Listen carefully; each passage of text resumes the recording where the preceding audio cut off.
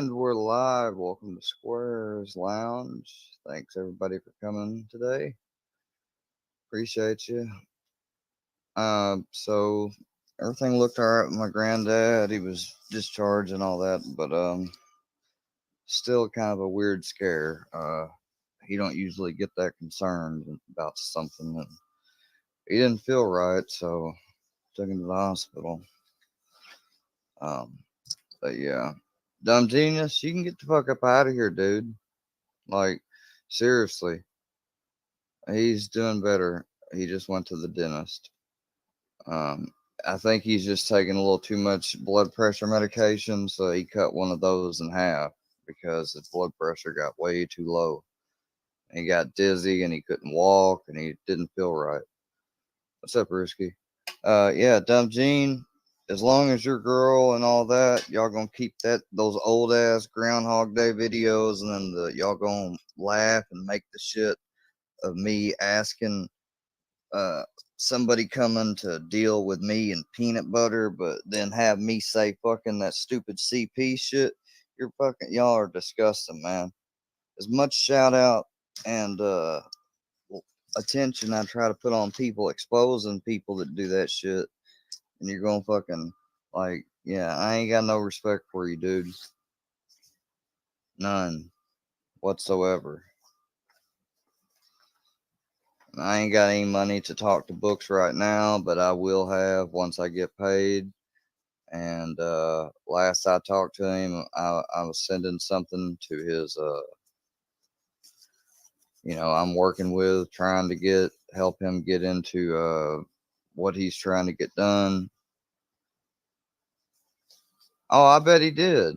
I guarantee he did. And I know this is a workyverse count, but still, like, I mean, whenever they make some type of point, I'll sometimes illustrate their shit, you know. I tell you what, man, that's fucked up, Gene. After everything, after all the fucking Discord shit I paid for and made for us, for just me and you and Gene Team, but then we never did add anyone else from Gene Team or nothing. Yeah, I've got him, Deadly. It's just that one. Yeah, you can ban him. I got it. Well, yeah, I'm sure he'll tell the dentist that he went on his own. Uh, well, you can stay, I guess, for the time being, but I need to give Chi Chi a wrench.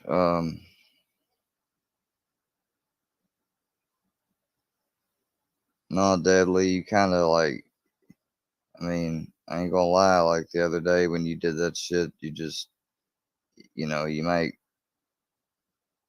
people say shit, and you may say, well, who gives a fuck what they think? And, I guess I don't, but then again, I do at the same time. Like if somebody does something that's supposed to be cool with me and that causes them to feel like a victory or laugh or a W, like, I don't like that. It's just like when Gene used to always make drama with me on panel, even though I specifically told them that's the issue I had with books. I didn't want to have that issue with them. And they didn't do it, right? They kept everything private for, maybe 2 months or three. And then they automatically came out on the stream like fucking and all this shit. Hey, Envy.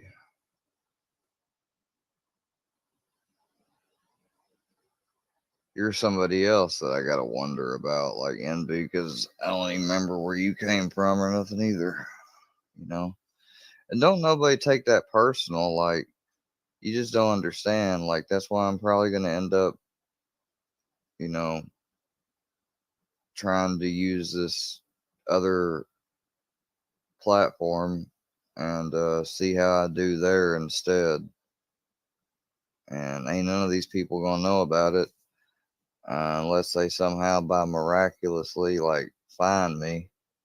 They don't know when I'm gonna do it. Hell, I may have already done it. I mean, they don't know. and they don't need to know either. So I want to keep them guessing.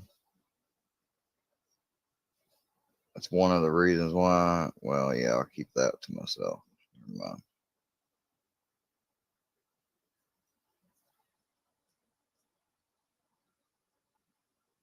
I don't know if my life is better than some of theirs. Like, I bet some of them actually have probably a better life or more blessings than I have. And that's what's sad is that, like, they have, they always like to brag that they have all this and I've never worked a day in my life and all this and that, which is complete bullshit. Like, I have a verified resume, ain't nobody fucking, hold on.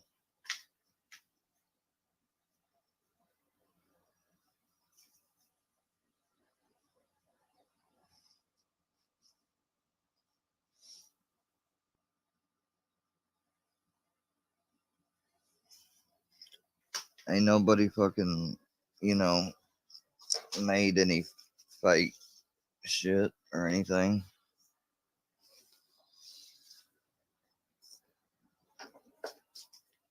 I mean,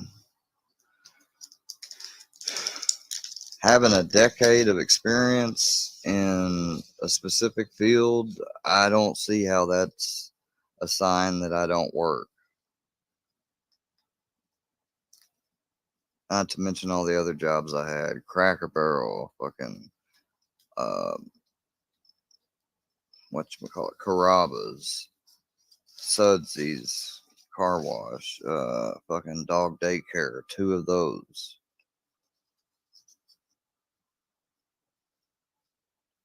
Let me see.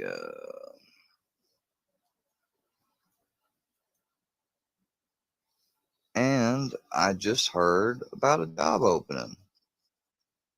So I'm going to apply for it today. I wish I could feel free enough to be on my social media where I could talk about it, but no, I don't want to do that because there are actually people out there that'll try to sabotage me from getting a job and then turn right around and say I need to work. Overlooking the fact that I do something already while it's, just a few hours here and there, but shit, it's better than nothing. I could be doing nothing, and then, so I'm listening to this clip I get sent, and you know what? I'll fucking play it. Fuck it. Y'all get ready to listen to this bullshit. I think it's like 50 seconds long. 55 seconds.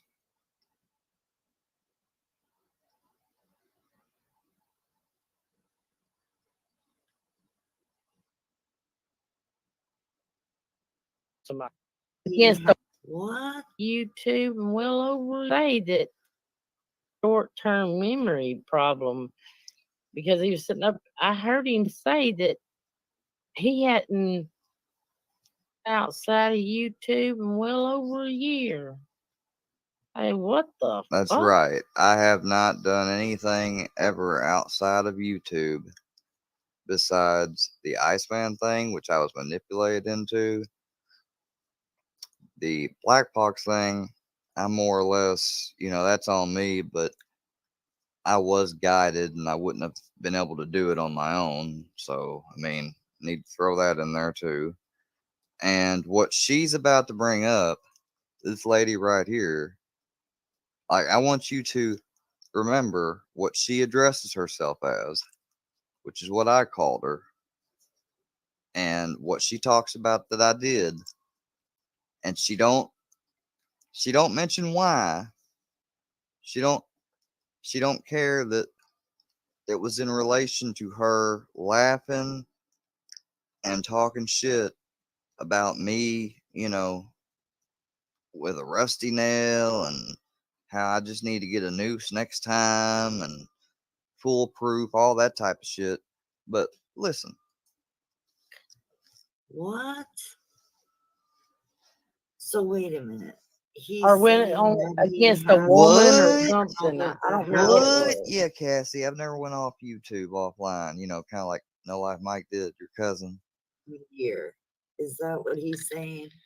I mean, he's like called my. He was trying to call my work, but he didn't know.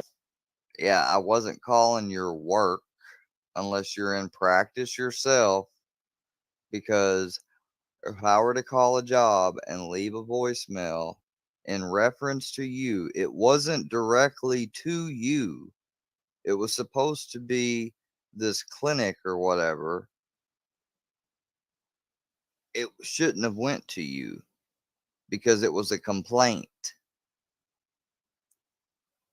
And now you got it because it was your phone, it turned out, that was listed, is what I called, and you didn't answer, and then you got the voicemail. That's exactly what happened. Don't be lying. Just wait though. Realize the shit rolls to my cell phone, after hours, which he called after hours. And he left a message on my freaking cell phone. I still have your message, freak. Oh, I'm a freak. Yeah. Look at you. Just Yeah, because I'm we a know mental you health watched it. professional doesn't mean I can't call you a freak and call you cray cray and shit. Because I'm We a know mental you health watched it. professional doesn't mean I can't call you a freak and call you cray cray and shit. Yeah, Because I'm we a know. mental fucking cell phone, I still have your message, freak. Just Yeah, because I'm we a know mental you health watched it. professional doesn't mean I can't call you a freak and call you cray cray and shit. Hey, there, look at you in Hey, the house. Sly. Hey, darling. All right, so that's the end of that. And you've done a lot more than just freak and cray cray. You've been well aware with Filthy's schemes. You went to Books' house. You have done beyond what any other normal mental health professional would do. I talked to one yesterday, when I go to the doctor, and I asked them, once about you. And they was like, hell no, I would lose my job,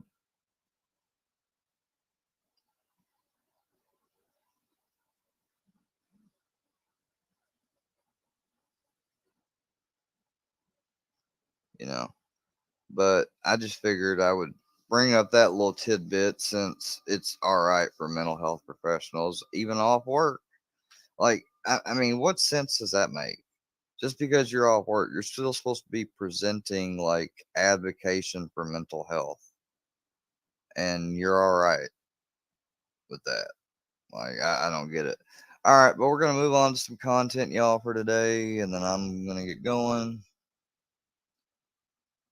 Um,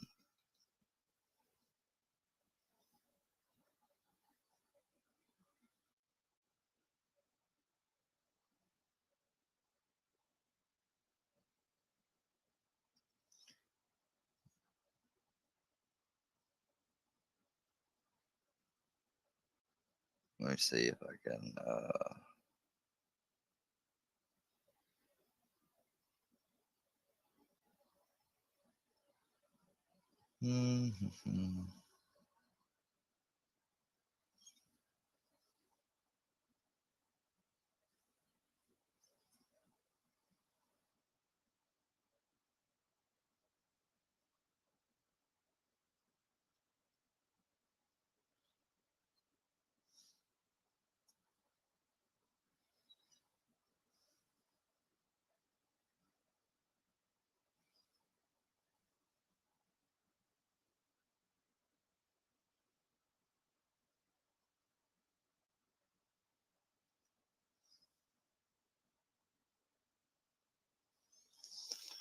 Now I'm going to let's see if I can.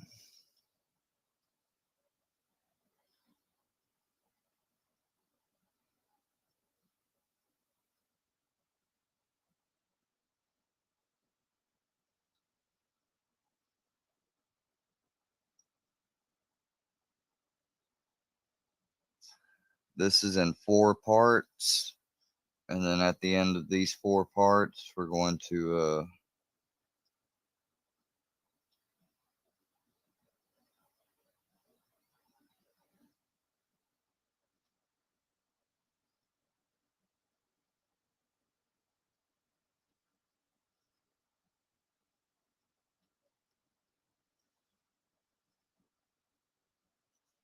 1, 2, 3, and 4. All right, we got 4 true crime interviews of this guy that killed somebody supposedly in July 2022. Thanks everybody for coming.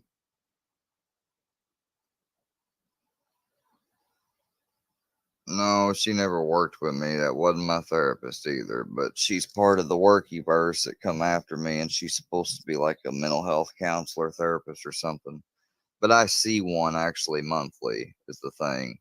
And yeah, she says that she's, you know, she can't believe that she would even engage in stuff like that. No one, she's like, I don't know what type of work she does exactly, but still.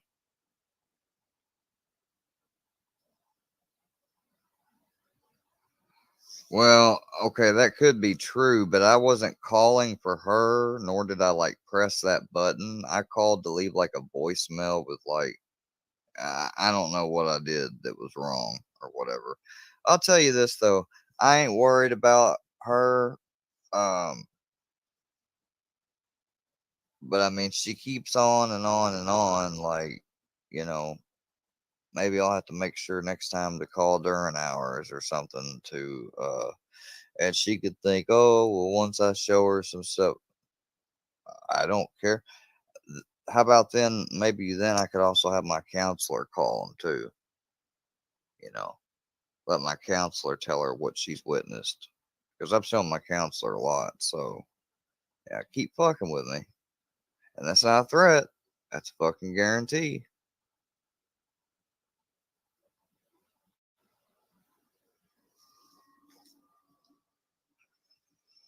Yeah. Unfortunately, it's going to be broken up to 4 parts. 6.5 hours there in early questions. So it'll be just serious.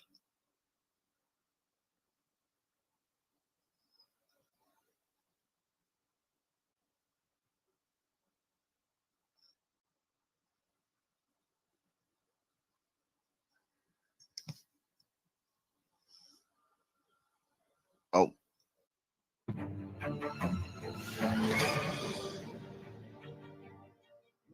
Welcome, all you couch detectives out there. Join us every week for new cases, and if you're a fan of true crime, make sure you subscribe so you don't miss anything. The absolute best way to support the channel is to subscribe, and if you appreciate what we're doing here, hit that like button. Let us know that we're moving in the right direction.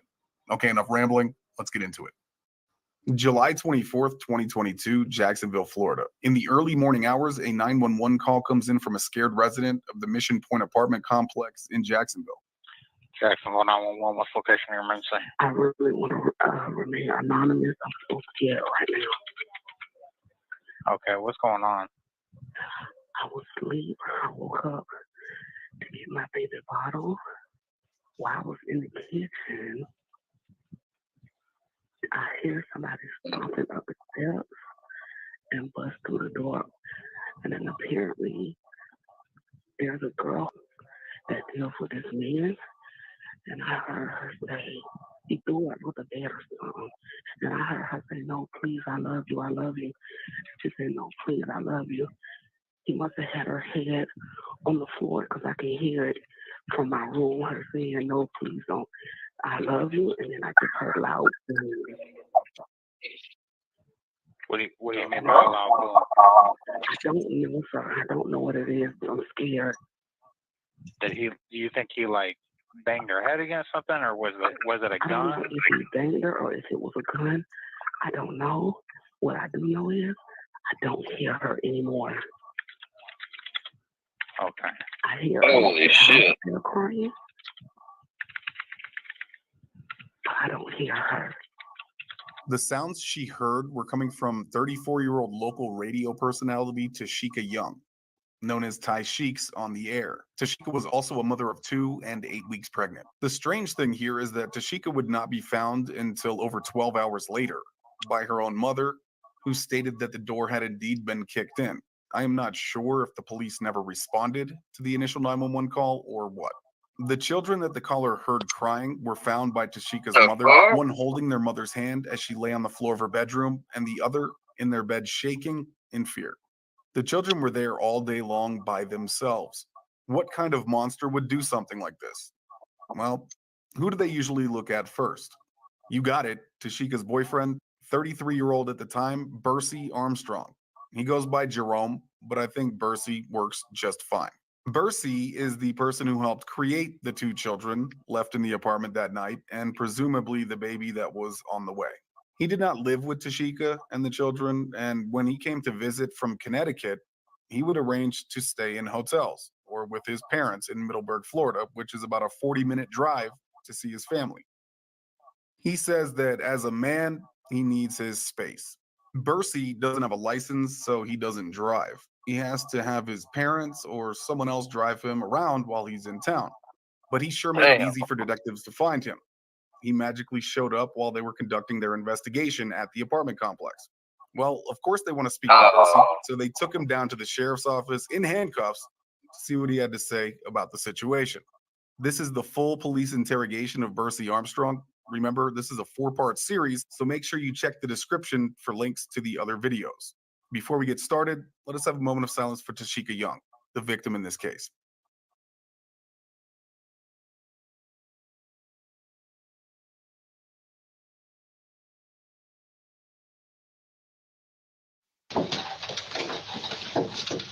Hey, Mr. Armstrong, this is Detective Kelsey. That's my partner. Again, I'm Detective Owen. Hey, how are you? Nice to meet you. I'm Nice Detective Owen.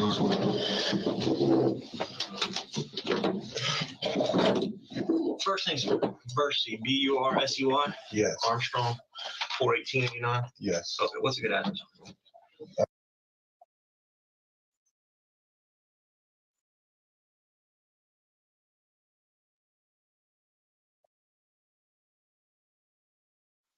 Three 2219 is the zip code. But right now I'm just visiting. I actually took a job up north. I stay in Connecticut. Oh, And I came in town to make sure I could get my FMLA documents and stuff so I could go back to work. I got you. What's a good cell phone number for you? 904-646-7047. Who's that through? What carrier? That is Verizon. Okay. Is there any other numbers for you, or is that the? No, that's my primary number. Okay. You got any other cell phone numbers or any other way to contact you, or is that the best way to get hold of you? That's the best way to go. How long have you been using that number? Maybe since December, probably. Since December? Okay, of 21? Yes. All right. All right, listen, obviously, I'm very sorry. I don't know what all you know, what you don't know, okay? But you know, obviously something bad has happened in that apartment, okay? So I'd like to have a conversation with you to see. Sorry about that. I'm gonna get into all that, okay? But I want to have a conversation with you to see if you can help me figure out what happened tonight, okay? But before we do that, we are sitting in an interview room, okay? We're at the Jacksonville Sheriff's Office Police Memorial Building, okay? All right. All right, so before I start asking questions of you, we're having a conversation because this is an active investigation. I'm going to go further with that and explain all that to you in a second. Okay, I need to read you your rights. Okay? Standard procedure. I do it with everybody that I bring in here and ask questions of. Okay, protects you and me. All right.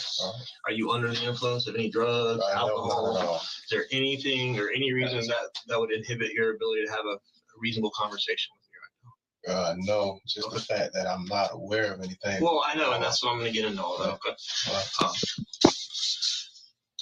Like I said, we're at the Police Memorial Building, okay? Today's day 7/23. Yeah, for 30 more minutes. You got a drink, you need a snack or restroom?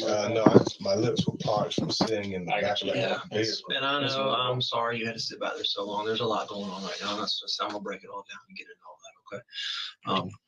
Again, these are your constitutional rights. All right, do this with everybody. You reading right, okay? Yes, I do. All right, I'll read it to you. You have the following rights under the United States Constitution. And then I'm a witness to this. I'm signing this on the witness line as well, okay?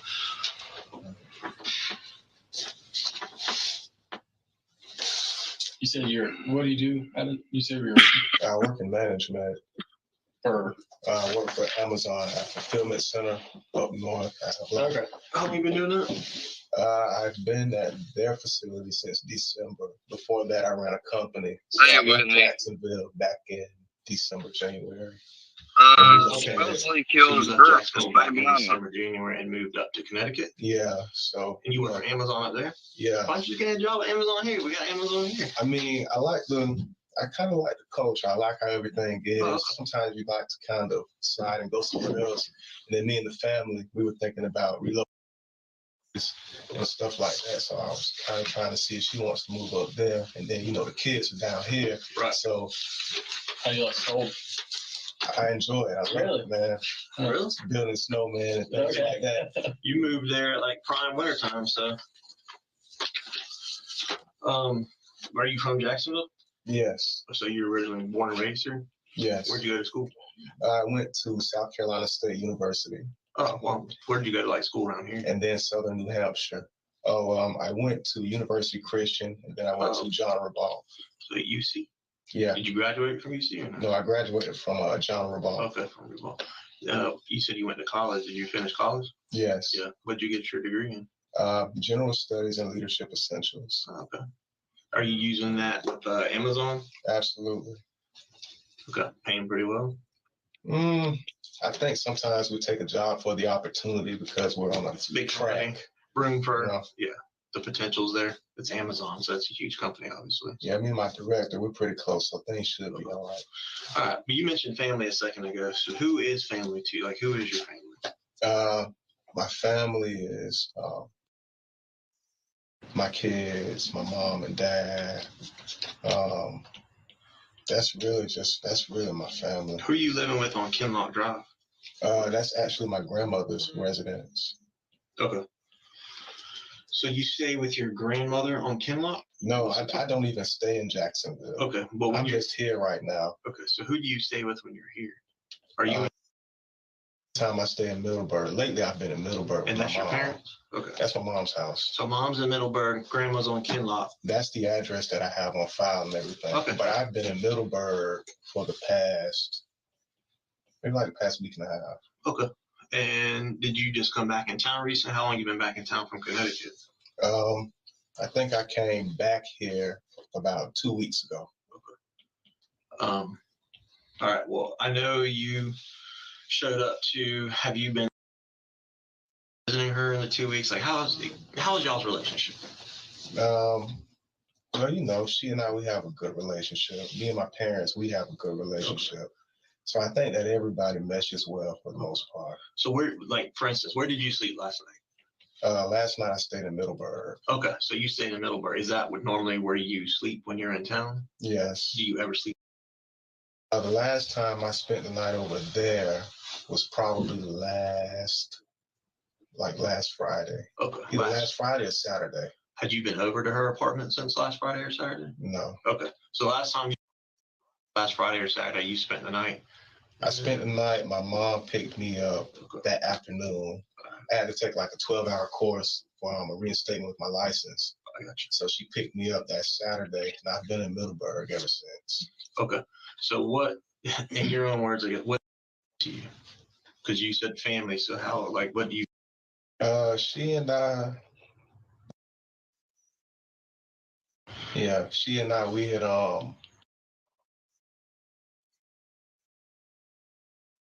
Okay. So where are y'all at right this second? Fixing it. We're Okay. fixing it. Yesterday she said that is this about her? Yeah, I mean that's kind of this is about. Yesterday Granny. she said Granny. she was like she wanted to fix the family. Hey, Harley. Come on, Granny. Was this in person or are y'all talking on the phone? We were texting. Okay. About what Granny, time was that? Harley, I heard you and somebody get into it the other day on the panel. 11. Last night? Yeah. How You long stood ago? your ground. I mean, I know exactly, you don't know all the exact numbers, but just approximately, like what, couple hours, couple We minutes? probably went back and forth, maybe. I mean, we text each other throughout the day. Okay. And then I text her this morning, and I text her this afternoon, And then she didn't respond to my text this afternoon. And I called her mother to see, she was around her. Because sometimes, when she gets mad, she won't answer my calls or texts. Okay. So I just kind of send something to her mom and say, can you tell her, just talk to me. And then I showed up, and then you guys put me in handcuffs. Okay. You said sometimes she won't respond to you when she's mad. What does she get mad at you about? Why would she get mad at you? Sometimes she thinks that I can be insensitive. Sometimes we don't meet eye to eye. Okay. But I'm a guy, man. It's some things I just don't care about. As long as she's happy at the end of the day, as long as we can kind of diffuse the situation, that's normally how it is. How many kids do you have? Said I heard you get into it on the panel the other day with that Crimson dude, I think was his name. But you held your own. You held your own. I mean, dude was I mean, seemed definitely a little butthurt. I don't know. But yeah, that's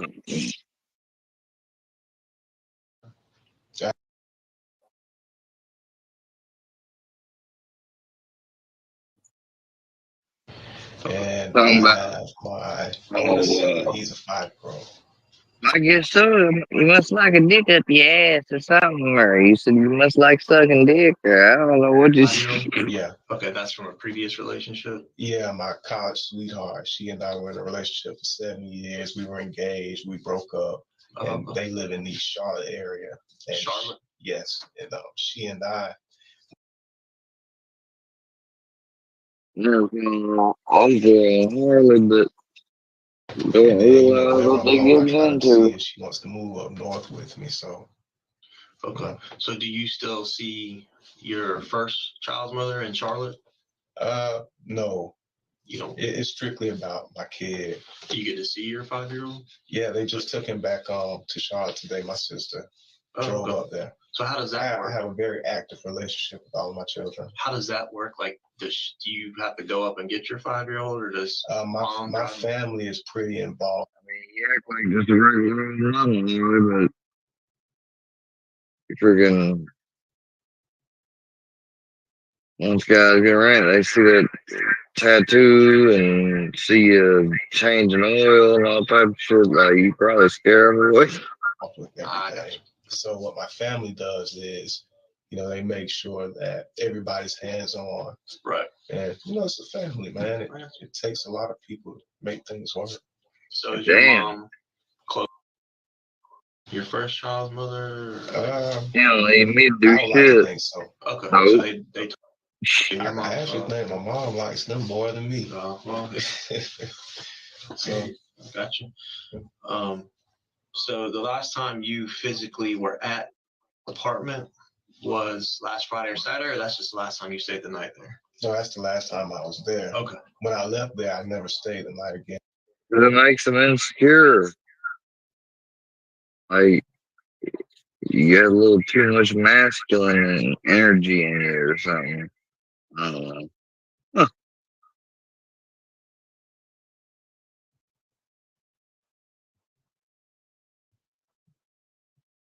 And I never returned to her apartment. I got you. Yeah. I was actually going to try and see if she could come and hang out with me, but she wasn't answering my calls or anything. So. And how will you know what it's going to be? Right. Do you know how far along she was in the pregnancy? She had an appointment, and I think that she was 8 or 9 weeks. 8 or 9 weeks old? Yeah, I was supposed to be making one of the next appointments with her in the future. But a lot of times when I come in town, I try to hurry up and get in and out because I have to make sure that I get back to work. I had something going on with my attendance and FMLA paperwork, so I had to get some things situated with my doctor. Okay. So when you do go to the apartment, how do you normally get over there? You drive yourself, or? No, I haven't been driving. Oh, you haven't been driving? No. Okay, No. So you because I have a 12-hour course that I have to take for my license to be reinstated. I got you. So how do you normally get around then? Normally when I'm in Jacksonville, I mean, my whole life is up north. So Right. when I come in town, I really don't have to get around too much. But if you You know do, what I mean? if you do, like, how'd you get there today when you showed up there today? Oh, I had a ride from my stepdad. Oh, your stepdad. Now, where's your stepdad live? Talking about Middleburg? He stays in Middleburg. Okay, with your mom? Yes. Okay. And did he stay or just drop you off and go? I think he just dropped me off and left. I was just going to get around, head back that way. Okay. Drive you back and forth sometimes too? I mean, in a situation like that, I probably would have stayed tonight just to kind of patch things up. Okay. Maybe she just would have took me back to Middleburg. You said you got a ride with your stepdad today? Yes. What's his name? His name is Dale. Dale? Yes. What's his last name? Uh, How do you spell that? it's like E-E-N? yes.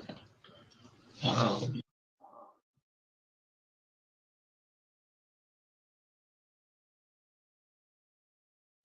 Y'all getting along right this second, or were things rough? Or Last night we had a few words, but whenever we get into an argument or something like that, I always try and soothe it over. Okay. You know, she's always a little more serious with that stuff than me.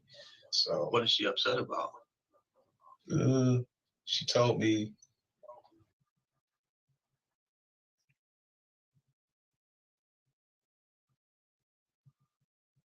Like you were still committed to your other? no, not at all. She's not even in the picture. Oh, okay. So you don't even speak with your first child's mother, or very limited, just about the child, or? No, we don't speak about it at all. Okay. So who talks to her to deal with getting your 5-year-old back and forth? Your mom? Yes. Okay. And my sister. All right.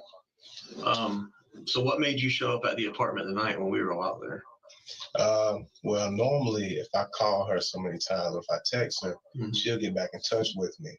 So I called her mom, and her mom said she'll have her call me. And, you know, I was kind of worried a little bit. So I stopped over there to try and see what was going on with her, because it's not like her to not answer the phone for me. So y'all were texting back and forth last night. You had some words. She and then at what time of the day did you start trying to get hold of her? I think I called her first thing this morning. I think I called her around 8:39. And I think I called her again like at 11. And I think I can show you on my cell phone. Okay. And I might ask you about that again in a little bit, just trying to figure out, did you try to text her at all, or did? Yeah, I texted her as well. She wasn't responding. That was why I called her mom. I talked to her mom. I was like, you know, if you can get in contact with Tashika and have her call me or text me or something, I'd appreciate it. You know, sometimes when she doesn't answer for me, I'll like try and call my sister or call her mom to see if I can get a response from her. Right. Do you know around what time last night you'll stop texting or calling?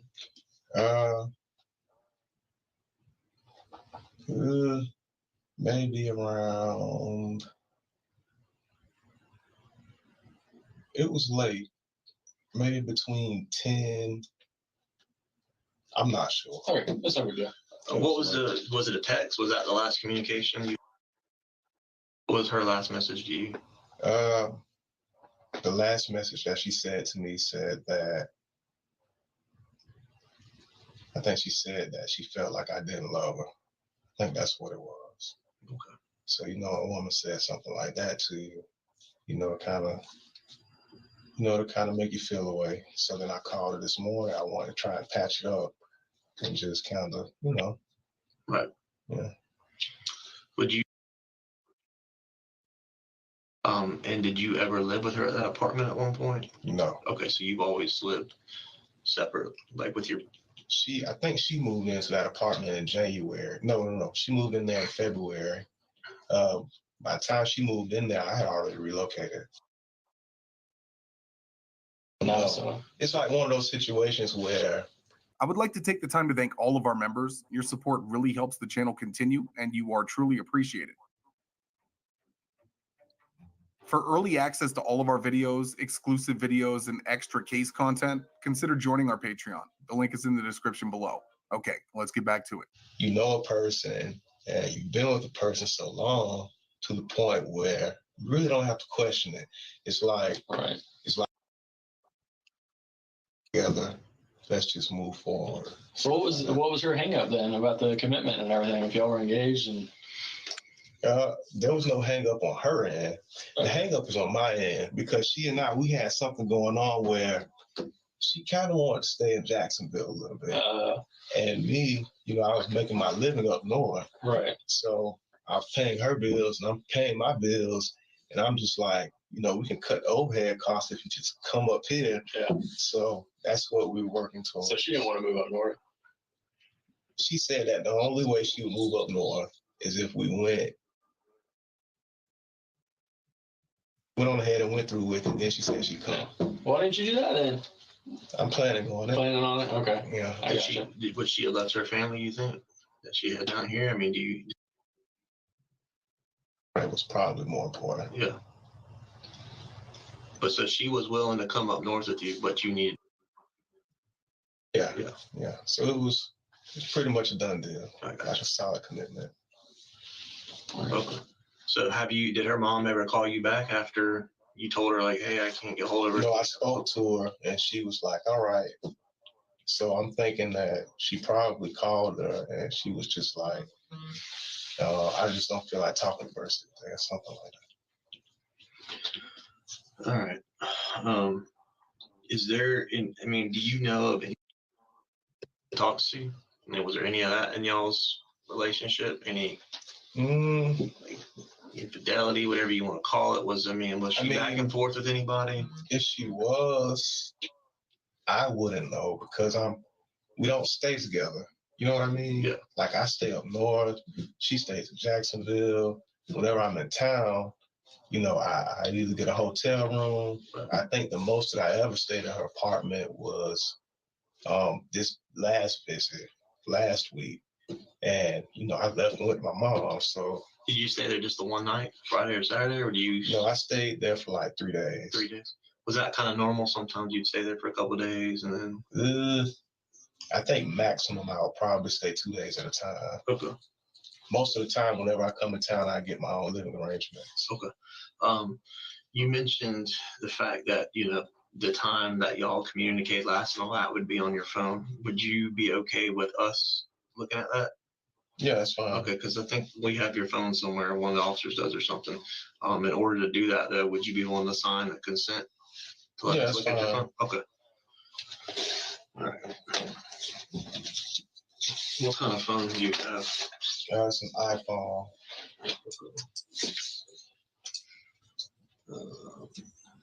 When was the last time you do you FaceTime your kids, or do you ever come and pick them up, or what? She sends me pictures and things like that. But whenever I'm in town, a lot of times we're around each other. Okay. You know what I mean? Yeah. So. Did they ever stay like at your mom's or your grandma's or anything like that with you? Yeah, they come out sometimes. They come out. Yeah. I gotcha. But I would have like hotel rooms and stuff like that. So sometimes she just come to my hotel room. But I'm never in Jacksonville. Yeah. That's gotta be hard. I mean, I think as a dad and as a spouse, you know, we make the sacrifice, man. Yeah. So you get used to just doing what you have to do. Mm-hmm. Yeah. What number iPhone do you have? What model? I think it's a 12 plus. 12 plus. Yeah. Do you have a password on there? There are numbers.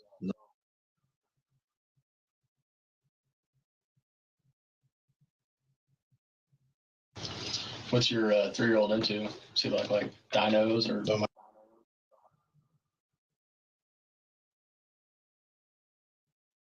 They like monster trucks and stuff like that, and little robots. Sometimes I try and put stuff in front of him, so he can kind of figure it out as it goes. Yeah. You ever try to take it to Monster Jam here at the downtown? I took them with her friend. Okay. So to Monster Jam? Yeah, and I just paid for it. Yeah. How did he like that? Yeah, he did. I bet. That would have been pretty cool. Yeah. All right, Mr. Armstrong, what I'm going to do here is this a consent and search form, okay? In order for me to look at your phone, I have to get your permission, okay? This is basically you giving me written permission to look at your phone, okay? To try to establish your last communication and just verify everything that you're saying. Okay. Like I said, You this is just want to see her, the text between she and I. yeah. I mean, I want to see anything that pertains to anything that can help us figure out what. And she and I, we send each other photos on my phone. I mean, that doesn't. I mean, if there's anything like that in there, I mean, if y'all are consensually sending photos back and forth, first of all, that's between y'all, okay, not against the law, and I don't have any interest in that, okay? I'm more interested in the communication and the time. That's fine.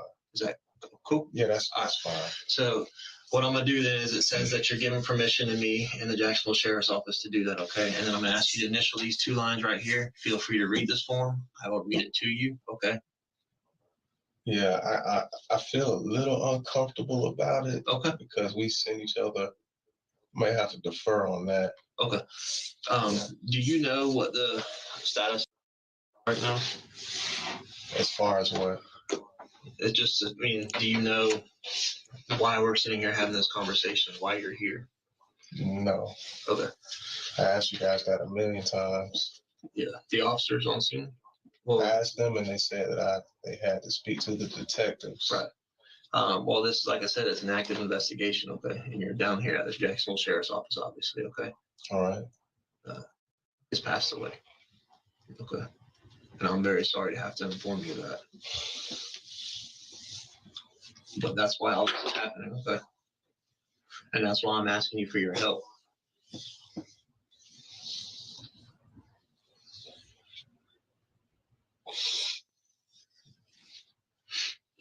What happened to it? Well, that's a good question. And that's why I'm here talking to you. I'm hoping that you can help me figure that out. That's why I asked you the question earlier. Do you know who else? Who else?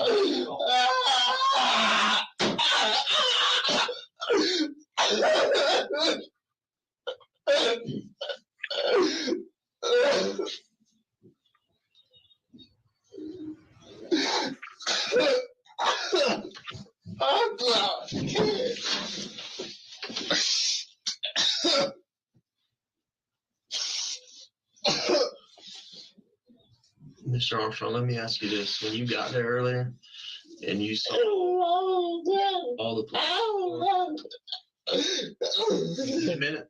I'll give you a minute. All right. I'm going to give you a minute. I need your help, though, okay? Oh, God.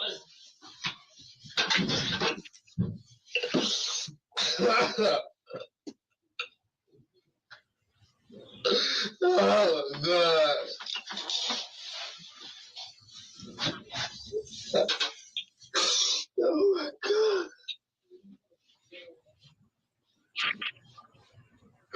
Who did it? Who did it? Well, that's why I'm sitting here talking to you, trying to get your help. Let me ask you this, though. When you showed up to the departments earlier and you saw the police cars and crime scene tape and crime scene units and detectives, what was going through your mind? What did you think was going on? I didn't know. Shit, I'm showing up just be her real quick. Shit, I don't know. Do you know where your kids are? I didn't even know I got put me in. I didn't know what was going on. Do you know where your kids are? No, I don't. I called her at the scene to see what was going on, but she didn't answer the phone. She didn't answer the phone. That's why I showed up. Right. Oh, so that's what I'm asking you. Like, you obviously knew that you couldn't get hold of her all day today. You said you called her several times. She wasn't replying to you, okay? You show up at the apartment and see everything that's going on there with us. So, I mean, what was your gut telling you? Something bad? I just didn't know. I don't know. I saw people looking around and stuff like that. I saw a girl. I saw a girl.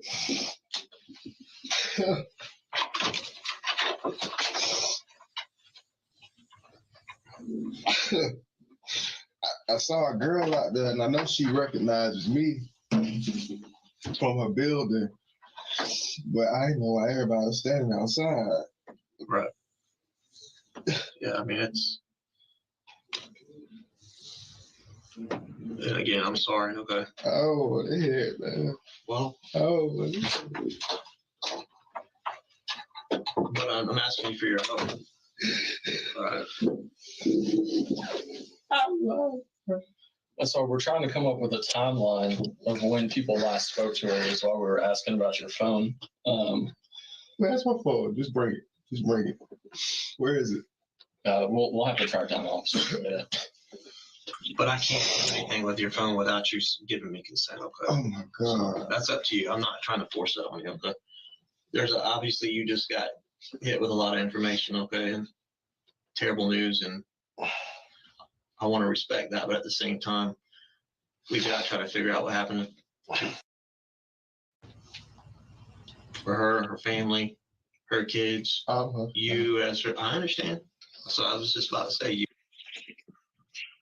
But, and that's why, you remember the question I asked you earlier?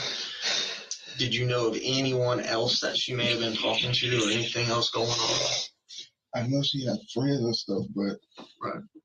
Do you know that she had people over at the apartment? Did she go out? You know, I mean, she's got 2 kids there, so I assume she can't has a really lot of friends. But with 2 little kids, she probably can't leave home much, I would assume. A lot of times her parents keep the kids. Her parents keep the kids? But sometimes, but I know that she always has them.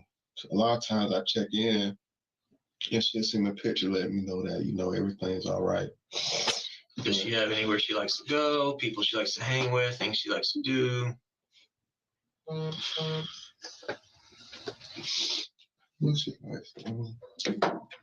What's up? Give me a second. Okay.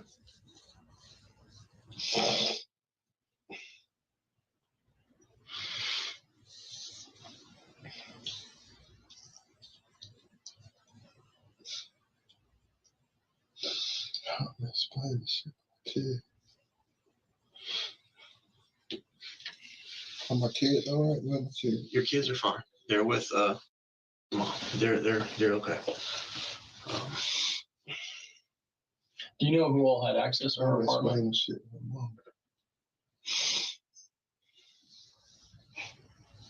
I don't know.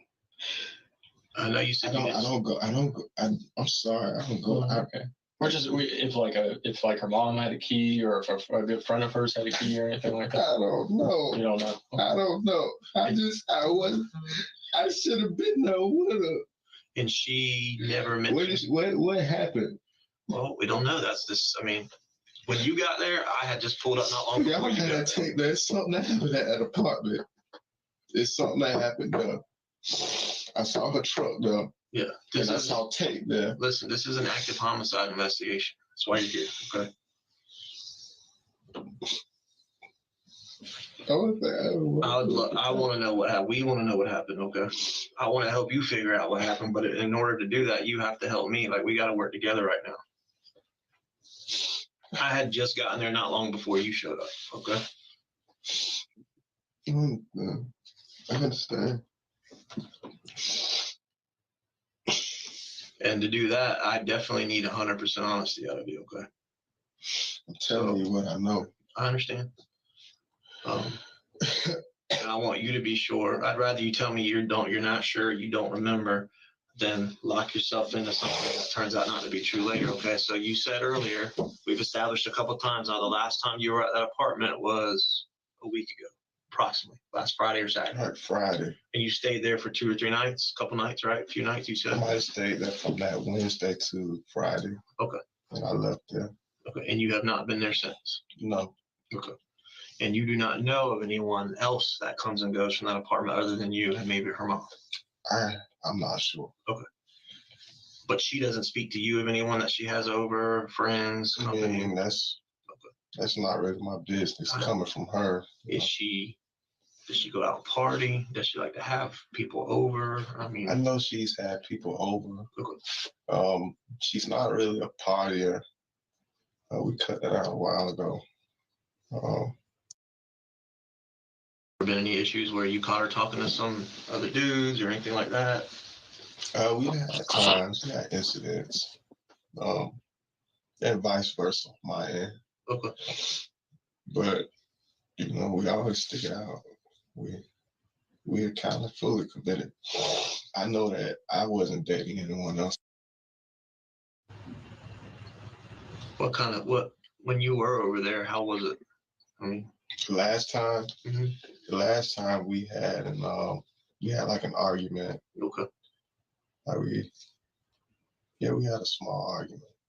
And then my mom picked me up, and then I haven't been over there since. Would you say maybe that's why you don't go over there so much? It's just arguing? No, I kind of just prefer my space, man. Okay. You know, especially when I'm in town. You know. And then I don't really care for, I don't really care for that complex like that. You know, I've seen a few different things over there that turned me off about it. And I told her that I didn't want her staying out there either. So the last time you were there and you stayed there for those few nights, just you, her, and your 2 kids? Yeah. Okay. You have a pretty good relationship, obviously, with, your kids. You see them, like, or is the only time you see them? We don't I know have, they're young. she and I, we don't have real problems. Do y'all FaceTime? Like, does she FaceTime you so you can see and talk to the kids when you're not there? Anything. Like we're together. It's like it's nothing she's not gonna say to, you know what I mean? Like, if she didn't reveal anything to you last week or in your conversation since that she was having issues with anyone or anything like that, she didn't convey any kind of worry or fear about anything going on in her life outside of you? I mean, there's some things that we don't discuss. There's some things that we don't talk about. Some stuff that we don't talk about. Such as? Sometimes she doesn't tell me her whereabouts, but I think us as adults, we have a right to our privacy sometimes. But for the most part, she would. We're like any other couple. When she questioned your commitment, was she worried that you were seeing other females? I think she stopped worrying about that. She just couldn't understand why you just wouldn't get married. But you know what? Last night, she said something about me following extra people on my Instagram. Mentioned something about more females being followed. Like, it would be petty stuff. So last night, she was concerned about women on your Instagram, how many females you were following or something? Yeah, no messages, no direct contact. Female stuff, like, sometimes when a woman does that, you have to reiterate that. Like, why you following her? Why you following her? Yeah, stuff like that. You only had this many followers, now you got this many. Yeah, like, exactly. I got you. They watch that stuff, don't they? Like, oh. They really do.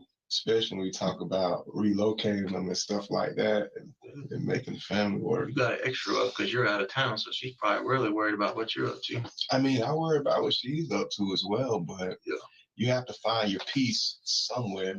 You can't worry about everything. If you worry about everything, you drive yourself crazy. If I stay 1,000 miles away, that's... What part of Connecticut are you staying in? New Haven. New Haven? That's where the Amazon facility. Do you work at the actual Amazon facility up there? Yes. Okay. How long are you gone? Like, you go back and forth? Like, how often? Like, I travel every month. But right now, my job, they're waiting for FMLA documents. Mm-hmm. So I was just waiting on my doctor to get those forms back to me because they need to justify my absences. Yeah. So that's really why I was in town. I got you. When y'all have arguments, like say you're there in person, staying there with the kids, y'all ever argue and fight in front of the kids at all? Obviously, your youngest is really young, but like your son. Yeah. So at that age, they kind of start to pick stuff up a little bit. Has he ever witnessed y'all fight or argue or anything like that? He has. Okay. Like arguing, like yelling, screaming, stuff breaking, anything like that. Like, to what degree? Nothing too serious. Okay. A couple of things thrown. She had a temper. Okay. Do y'all throw things at each other, or just like stuff gets broken during arguments? No. She throws stuff. She throws stuff. I'm more passive aggressive. Okay. I don't have time for that. Okay. Anything physical? No. No. Okay. No. Y'all never put hands on each other? No. I've had to remove or grab her, but I've never punched her, hit her, anything. What's the worst thing she's ever thrown at you? Yeah, a knife. A knife? Yeah. Police ever get called on any of that stuff? Like when you were over there arguing or whatever, police ever show up, knock at the door or anything like that? A lot of time. One time when I stayed on Harrison, a house we lived in that I bought, she pulled a knife on me. I think that I reported that. Okay. How long ago was that? That was like last year. And then there was another incident recently, but I didn't report it. I didn't really, I get to the point where I'm used to how she is, so I just go with it. I mean, do y'all get to the point where you're yelling back and forth at each other? Or is it mainly her yelling at you, you yelling at her? Like, how's that? Y'all both shout at each other and fuss at each other, or what?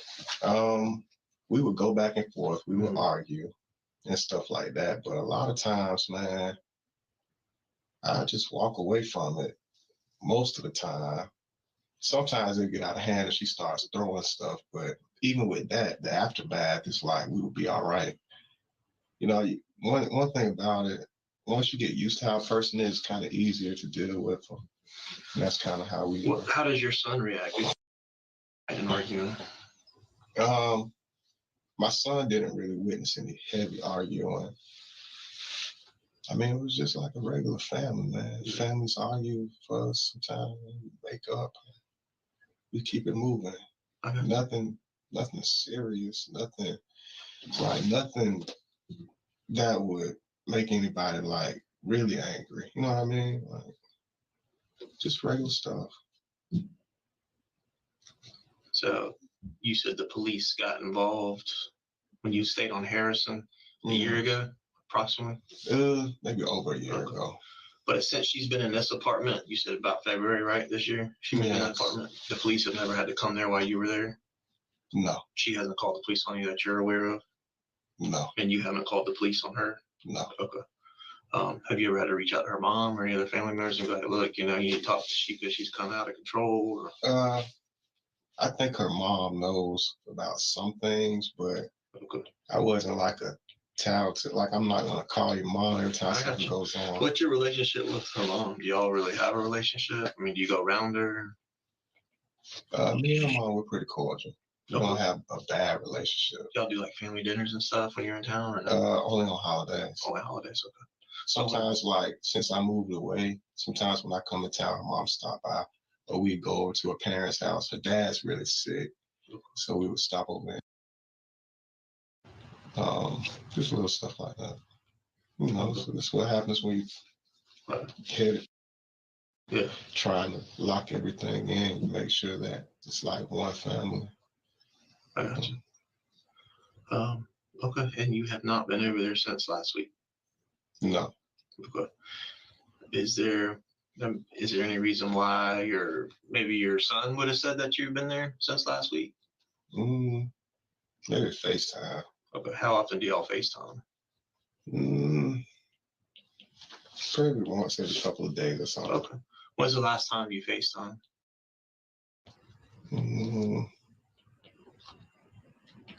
It could have been yesterday. Yesterday? Could have been yesterday. I know we might have FaceTime. Possibly. I'm not sure, but somewhere along It's usually every couple of days? Yeah. Does she have any other phones that you know of, or does she just have one phone? I don't know.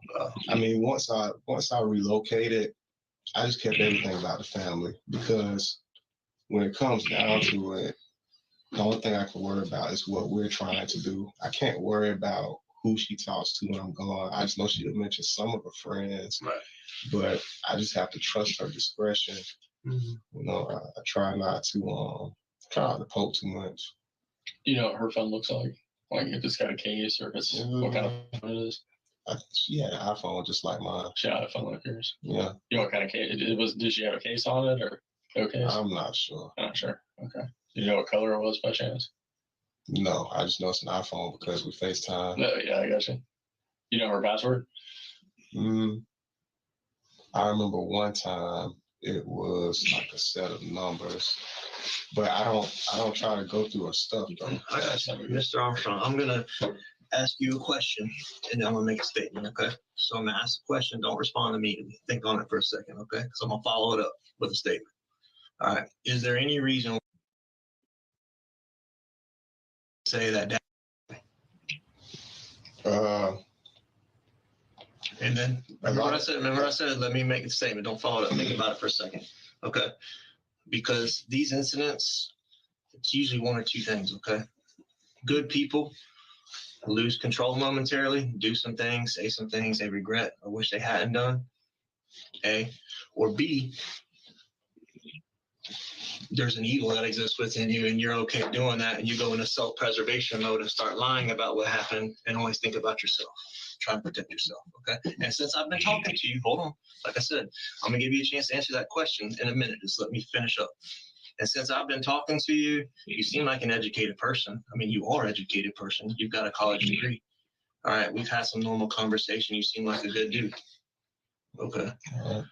But from what I'm gathering, based on what I know about that apartment and my conversation with you and the conversation that's been had with your son, it seems like something really bad happened last night, okay? And maybe there was like a moment where things got really heated, really intense, and something happened, okay? And that's what I'm interested in. If you don't know, that's fine. I'm not obviously asking you to say something that you don't know about or say that you did something if you didn't. But what I'm asking you is, think about this woman, her family, and those 2 kids. Yeah, I haven't been over there since last week, Okay. but I know that when it comes to interaction, Okay. she says that she doesn't bring any other man. Okay. So you haven't been there. So if something bad happened to her last night, there's no way it could have been you. Absolutely not. Which leads me back to my original question. Why would your 3-year-old son maybe indicate that you had something to do with hurting her? Most of the time, I'm the only man that's around her. Right, and that's why I asked you earlier. She's not supposed to have other men, but I'm not sure if that's the case. It could have been somebody in there, but I don't know. But if there is, if he's used to seeing me, right? If there is, though, there's no way. I mean, come on, we know that as men and having children, like, there's no way I was gonna be calling other men daddy, right? I don't think so. I mean, but I know that if it was to the point I was calling another man daddy, that would probably mean that man was around a lot, and you would probably know about it at that point, I would think, right? I mean, I wouldn't know. You wouldn't know. I don't stay there. And I don't know how she would. I don't think that she would introduce a man by his name, right, or something like that. I don't know. So, I mean, but you understand that's a concern, to say the least. I know that. I wasn't there. And you said that your son earlier has never witnessed any physical violence because you said there hasn't been physical violence between you all in the past. As of late, no. As of late. Okay, yeah, fair enough. Because you mentioned the knife incident last year. Was your son there for that? Would he even remember that, you think? I mean, did he witness that? I think that he did witness it. Okay. I think he witnessed me get loud and things like that. I'm just as guilty as she is when it comes to arguments and stuff. Fair enough. Do you have a gun? No, I don't. Okay. Do you care? You don't have a carry gun on you? No, I had a gun before, but I don't have it anymore. Okay. All right. Have you been around guns recently within the last couple of days? Yeah, I have. I was around a Taurus.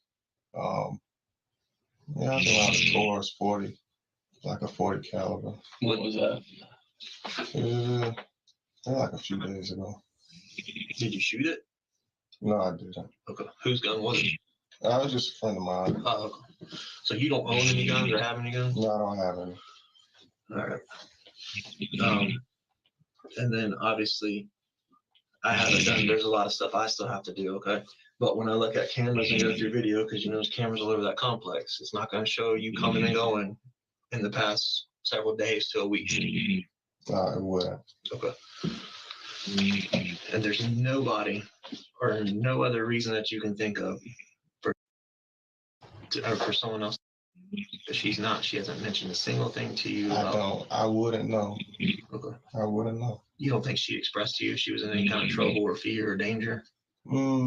If she had something going on with someone else, she would probably try and keep it away from me. And last night when y'all were talking, she didn't express anything like that to you? No. And I hadn't seen her since last week. Okay. You hadn't seen her physically since last week, but y'all talked, obviously. Yes. How did you normally communicate? Through normal text, messenger, apps, Text, just phone text, regular? text, FaceTime, phone calls. I got you. Sometimes Facebook, message, like.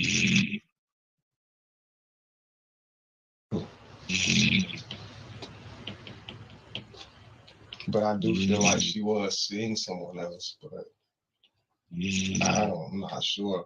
It's not like I've been like. That wouldn't bother you? I can't control everything. I know that she's grown and so am I. But if the woman's asking you to commit to her and marry her, and you're talking about moving up north, I mean. One time, you know, I found that she was kind of texting guy back and forth, but I didn't really look too hard into it. I mean, I've had infidelity in my relationship with her, and she's accepted me back plenty of times. So, you know, who am I to turn it? You know what I mean? When was the last time you were in town before this little stint of being in town? Had to have been like a month before that. About a month ago? Yeah. Okay. Hold on. I've been here this week. I've been at my mom's since last week to this week. So that's like a week. I had gotten in town like that Sunday. So it's like 2 weeks. So before that, it had been a month since I've been here. Okay. Do you know how far along she is in her current pregnancy? You guys asked me that already. It's like between 8 and 9 weeks. 8 and 9 weeks. Is there any concern that someone else might have been involved with her? I thought about it. But she never expressed that to you. No, she didn't. She was acting. And she was acting like 100%? Did y'all have that conversation? I mean, did you flat out ask? I really didn't ask. You didn't ask? That didn't well concerning to you at all? If you think maybe she's seeing someone else, maybe she's not. I try not to make her look like a, you know what I mean? I try to give her respect. But you said you were paying her bills earlier. I mean, do you want to be paying bills for a woman if she's seeing and having babies now with someone else possibly? I mean, I'm responsible for my children. Right. I just hold up my end of the deal as far as things go. I know she had a firearm, but I don't know what she did with it. What kind of gun did she have? I think it was like a 22. It was 22 with a long nose or something like that. Like a rifle or a pistol? It was a pistol. Like a revolver or like semi-auto? It was like semi-auto. Semi-auto. Yeah, something that a woman would have. Have you ever had guns at all? Yes. Yes. When's because you said you don't currently have any, right? No. What's the last gun that you had? The last gun that I had a 40, and I also had a Glock. I had a 40 and I had a Glock. Those are the only 2 guns I've ever had. What happened to those? I know somebody, from what she said, somebody stole the Glock out of her apartment. So I reported that stolen. I reported that to jail. So back in January. Like someone broke into her apartment, or? Yeah, it was taken out of her apartment. Okay. This was back when I really wasn't over there like that. Okay. And this is the same apartment she's living in? Yeah. Now? It got stolen from there? Yes. Okay. But you reported it? Yes. Okay. And you didn't get another gun since then? No. What about the 40? The 40, that was like a friend of mine. So it was like more along the lines of something for protection. But I never, I don't have to use it. Yeah. Well, where's that at now? It's back in their possession. Oh, in your buddies? Yeah. Okay, I gotcha. The only problem I have right now with Mr. Armstrong is that I have a child that says that you hurt his mom. And at 3 years old, I just find that incredibly difficult to believe that he would make that up or just say that. The thing is, when it comes to me, I'm his dad, but I do not know who he has around him. I don't know who she brings around him when I'm not around. When you say that Daddy hurt, that could be something a while back. I know that I haven't been in that apartment complex. And I think that I think that I kind of knew that. Okay. Well, again, coming back to this, are you any more comfortable helping us try to figure out the timeline, the consent to search for your cell phone or not? That's fine. You just want to figure what just between today and what this last week? Any evidence pertaining to you in this investigation? That's fine. I mean, would that help me go home? Messages, phone call history, location history, all that stuff. We're gonna look at all that, okay? With your consent. But in order to do that, you have to sign this form and giving me consent. All right, and after that, can I go home? Well, yeah. It won't be like as soon as you sign the form, but I need more. I understand. I need you to initial these 2 lines, all right? That says I have the right to refuse consent search of my property, and that obviously any information that we glean from this search could be used against you, okay? Just like I read your rights earlier. So I'm gonna ask you to initial those 2. All right, it's just text messages, right? No, I'd like to look at location, text, phone calls. I mean, you said you haven't been there in a week. Your cell phone might be able to help verify that. All right. So I'm asking you to initial those 2. And then sign right there. And that passcode that you gave, that's the code to the phone that you had on you tonight, right? Yeah. The iPhone 12 Plus you said you thought it was? Yeah. Okay.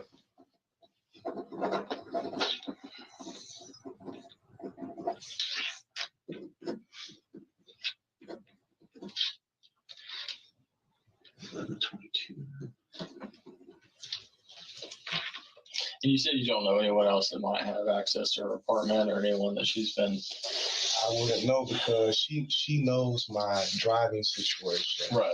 So she doesn't have to worry about me showing up over there. We're trying to get to the bottom of this. See, who might have had access to her apartment, who might she have been talking to, and I mean, this will help us with a timeline to see when you last spoke to her. We talked to her mom. We're trying to figure out, who knows her, who last talked to her, kind of to give us a time frame between when she was found today and when someone last talked to her to kind of narrow that time frame. Yeah. You know what I mean? I haven't seen her since last week. But maybe when I'm out, I don't know. I don't know what she does outside of me.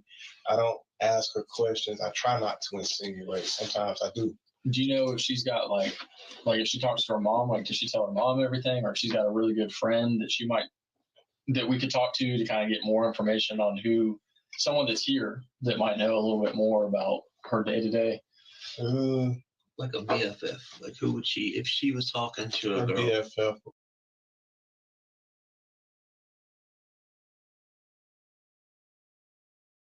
No, I don't. Does she live in an apartment complex? Or no, she doesn't. Okay. And that's a okay. Can you describe her at all? We're just going to try and.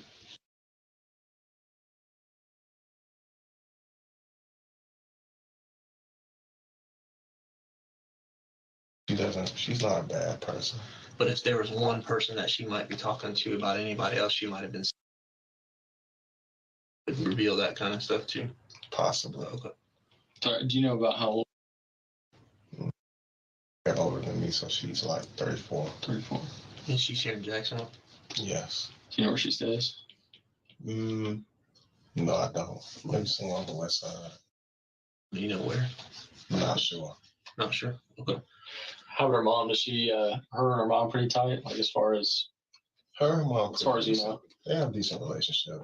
Yeah. Sometimes you don't really talk too heavily about your direct household and what goes on and stuff. Yeah. We just talk about what we have going on. Nowadays. We're just trying to find anyone that knows her pretty well that, might have been talking to her or texted her this morning, or, you know what I mean? Just trying to figure out, just kind of narrow down when this may have happened, to give us a better clue. So You consider yourself to be like a ladies' man a little bit? You said you had some infidelity issues. You got a little. Maybe flirting. I mean, you're a working man. You're an educated man. Yeah, but I don't get around too much. You don't got more than one phone? No.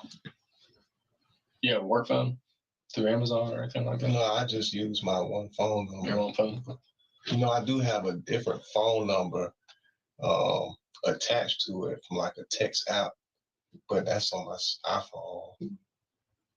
Like, how you have like an app with another number on it? WhatsApp or something? Like WhatsApp, yeah. I have those on my phone. But just one phone? Yeah, just one phone. And you've had that phone, you said, since December?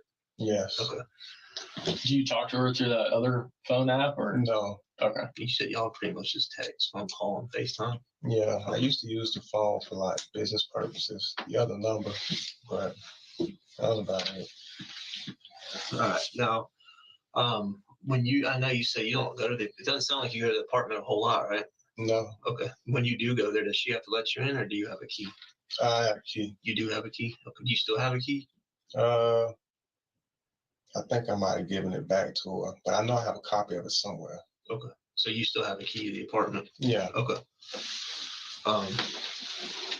Would you ever just go over there and go in, or do you normally not? I mean, I assume she knows when you're coming, right? Okay. Yeah, if I would, I would call her and let her know I was on the way and stuff like that. You never just showed up surprised just to see what's going on? A couple of times in the past. Okay.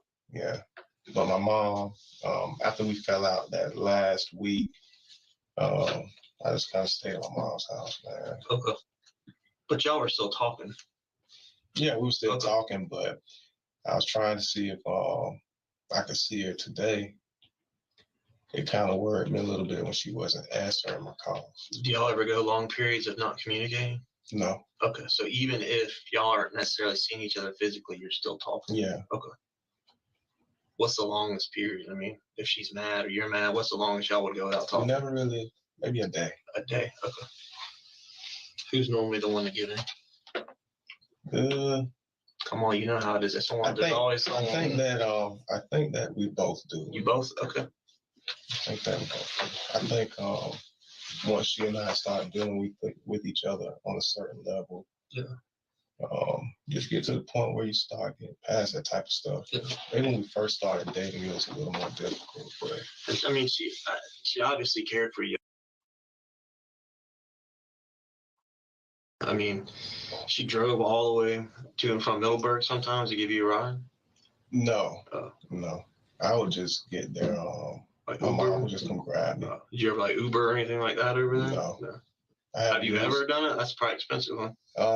How much is that ride? I've never had to do that. You've never had to Uber? I've never had to Uber from her place to that. You would just get like between mom, stepdad, and her? I mean, maybe if I lived in Jacksonville, I probably would have to do that. But, when I'm in town, I'm only in town for like short periods of time. Yeah. So like 3 days at a time, stuff like that. So mom, stepdad, and then her, you didn't have to.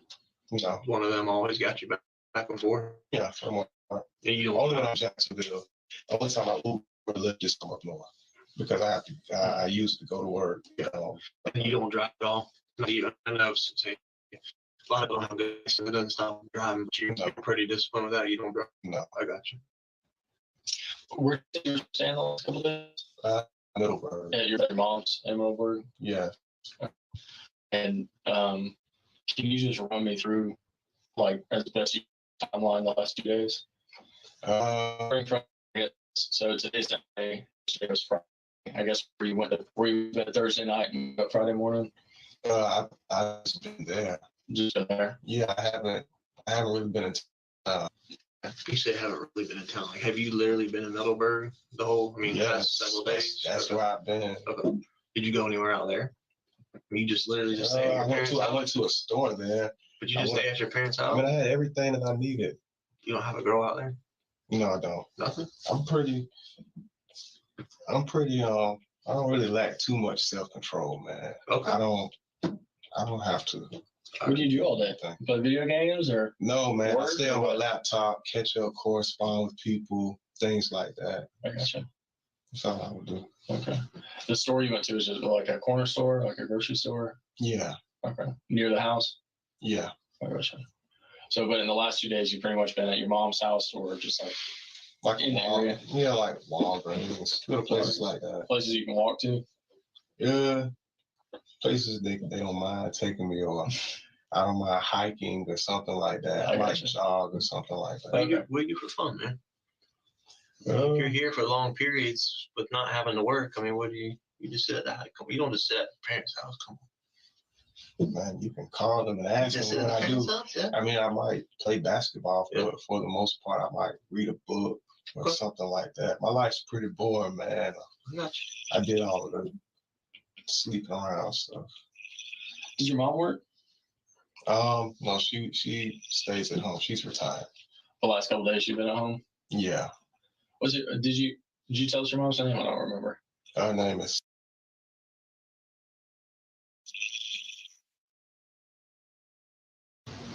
Okay. What's her last name? Yeah. Okay. How do you spell her first name?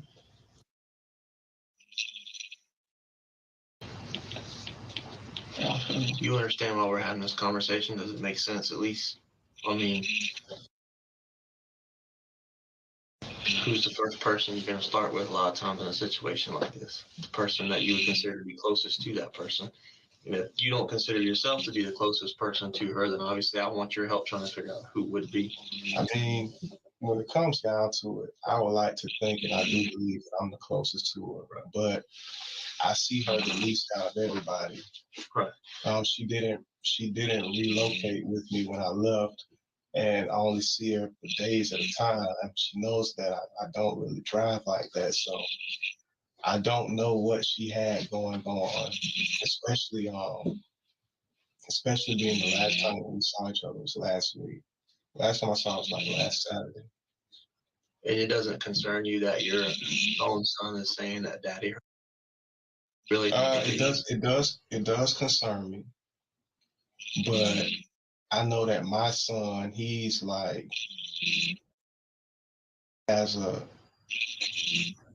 he wouldn't, like, if she had another man around, and he might say it around another man, depending on what he has going on. As a man, it's to have to say that, but I have to be I have to be honest with myself.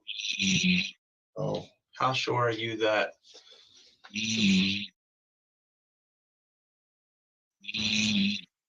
I mean, we would have gotten to that point. We weren't at that point yet.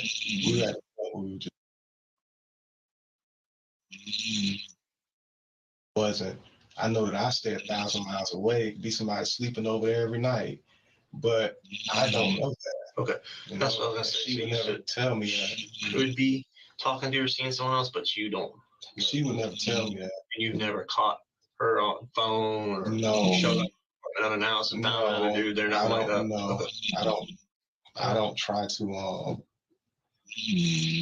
overly intrude. I try to trust her. A lot of times in the past, I used to talk about cheating and stuff like that, but she would those weren't really the best that we would have. But I know that she did deal with other guys outside of me in the past, but I did the same thing. Well, right. So you said pay bills earlier. What kind of, like, how much bills are you paying? Rent? You just buying some groceries, throwing her a little bit of money in there? How does that work? I have the account fixed. No, that's what I'm saying. Like, was it a set amount every month? This past month, I think I gave her like 1,400. The month before that, I gave a couple of grand. So that's quite a bit. The month before that, it's not just about it's my family. You know what I mean? Like, something. Was that short pretty term. consistent every month, giving her 1,000?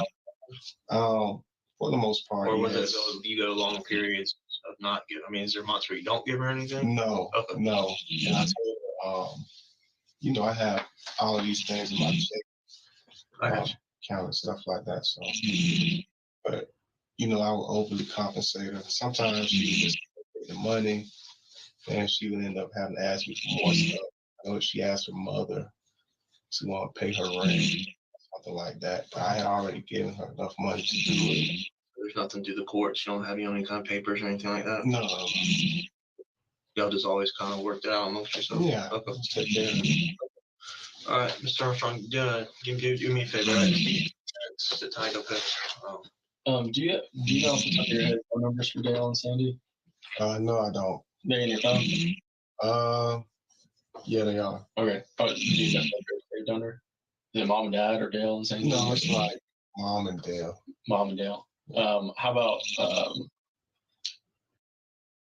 what did she say? Well, for this past week, it says crazy. Yeah. Okay. I got you. All right.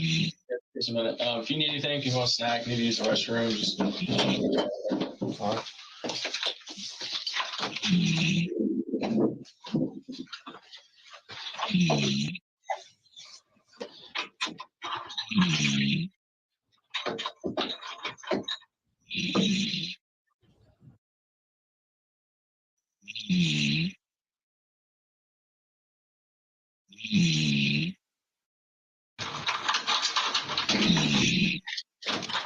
Yes, sir. Yeah, I was just knocking on the door. About how much longer is it going to be? It's gonna be How long should I expect to be here? we just gotta run down some stuff, talk to a few more people, and then it's just gonna be a little bit. I mean, do you need use the restroom? You need something to eat? I need to use the restroom. I need my phone. I want to call and let the family know everything's okay. Okay. Because I was going to check on them. I didn't expect any of this stuff. I got you. Let's go use the restroom real quick.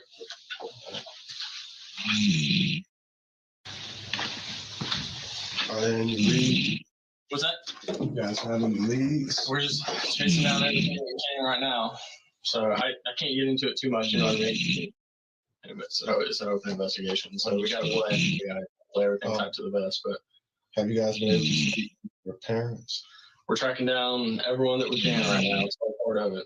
So All right. all right. All right. Thank you.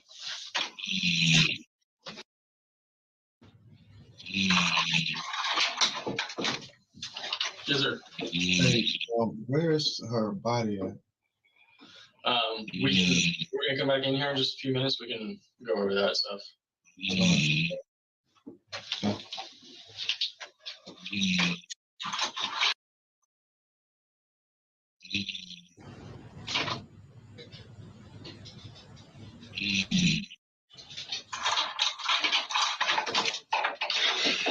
Mr. Armstrong, hey. Man, all I can say is I apologize for taking so long. I do appreciate your cooperation. All right, obviously, you understand the gravity of the situation, okay? Like we spoke with your stepfather, and he's able to verify some of the stuff you were saying about him giving you a ride and everything. So, like I said, I appreciate your truth. You being truthful with me. What I gotta just keep picking your brain a little bit. Though. Any little thing you can think of, like does she use Instagram Messenger, Facebook Messenger? I don't know. Right now, I want to do something to somebody about the situation. I understand. And that's why I have you here. I know you do. This is the last place you want to be right now, but I'm trying to take advantage of being able to get as much information from you, being probably the closest person, at least that we know, to her. Because right now you're my only connection to her. I mean, her own mother probably still doesn't know as much about her daily life as about certain things like you do. Because when it comes down to it, I don't know. I didn't have passwords or anything to a phone. Okay. Did she ever message you on Facebook, Instagram, any of that stuff? Yeah, she did. Okay. So y'all, so that wasn't out of the ordinary for her to communicate with Facebook No, Messenger, no. Instagram, DMs, and all that stuff. No, What about an app, like a messenger app? Did she use any of those? no text now. Y'all wouldn't have a reason to do that with each other. Y'all just text each other. I mean, but we would still use social media just to do it because everybody uses social media. I got you. What about the 994 number you've used before? What is that? That's an old T-Mobile number. An old T-Mobile number? That phone has been cut off since. You know what? I cut that phone off and cut the Verizon phone off. So that was off back in December, probably. Okay. You haven't used the 994 number since last year? No, 9946537. I think that's what it was. No. And y'all, did you used to have those two numbers concurrently, or you canceled 994? I canceled one and got the other. 646. Yeah. Okay. Parents' house? No, but I'm not. Yeah. No. I'm just saying ever. Like, have y'all ever gone? Oh, yeah. They bring my phone in. He's done with. They're about to be done with us. What we're kind of waiting on now, because right now, like you cooperating with the phone and letting us do that also can exonerate you. You know, your location, that you're here, not there when something happens. That kind of thing. Okay. All right. So that's why I was asking you. Okay.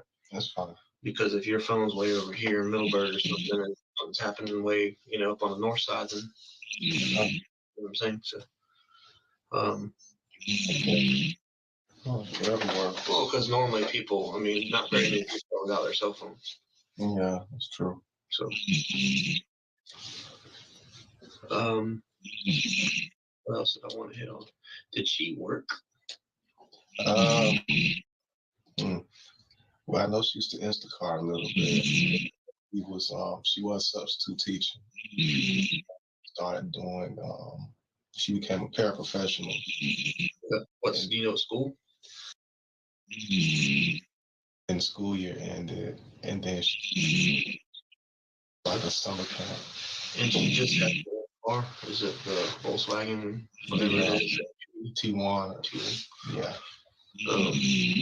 She paid for that? No, her mother. Well, I gave her quite a few bucks. Okay.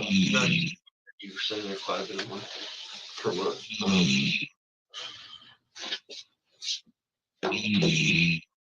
Like she stayed like 3 miles from her parents. Right. What was the last thing you knew her to get you to make money if you weren't giving her money? Like the school being out right now, so she's not was she still Instacart? She was talking about Instacart, and with Instacart, go to different locations and stuff like that. So she that, but outside of that, I'm not sure. I wasn't trying to track it down or anything, I wasn't asking her on and stuff, but she would give me her location sometimes, though. Is there anything you can think of that you thought of like here that might help us out?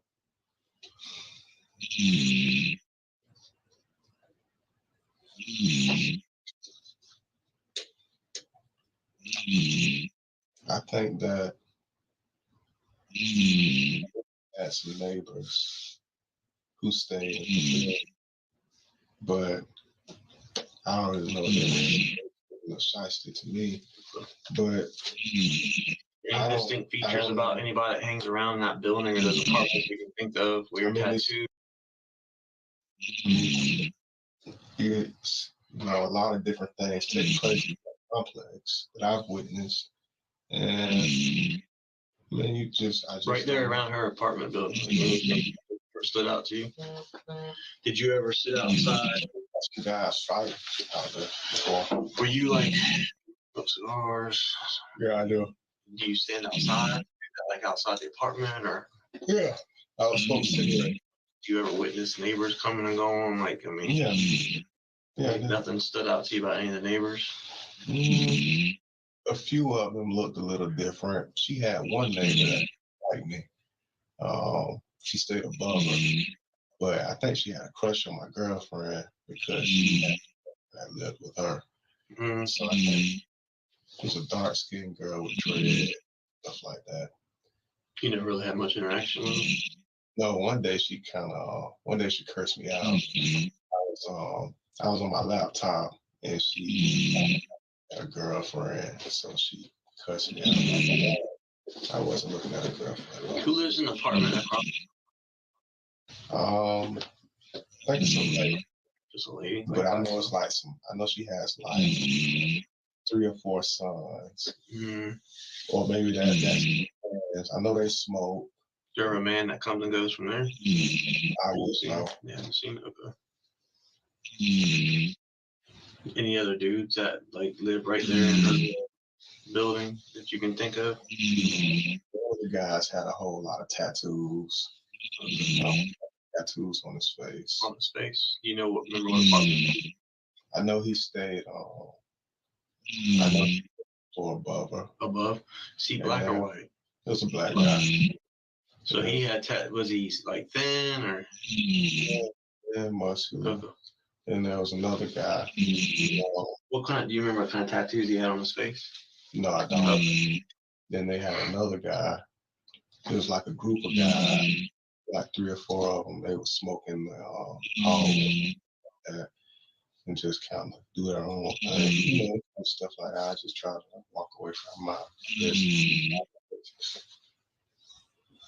Did all those guys did they all live together? I think one of them was a visitor, but I remember there was a lot of different interaction as people who they would see and stuff like that. What made you go over there today? I know you said sometimes y'all would go without talking if she was mad, and it sounded like things kind of ended with a little bit mad last night. So what made you what told you to get a ride? I called her about 30 times. And he hasn't responded to me since last night. Then I texted her this morning, and she didn't respond to me this morning either. And, you know, normally whenever I ask her something about the kids or if I say something to her, she responds. So I asked her mom to just tell her mom or something like that. I thought maybe she might have been upset, but normally she gets over it. And, you know, she still didn't get back to me. So that was kind of like, let me see what's going on. Gotcha. All right. So nothing else came to your mind? Just to let you know, help us out with what direction to go. I work with you guys on it. So I appreciate it. Well, let me go see about your phone. All right, hang out for a few more. I know this, like I said, I know this is taking a while, but it's easier to do this now than try to get it back in, bring it back in. At least I'm getting everything I could possibly need from you now. You know what I'm saying? Instead of keep trying to hound you and come to your parents and looking for you, calling you. I appreciate it.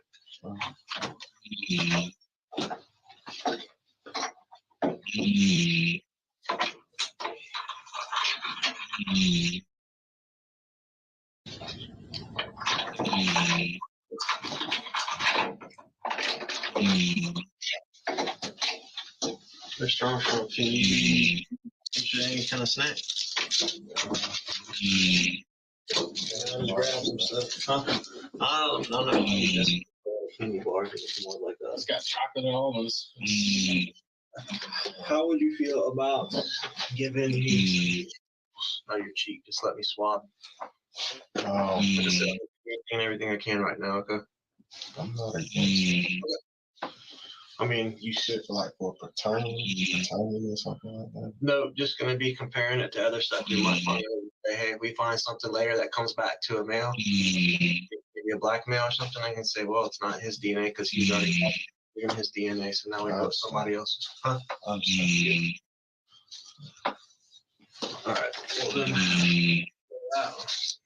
everything we do obviously is consent. All right, we got another consent form, and this is for DNA. Basically, it's 2 swabs, like Q-tips, inside your cheek, swab around. There's 0 pain or anything. It's feeling pain. It's okay. All right.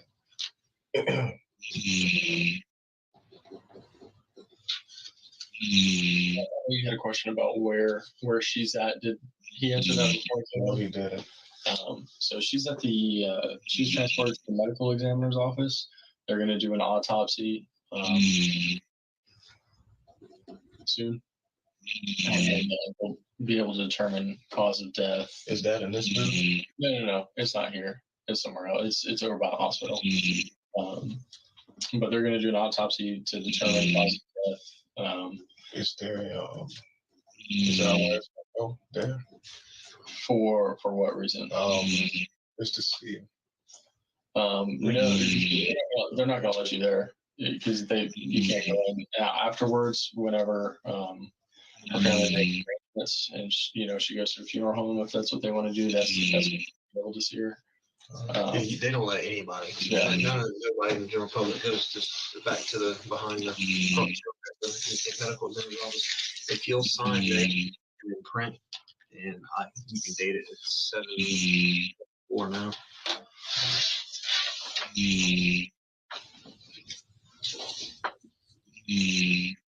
I know I'm asking a lot of you, but this is all stuff that's going to make you look better in the long run down the road because, like I said, these investigations, the first thing to start with is always significant.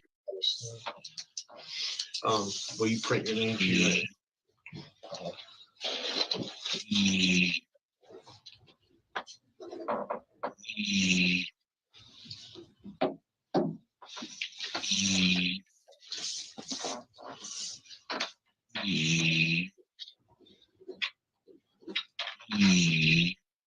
Then they still have my phone. Yep. Shouldn't be much longer, hopefully. I mean, it just depends on how much stuff's on there. If there's a bunch of phone and videos. Do you know how big it was? Like how many gigs? Like it was a 64 or 128. Okay. The new phones, there's just so much stuff on them now. It takes a little bit longer to download. As soon as we get that done, and then also we got detectives that were running out to your parents' house just to confirm, that you were there and everything like that. So we can just cross all that off the list, and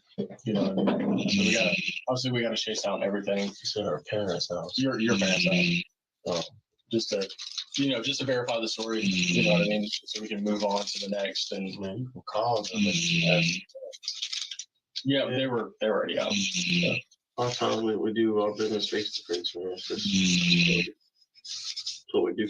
We wouldn't be very good at our job. We just put people at work. We gotta go trust but verify. You know what I'm saying? I gotta go on the inside. I'm gonna do the same thing on the other side, and that's it.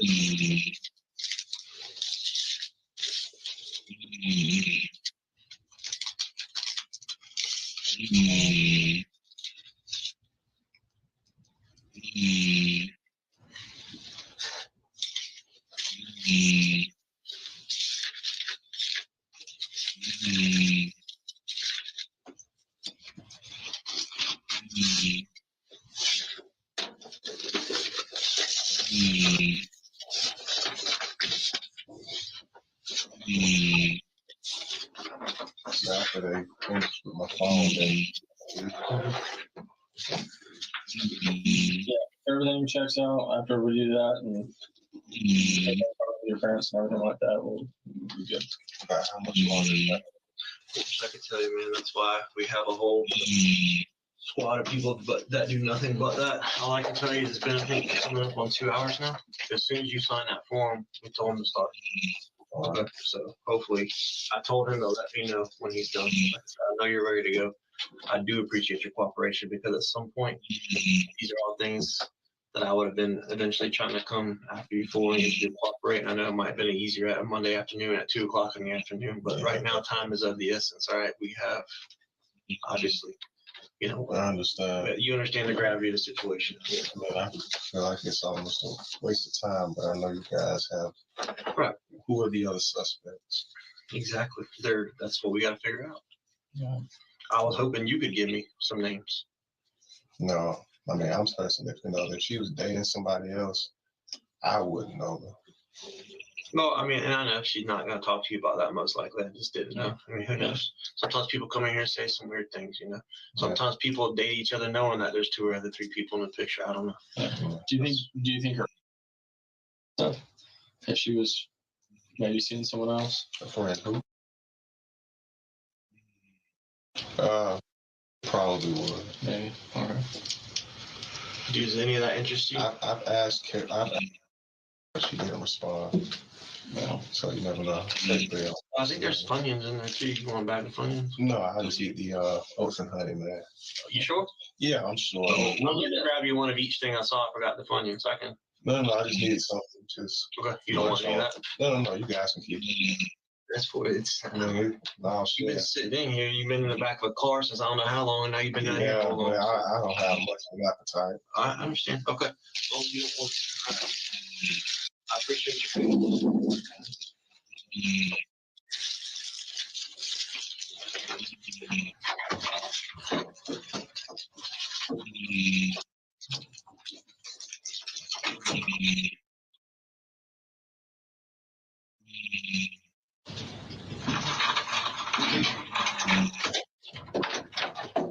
Mr. Armstrong. Yes.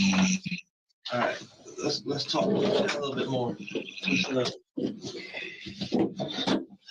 So, straight up, there's some messages on the concerning, all right, to say the least. All right. I mean, there's stuff involving guns being put to heads and all that just within the past couple of weeks. What's that all about? I want to thank you all for watching. Look for the next video in this case coming soon. See you in the next one. First, I want to make sure that this is very clear, as YouTube makes it hard for viewers to watch multiple part videos. This is going to be broken up into 4 parts. We do full uninterrupted interrogations on this channel, and the subject question for roughly 6.5 hours. So for your convenience, will be a series. All of the links will be in the description as they are released. And for those that support us on Patreon, all of the videos are already posted for you to view there. Thank you.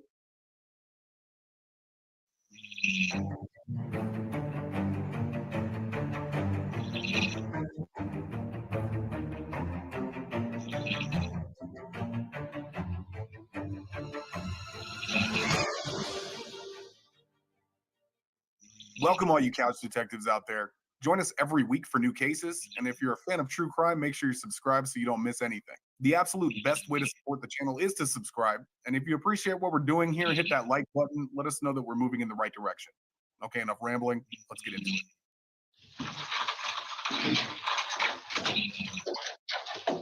Mr. Armstrong. Yes. All right. Let's talk a little bit more. So, straight up, there's some messages on the concerning, right, to say the least. All right. I mean, there's stuff involving guns being put to heads and all that just within the past couple of weeks. What's that all about? Knives? Knives. Yeah, she was a little violent. so what did she do? She pulled a knife out on me while I was holding my daughter Okay. one day, and I had it wasn't even a real gun. It was like a fake gun. What kind of fake gun was it? It was like a BB gun. Like a BB gun? What kind of, like, what did it have markings on it? Did It was something that was store bought. It was a BB gun, but tried to make it look like it wasn't. Did it have an orange tip? Yeah, it's just a BB gun. Yeah. Did it have was it modeled after a gun? Or I don't even know what kind it was, but Okay. I'm not violent. No, Why would she be sending you text saying that you pulled a gun? I mean, it's a BB gun. You positive about that? Yeah, I am. What'd you do with the BB gun? It's probably still in her apartment. Well, I mean, when you were there, what'd you do with it? Oh, I pulled it out, and I didn't put it to her head. You didn't? No, I didn't. Why pull it out? Because I felt threatened, and I didn't have a real gun on me. Do you remember what kind of gun that you reported stolen back in January? Yeah, it was a Glock. Do you know what kind? It was a 43X. 43X. Do you know what caliber that is? Yeah, it's like a 9. It's a 9. Yes. So in the picture messages that she sent you on your phone, it's not a BB gun. It doesn't have an orange tip. And on the side, you want to guess what it says? What? It says Glock 43X. Yeah, but the thing about that gun, I haven't seen that gun since January, and the The BB gun that I pulled out, I don't think that she had a picture of it. But I know that that gun is probably. Why would you even pull out a gun? I mean, she pulled a knife out on me. When did this happen? That was. It might have been like a month ago. About a month We ago. talked earlier about stuff Maybe like that. 3. You didn't mention anything like that. Yeah, I didn't call the authorities or anything about it. I mean, she didn't want to call the authorities either because she felt like it would have been child endangerment. Well, no doubt, it's child endangerment. Knives and guns are being pulled with kids in the apartment. Yeah, but she had like a 22. I want to say it was like an LR or something like that. But she's clearly telling you in the messages, you don't care about me. You pulled a gun twice, I think it says. Put it to her head. No, it was just a BB gun. She told her mom about it too. Yeah, I know. I didn't really mention the knife, but if you look in the text thread, I mean, y'all got a violent history. No, but if you look at the text thread, you'll see that I Trust didn't. me, we look. And the common theme in that text thread is a lot of violence. Yeah, I was non-abusive though. I didn't. Well, she's claiming that you were putting the gun to her head, and she's got a picture of a gun that matches the same gun that you reported stolen. But the gun, I think the picture of the gun that she had was probably like an older picture because the date on it's the 9th. Yeah, but which is 2 weeks ago. No, but the thing about an iPhone is people like, and I've seen her do it. That's how I learned about that type of stuff. iPhones, you could change the date of a picture through the app. Not even through the app, just through the phone. Why would she do that? I mean, she does stuff like that. That's just like she said that if you look at a lot of her messages, you'll see that a lot of the stuff was manipulative. And she said a lot of different stuff that was contradicting. Who was the girl you were seeing 5 years ago before her?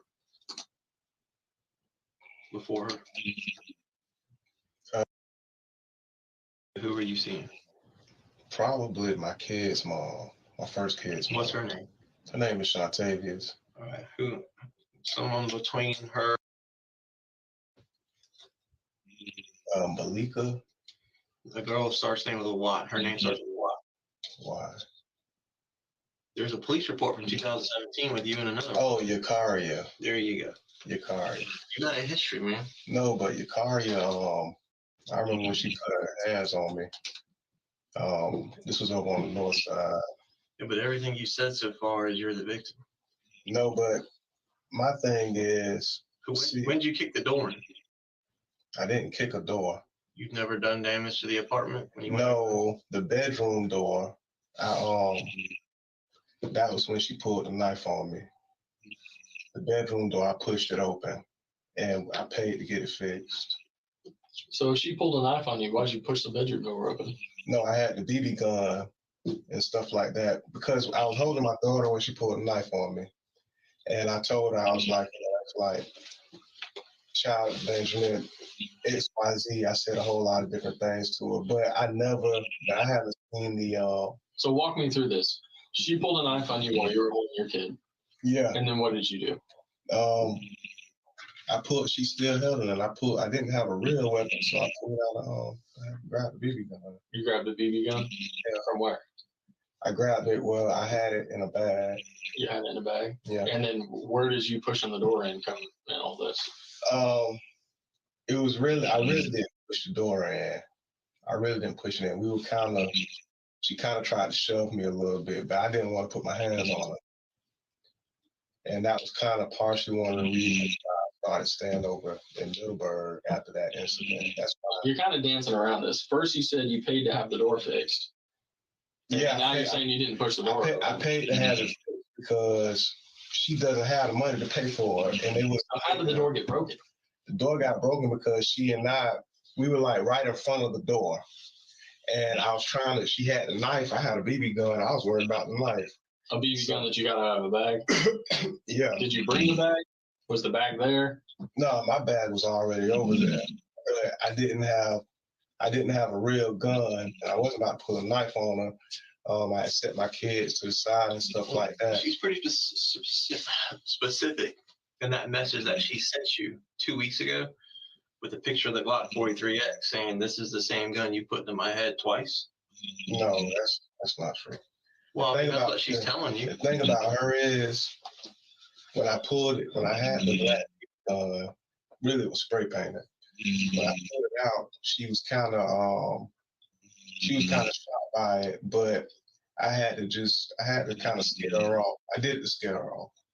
Yeah, but the picture is not of a BB gun. That's not what. No, I mean that's a Glock but any picture that she'll have, it would be of something that is around her. Like when I reported that gun stolen, I don't know what she did with it when I reported it. But did you tell her in the text, like, hey, why do you still have a picture of that gun? I thought it was stolen. No, I mean, no. Let me just say, let me grab that phone real quick. We'll go through some of these texts because this isn't making any sense whatsoever. All right. Yeah, I wouldn't say anything. You're going to have to help us make sense of this because this is like a lot more violent than what you initially led us to believe had occurred between y'all. I mean, she'll tell you that I'm not violent. I understand that. But I mean, you said that earlier that y'all basically just kind of verbally argued. Yeah, just like with the knife incident, I didn't feel the need to tell. Yeah, but your chance earlier to disclose that was then, and now here we are having to confront you. That's not the case. Looking at the phone. You made it sound like verbal arguments, okay? Was the only thing that y'all had before. Yeah. And now we're seeing pictures involving guns being put to people's heads. You're saying she's pulled a knife on you while you were holding your child. I mean, that's way more than verbal argument. I mean, but at the end of the day, I know that I wouldn't do anything to her. Like, even when it came down to it, me and her, most couples would probably fist fight or something like that. I still didn't put my hands on her. When she pulled a knife on me, I didn't have any type of weapon. And I know she had a 22. I know she had like a 22 gun, but I didn't know where she kept it. So I grabbed a BB gun. That was like the quickest thing, but I didn't tell my parents about the incident. I didn't let anybody know about it. You go by BJ, right? Yeah. BJ, listen to me. Stuff's starting to not add up, man. I understand, but I didn't do anything to her. I mean, we've talked to her mother. Of course, you can imagine, okay? I understand. She's very close with her mother. You know that. Definitely. So pretty much everything that's happened between y'all, she's disclosed to her mother. And some of the stuff that her mother informed us about matches up to exactly what's on the phone between y'all. I understand. But even when it comes down to it, I never called my parents in regards to a knife or anything or a gun. When it came to her parents, I never reached out to them about it. I would just remove myself from the situation. Like the day that happened, I think that might have been one of the last days that I was over there. Have you ever pulled out a gun on her? Not a real one. But you pulled out a BB gun? Yeah, I put out a BB gun. Why were you carrying a BB gun around with you? I mean, because, I might go outside and shoot some pellets or something like that. Come on, man. I mean, seriously. You gonna go to her apartment? No, I mean, because and shoot pellets out of the apartment. The thing, I mean, not really outside, but like in the grass in the wooded area. There's a wooded area over there, and I would shoot little pellets and stuff like that. Well, let's just run through a couple of things and you explain it to us, because right now, like I said, it's not making sense. So this is from the 9th, which was 2 weeks ago.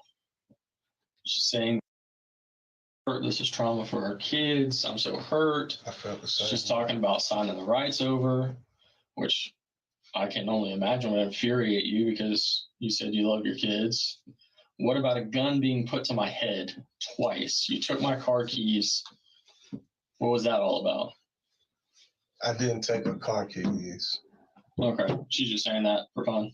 Yeah, I know she was trying to take the kids and stuff, but at that point, once she pulled a knife out on me, by her pulling a knife out on me while I was holding my daughter, I felt like she would have did anything. And I also knew that she had a weapon. So I moved the keys, but I gave her car keys back to her. I told her, I was just like, I'm about to leave because I couldn't drive. So. Is that why you broke the door down? No. We almost got into a tussle, but we didn't. That was me because she was poking at me. And I was kind of trying to push her away a little bit, but I didn't want to. So how do you break a door doing that? That doesn't make much sense. you don't really break it, but if you have a door like pre-locked and if you push it, it was like that. Okay. So the door was shut or open? It was like both of us, we were like tugging it. She's on the back side of the door, you're on the side of the door? I had went into the bedroom. So you were in the bedroom, she's in the hallway? Yeah. Okay. And then you're trying to shut the door? A little bit. And she's trying to open the door? Yeah, because I was trying to grab the kids. Because you're trying to grab the kids because she's coming at you with a knife is what you're saying? Exactly. Okay, well then why does she say, then I walked away, you followed me into my room and broke the door. I ran into the bathroom to hide and you put a gun to my head. That's not true. Okay, well you didn't say that's not true. No, she did that. But you didn't say that's not true here. That's not. In a text message, I'm not gonna go back and forth in a text message. So you said, I'm a grown man, don't pull a weapon out on me while I have my child. I would like to take the time to thank all of our members. Your support really helps the channel continue, and you are truly appreciated. For early access to all of our videos, exclusive videos, and extra case content, consider joining our Patreon. The link is in the description below. Okay, let's get back to it. So you said, I'm a grown man, don't pull a weapon out on me while I have my child. Yeah. PJ, when you went in that room last night, you got on top of her and she's in that bed, you pulled out that gun. In what room? Her bedroom. What are you talking about? There's a bullet hole through her pillow. There's bullet holes in her. How many times did she get shot? How many times did she get shot? What I tell you earlier. There's two ways people go in this situation. No, right? how many times did she get shot? You're trying to save yourself right now, BJ. No, I'm being honest. You're more worried about yourself than you are. No, I'm worried about me getting, I'm worried about you going haven't home. been there 24/7 for these kids. She has. No, I provide for my children. That's fine. You monetarily, but you're not there for them day in and day out. She is. Absolutely, I am. She's not there anymore. But because of what happened between y'all last night. I didn't do anything to her. That's not true. I promise you lied already to me. I haven't even been over there. I gave you your chance earlier to come. I have not been over there. I have not been there. You sat there and told me verbal altercations, verbal this, verbal that. But I told you that. And now you're admitting that she's pulled knives, you pulled out a BB gun. None of this stuff was mentioned. But also in my statement, I told you, I said that most couples go through it. I said I'm not one to. I understand that, but I gave you a chance earlier. I've been very respectful with you. Yeah, I'm being honest with you as well. But you hit stuff. You didn't disclose all this earlier. My first time going to that apartment complex since last week was today when I showed up over there. I have not been over there. So regardless of what type of altercation she and I have, regardless of how it goes, I haven't seen her in a week. I haven't been there. You look at my phone, you said something about locations and stuff like that. I haven't left Middleburg at all. Well, interesting, all your locations recently have been deleted, so we can't see your recent What do you mean histories. they've been deleted? They're not there. It doesn't go back until like the 14th is your last history. So if you've been, have you used your phone since the 14th? That today's the 24th. Yeah, I'm always in Middleburg. So in 10 days, have you used this phone at all? Yes. Okay, so when you use the phone, if you look at our text messages, it'll tell you that I haven't, we talked about the fact that I haven't been going over there. Okay, well, you were there as recently as the 9th when this all happened. She's apparently got screen grabs. We're downloading her phone right now too. And then all of the deleted stuff that was on here, we got on the download. We're just waiting on that to come back on the disc, and we'll see all that. All right. This is your chance to separate yourself. Remember what I said earlier? There's situations where people find themselves in, good people find themselves in a bad situation where they momentarily lose control. Hold on. And then there's beyond that, true evil. There's cold-blooded killers that can kill someone in cold blood and then lie about it. All right. So how do you want to be seen? I haven't done anything. I know that the last time I saw... So she's just accusing you. Between the two of y'all, she didn't call police, so she's not trying to set you up with us. No. My thing is, couples go at it all the time. Different things take place. We acknowledge that earlier. Yeah. Guns and knives? Yeah, but she and I, those were just things that happened between she and myself. It even says in there, she'll tell you, I'm not about, she says in the I know because we talked about it. We agreed that I'm not a violent person. I wouldn't do anything to her. Well, I don't see that you're not violent in here. I see right here, she says, all I see is you putting a gun to my head, and I think I have PTSD from all the things you've put me through. That's done. how she did. And you say, I saw that my life was in danger when you pulled out a knife on me and made me grab my gun. So you're acknowledging here that you grabbed your gun. Yeah. Right. But it wasn't a real gun. But just below this, she sends a picture of the knife, and she sends a picture of your gun, which is a Glock 43X. But that's not even. That Glock 43X. She had pictures. What happened over there 24 hours ago? No, I haven't been there. You can ask the residents. You can check cameras, whatever you have to do. I haven't been there. The first time that I got there was today. I have not been there. Honestly. What went down in that apartment last night? I don't know. I texted her this morning. I texted her this afternoon. I didn't even know that anything had even happened at the apartment until you guys told me. Stuff earlier? Because a lot of times that's private couple stuff. Yeah, but we're sitting in here talking about who's been murdered in cold blood. When I know that I'm not guilty of something, I shouldn't have to disclose the details of my relationship. Disclose everything you can to let us know, like, hey, these are the incidents that occurred. We spoke about specific incidents between y'all, and you acknowledged that everything had been verbal. There had never been physical violence. Yeah, for the most part. That's physical violence that y'all are speaking about. No, but none of us, we never put our hands on each other. You said the last time you called the police on her or something about some mom. I mean, she pulled a knife on me. So do you remember taking that? Have you seen that picture? Yeah, I remember that picture. Okay. Were you there when she took that picture? No, I wasn't. No? Are you familiar with live photos? Yeah. Okay. Do you know what happens when I hold my thumb down on a live photo? Shows okay. an image. And it does audio too. Yeah. Right? I think I recorded a whole video. You hear that? Girl, that's the knife you tried. Girl, that's the knife you tried to stab me with. Right. So if you weren't there taking the photo, then how's your voice on there saying, girl, that's the knife you tried to stab me with? I mean, it's a lot of video clips with her doing stuff in it. Right. Well, this is what I'm saying. This is during that incident on the knife. When she tried to, when she had the knife, right? She's taking it. Well, yeah. You're taking a picture with that. You're holding it down. Yeah. That's the knife that you tried to do what? Yeah. But then on that same counter, I mean, you see all that stuff. There's that purple candle, it looks like, or something. There's a little green bag right there and everything like that. Mm-hmm. Now, and some Dawn, okay, I see the Dawn dishwashing detergent, the little green thing, and what looks like a purple candle or something right there.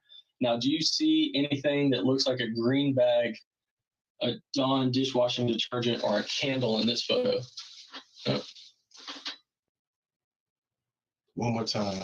What's the difference in those photos? Well, I'm talking about when I'm looking at the photo of the knife, that with your voice, that's the picture of the knife that you sent her on the 9th. I see on the counter. I'll zoom in so you can see it too. That means that there's the Dawn, right? That means that, and there's the candle, and there's that green bag, and right next to that green bag, do you see that? Right next to that green bag and the Dawn that's on the same counter as that knife. That means that the gun wasn't in my possession. Right, but it's a Glock 43X. You see that Glock 43X? That means that gun wasn't in my possession. That's what. Right. It wasn't. It might not have been. Not on this. It's on the counter in that picture, right? But that picture is from the same day that y'all are texting about her threatening you with a knife with your voice. Girl, that's the knife. And everything on the counter. Hold on. Let me finish. Let me finish. Like that. How does she do stuff like that? You can change the date on the picture. Sure. With the phone. You can change the date on the picture on the phone. But how is she taking a picture of the Glock back in January, 7 months ago, with the same green thing that looks like a Folgers or some kind of coffee thing, the same dish detergent, the same stuff on the counter as the stuff on the knife? 7 months later. I don't know. Okay. You understand it's not going to be he and I judging you. right? I understand, but So how do you want to be judged? You gonna be judged as a man who got caught up in his emotions with having some sort of altercation with his girl? No, I want to be judged as an honest man because I know that I didn't do anything. Or as the cold-blooded killer laying there in cold blood with his kids in the apartment with her and left. I didn't to save yourself. I didn't do anything like that. What time did you leave there last night? I wasn't there last night. Okay. Where's the gun? I don't even have that gun. Do you love your kids? Absolutely. Absolutely. Would you leave them there by themselves from 2 o'clock in the morning until 7 p.m. the next day? Laying right there. Is that how you found my kids? Laying on their. They were laying on her. BJ, you need to shot with the same Glock that you have that Y'all you didn't threatened tell her me with that. 2 weeks ago. Y'all didn't tell me that. You need to tell us, man. I didn't do anything. I wasn't there. I wasn't there. I don't even have that gun. Where's it at? I mean, I wouldn't know. you're trying to make it sound like you don't have a history of violence and all that, but you do with other women. I don't. With your own family, your grandma trespassed you. When did you trespass? Why'd your mom get you trespassed from your own grandmother's house in just in October?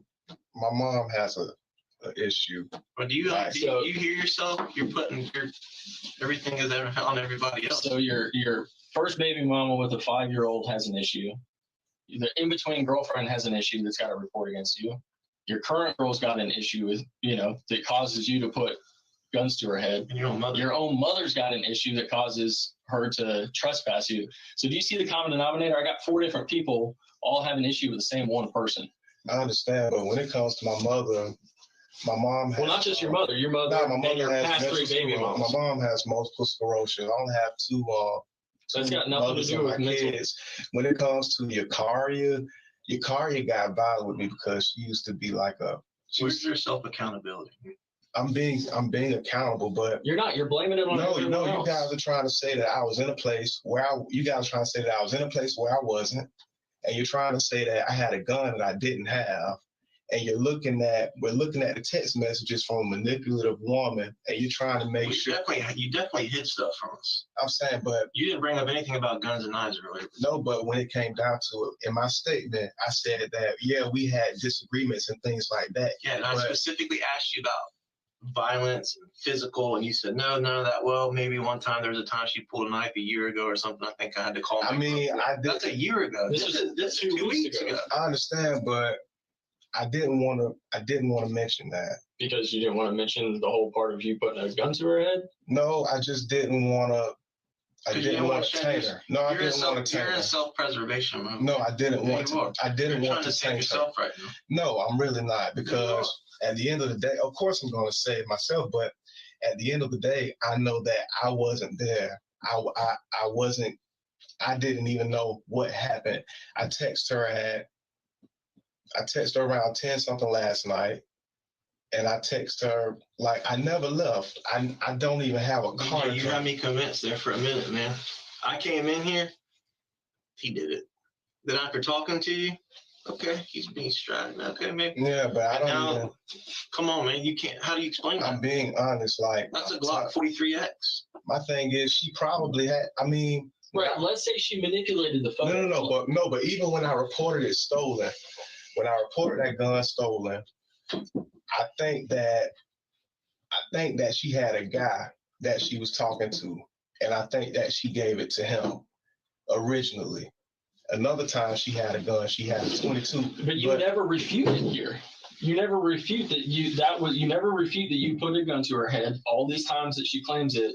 You never refute that you weren't there. Because you never refute that that's a gun that was gone months ago. But at that point, she and I, we had already been talking to each other. We had still been around each other. We were still going around each other. So I really didn't feel the need, like in a text message. Sometimes you can look at a person being manipulative or being overly objective or something like that, or making up something or wagging their tail, and you just choose to look on. At the end of the day, whenever she would text me, she would try to show it to somebody, make it look like I did something. And a lot of those times I never did. When it came down to my children. You manipulated me. I didn't manipulate anybody. You're manipulating. No, I'm being honest. You have all these altercations and all these incidents with different women, including your own mother. Me and my mother have never really been in any true She altercations. called the police and had you trespass from your own grandmother's house. The only reason she did that was because. And I'm having to confront the No. I'm having to confront you on all these things. When You it didn't bring came, any of these things up. no. When it came to that, she and I, like, I didn't do anything, but I didn't really have anywhere to stay at that point, and I had a lot going on. And my mom has multiple sclerosis. She called law enforcement on my 12-year-old brother as well. So, I kind of want to leave my mom's medical history out of it, but she knows that she was kind of going through it a little bit. So at the end of the day. You're just a victim in all this? No, I'm not a victim in all of it, but. That's what it makes it. No, but I know where I was and I know where I wasn't. And I know that last night I probably went to sleep at around maybe 11 o'clock. And when did you wake up? Maybe around 7 something. Did you wake up any time in between those two times? Yeah, I think, every time, you argue with somebody, text them in the middle of the night, see if they all right, stuff like that. Did you text her in the middle of the night? I believe so. I always do. After 11 and before 7? PJ. More than likely. A man who got caught up in an emotional moment, cold-blooded killer. I wasn't over there, and I didn't do it. You pick which category you want to go in. I didn't do it. I can't do it for you. You pick it. I didn't do it. I mean, at the end of the day, you're going to have to justify in your own mind. And I wasn't there. How you left your 2 kids there. What did she do? I mean, what happened last night? What did she do to I wasn't there last night. I wasn't there last night. I didn't even know what happened. Where's the key? Earlier you said, I think I have a key. Where's the key to her apartment that you said you have? I think it's over at my, I think it's like in one of my bags. Where, at home? More than likely. Why would you come over there today to her apartment without the key? I wasn't at her apartment. You got a ride from your stepdad to the apartment today. Why would you come to her apartment without the key that you have to the apartment? I did not get a ride from I didn't get a ride from anybody. How'd you get there today? Earlier? My stepdad took me over there. I just said that. You just said you didn't get a ride. But I couldn't even. Why did you come over there? Why would you get your stepdad to drive you all the way from Middleburg to her apartment and not bring the key that you have to her apartment with you? Oh, because anytime. If you were worried something was wrong with her. No, because anytime I go, what were you going to do when you got there? We weren't having bad blood. Like, what were you going to do when you got there without a key? Knock on the door. Knock on the door. Me and her, we weren't having, like, she and I, we can argue with each other and we'll still see one another. Okay. Just like with that situation when she pulled that knife on me, we were fine. You came over there worried something was wrong because you hadn't been able to get a hold of her. You've got 2 young kids in that apartment. But if there's something wrong with her, you wouldn't bring a key to get in there to check on their kids? Do you see how many times I called and texted her before I showed up? Do you see the message that I sent her mother when I asked her, when I was concerned? I'm not fooled by it. No, my thing is when I got out there, I thought that I was going to be able to walk up to the door and just knock on the door. Why would I even have my stepdad come into a situation where there's any type of drama? You're way out of this. I'm not lying. You're skirting around everything. Everything that we're bringing up, you're skirting around. And you did not bring up any of this. This is out of everything we've talked about tonight. Guns and knives being pulled and messages like that as recent as 2 weeks ago. Couples do that type of stuff all the time. No, they don't. But nobody ever gets hurt. If I had the bullshit flag right now, I'd plop it right down on the table in front of you. That's not true. I'm being so honest. I've never put a gun to any of my significant others. A BB gun, it's not. Like that. You can start joking. But you know it's not a BB gun. But you know it's that Glock 40. But she is violent. She is violent. She might be. I pulled out a BB gun. When it comes down to that 9, you carried the BB gun around over there because you like to go outside and shoot pellets in the grass and stuff. You said. Really, one of the guys who stayed in that apartment complex, they left it outside and I grabbed it. My bullshit flag's gonna be flying. No, seriously. Right, no, seriously. Come on, seriously. Okay, let's say then. How did she send a picture? Let's look how everything's set on the counter right now. Right. If I take a picture, here's a knife. I take a picture of that knife. Just that knife, but you can kind of see all this other stuff, right? and then I send that to you. You take that picture. But 7 months earlier, I take a picture. Instead of this being a knife, it's a gun. And all this stuff is in the same spot. No. All this stuff is in the same spot on the counter. You tell me how that's possible. Because that's my thing is that's the only thing that she probably would have seen me with at any time throughout our relationship. You realize you and I sit in this room all the time and do this for a living?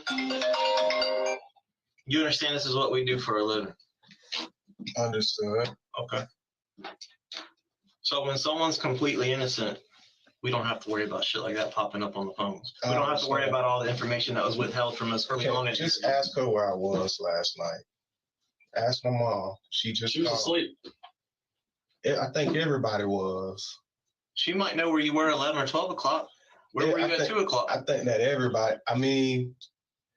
just call you just her. Said she has all kind of mental stuff and health issues going on. No, she has multiple sclerosis. Okay.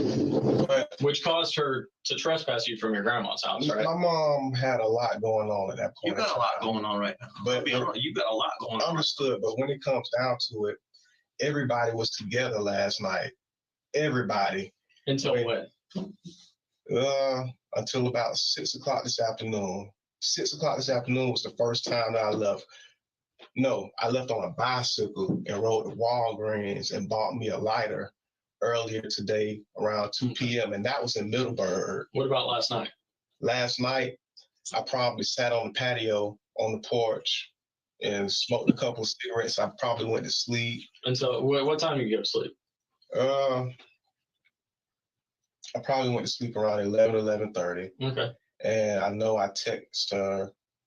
I probably went to sleep maybe around 1. I don't know. It was late. Last time I texted her, between the time I went to sleep, it could be a different time. But I know I sent her a text. I was trying to see if she was awake. It's like, hey, you up? What'd you do to your elbow? What do you mean? You got a wound right down your elbow. Where'd that come from? Where? Right there. Oh, that happened. You said you used to play on your laptop and sit in the house all day. What'd you do? No, this came from the back of that police car when they with how the seats are, with plastic. Can you do me a favor? Same thing with Can you jump up and take your shirt off?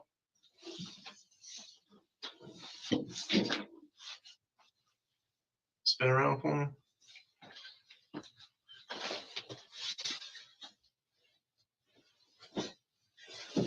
You need to tell us what happened over there, man.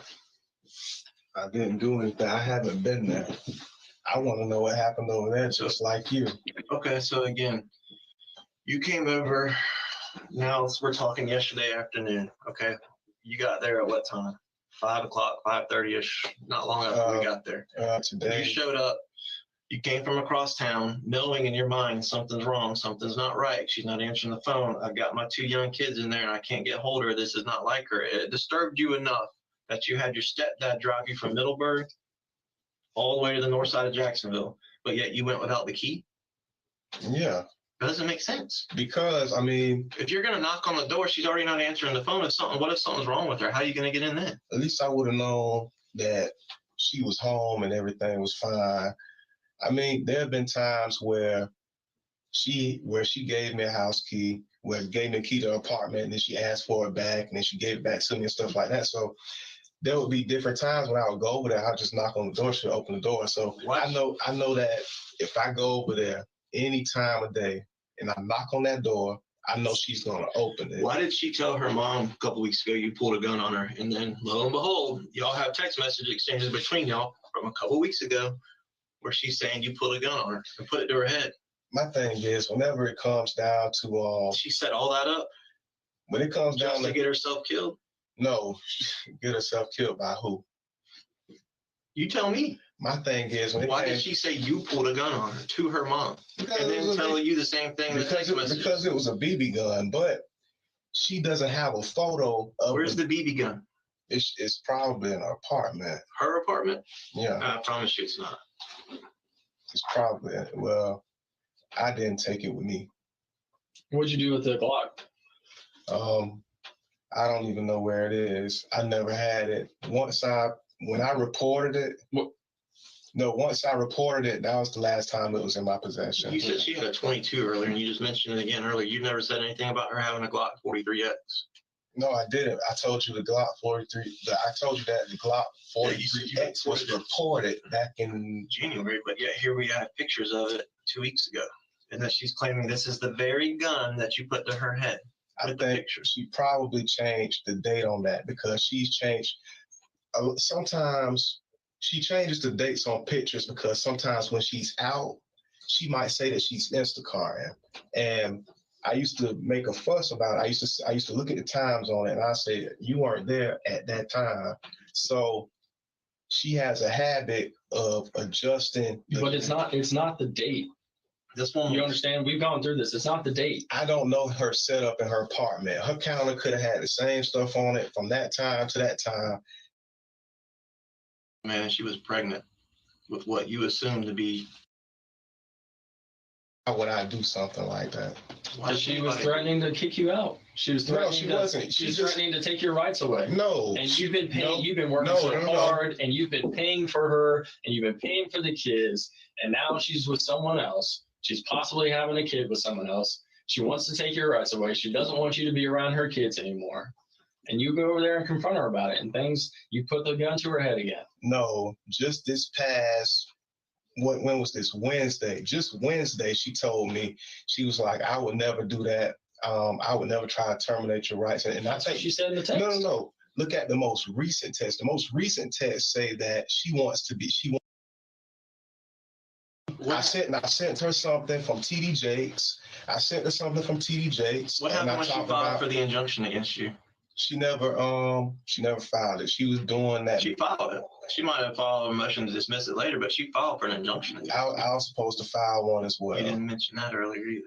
I was supposed to file one. Why didn't you mention any of this stuff earlier? I didn't mention filing the paperwork on the other stuff. I mean, at the end of the day, what did you think I was looking for earlier? I mean, trying to see where I was, if I had just trying to see who committed the murder. Right. I didn't even know that. What I tell you, the first starting point always is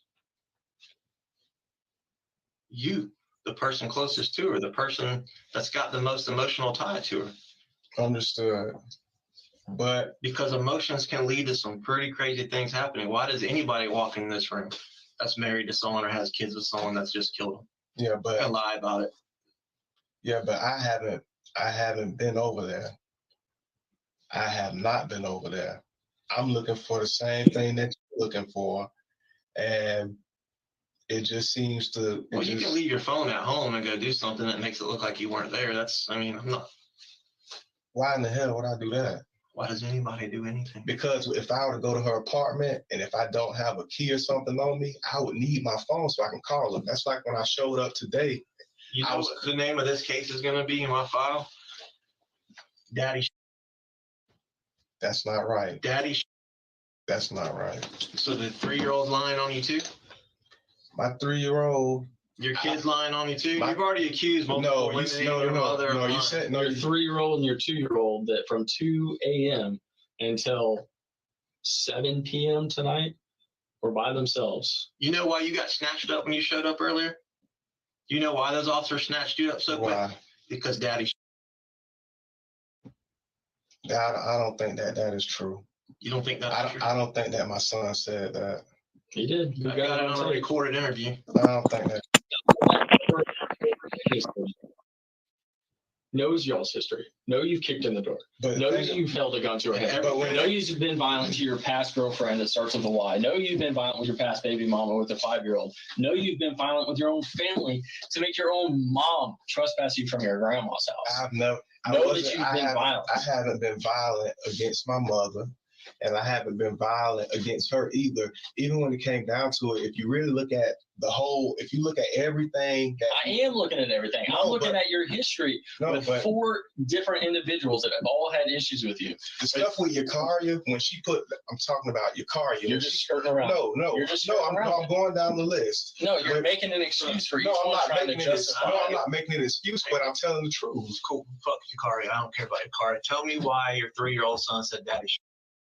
No, I was not there. I haven't been I haven't been in Jacksonville city lines since I left Mission Point last week.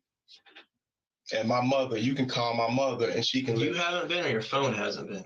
One more time. You have not been, or your phone hasn't been? I haven't been. Why don't you have any location history on your phone since July 14th? Why is it there up until July 14th and then it's not? I don't know. Just call my mom. I don't. We talked to your mom. All right. She doesn't know what she did after 11 that night. She went to bed. I don't have a car. Your dad went to bed. Well, that didn't stop you from getting all around town all the time. July 14th was last week, right? That's the last time you said you were there. Your phone shows that. You already knew that when you told me that you had deleted it up till then. That's why you said that. No, that's not why I said You that. know your phone wasn't with you last night when you went back over there to confront her, to do whatever. I had my phone next to me last night. My phone was next to me up while I until was the point in you bed. left. No, I didn't leave at all. Why would I leave without my cell phone? Why would I leave without my cell phone? Because you knew what you were going to do. Seriously, why would I leave without my cell phone? Why'd you leave with the Glock 43X? I didn't even have a gun. How did that gun go missing in January and then it resurfaced on the same day that she's claiming that you're holding a gun to your head? Because that you're taking a video of a knife that she threatened you with on the same counter with the same items that the gun is sitting on. Because that you claim it's some big coincidence. No, because she doesn't have a picture of a BB. She doesn't have a picture of the BB gun. Right. She's got a picture of a Glock 43X. Yeah. How is that the same gun that went missing 6-7 months ago? I understand. That is now on her counter. When you talk about 2 weeks ago. When you talk about she's claiming you held a gun to your head. I understand, but when her door got broken. I understand, but when you talk about the staging of everything, people leave things set up in a certain type of order on their counters all the time. So I can't help if, like, I don't stay there. I can't say if she had a green box or a blue box. Some people set their stuff up a certain type of way, and she was one of those types of people. When it comes down, do you understand how big of a coincidence that is, and just how silly you sound right now? I'm not in Jacksonville enough for a gun to be there. You're an educated man. We are too. Okay. The difference is we do this for a living. You don't. So we recognize when it smells like shit, it's probably shit. Understood. Okay. Understood. Your story, everything you said earlier, okay. I was trying to give you the benefit of the doubt, but you failed to mention some pretty crucial stuff. I mean, at the end of the day, you tried to paint this picture like y'all just had normal little arguments. It gets verbal. They weren't normal. That's not normal. I mean, but nobody was fighting. We weren't putting our hands on each other. Pulling BB guns out on knives. But we weren't putting our hands on each other. Sending pictures back and forth of knives and guns. Yeah, but even in the text messages, she'll say that, yeah, thank you. I'm glad that you aren't a violent person, because she knows that I would never put my hands on her. Busting doors down. I mean, come on. Yeah, but look. She said she has PTSD because of the things that you've done. She would say anything. Held a gun to her head twice. She would say anything. Do you know what she said right before she got shot? Don't do this. I love you. Damn. Do you know that's an apartment? It's a 3-story apartment complex with adjoining walls. You think no one heard? So if she said, you think no one heard a boom? You think no one heard the door? So she had a guy. So she had a guy outside of me. That's what you're saying. I'm saying you. I wasn't there. I wasn't there. Okay. Earlier I was believing you. I don't believe you anymore. I wasn't there. That's the truth. Cold-blooded killer. I'm not. Well, we thought it was a heat of the moment, maybe an accident, some kind of passion thing. I don't know what it was, because you lose your temper. There. You're about to lose your family. You've been working so hard, paying for them. I wasn't. That's one thing. That's understandable. I can understand how that can happen. What I don't understand is a cold-blooded killer that can shoot someone that loves them, that says, "Please don't shoot me. I love you. Don't do this." Then leave in a room for over 12 hours with their by themselves, goes back home and acts like nothing's happened. That's what I don't understand. That's the proof that I didn't do it. Because I would never leave my 2-year-old I would never leave my 1-year-old or my 3-year-old anywhere by themselves. And the simple fact that I wasn't there shows that if that's what was said, it shows that she was probably dealing with somebody else. I haven't been there in over a week. And even when you look at my locations and everything like that, because you deleted them. How can I delete my location? You deleted from my everything phone? after the last time you were there, which you told us about. I didn't delete what? Delete my location? How do you delete your location from your phone? You understand how many people have sat in that very chair and tried to run the same game you're trying to run? No, don't phones link up to towers in certain areas? Don't the towers pick them up or something like that, and you can tell the vicinity and stuff like that? So I don't hide my location from my phone. Just look at everything. Just look at it. And you came all the way over there knowing something was wrong without the key to even get in the apartment. Because if I knock on the door, I've been trying to get in contact with her all day. Okay, so if you can't get in contact with her, what makes you believe she's going to open the door? No, but I called her mom, and when I called her mom, and I was like, hey, just tell me. And her mom was like, all right. And I didn't hear anything from her mom, and I still got work because I plan on really being in Jacksonville that much longer. So I wanted to make sure everything was all right. Once I got to the scene, I still didn't know what was going on until, I asked you guys, I asked different police officers, and they said that they couldn't tell me what happened. Do you know until I spoke to the detective? You know she told her mom about you? That you were one person one minute and a completely, totally different, violent person the next minute. She was the same. You have all the history that shows that. She would including the history with her. She would say anything. I can't really. That's what you're doing right now. No. But even in a text message, she's like overly manipulative when it came down to it. You just walk around with a BB gun just because you might feel like going outside and shooting pellets. No, I didn't. No, I didn't walk around with it. I didn't walk around with it, but you just happened to have it when she threatened you with a knife. No, one of the guys left it on the steps. The same day? No, not that same day. Well, how did you just happen to have it to pull out on her when she pulled a knife on her? Because once I think I grabbed it. You think? I think I grabbed it a while prior to that. You don't specifically remember having to pull a gun on your own and get a knife pulled on you? A BB gun? That's not something that's specifically ingrained in your mind. It was a BB gun. I don't even think that It was a Glock 43X that she took a picture of the same day. The same Glock 43X. What I'm saying is, I don't even think that she knew that it was a BB gun until I said that. You said that had an orange tip. Yeah, but no, it was spray painted. But you're saying that now. Before you said it had an orange tip. No, I told you it was. And that one is not a BB gun. That's a Glock 43X that you can read. But what you're saying about the Glock 43X, I told you that that's probably an older photo. People change dates on those pictures just so things add up. And is that gun at your house? I don't have that gun. Okay. Are you good with us searching your house and your room and everything like that to make sure that gun's not there? That's fine. We can go now. Where's the key at to the apartment? It's probably at home. Okay. I don't know. I was in a rush, but I know that, it's the daytime. I can, it's the daytime. I can knock on the door or something like that or ring the doorbell. That's why when I saw the scene, I called her. I sat there because they were like, we're not letting anybody else in unless you're a true resident.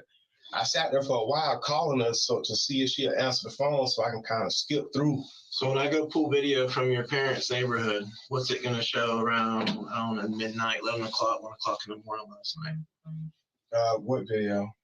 The video that's going to be on several houses in your parents' neighborhood, what is it going to show? Is it going to show any comings and goings from your parents' house after 11 o'clock? Oh, no, man. You see me on the porch. I was on the porch. I was on the porch, like, smoking a cigarette and stuff like that, and I went to bed.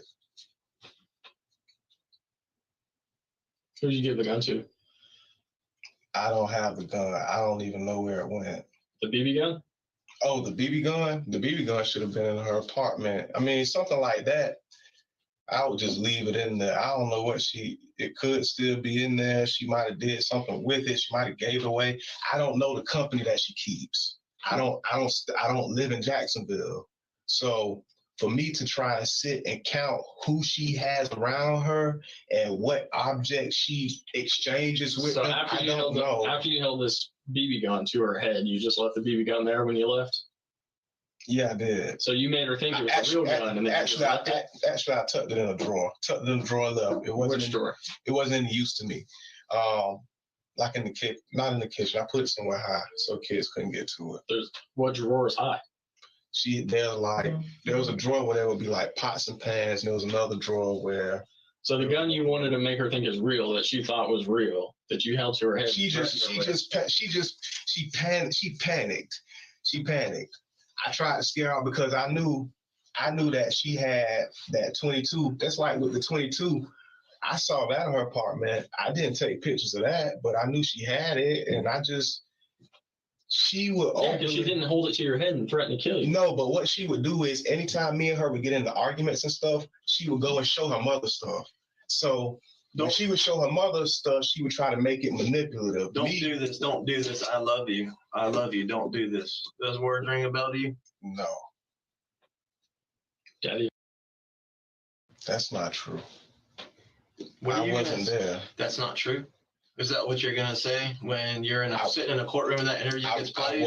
I wasn't there. What do you think a judge is gonna think when you tell them this? That, oh yeah, I just found the BB gun. Oh yeah, I just happened to have the BB gun with me when she threatened me with a knife.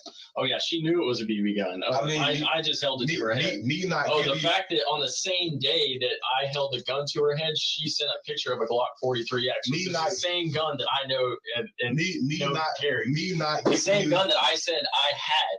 I pulled a gun. Me not giving you texted her and said you pulled a gun. But me not giving you details about the BB gun, I would just say, yeah, I had a BB gun on me. I wouldn't tell you where I got it. We know it's not a BB gun. No, we know it's the Glock 43. No, it wasn't.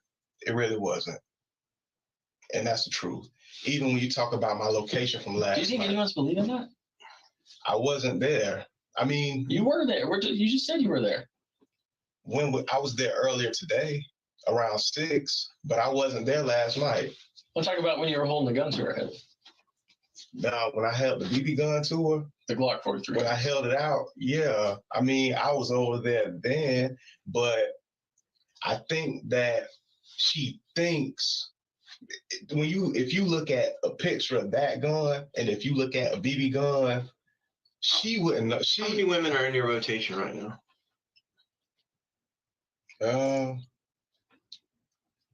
I deal with her and I deal with someone up north.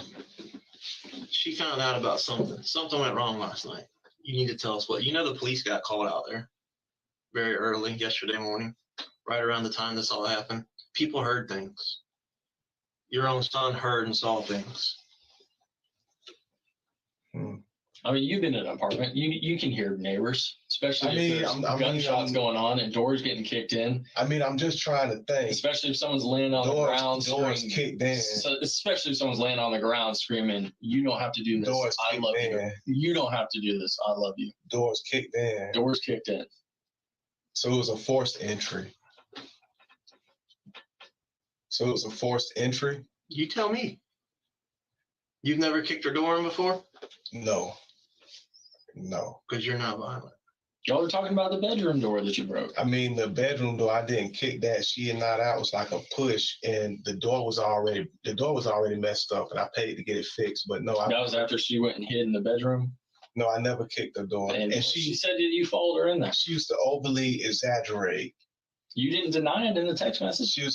You didn't say you're lying. That's stupid. In a text message, when you're talking to a person and when you're arguing and when you send a rebuttal back to them, you don't like for her, she used to take the text messages and show them to her mom. So if you look at some of the messages, I used to have to correct what she said. I stopped doing that because I knew what I was doing. I knew that I had control of the situation.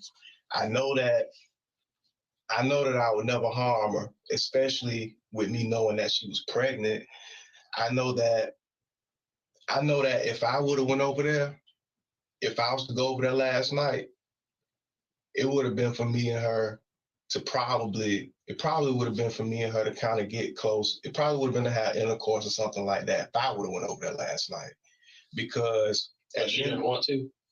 No, she'll tell. She's been trying to get you out of her life. No, look at. She wants you to sign over the rights to your kids. No, that's not what she recently said yesterday. I just went through all No. That's what she said Tuesday to make me upset. If you look at what she said yesterday, yes, yes, she did. Yes, she did. Read through all of them. No, I can show you. I can show you. Unless you deleted it. No. July 8th. No, I can show you. Today, I can show you. I showed you a TD Jakes text that I sent her. She said that means you want to make the family work. Right after that, she was like, "Come home," and I had to straighten her. I was like, "I don't live there. That's not my home. I'm out here." Look at the text and you'll see that she wanted to make things work. She was upset because I wasn't speaking to her. If I wanted to make everything work out, all I had to do was call and say, "Hey, I want to come over there. Okay, come grab me or come pick me up." Or the last three things she said to you was nothing about coming over. Says, "I'm happy you think this is funny or that I'm joking. Goodbye. I'm a stalker. Yeah, goodbye. Yeah, I told her she was a stalker. Are not important." None of that seems you sat there and withheld all that information, Larry, because you're like, let me see if these dumbass detectives are going to find all this stuff on their own. And then I'll deal with that. And you had sat there spinning your wheels thinking about all this stuff all day yesterday. No, I told her she was a stalker. But now that we found all this out, now you're having to answer for it. Why didn't you bring it up earlier? Why am I having to confront you about it? Because I know that I didn't do anything to her. But why would you not reveal the most crucial stuff about when I'm asking you about violence in your history? When it comes to the privacy of my relationship, I didn't feel like. So you'd rather protect the privacy of your relationship with a woman who's dead, that has a fetus inside of her. I didn't even know that she had passed away. That help us figure out what happened. I didn't even know that she had passed away until I spoke to you guys. Until we sat at this table, I didn't. What did you think we brought you down here for? Why didn't you ask? I had to tell you. No, I asked you. Of course, yeah, you had to tell me because I kept asking. Once when I got there, JSO, they said, "We can't tell you. It's an investigation going on." And then another hour went by. They said the same thing. On my way here. They said the same thing. Okay. And then once we sat down, that's when you guys were like, well, I mean, I was still speaking like I thought she was alive. I was asking questions, even when I was talking to my stepdad on my way there. Were you just hoping that she was still alive? Because you didn't know after you panicked and ran out of there? I didn't even go over there. I wasn't there. I didn't know what happened. I didn't know what was going on. The first time I found out that something happened to her was when we sat at this table. When we were at, since I said, "What's going on?" I said, did somebody get kidnapped or armed? Because I saw so much tape everywhere. So at that point, I just didn't know what the hell was going on. You're trying to lie your way out of this, man. It's not going to work. No, I did not know. I honestly didn't. I sat here earlier and I listened and I rolled with you and I rolled with you and I rolled with you. I'm telling you the truth. And now look. I'm telling you the truth. I wasn't there. I don't know what happened over there until you guys told me. I didn't even know it was a forced entry until you just told me that. I didn't even know that my kids were in the land in there when it happened until you just told me that. I didn't know that it was a murder until you told me that. I didn't know what was going on until you guys mentioned what happened. For my kid, who knows, man? She ain't got no other man in there calling 3. If you're still coming around, other man in there, she's got her kids calling daddy. I've had her. She said to me one time that she wished she had a daddy. She said that to me one time, and I started looking out for her a little more. But she said stuff like that, daddy. She says stuff. No, you don't have to do this. I love you. You don't have to do this. That's how she talks. Like, she'll call a man daddy. She said to me, she was like that before I met her. That's how she is. And she's gonna let her 3-year-old call another man daddy, knowing that you still come around there. She only sees me once a month, if that. I don't even stay in Jacksonville. Where'd the 43X come from? When I originally purchased it, I think that I had bought it from Shooters. From Shooters? Yeah. But one day, How long? What year? When did you buy the 43X? Like last year. You say like last year? When? I can't recall. I don't remember. I mean, summertime. Might have been. Could have been. About how long do you think you had it before you reported it stolen or missing? Maybe 6 or 7 months, probably. Maybe longer. I'm not sure. I would have to look at the receipt. But when it comes down to it, I know that I left it in her apartment one day and it was gone after that. And I hadn't really seen it since. And that was back in maybe January. I wasn't even over there when I reported it stolen. And she was trying to look for it, help me find it, and stuff like that. But I think that she had stolen it. I think that she had a guy that she was talking to on the side. And I said this to her one time. I told her, I was like, whoever you're dealing with, they need to return my gun. And she was like, I said that one time, but there's no way to verify that. But she told you last night you're not important.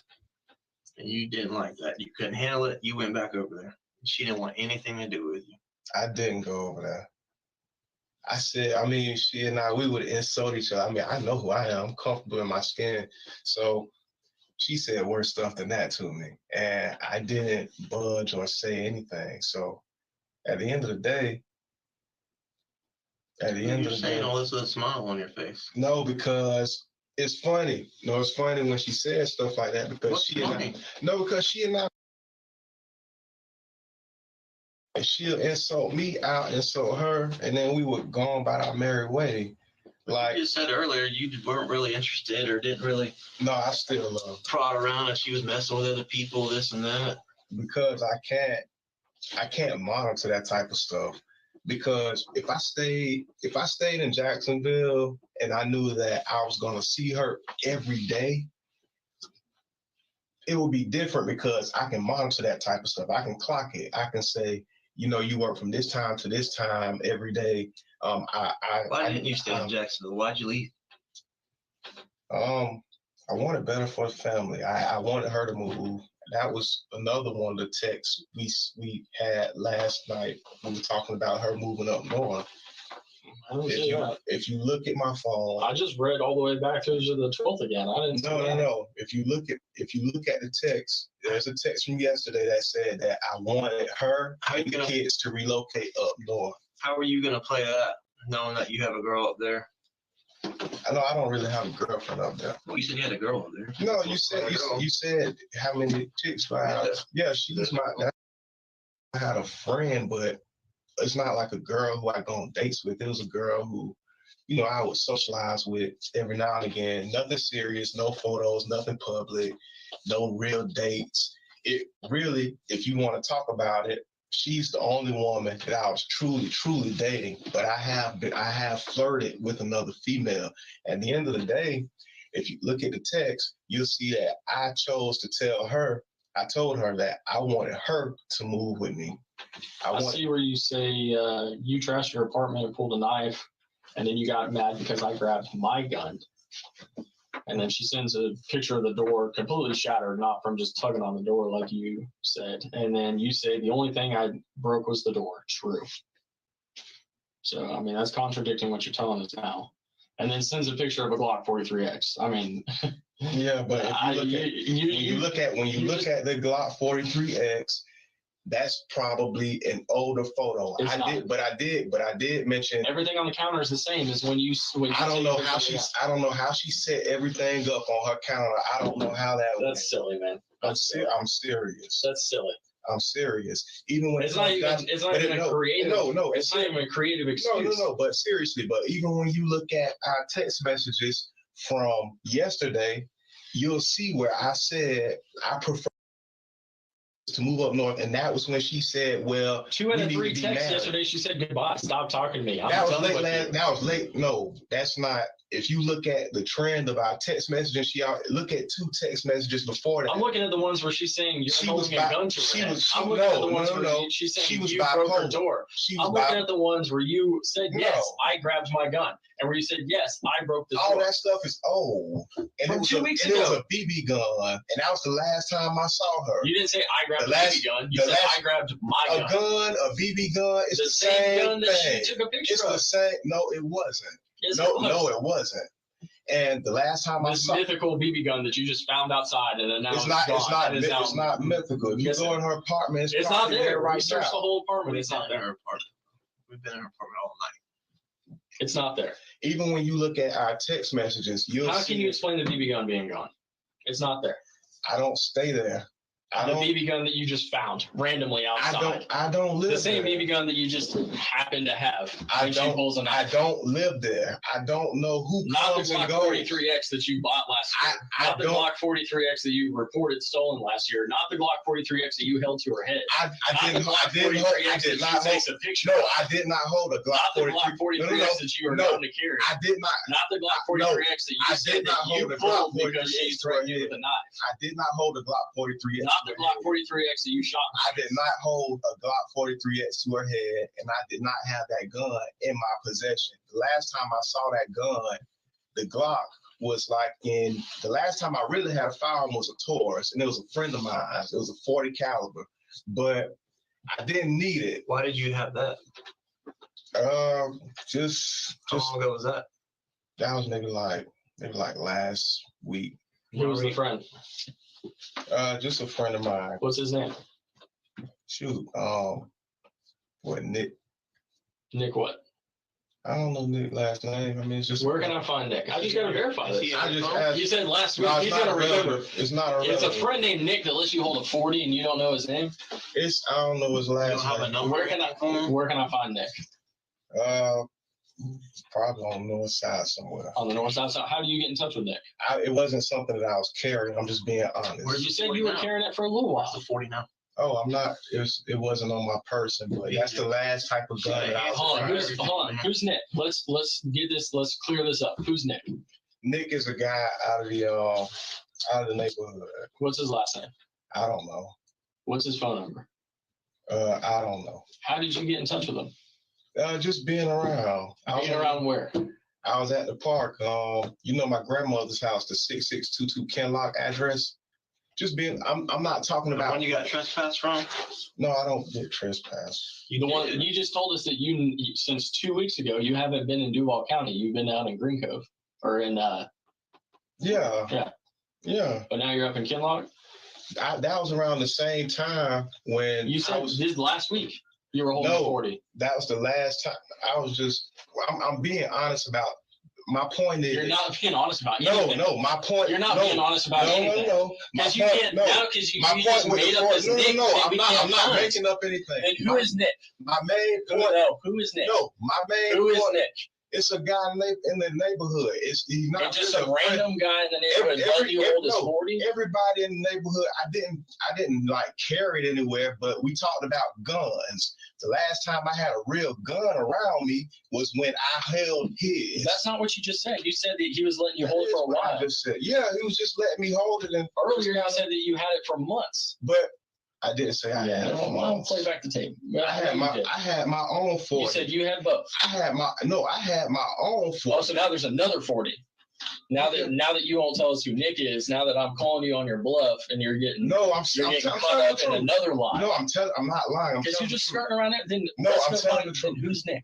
It's a guy in the neighborhood. If we sit at the park or something, How he'll did pass you get the through. gun back to him? I mean, we sat. I didn't care. Like I wasn't carrying it around on my person. So how did you get it? We talked How did about. you get it back to him? Explain it. We Tell talked us about. about it. He was just showing it to me and stuff I like was that. like, here, just hold it. I was holding it. Like Just take it with you. no, I didn't take it anywhere with me. I was holding it. You asked me about a gun, and you tried to say that the last gun I was around was a Glock 43X, and I'm telling you that the last. You said the last gun you had. You said no. I said the last gun that I was around was you a changed 40. that after I started asking about Nick. I said that you said the last gun that you had was a 40 that your friend let you hold for a while. And earlier today, you said you had it for a couple months. You gave it back to your friend. And now that I asked you who Nick is, you said, "Oh, I didn't really hold it. I just I was next to it." And I don't know who Nick is. I don't know Nick's last name. I don't know where Nick stays at. I don't know Nick's phone number. That's not what I'm saying. I don't know anything. The Glock. Every time we're confronting you with something, you're skirting around it. No, but what? More lies. No, but what? No, but what? And none of it makes any sense. Hey, just take a deep breath real quick. When are you going to realize?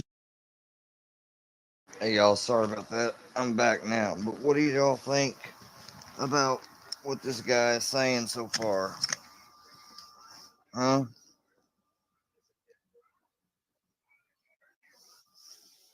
What do y'all think? He's obviously done it. Everything you're saying is just silly. And it can't be substantiated. It can't be verified. You're not being honest about anything. You're not being honest about anything. The only honesty that we've said in here, the only honesty that we've said in here is don't do this. I love you. But don't do this. You don't have. I didn't go to the dentist, Harley. My granddad did. I just stepped away for a second. I've been sitting here listening to this shit, dude. Dude is fucking lying through his teeth. Have to do this. I don't know what you Daddy.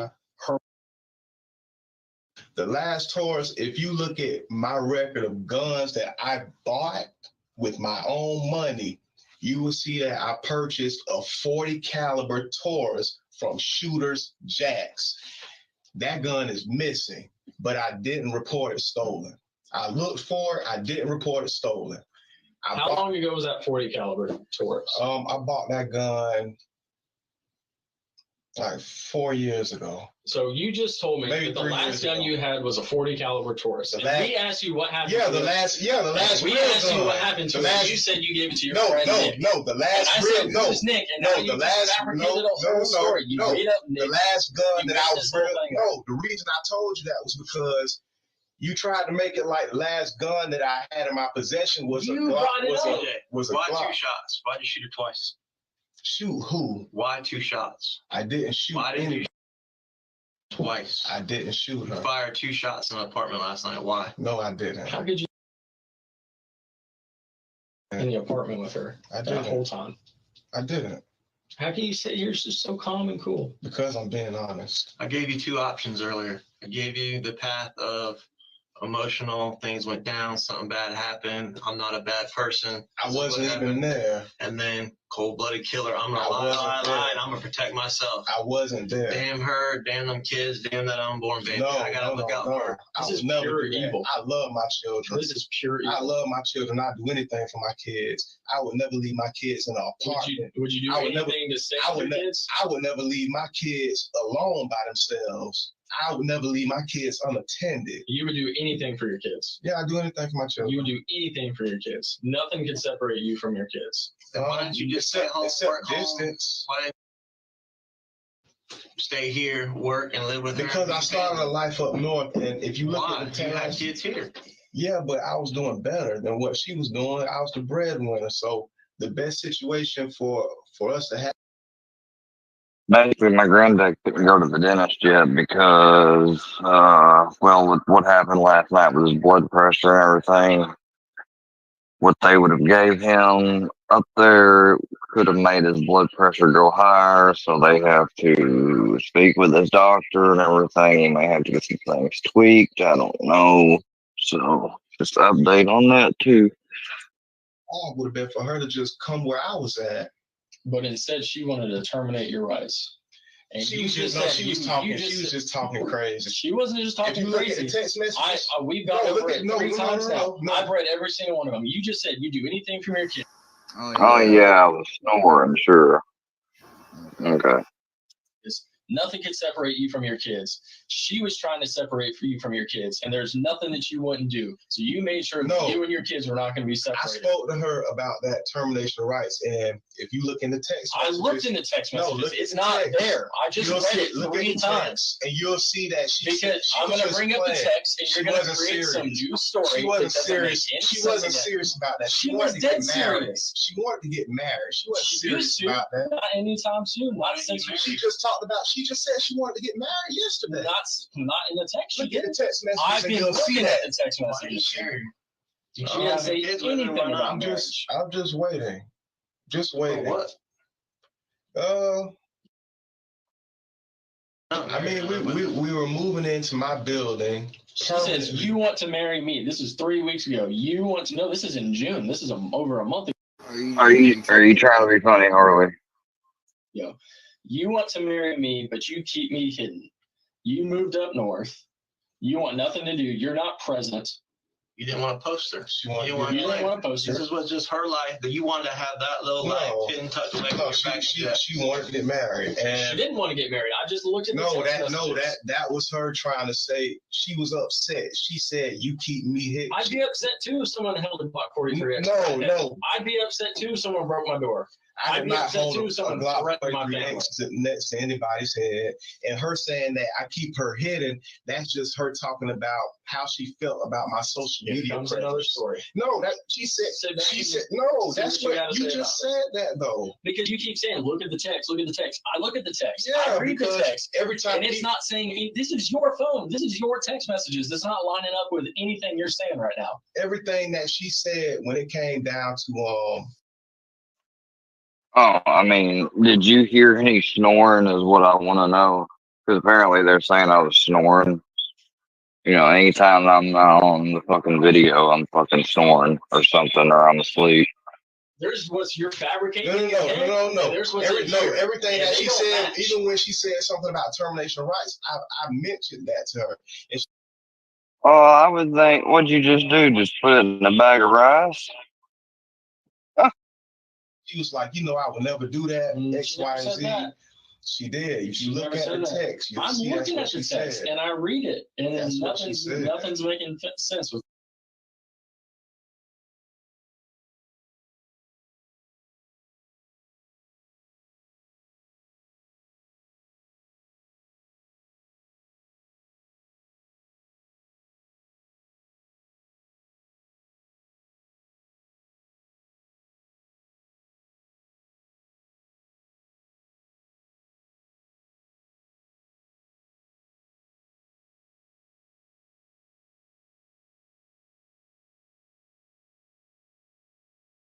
With what you said, I didn't have any reason to be that angry with her.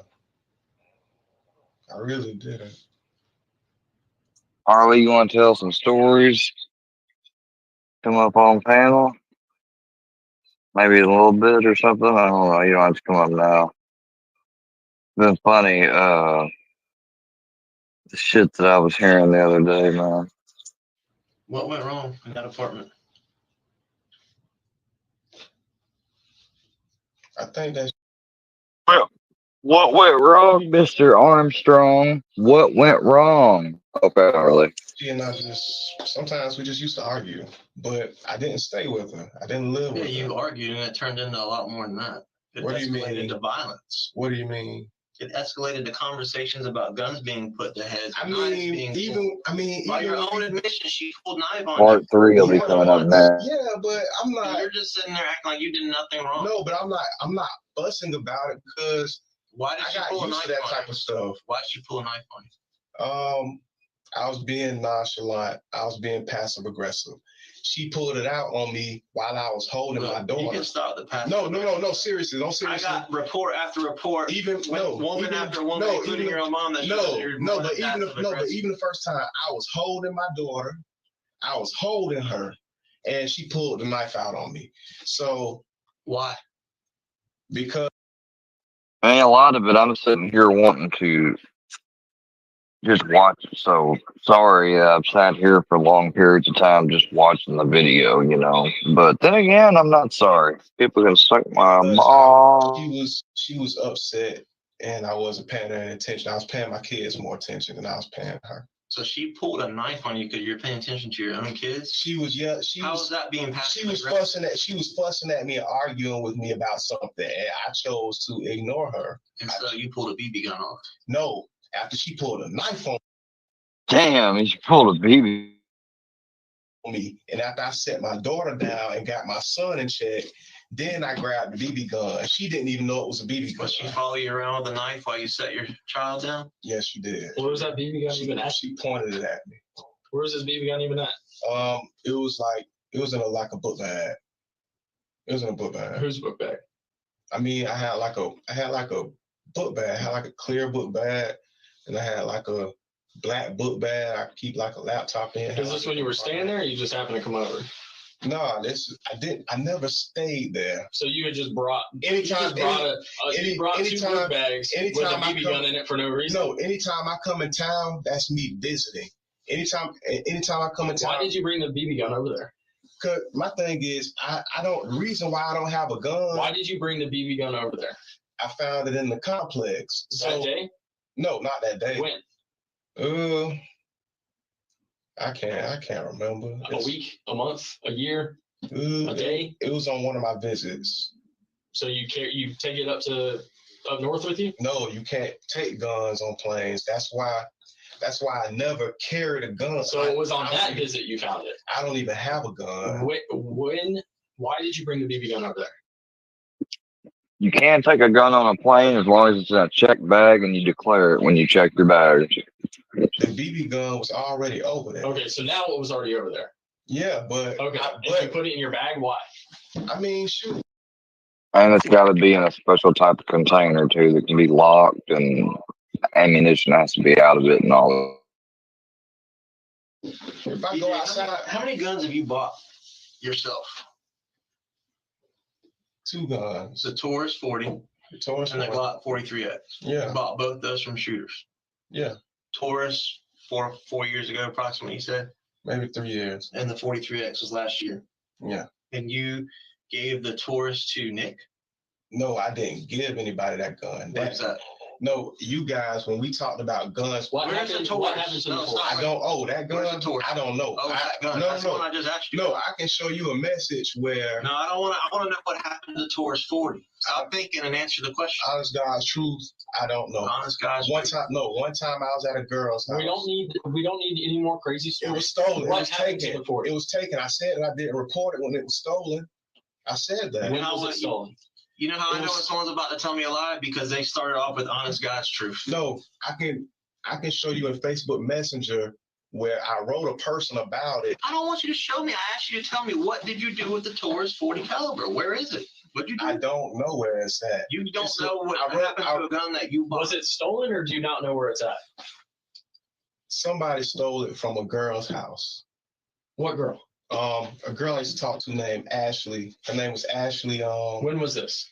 I can show you the text. When was this? I can show you the When was this? Click on Facebook When Messenger. was this? That might have been. Shit, it might have been. It was over a year ago. Over a year. It's been missing for a while. So that went missing, lost, stolen, whatever thing you're coming up with. Yeah. Before you bought the 43X. Yeah. You want me to go get you a shovel real quick? It'll help you dig this hole deeper that you're digging. No, I'm just being faster with a shovel. No, I'm being honest. You're not being honest about a damn When thing. it comes down to the Taurus 40. What are you being honest about? I'm being honest about everything. The Taurus 40. Tell you one thing you've been honest about. No, listen. I've been listening for hours, man. You haven't told us anything. You're just spinning. Spinning all sorts of craziness. I said when it came to the Taurus, the 40 caliber Taurus, the one that you missed, the one that you lost, the one that was stolen, the one that Nick's got, the one that you had for months, the one that you only touched, the one you only saw from Nick. I can't help people steal. You told us 10 different stories. I can't help if people steal. But when I mentioned, you don't even know if it's stolen. But the only reason is it stolen or is it missing? Or do you not know what happened to it? At first it was missing, and then it became stolen. I left it at a girl's house. Do you know what happened to it? I think somebody she was dating took it, but she told me she didn't know where it was. And she said that in Facebook Messenger. On Facebook Messenger, she told me, she said she doesn't know where it is. She doesn't know who took it. She just knew it was missing. You just leave a gun at her house? I left it by accident. Oh, of course. That makes sense. Of course. No, of course you did. No, I did. Yeah. I left it by What accident. happened to the Glock 43X? I don't know. You don't know, or No. you missed it? Bro, you know a lot of stuff tonight, but you don't know what happened to 2 guns. You have an answer for everything. What I don't stay in Jacksonville. Really? What happened to, where's your Glock 43X? I felt like she stole. Where is your Glock 43X? I don't know. I felt like. I can promise you that's not the face I saw tonight. It was covered in blood, bullet holes. I felt like she stole it because. You felt like she did? Where did you leave it? It used to be at her apartment. At her apartment? Yeah. Why'd you leave it at her apartment? That was when I had to report it stolen. Did you always leave it at her apartment? I left Jacksonville in December. So And you didn't leave it at your parents' house? No, I left it over there at her apartment because she needed protection for my kids and stuff. But she's got her own gun. All right, so I was snoring even though my earbud was placed right here by my laptop, but I was snoring.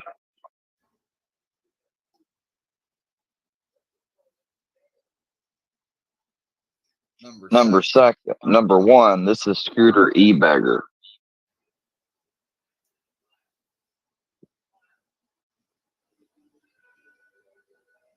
And you know what? If I'm fucking asleep, like asleep, I guarantee you, I wouldn't have just got up. Now, earlier, we've been streaming now for 3.5 hours almost.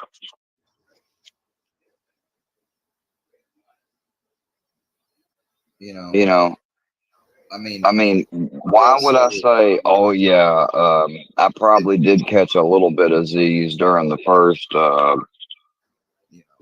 blah, blah. So sorry about that, Echo. But yeah, I mean, number one, if I even do, it's no one's business because I have proven and shown that I'm not fucking like that anymore. That I was back in the day when I was taking Ativan and smoking so much. I don't fucking go to sleep for hours and hours and hours on stream. Could I still get tired maybe and take a little nap or something of it? Sure, that could happen. But I want you to tell me how you were able to hear me snoring if my fucking earbud was not in my ear. How would you have heard me snoring? I just want to know that. Like, these microphones are pretty good, but I mean, they're not that fucking good. So, yeah. You said you had 22. You talking shit, I though. didn't see the 22 until around 22? March. I ain't see 22 till March. Where's the 22 at? I don't know. That's her stuff. I don't know. The 22 is. Tell me about a time where an incident was your fault. No, but I want to hear when was one of these situations your fault? When did you do something wrong? When did you start the altercation? When did you do something that deserved the reaction? The wrong thing that I did was when I took the BB gun out. When I took it out and when it looked like I made it look threatening. How did you make it look threatening? I just made it look threatening. I made it look like it was. Show me how. How did you make it look threatening? I mean, I grabbed it and I was like this. But like what? I grabbed Explain it. You've been explaining so much stuff in detail. Don't shy away here. I was holding it like. Holding it where? Where were you pointing it at? A person's not used to me carrying a weapon. A person not used to me seeing a gun in my hand. She's used to it. No, she wasn't. You purchased 2 guns. Did you buy those guns to not carry them on you? No, the first one with the Taurus, I slept with a girl one night and I didn't feel comfortable in her apartment and I took my firearm in there. But when I left her apartment, I left the firearm there. Hold on. You went into her apartment. Yeah. Now, what sense does that make to take your firearm somewhere because you don't feel comfortable, but then leave that non-comfortable area you supposedly didn't feel comfortable in to begin with to take your firearm, and then end up leaving it in that area that you didn't feel comfortable? Yeah, that don't make sense. Don't make sense at all. Slept with her, but you didn't. Yeah, feel fuck comfortable. him. That was like a while. That was over a year ago. And his fat ass fucking 2 years ago. prostitute So girlfriend. it was 2 years ago it was stolen? Maybe over a year, between a year and 2 years. But I never reported it stolen. I kept asking. I threatened. Because so first it was a girl you were seeing. Now it's a girl that you just The were reason- sleeping let with. me And tell- then, no, so let me tell which one is it? Were you seeing this girl? Let me Or tell you, did no. you just have a one night stand? No, let's dive into this, because every time you come up with a story, it's bullshit. No, I can tell you. No, I can tell you the truth. I can tell No, you can't. No, what You're I'm saying- incapable of telling the truth about I can tell you. anything. No, I can tell you the truth about that gun. No, you I can tell you the truth. I can tell you the truth now. Just hold on. I done thought of something. can't. With that 40 cal Taurus. No, you can't. No, Was it a no. year ago or was it No, I don't want him here at all. He gone. 2 years No, ago? I trusted her. Was I it a trusted year? her. Why I did you trust her? No, that's not the Were girl. you seeing her? The Or girl. Ashley? Chi, did you hear snoring? I was wondering if you were still here or not. I mean, honestly, be honest. Actually, I don't know. Me You and- tell me. yeah, me and Ashley. We just Before had- you said there was no girls in between your baby mama with a Me and 5-year-old. Ashley. Hold on, No. hold on. First, when we started, you had your baby mama with a 5-year-old, and then you had Me this and most Ashley, recent one. me and And Ashley then had now there's close friends. multiple girls in Me it. and Ashley were affiliated by friends. Were you seeing her, or was it a one night stand? Because you told us both. I don't know what to believe. She and I, we had a thing going on years ago, and then we met back up. But you weren't comfortable with her. I just didn't trust where she stayed at. I'm not gonna say I didn't trust her, but I didn't trust where she stayed at. You're trying to lie to us like we're one of your chicks, right? No. Yeah, because there was a fucking sound. Obviously, it could have been fucking me, fucking moving around. It could have been when I got up that time. Maybe when I took my fucking earbud even out, it made a noise. But they're gonna automatically assume that. Is that the real Wacky Jackie? No, I'm being honest. I'm being honest because the reason that I didn't You're not being report, honest about anything. no, the reason that I didn't report that 40 stolen was because Pretty sure I saw the real Wacky Jackie account.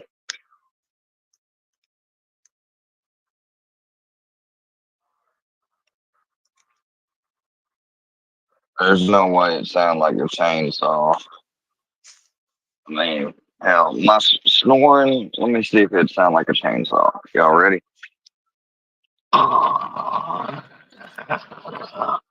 Does that sound like the fucking chainsaw?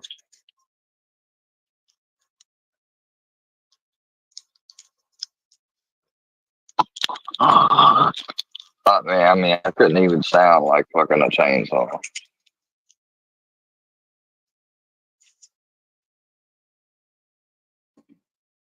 Oh shit.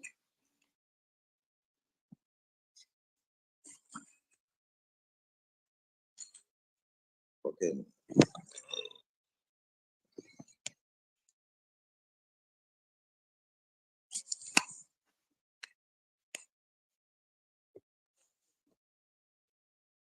Then when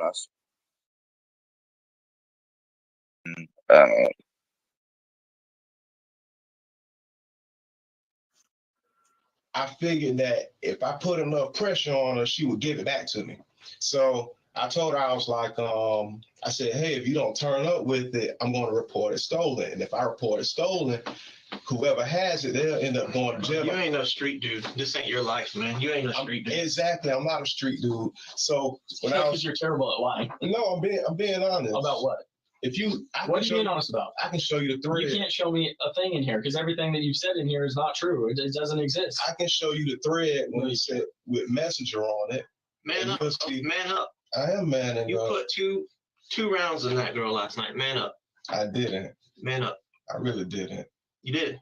I did. You might I not have wasn't- wanted to. I wasn't even over there. You might hate yourself right now for I doing it. wasn't You sat there. around all day thinking about it. I was never You knew there. we were going to come to you. I was so never in your there. brain, I'll go to them. No. I'll look like the innocent. I was never. If Let I me would, go over there. if Let me I, show if I up. would have Let known me that, show up, show out. Let if me I show no, if I would have known that anything took place, I would have went straight to her mother's. You knew we were going to I come would for no. you. I That's would why have you no. showed up. No, I would have went to her mother's house. This whole time you've been trying. This is a game to you. You've been It's trying not. to lie your way out of this. I'm not lying. Let me show up as a concerned father without I would have key. no. I would have went to her mother's house if I You would have didn't even known something ask happened about to your her. kids. You were here for hours before you even asked I about did them. ask about them. Not until we brought them up. No, I asked. I That's did. why you called her mom, because you knew what would happen. Mom One of the would go over there and main get the- reasons I couldn't ask about my kids was because I didn't know what was going on. Why did you I go didn't over know there and check anything. on them? You just said you asked about your kids, and now you said you didn't ask about your kids. Yeah, but pertaining to you guys knowing me knowing where my kids are now, I did not know that anything Why'd had you happened. call her at like 2 o'clock in the morning knowing she was dead? Why did you call her? I didn't know that anything happened. Did you buy both guns at shooters at the same time, or did you buy them at two different instances? 2 different instances. You said the Taurus was a few years ago. Yeah. Let's go back to Nick.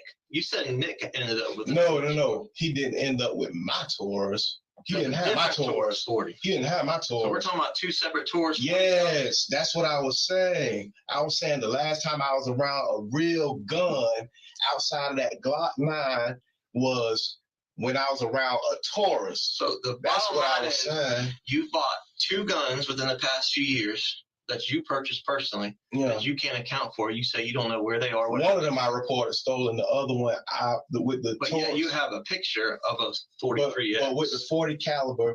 And then there's a separate Taurus 40 caliber that some dude named Nick from the neighborhood just let you hold on to, and then you don't know what happened to that one either. You just gave it back to him. I mean, I didn't even really carry it around. I just said that because I just wanted to be honest about the last time I had a real gun in my presence. I probably shouldn't even mention it because. Well, hey, Alex, whether it wasn't, or was a little bit earlier, then I got up and then I walked away and then I came back. No matter what the fuck it was, it doesn't need to be made into this big of a fucking deal. That's fucking certainly the truth. Not that I wasn't fucking up late last night or fucking, anything like that. It's not like I fucking suffered a fucking issue last night and my grandfather scared the living shit out of me. Well, it's not his fault, but that incident scared the living shit out of me. Because it's not something that I had on my person. I don't listen. I don't live in Jacksonville, so I don't have a reason to have a weapon on me. I don't have a reason to do anything like that. And then I can't fly with a gun. How about what do you think people would be like if we brought up about how let's make a big deal about things like people saying knitter and the fact that I listened to in his own words own that he doxed a child first. Do people want to own and talk about that? Oh, you don't? Oh, well, maybe you can shut the fuck up then. You know what I mean? I can't take a gun on a flight, so I mean, you can. I just did it. Check it. I mean, when you have your what time did you show up license here and today? everything. I showed up at Mission Point Apartments maybe around 6, and I think that Who gave you a ride? my stepdad gave me a ride. Okay. And why did you? Yeah, but apparently that's what I do. Oh, tell me about some of this crazy shit going on with these dudes. You sure know how to pick them, Harley. No, how about how? Exactly. And nobody ever considers that. Or the fact that, have you seen me fucking fall asleep on a fucking thing for a long period of time, anytime around here lately? I don't think you have.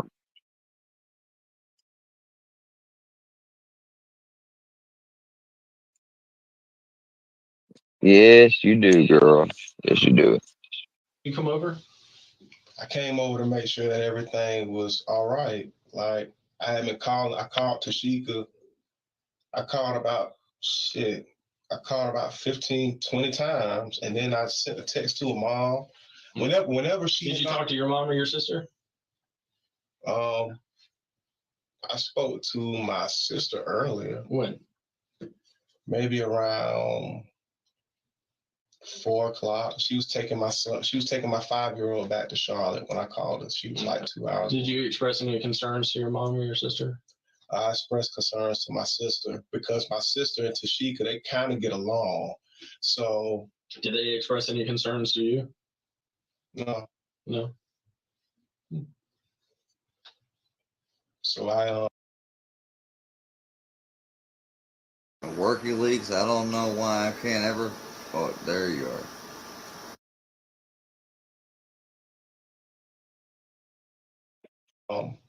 With my sister Jatangela, her and Tashika kind of get along. So I was like, hey, call her. Maybe she see your number, she'll call me or do something. And I kept calling her. And that was when I texted her mom and called her mom. And then that's when I showed up out there. When I showed up out there, that's when I saw the scene, and nobody wanted to let me know what was going on. There's a fact that I've presented several times tonight, Detective Kelsey has also, though, that you seem to just gloss over like you don't. Daddy shot mommy. I mean, you haven't attempted to try to explain, like, at the end of the day, it's a big deal, I think. No. I mean, at the end of the day, that's your son. That's my son, and us men. You were just there. No. Last week. Us men, we take things like this serious, but I don't know what she does when I'm not around. That's why when I'm up north, when I'm 1,000 miles away, I try not to get too jittery about that type of stuff, because if you're somewhere so far away where you can't catch a flight and get to somebody, a person will lose sleep over that. So I got used to not, once you're with the person and you guys have solidified the relationship, some things get swept under the rug. Were you solidified then? I mean, that doesn't, those messages, the conversation, the history, I don't see anything solid. She wanted to get married, and I wanted to get married too. I want to get married. I'm just saying, solidified? You just called the relationship solidified, was it? She's saying bye. Our presence. I want to know you, sign over the rights to the That's kids. what we both talk like that to each other, but at the end of the day, we never mean it. If you look at the last thing she said to me, she said, I sent her something. I was talking about, how a woman. We talking about women and men, the difference in running a household or something like that. And she was like, does that mean that you finally want to make the family work? Or does that finally mean that you want to get married? She said that to me yesterday around 4-something in the afternoon. And I didn't respond. And today she's dead. I wish that I had responded to her. I want to thank you all for watching. Look for the next video in this case coming soon, and we will see you in the next one. Moving on to First, I want part to make 3. sure that this is very clear, as YouTube makes it hard for viewers to watch multiple part videos. I don't know you. Isn't that pretty, I didn't mean to even do that, actually. This is going to be broken up into 4 parts. We do full uninterrupted interrogations on this channel, and the subject of this video was questioned for roughly 6.5 hours. So for your convenience, it will be a series. All of the links will be in the description as they are released, and for those that support us on Patreon, all of the videos are already posted for you to view there. Thank you.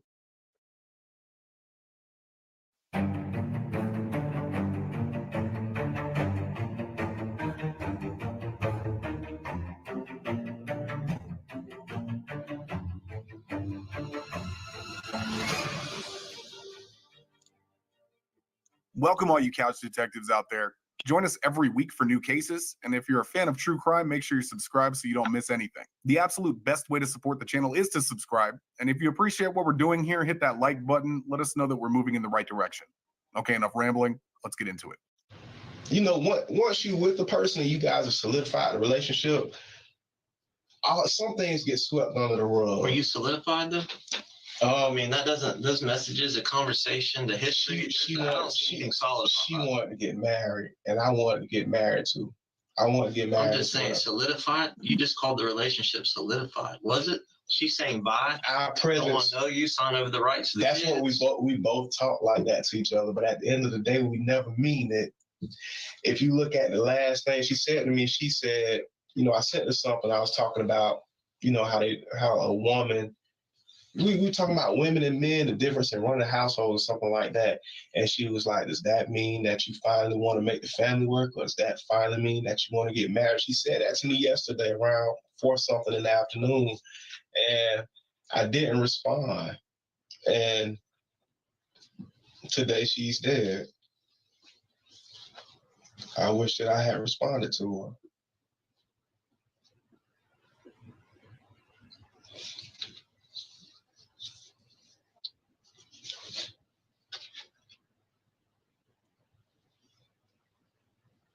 Look, you seem like you've convinced yourself of that story. It's the truth. It's the truth.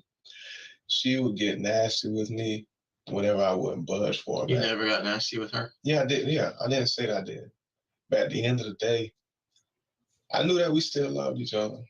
I knew that me and her could get through anything. I knew that she and I would always be in each other's good graces. Until she didn't want that anymore. No, she did. Until she was finally done. No, I'm telling you, she did want to. These situations always eventually end up finally done. No, you weren't gonna let that happen. No, she wanted to make us work. She wanted a family. Yeah, she wanted a family. She wanted a real man to commit to her and be there for her, not someone running around hiding her, not wanting to post her. If you look at the message and we talked about it yesterday. How many social media applications you got? You got Instagram, Facebook? Yeah. How many pictures of her on your Facebook and Instagram? I archived them. How many pictures of her are on your Facebook and Instagram? Right now. Meaning nobody can see them, right? You don't have any pictures of her. That's why she felt like I was hiding her. Why were you? I really wasn't. I felt like we need to get married first before I do all of that. She was done. She knew what you were doing. No, she wasn't. You were keeping her in the shadows while you did what you ran around the country doing what you wanted to do. If you look at the text messages, you'll see that she said she was done, bro. Done. She wasn't. She was ready to cut you out. Yesterday, I told her, I said she was sick of the back and forth. She was sick of knives and guns and drama and doors being kicked in. Yesterday, I told her, I said, I wanted to move our family up north. She said that we need to be married first and then I'll come. She wanted, AKA commit. If you want me, show it and commit. Yeah, and you couldn't do it. No, I could have done it. You could have, but you chose not to. If I would have showed, she was done. No, she wasn't. If I would have showed up yesterday and said, let's get married, she would have said, let's do it. No, because if that's what you really wanted, you wouldn't have spent the last week in Middleburg. You no, spent I mean, the week with her. You're in town. That's where your kids are. No, I mean, but she's gone all the time. But she and I. Why not take advantage of every minute here to be around her and your kids? But she and I, we were engaged, and we put the engagement on hold. She had her engagement ring. Sometimes I guess that she would wear it out. But when it came down to you weren't done playing, man. I mean, she called you on it. No, I think that when it came she was done, she called you on it. You weren't done playing. You weren't ready to commit. You didn't want to be what she wanted. She loved me. She loved you, and but she was done. Too. She really wasn't. If you look at the whole conversation that we had, you can love someone yesterday. Not want to be with them anymore. No, yesterday she said that she wanted to be with each other. Even if you look at this past week's text messages, you'll see a message in there when she says. I don't have to look at past weeks. I can look at last night's. She didn't want you in her life. No, when she says she didn't want you in her kids' life. That's not the truth. She didn't want you to have any rights. That's not the truth. Because you wanted to go play up north. No, that's not the truth. You didn't want to send them any money. That's not the truth. You didn't want to have anything to do with them. That's not the truth. You wanted your free space. That you said she would make that you're in town and you're staying with your parents. You're not even She knew I loved you haven't seen her in a week. And she knew I was active in my kids' You haven't seen her in a week. She knew that I would never leave my children's lives. You didn't see them for a week.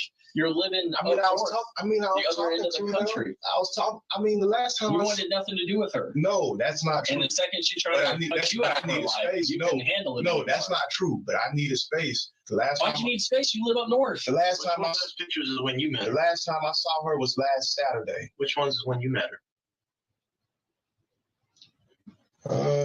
I've known her since. I was in the 9th grade. She trusted you. She loved you. She wanted it forever. And this is where it got her. What?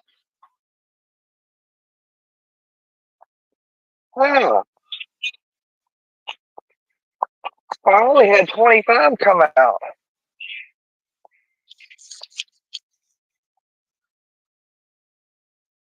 Oh, God, don't tell me something else. Oh, let me cancel my order. Shit.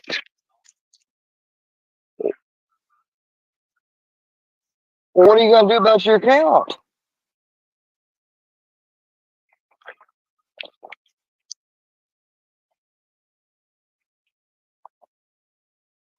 Well, you'll get it back. You'll get it back up there, okay? I know how much that means to you. Just the winter, I know. And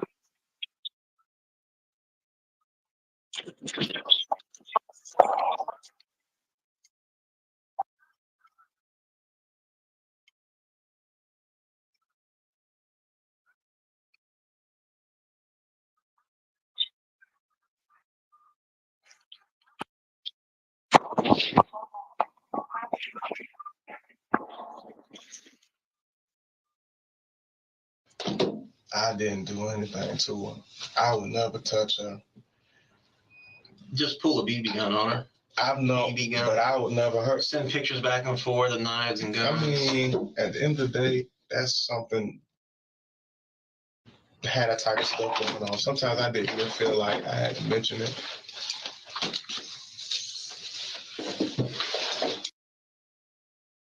sorry, guys, on my account, the account I got, anyway, that didn't mean for that to get out. Sorry that y'all heard that, but basically one of the things that came out on our account came out way too early. So yeah, so I was about like, well, you don't have to get me anything. Anyways, sorry about that. That's how you left her.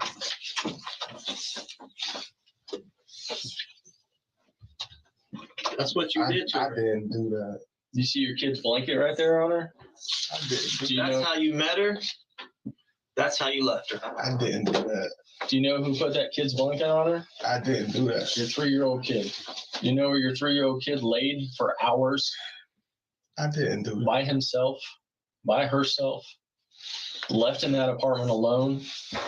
There should have been 2 casings next to her where you shot her, but one of those casings was in your kid's room because they were running around playing with stuff in the apartment all day, left unattended on their own. I wasn't over there. That's what happens when you hold the Glock 43X to someone's head. I should have protected. You should have. From yourself. But what'd you do instead? I wasn't there. You should have let her go. You weren't ready to commit. She didn't I want that wasn't anymore. there. She got so sick and tired of that bullshit. She was ready to let go. She was so in love with me. She was ready to let go. No, She was so in love with me to the point not anymore. She wanted to let go. That's not true.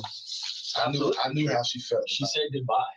She said she wants your rights. Look, she for the said, kids taken away. look at how many times we both said goodbye, and look at my response when I told her, I said you didn't even are apologize. not important. No, I told her, I said you didn't even apologize to me about talking about stuff with the kids' rights, and then she told me, she said, you know, I didn't mean that. I said it because I was mad, and I said you need to apologize to me. And that's when she sent me a text message. She was laying right there. She was laying right there when she said, "You don't have to do this." She sent me a text message. She said, "I love you. You don't have to do this." I don't know, Daddy. Those kids were gonna be there. That's why you locked the door on your way. I don't know who she was dealing with. Her mom had to use the key when she went in there today. I don't know who she was dealing with. The only person that's going to take the time to lock the door and try to make sure it's at least somewhat secure is you, because your kids were in there and you knew that. I want to find. But you couldn't call her mom. You had to wait. You had to wait all day long to make it look like, I don't know what's going on. I can't get hold of her. You couldn't call right away.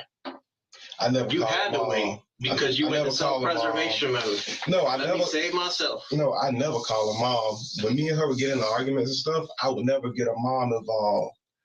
So when it comes down to it, you know, I just like to handle stuff like an adult. But when I saw that I kept calling and I kept texting and she didn't respond. You and I both know that's what you did to her. There's no one else that came in there and did that. You did that.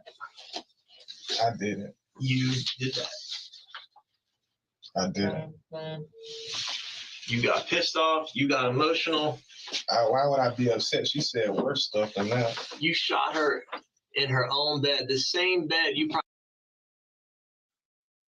I've never.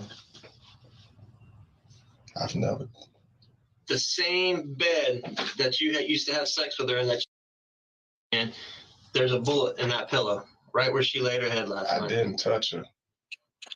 They sent these motherfucking, man, I swear to God, I am done auto shipping shit. I am done auto shipping shit. It's fucking near the end of the month, y'all.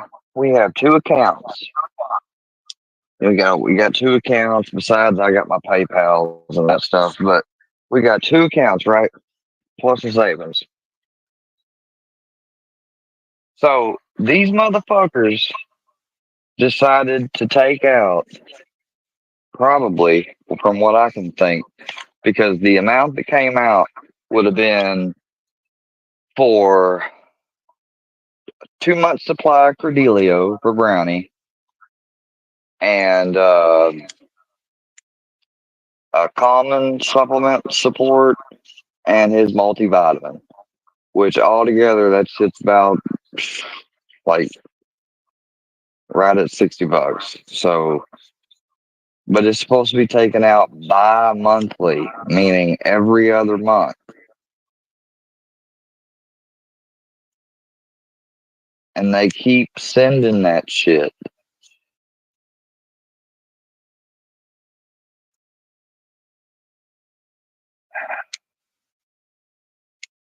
Like, and it's not set up to come out of it's set up to come out of mine.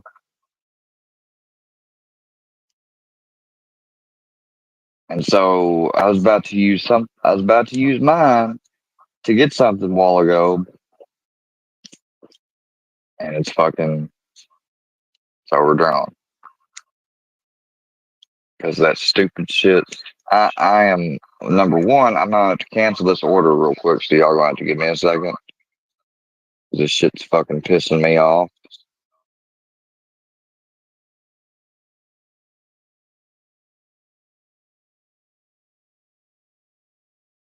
I can hopefully fucking find it.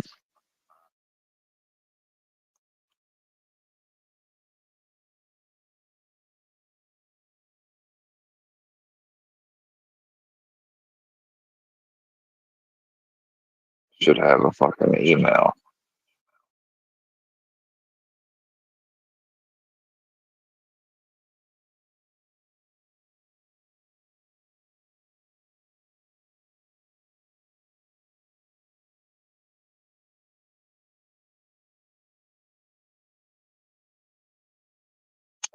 Yep, there it is.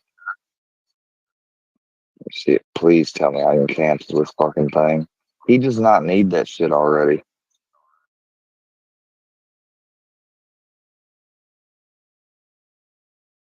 Maybe I fucked up and it's not on by monthly like I thought it was.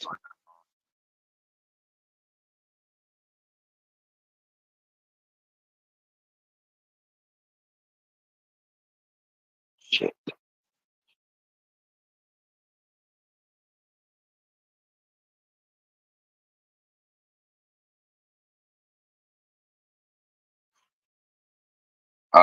Maybe, I don't know. Maybe this evening.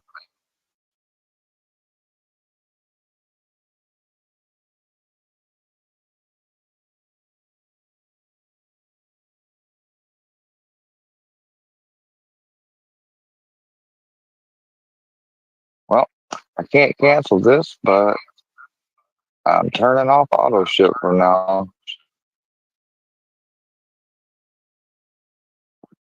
shit, man.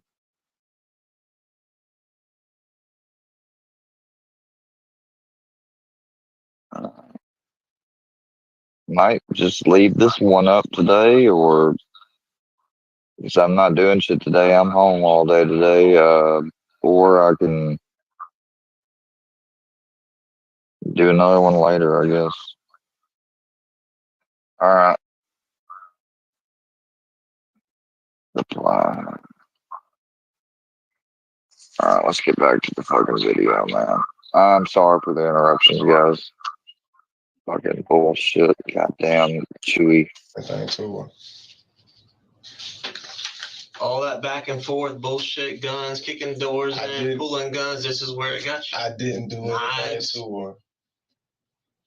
I didn't touch her. Just tell the story, man. What happened? I did. Tell the story. The last time I saw her, No, I don't need to hear all that. last week. No, that's not true. It is true. This is the last time you saw her. This is the last time you saw her. It's not. I didn't even know what happened to her until y'all told me. Your sister knew what happened. Your mom knew what happened. Who? Your sister and your mom. When? They knew what happened.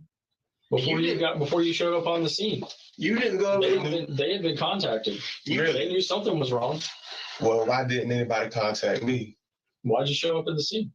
Oh, we were going to contact you, and you knew that. That's why you showed up. But you came without a key because you knew you'd already called her mom, and you left her mom to find her like that, so you didn't have to. No, I showed up over there because I called You were her. hoping to never see what you did to her. I called her countless times. I tried to go in there. I didn't know that she had even had anything done to her. I did not know. I didn't know what happened to her. And do y'all think he didn't know? Because something's got to tell me that this dude's lying out. Is that number one? He ought to know by now that they're accusing him. And that's what they're going at. So this motherfucker, I mean, once you still sitting here trying to convince them, you should already lawyered up. Well, until you guys told me when we came in here. You think it's a coincidence that 2 weeks prior to this, you broke her door and you held a gun to her head? I don't think And then she's found with gunshots and a broken door. Isn't that a little bit of a coincidence? Daddy shot mommy. I didn't do You it. don't No, have I to- think I'm gonna eat. I think what I'm going to do is I'm going to come on live, hang out with some of y'all, and I'm going to be like straight up, y'all, hey, I'm eating a nice ass big sandwich, whatever it is I got.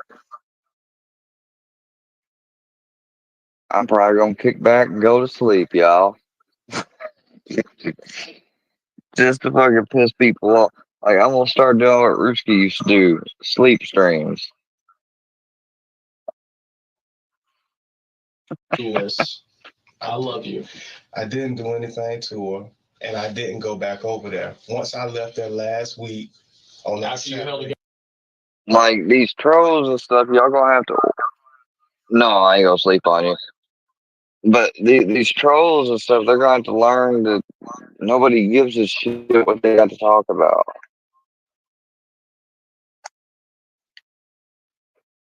Right besides their own buddies. Gun to her head and kicked her door a out. BB gun. Your phone might not have gone back over there, but you did. I don't know why. Actually, I wouldn't know because you deleted your location history after the 15th. I don't. That's why you were very quick to say it's been a week since I've been over there because that's what your phone shows. No, I just know where I've been. Ah, bruh. Trying to delete the location history. Oh, so we got a little clever guy thinks he gonna outsmart the police.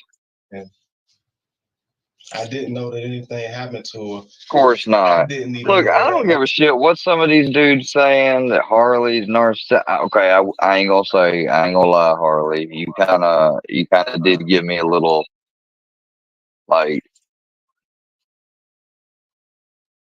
you kind of gave me some strange vibes that one time in that one clip I seen of you where it was like, we love each other. I'm sorry. Don't be mad at me. Don't be mad at me. I understand that's more complicated than what I've seen, and people fucking blew it out of proportion for fucking views and shit. Like, look, I get it, but I swear, the way you said that, you came out of my mouth like, holy shit. Yeah, no, but I mean, when you was like, saying that, man, he tried to paint you out to be like some crazy thing. Like, I don't know. And dude never did talk to me, and so I don't know shit. But yeah, you was like, we love each other. The way that came off, it was like, oh shit. I'm like, yeah, she sounds like one of them girls that'd be like, oh, we love each other. Next week, fucking, what happened to your husband, man? I don't know. He just never came home. Like, no, I'm just joking though. Harley would never do that. Yeah, that's what it made you out to seem like. I ain't gonna lie. Like, with the whole, like, you know.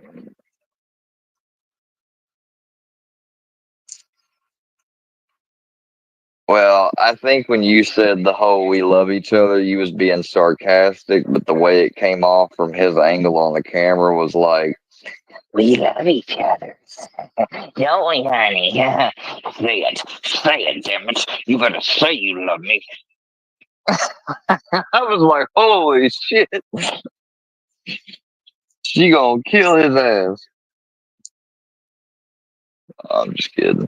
My family had been contacted about something that happened to her. Why wouldn't they contact you? I don't know. Maybe they were worried about how I would handle it. You handled it just fine. You haven't seemed to have an issue at all. You weren't even concerned about her when you showed up and you saw police everywhere. I didn't know what happened. You didn't even ask about your kids for hours until we mentioned them. I didn't know what happened. How can I ask about something that I don't know? How did your family know? I don't know. Let me tell you this. If you dropped your son off at his girlfriend's house, police everywhere, police tape, people standing Plus, I've seen you in them pictures where you toting that fire. Like, I don't know, I swear to God, y'all, Harley had a fucking picture of her with her piece, and it was like, what was it? It was on IG, I think, but it was like, I'm not even gonna describe it, but yeah, Harley be toting y'all. everywhere. Better watch out. You walk up, your son walks up, they take him into custody. Toting that fire. What would you do? Would you drive away? Would you go see why he got taken into custody? What would you do? I mean, don't tell me that's you got a 45. Like, I hope that's a 9x19 Parabellum. I didn't know that my kids had gone into any type of custody. Listen to me. No. Listen to me. You have it theoretically. Yeah, but you took a picture. You had your fire hanging out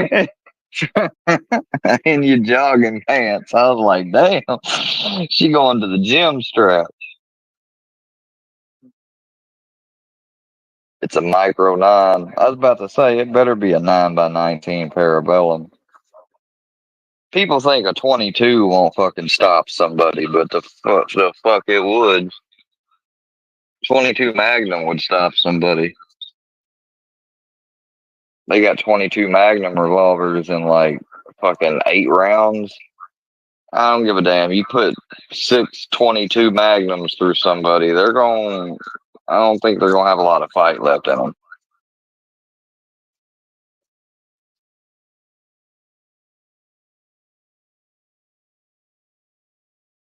Smith & Wesson. Yeah. It's not a hammer fire, is it? I tell you what, I kind of almost wish that I had gotten a hammer fire, like a 1911 or something. Only thing I don't like about the 1911 is it's a hammer fire. Okay, that's good. Those are good. I think hammer fire, just like a revolver, I think it's a lot more durable than a fucking striker fire. But oh well. You have an adult son. You drop him off at his girlfriend's apartment. Smith and Wesson CSX micro 9mm.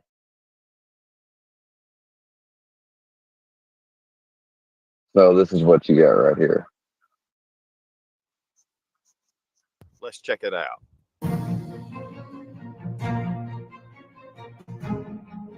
Oh yeah, that's nice.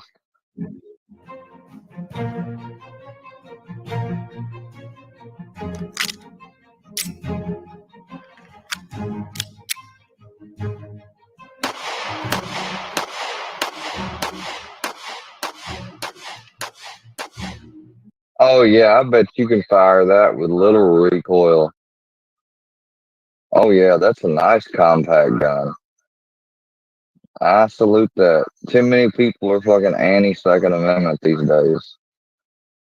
And then trying to say that people with depression and shit shouldn't be like that. That was the argument I had with Pam. She was like, "Oh, if you got depression, hell yeah, you shouldn't have a gun." You know, next thing people are gonna be fucking saying is like, "Oh, if you've got fucking you know, if you've got something like Parkinson's, you can't have a gun." Next thing will be like, "Oh, you got anxiety, you can't have a gun."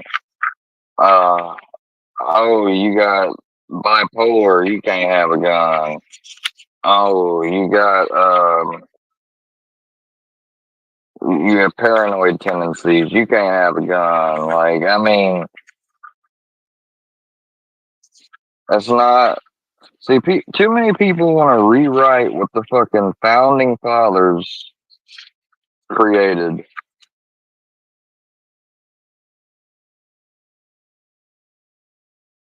So I don't fucking agree with that. And I don't care what like.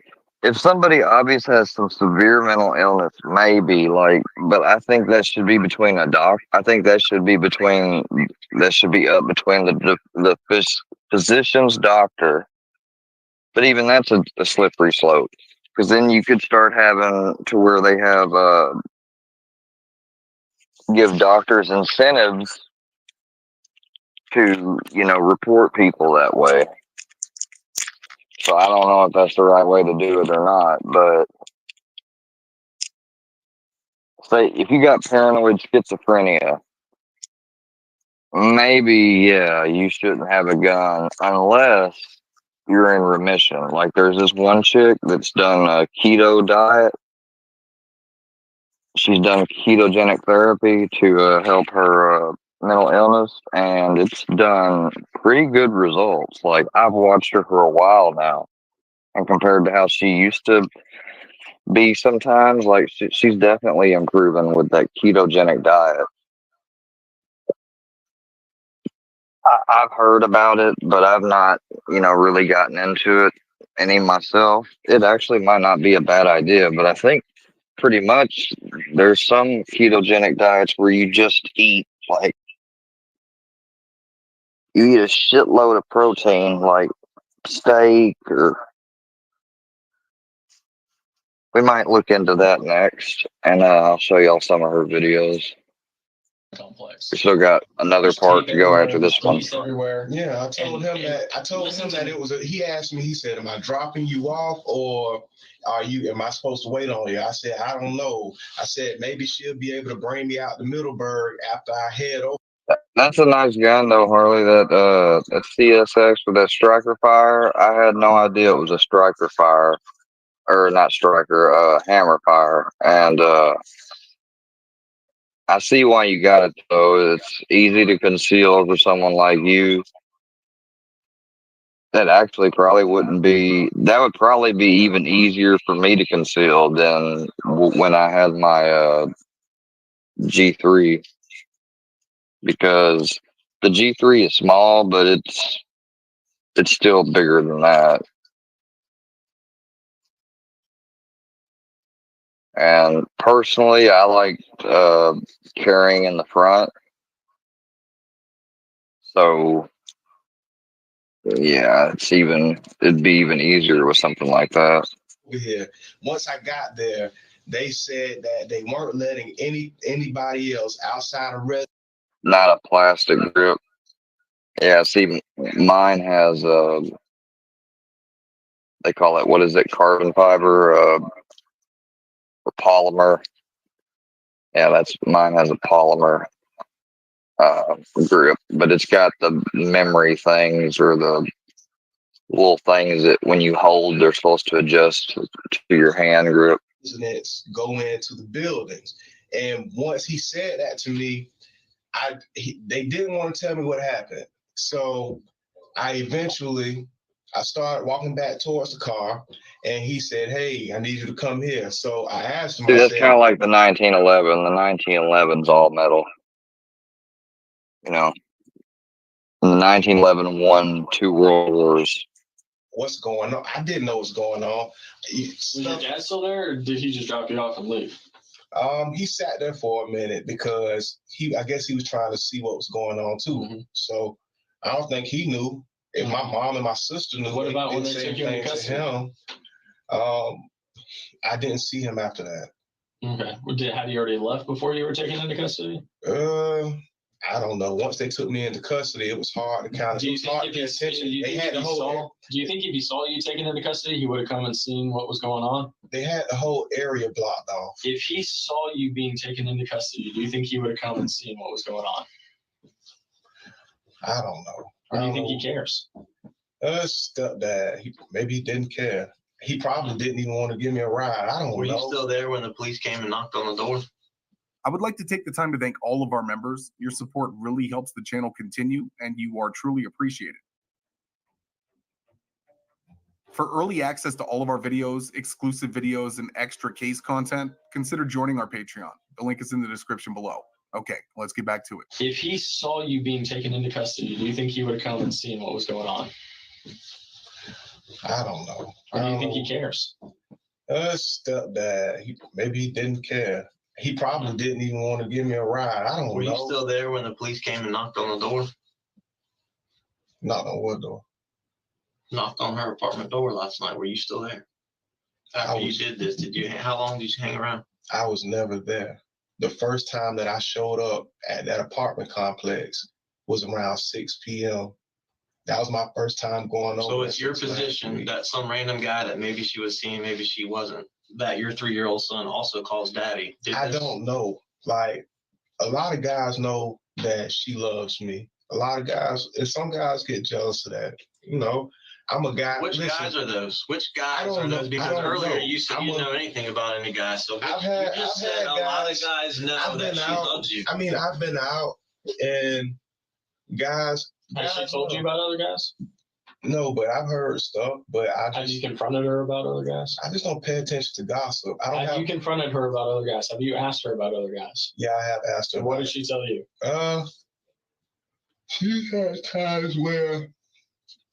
She's had times where she said stuff like, no, she doesn't feel that way. She loves me. No, she would never deal with another man. Just like in that picture, she said in a text, she said, no, me and you have 2 kids going on 3.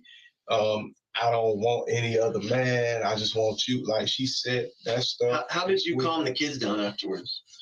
Calm the kids afterwards? Did you have to go put your hand over their mouth? What do you mean? Did you tell them not to say anything?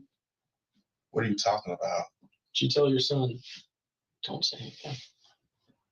After what? After this happened. I wasn't there. I didn't do anything.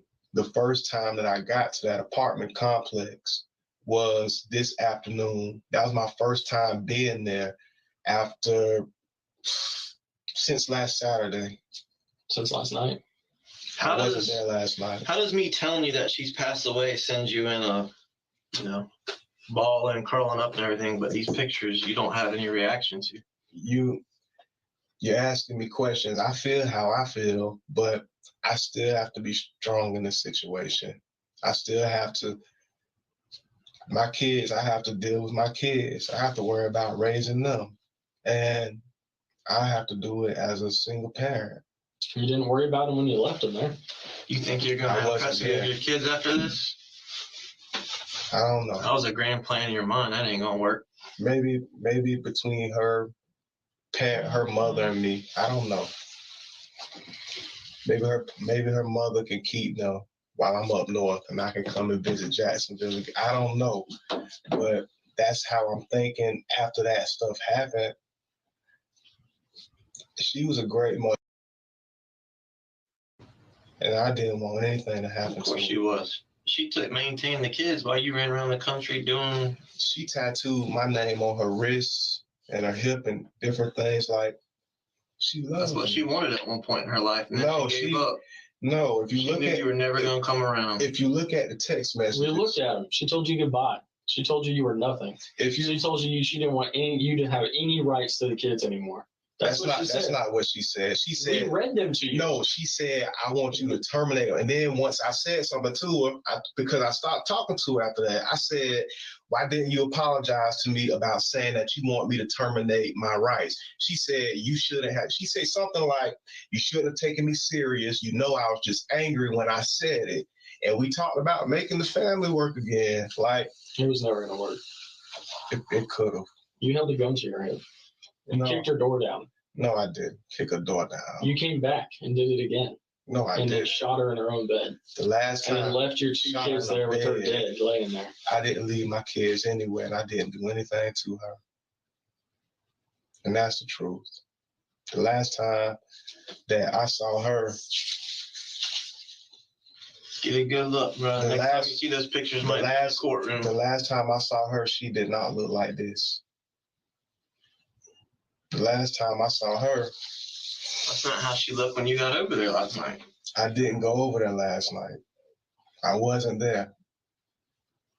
It's funny how you have an answer for everything except the actual important stuff, like these guns that are just missing out there in the wind somewhere. I mean, why you came all the way across town without a key to get inside the own apartment that you knew your kids were in and you couldn't get hold of their mom. I mean, all I had you didn't need the key and you knew you didn't need the key. All I had to do was knock on the door.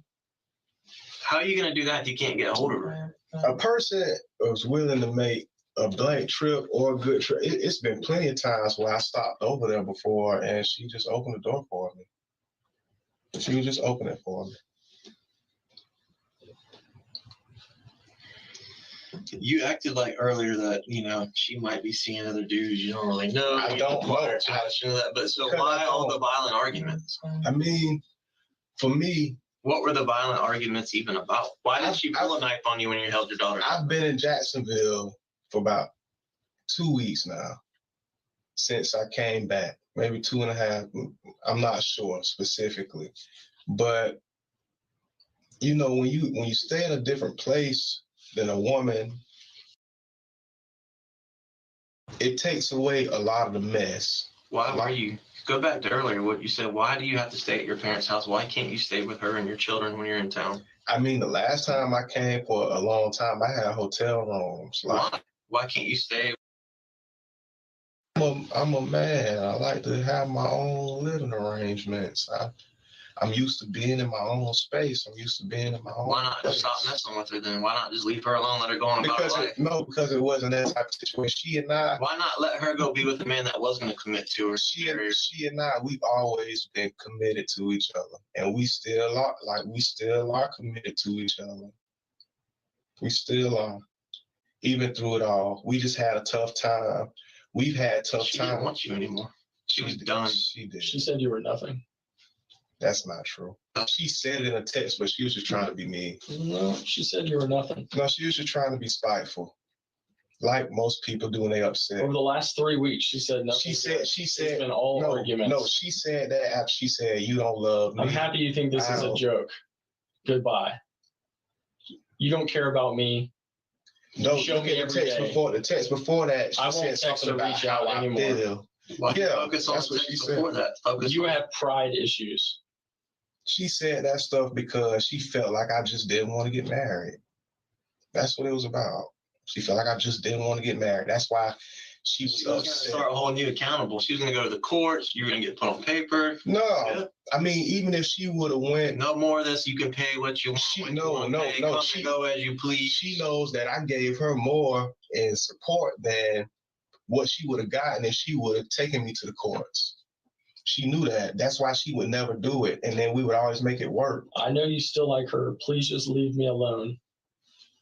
Yeah, she was just talking. She said stuff. That's like all that. she's saying. She doesn't say anything decent in here. She doesn't say that she wants you. She doesn't say she wants to be with I you. think you skipping text I'm not messages. skipping. I'm reading through them. It's a lot of messages in there that say other stuff. Like even No, when they're she not. apologized, even when she said, she asked me, she said, when are you coming home? She was like, I want you to come home. Like, Being a She parent asked isn't me a that. sometime job. It's a 24/7 job, 365 a year, no days off. yeah, I'm not about to beg you to help me Yeah. because you're not around because you want your space. No, she asked You don't me. wanna be No, around. she asked me for something extra, and I had already given her what she needed. I said, "Wait." You haven't given me any. I said. She said in 3 weeks. She said you haven't given me anything in 3 weeks. That's what she said. 3 weeks. She didn't make that much money, so I ended up giving her more money than what she would have gotten. Make sure that she was good, just to make sure she was taken care of. She was taken care of. Now she's no longer your problem. She wasn't a problem to me. Did the gun go off? You really know how to hurt me. I don't think I'll ever be the same after this. I know she was talking about social media, and she wrote that. There goes another excuse. Yeah, you got an excuse for Sorry about everything. that. You got an excuse for If you everything. look at it, you'll see she'll say, "Look, oh, that's what you put on your social media." She put something else like, "Oh, yeah." She asked me that. She wanted to get married. Yeah, but she can only go to do that, so she finally realized you were never going to. So No, she didn't. She didn't. Realize. You just need to apologize and tighten up. You couldn't even apologize, sir. I didn't do anything to you. You turning the blame, just like you're doing now. You're turning the blame on her. She asked you to apologize. You said, "I've got nothing to She wanted apologize to be for." because she had. Here. What's the excuse now? You've always got one. There's no excuse, but I look at things how they are, and a lot of times she would give me a hard time. It was a for no mistake to reason. text you. It won't happen again. No, she Everything said that you said because tonight has no, made- she said that because she felt like I wasn't You responsible. can't hurt me anymore because you never loved me, and I realize that just now. You've made yourself the victim in every situation. No, she was just. You see that she was playing the victim in those situations. She's a victim of aggravated battery and aggravated assault when you held a gun to her. No, she's the type of She's person. a victim of being a single mom when you ran up off north and you're not supporting No, she her. would. I support. And the second she wants to cut ties, She did, and she You didn't can't. want to cut ties, and I how overly does any of supported those her. texts I just read No, that's not say right. that you didn't want to cut ties? You She said you didn't didn't. want to have She anything to do just with it. said, don't you want our family? That tells you that she just wanted to be married. She just wanted to be married. Yes, That's all keep she it about wanted. the kids, superhero. I have nothing to say. That's what I said. No, No, that's what she said. No, to you. no. I made a Facebook. No, I made an Instagram post, and it said, like Batman single, Superman single, and then I put, oh, I must be single, and she was like, oh, all right, superhero, and that she got upset about it. She asked you to stop being mad at her because she was really depressed because of how you were treating her. She got upset. She wanted to be married. All that stuff was. And you wanted nothing to do with her, so she moved on, and you couldn't handle No, it. I don't think she moved on, but You broke her door. But I do you think held that a she gun was seeing. to her I do head. think she was seeing somebody else. I won't contact you or reach out to you anymore. I do think that she was seeing. Just wanted to have. You just wanted that when you were in town a few nights a month. I think that she was seeing somebody else though. Do you think how you handled me is love? Ask yourself that. I hope you enjoy yourself last night because you were pushing me further and further away. You couldn't even answer the question. How would it make you feel if you never saw me again? And you don't answer the question. You go hours without answering a question. A lot of times she would. I won't contact you or reach out anymore. A lot of times she would over. You had nothing to say to that. She used to over exaggerate stuff. You're at apparently you're at a hotel party this whole time. No wonder you're not responding because you're out with other women. Need them? She was ready to move on. Gathering. She was ready to move It's on. more of a gathering. Oh, okay, sorry. It wasn't a party. It was a gathering. My bad. I was mistaken. She was Of ready to course it move on. wasn't. And it wasn't a party. It was like I had a drink with a friend. No, Of course. I was being nasty, like she likes to be nasty. You were being nasty, all right. Yeah, you know how she'll say something, and she'll say all she said is she wants nothing to do with you. No, that's all she said. No, she did. She wanted everything to do with me. She wanted everything to do I with feel me. like I need to go through your message. I think you know my ex-wife, man. Y'all got a lot in common, bro. Y'all been the victim of everything. Y'all No, always... but I'm saying no, but the point he keeps going back to in the text messages is saying that she didn't want anything to do with me. But on the flip side, we just saw the message that said, He said, "You sound like my ex-wife. Y'all the victim of everything." "Don't you want our family?" That tells you that she wanted everything to do with me. She was just angry when she sent that to me. She was ready to move on. She was just angry. You get on like gameplay for so long. She's ready to move on. She wanted a man. When I get to Connecticut, I'm only coming on holidays. Talk to you later. So you didn't even want to come see them. You were happy to be out. I was saying that out of anger. That was your little hidden away family. Did you just shoot her out of anger? Did you just break her door out of anger? Did you just hold the gun up to her head out of anger? I didn't touch her. I'm not fooled by you, man. You got a very violent side to you. I did very violent. Yeah. You're hiding it, and you think you're good at it. The past 4 women you've been with, you've been violent. You snap. You took a gun to a woman's house. You get emotional and you snap. Your own family trespassed you against their lose house. control. I don't. You're calm, cool. You're a player. Like that. You're smooth with the ladies and all that until this happens. Until they say, "Hey." I didn't touch her. She had to start therapy. If Harley was interviewing right now, Harley would say, "You know what? You sound like my ex-husband. You're just the victim of everything."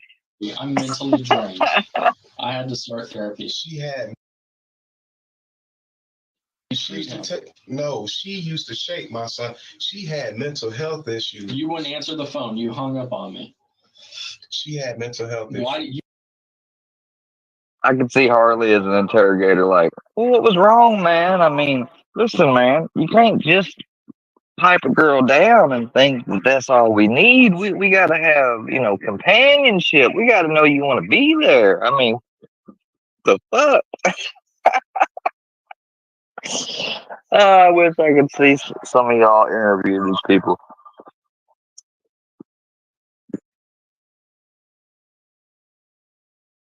You blocked her number. Yeah, I didn't want to talk at certain points. She had mental health issues. You disrespect me so much. I don't know why I reached out. Your ego is going to cause you to lose your family for good. You don't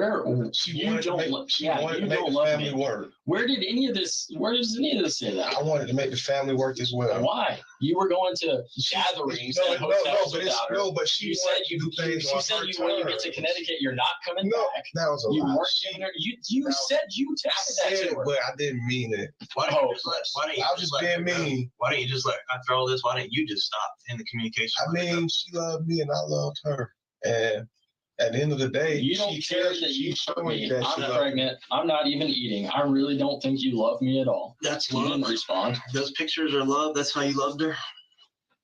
You loved her so much, you left her like that. I would have protected her. I would have never had her. You just said, "I guess I'll be a single parent raising my kids." Now this is your plan. That's what you wanted, not her. You couldn't control her anymore. No, she finally was breaking free. That's what I would have to do. Based on the now. You were losing control. No, she said, "I want us to get help," and you sent her an emoji with no mouth because you didn't want to talk because you didn't want to get help. No, you were happy in your. No, she wanted us to go to counseling. Yeah, and you didn't want to. Yeah, I just. There's that gun again, that Glock 43X. It went missing 6 months before this photo was taken. It's the same picture. Yeah, it's the same picture as the same picture we talked about. The same picture right here. Yeah. Hold on, play the audio one more time. Oh yeah, what does that say? Oh, hold on. About the knife. That's the knife you tried. Girl, that's the knife you tried to stab me with. On the same counter as the gun. Yeah, what was the point of that? What was the point of you doing that and taking? No, because no. Just I had to sign your rights over and leave us alone. No, because she got mad with me. Exactly. She was trying to play the victim, and I told her, I said, "Hey, some of the stuff that took place, I said I recorded it. Once I said that I recorded some of it, she started acting like she had some sense." Why'd you record it? I didn't record it. You did right here. You took a picture of it. No. I didn't record the whole altercation. I said I recorded the altercation, and she started saying that she didn't want to say anything about it and stuff because she was in the wrong. I made that up just to show that just to let her know that I knew she was in the wrong. I didn't tell anybody about what she did. Grab my gun. All I see is you putting a gun to my head, and I think I have PTSD from all the things you've put me through. Look, I'm done. If anybody was going to have PTSD, you called it your gun. Me. You called it your gun, and then not 2 minutes later, not 2 minutes later, you said you threatened me with a knife, and you showed the picture of the knife, and on the same counter, she takes the picture of the gun that you threatened her with. That's not a BB gun. That's a Glock 43X. She probably took a picture of it because she probably had possession of it. How did she have possession of it if 7 months before this you reported it lost? I don't know. It was reported lost because in her it's apartment. The same gun that you just said that you used. It was reported lost in her apartment. You made me pull out my gun. You didn't make me pull out a BB gun. You made me pull out my gun. My Glock 43X. My Glock 43X. I never had a Glock 43X on me. Okay. It's right here. How do you say that? It's right here. I never had a Glock 43X on me. How do you explain that? I never had a Glock 43X. How do you explain it? I never had a Glock 43X. You bought a Glock 43X? Yeah, but it got reported back in January. Okay. From her apartment. It's right here. The picture of the gun. 14 days ago. It's right here on her apartment. All right. Well, the same day that she said that you held the gun to her head. No, listen. The same day that you broke her sword. The photo that you're looking at, that's a picture that she took, right? That's a picture that she took. That's a picture she took. That means that it wasn't in my possession. If she took that photo, that means that she had that gun. She wasn't in the same apartment. She wasn't in possession of that knife. And it was in the same apartment where I reported it stolen. That means she had the Glock 43X. The same day that she had the knife? She didn't have the knife. Do you see the knife? Do you see the knife in her hand? I took that picture. No, I took that picture after she left. The knife's not in her hand. No, I took that picture after she left. After she left her apartment, or after she went? Because I was getting my stuff. No, I was getting because I was gathering my belongings. So she's out of the apartment. She's out of the apartment when you took this photo. Yeah, then we kind of made up that same day. She's out of the apartment when you took this photo. That's the knife you tried. Yeah, that's the knife you tried to stab me with. Yeah. Wait, who are you talking to? I was talking to the camera. You took a photo. Yeah, I was talking to the camera and I sent it to her. You took a photo. Yeah, like a live photo. You don't talk to a live photo. You just said last night if you went over there, y'all probably would have had, and of course, you probably would have made up. You did go over there, and you did think that's what was going to happen. She didn't want shit to do. I didn't go over there. When's the last time y'all had intercourse? Last time I said that I wanted to see her was. The last time I said I wanted to see her was probably on Saturday. I called myself putting her on punishment because she wanted to see me and I wanted to see her. When's the last time y'all had sex? It might have been, it was before Saturday. She gave me. Was it during the couple nights you spent there last week? She had an outbreak. She had genital herpes. Okay. When's the last time y'all had sex? We weren't having sex because she had an outbreak. So when's the last time? So we were doing stuff outside of that. When's the last time? That was maybe for like real sex or like oral sex. Real. It might have been that. Might have been when I got in town. When was that? That was about 2.5 weeks ago. Over 2 weeks ago. Yeah. Okay, and you haven't since then? No. Okay. You come in town, you spend a couple nights over there, and then you disappear again. I don't know, Harley. I may end up going to church tonight with my grandfather, so I may not be able to do that live. I don't know. We'll see. That's what you wanted. That's what she didn't want anymore. I mean, I was willing to work it out, but I just needed some time to myself.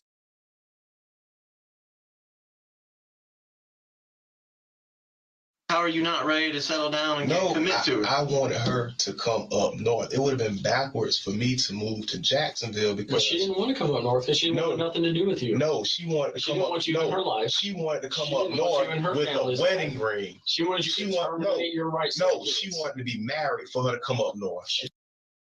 So far, what I hear from this guy is like, no, she's just mad because we wasn't married. And they're like, well, yeah, now we don't know where she's at. And You must have killed her. You know, I mean, She said that in text. She said that in the text. She did say that in the text. Well, I just read text from the The last text message said when we get married, she'll move up. you gonna have to add me on IG, Harley. And I gotta make sure you ain't got no troll allegiance anymore. You ain't with no groups no more. North. That's what it says. I saw you're worthless. I don't want anything to do with you. I said the same stuff. That's an argument, though. That's a all light. she was saying. That's a light argument. If you look at, Cause I know all these people watching and stalking gonna be like, "Oh, we gotta get Harley to do something. If not, we're gonna attack her. And if people are gonna attack you, just let me know, because I just won't have you around." Oh, you aren't pointing out any of the good stuff that Because it's not in there. It is in there. That's a light argument as opposed to a heavy argument where knives and guns get pulled. I mean, that stuff was already bygones, man. It was like nobody was worried about that. She was worried about it. She said she had PTSD from it. Just on Wednesday, she asked me to come over. Just on Wednesday, she asked me to come over. I didn't see that in the text. I could have had people. Look, she says, "When are you coming home? Come home." Like, and I corrected her. I said, "I don't stay here. I don't stay at your apartment. I stay up north." I just read through all those. I didn't see that. Look on Tuesday. At Tuesday when she said that to me. It's not in there. It's in my text message. We've gone through this like 4 times now. I remember the conversation. It's not in your text. You got your story, man. You stick to it. I remember the conversation though. Just remember holding the casing from a bullet that you fired into her. I didn't fire See, whose blanket is that on her lap right there? There's a bullet hole in that pillow right there. That looks like my kid. Do you think during the 17 hours they were left there that maybe they took a nap? Maybe they tried to, but she wasn't waking up because they were just left there. Do you think they got hungry in 17 hours that they were there by themselves? I would never do that. Why wouldn't you commit to the woman? Why would you not commit to her? It was on the itinerary. It was on the itinerary. You couldn't even spend a week with her. Yeah. You wanted your free space. Yeah, I wanted to stay. You haven't seen her in over a week. I wanted to visit. You haven't seen your kids in over a week. Your mom just trespassed you. But we were FaceTime. Your mom that trespassed you from your grandma's house? That was, you talking about last year? October. She didn't trespass me. My sister. On the record? No, documented. no. My sister. Your sister's not in there. My sister does stay there. My sister lives there. Your sister's not the one that trespassed you. Nah, but my mom was trying to. I don't know what she had going on. Me and her were. What do you think your kids did for 17 hours by themselves? And I wasn't trespassing. What do you think your kids did for 17 hours? 17 hours by themselves. No food, no water, no one to take. I'm laying there after they just watched their dad do that. Daddy, I didn't do anything. Daddy, and Daddy told them they watched me do something. Don't tell anybody. What? What? That means that it's another man that said, "Don't they tell." call Daddy. Could have been. It was Nick. Nick did it, I bet. Oh yeah, it's probably the same Nick. Nah, she doesn't know him. You don't know him. No, I know him. Who is he? Nah, just a guy who's up the street from Kenlaw. Yeah, of course. That's running around with your Taurus 40 or his Taurus 40. No, he doesn't have my Taurus. He had his own. That was just the last time I was in the presence of a real firearm. That's why I mentioned it. Not the Glock 43X. No. I bet Nick broke in and stole the Glock 43X. Probably. And the Taurus 40. I doubt. I don't know. You never know.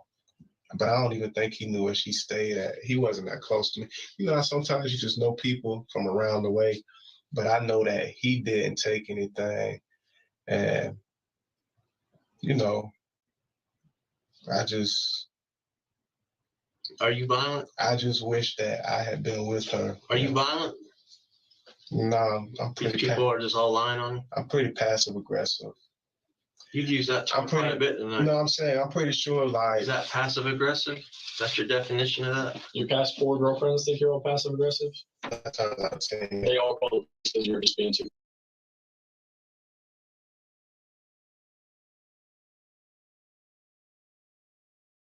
PTSD because of your passive aggressiveness. They trespass you from families' houses. You're passive A aggressive. lot of times, no, I wasn't. They don't want you to be in their life. You're passive aggressive. I wasn't They want you to trespassing at my terminate your rights to their grandmother's kids because you're house. And passive she aggressive. didn't want my She didn't You want break my a door because you're passive aggressive. She did not want my You hold a rights gun to to be someone's head terminated. because they're passive She aggressive. didn't want my rights to be terminated. Why would you continue when y'all are going through all this drama?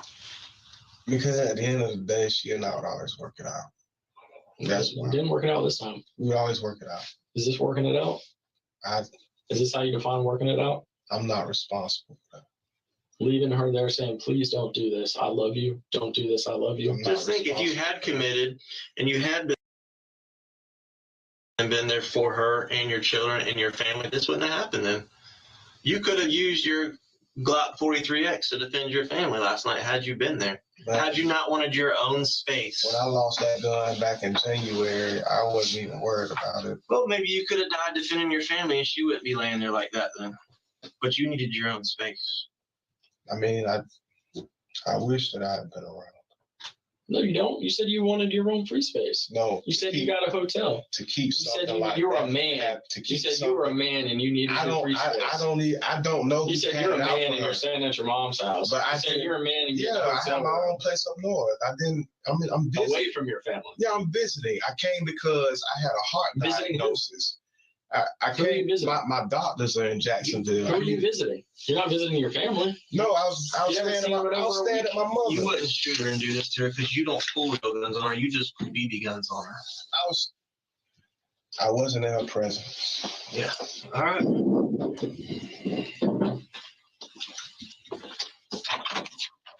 My thought.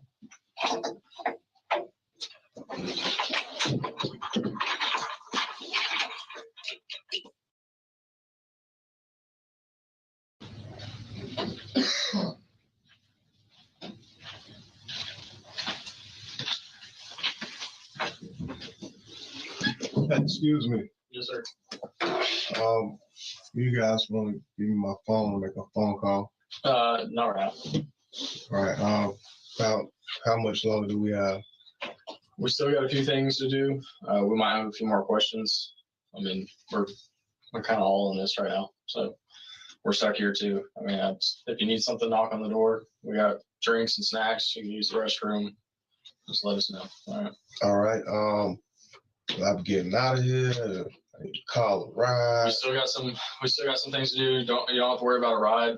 We can give you a ride if you need a ride. So, or if you need to call someone, we can take care of that. But it's still just going to be a little bit longer. So we're looking at an hour, a couple hours. I don't know. I wish I could tell you. All right. All right. If you need anything, just knock on the door, man.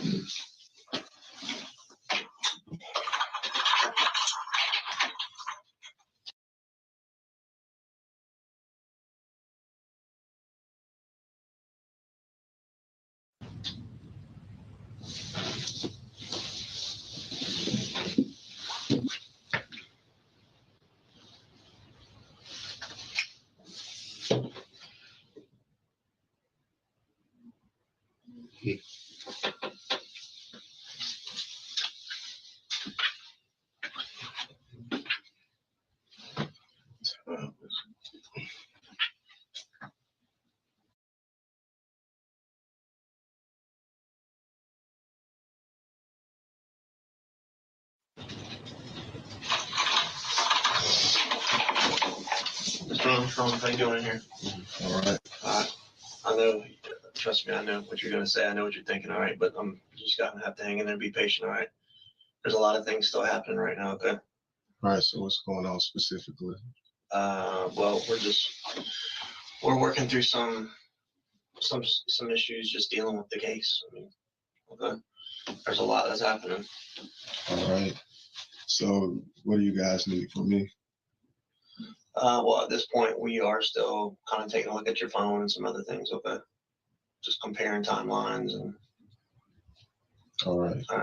So just hang in there for me. Is there something I can get you? I'm kind of trying to just stay awake, man. I understand. If you need to put your head down and take a nap, do what you got to do. I mean, I know. Coffee and some cigarettes. Okay. I know. I really think at this point you're not going to be here too much longer, okay? And I'm not just saying that. I think you're close to getting out of here, okay? So Just hang in there and continue to be patient for me, all right? Like about another hour or so. It's hard to say. Maybe not that long. All right. All right. Awesome. Okay.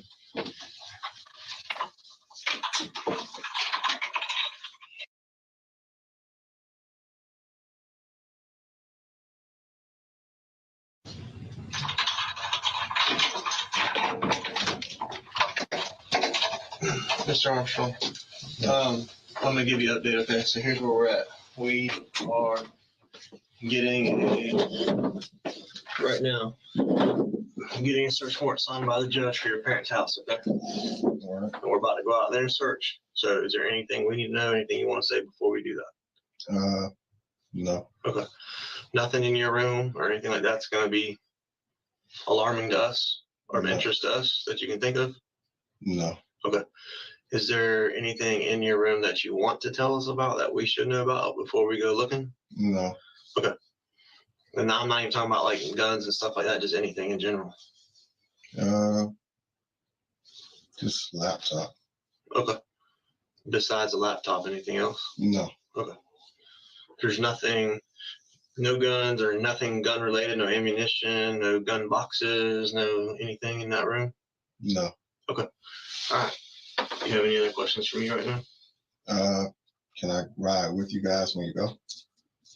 You're not going to ride with us necessarily, but if you need to ride back home, we have officers here that can do that. Okay.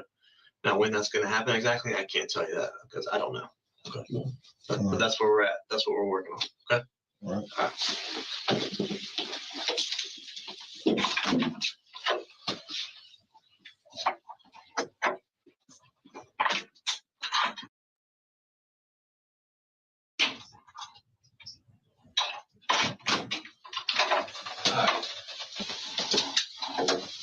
I wanted to clarify something because I think I made it specific to your room. All right, the search warrant is going to encompass the entire house. Okay. Is there guns in the house? Where would the guns and gun boxes be in the house? My stepdad may have a firearm in there. What kind of firearm does he have? I don't know. Okay. When you say may, what leads you to believe he may have a firearm? I just said he may. Okay. You don't know if he does or not? No. Never seen him with one, never heard him talk about one? I just know he was in the military, so he probably has one. So as far as you know, there's no guns in that house? No. Okay. No gun boxes, no gun cases, nothing like that? No. Okay. All right. You probably will be hanging out though until we get that done. Okay. All right. Can we ride in the vehicle behind you guys though? No, you're gonna you'll be here until You won't be at the house while we're doing that. All right. Okay. Not even sitting outside or sitting in the back of a car while you guys get it done. No.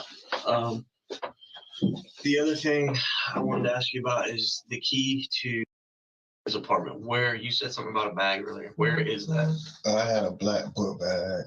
In your room? Yeah. Okay. And what is it on a key ring? Does it have a specific color or covering on it or anything like that? What color? No, it was like a loose key.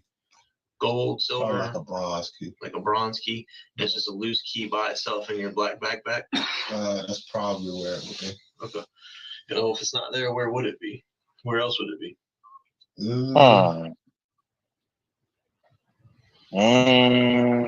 If it's not in that. You don't know? No. Where is the gun box that you had originally for the Taurus, the Glock, or you don't have any gun boxes for those guns? Where'd they go? No, I don't. I mean, if you bought them from the gun store, they should have come in a box. Did you throw those away? I mean, what happened? I probably tossed them. You think you tossed them? Yeah. Okay.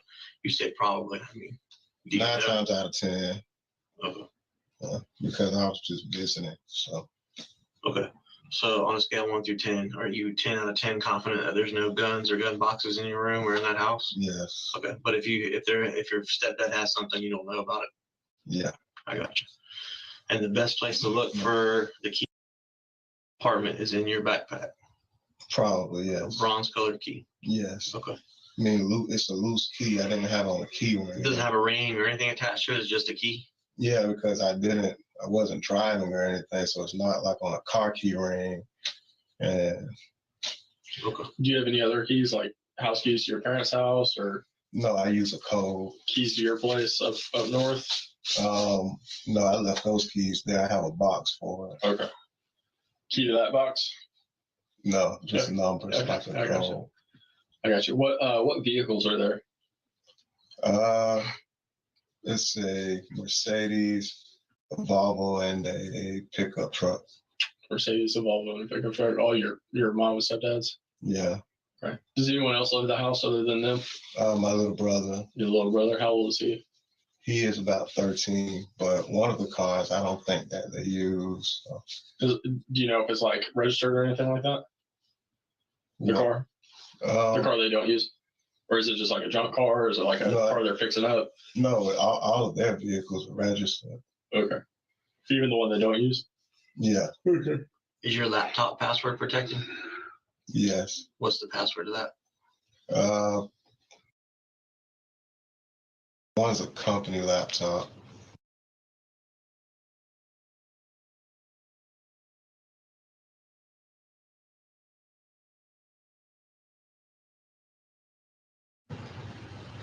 That's an Amazon laptop?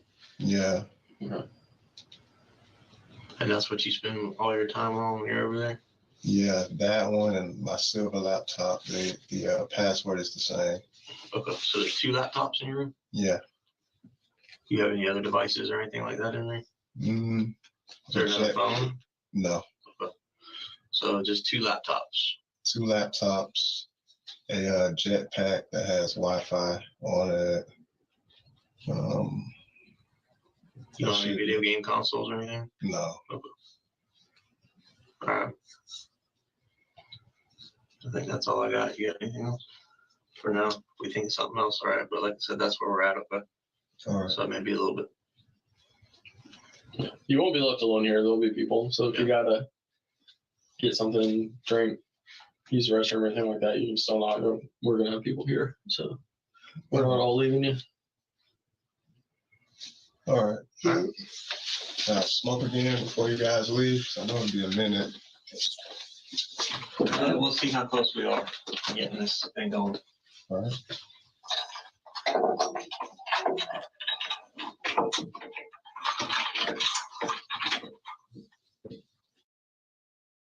When I stepped away, I must have missed something because I don't get why they're getting his devices or whatever, but we'll see.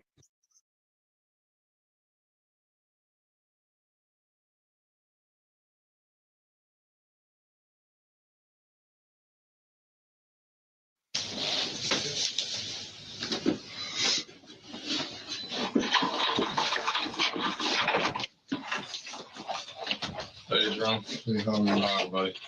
You want to go grab your stuff in? These guys are going to, these fine young gentlemen are going to give you a ride back to Middleburg. All right. Thank All you. right. All right. So I'll see you down there. The other guys are headed down there to go talk to mom and dad All right. and just check out a couple things. Okay. All right. Sounds good. Man, I appreciate your patience and your cooperation, and hopefully we'll get some answers soon. All right. Okay.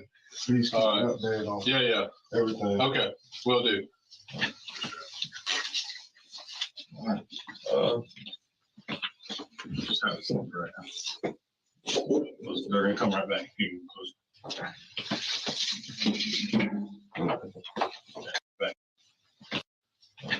Okay. Cooperation and just check out a couple things. The other guy. All right. Thank You want to go grab your stuff in? These guys are going to, these fine young gentlemen are going to give you a ride back to Middleburg. you. All right. Thank All you. right. All right. So I'll see you down there. The other guys are headed down there to go talk to mom and dad All right. and just check out a couple things. Okay. All right. Sounds good. Man, I appreciate your patience and your cooperation, and hopefully we'll get some answers soon. All right. Okay. Please keep All me right. updated on Yeah. everything. Okay. Will do. All right. Just have this over right now. He hadn't even changed clothes, so they took him back home and arrested him that quick. What the hell? I wish they would explain more, the narrator would, but I guess this is just the interrogation. We'll have to listen, see if they explain it. They're gonna come right back. You can close.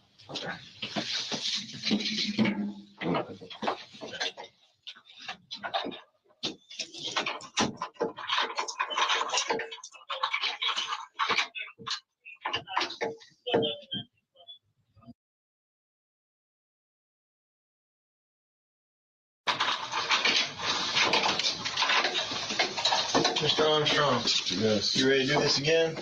Yeah. Is that the truth? Yes. Hey, listen, I know it's been a while since we last talked. We covered your constitutional rights before, right? Yeah. Are we still good on that? Do you have any issues or questions? No. Okay. So you're good to talk, continue the conversation and try to get to the bottom of this? Yeah. Okay. Do you need to go back over your rights at all? Maybe. I remember everything. Okay. Fine. Yeah. And then I know we had asked you, I think on the way over here, if you need anything to eat. Do you need anything to eat or drink? Do you need to use the restroom before we get started? Right now. You're good right now? Okay. You get a little sleep in the car, in the room earlier? Like a cat nap. Little cat? Yeah. Okay. I saw you dozing in here, started to wake you up. So, Yeah. but It's good for you. That's more than us. All right. So listen, we kind of left off with going to do search warrant at mom's house, right? Mom and dad's house. Okay. And we have spoken to your family, got some background stuff. Okay.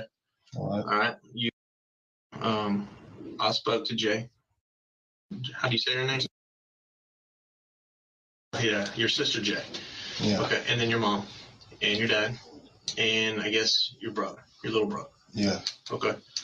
Everybody seems to be of the same mind and opinion about y'all's relationship. All right. Very toxic, right? Depending on how they look at it. Well, I mean, those are your closest people to you, and that's what. Yeah, I mean, it's true. We had a somewhat toxic relationship, but we'd always kind of bounce back from it. Okay. Well, in a toxic relationship, normally it takes two to tango, right? It's not usually all one person doing one thing or the other. And at very least, at least one person's allowing things to happen when they probably shouldn't. Okay. Yeah. But the bottom line is, at some point, there's got to be a recognition of, hey, this is not working. This is not good for us. This is not good for our children. Maybe we just go our separate ways. All right. That didn't happen with y'all. I think that she and I, we were just still giving it a chance. Yeah. After what, 5 years? Yeah. I mean, you know, according to your own mother, that there's certain family members that just didn't want to deal with you, her, have y'all around or be around just because of the toxicity and the level of just trauma. Yeah, sometimes they would prefer for us to kind of just go our separate ways, but she and I had our own personal understanding. Okay. But at the same time, they love, like, they respected her as a mother. They just didn't. I mean, do you think that's an accurate description of y'all's relationship? A fair depiction, at least from their point of view? That's fair. Okay. All right.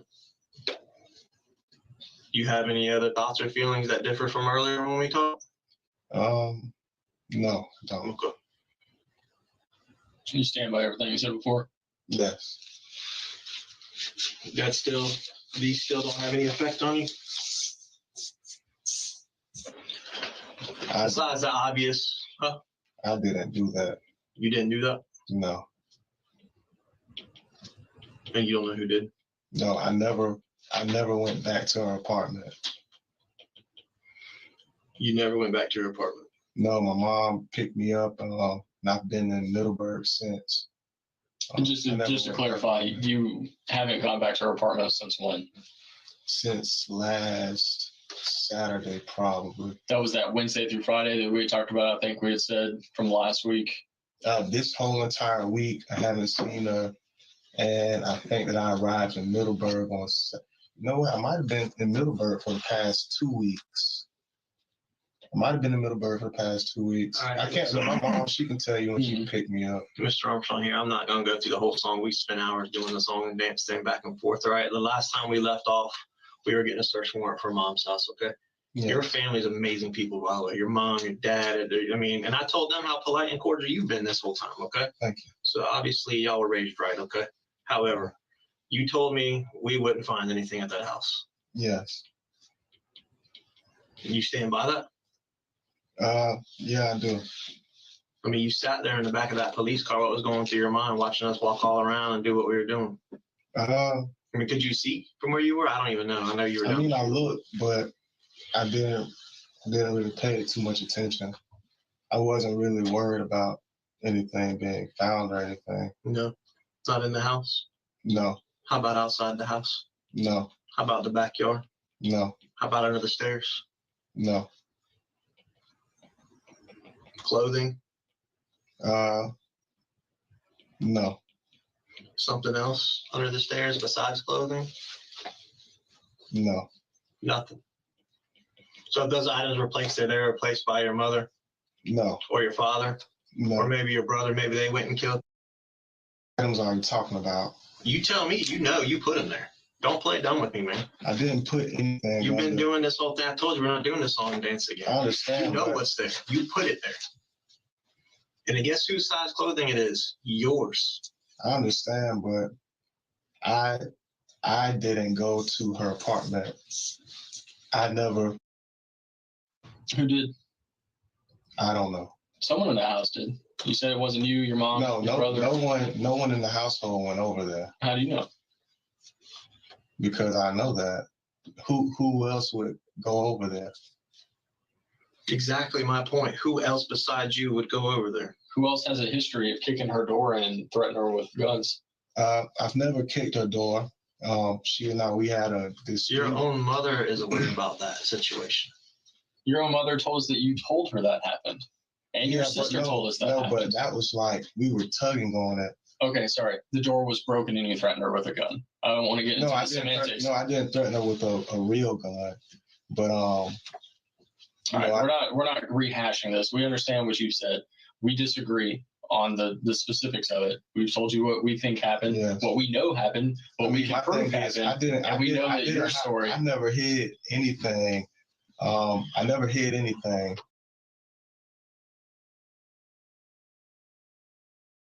But I didn't hide anything. I didn't.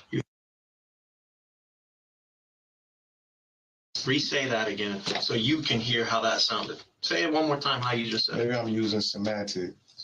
No, maybe or that's- maybe you're just lying. That's a lie. That's not semantics. That's a lie. Me saying you broke a door by kicking it and you saying you broke a door by struggling over it is semantics.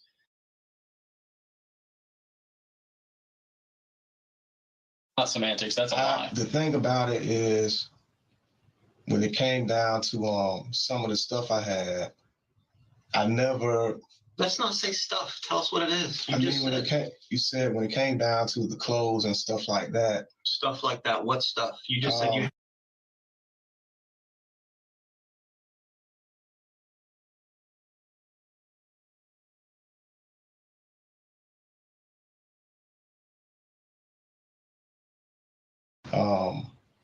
I never went back. I never went back to her apartment. So you're holding on to. No Mr. Armstrong, you've been doing what you've been doing for like 18 hours now. I mean, it's calculate 14 hours, 15 I mean, my thing is, no matter who was around you or throw who did something what, out there, you but see the sticks, it's my stuff. trying to see what we know, trying to get me to show my cards because you don't want. No. Right there. Yeah, but I didn't. With a baby in her belly. Yeah, I understand, but a baby that now is dead. One of your children was found crawling around on her like that. Laying her blanket down and laying on top of her. I would have never done anything to her. I would have never did that to her. And that's honest. So I didn't have any malice in my heart to do anything to her. You said you went to college, articulate. I know you're smart. You understand DNA, right? You understand what DNA is? Yeah. You understand how DNA works? Yes. If I touch this, come back later and swab it, my DNA is going to be on it? Yes. Do you remember us taking DNA swabs from you? Yes. Okay. Do you understand how firearms work? Yes, I do. Do you understand that there's a process of ballistics that can match firearms with things projectiles and whatnot? Okay. Yes. Knowing what you know, understanding the basics of DNA, understanding the basics of ballistics and firearms, understanding the position that you're in your relationship with her and everything. This is your time because we've been going at this for 18 hours. We don't want to be lied to anymore. We know what happened. We want to give you the opportunity to tell us your side of the story. Cards are on the table. If you want to tell us right now, that's great. If not, we're done. I'm giving you one last opportunity to go down the things got emotionally out of control. It just got crazy and something happened. Or I'm evil and I'm just going to continue to protect myself and look out for myself. Bump her, bump them kids. No, it's never bump anybody. That's exactly what you're doing. You can look at it and you can play it in your mind however you want, but that is exactly what you're doing. You're saying bump your kids, your own kids. No. But you're protecting yourself over your kids. I wouldn't do anything like that in front of my kids. Okay, pick your path right now. Stop talking and pick your path. Which one you want to go to? I wouldn't do anything like that in front of my kids. Okay, so you didn't do it. No, I didn't. Okay. All right. Good.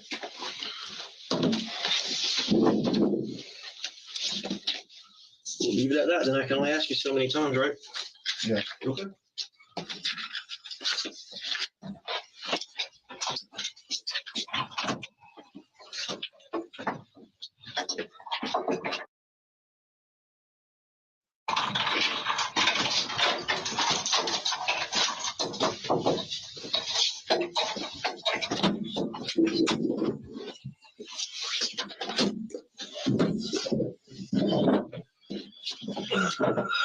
My partner just touched on fire and ballistics a little bit ago.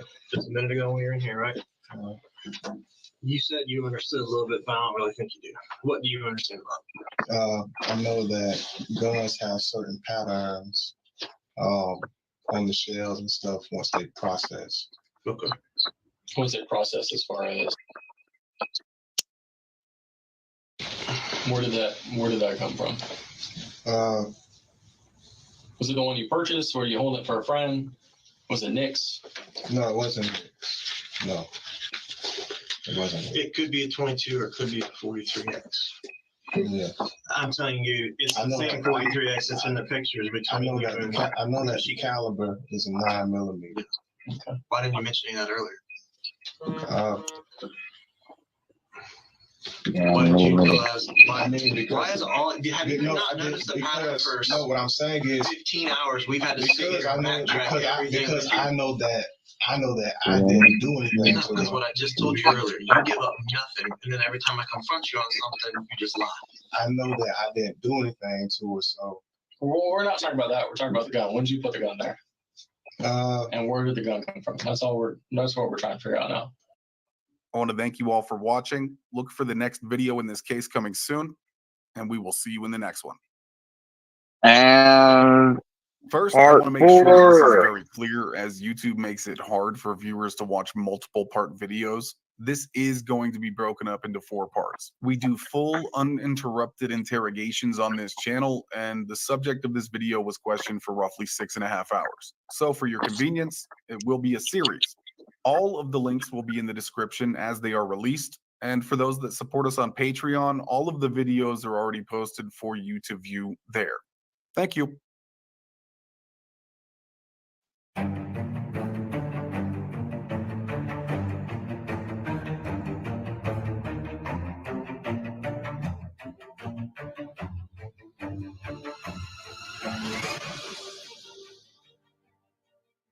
Welcome all you couch detectives out there. Join us every week for new cases, and if you're a fan of true crime, make sure you subscribe so you don't miss anything. The absolute best way to support the channel is to subscribe, and if you appreciate what we're doing here, hit that like button. Let us know that we're moving in the right direction.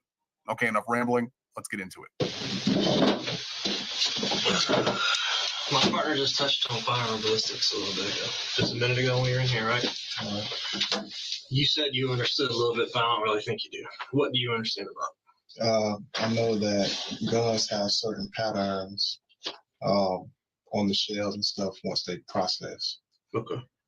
Was it processed as far as where did that come from?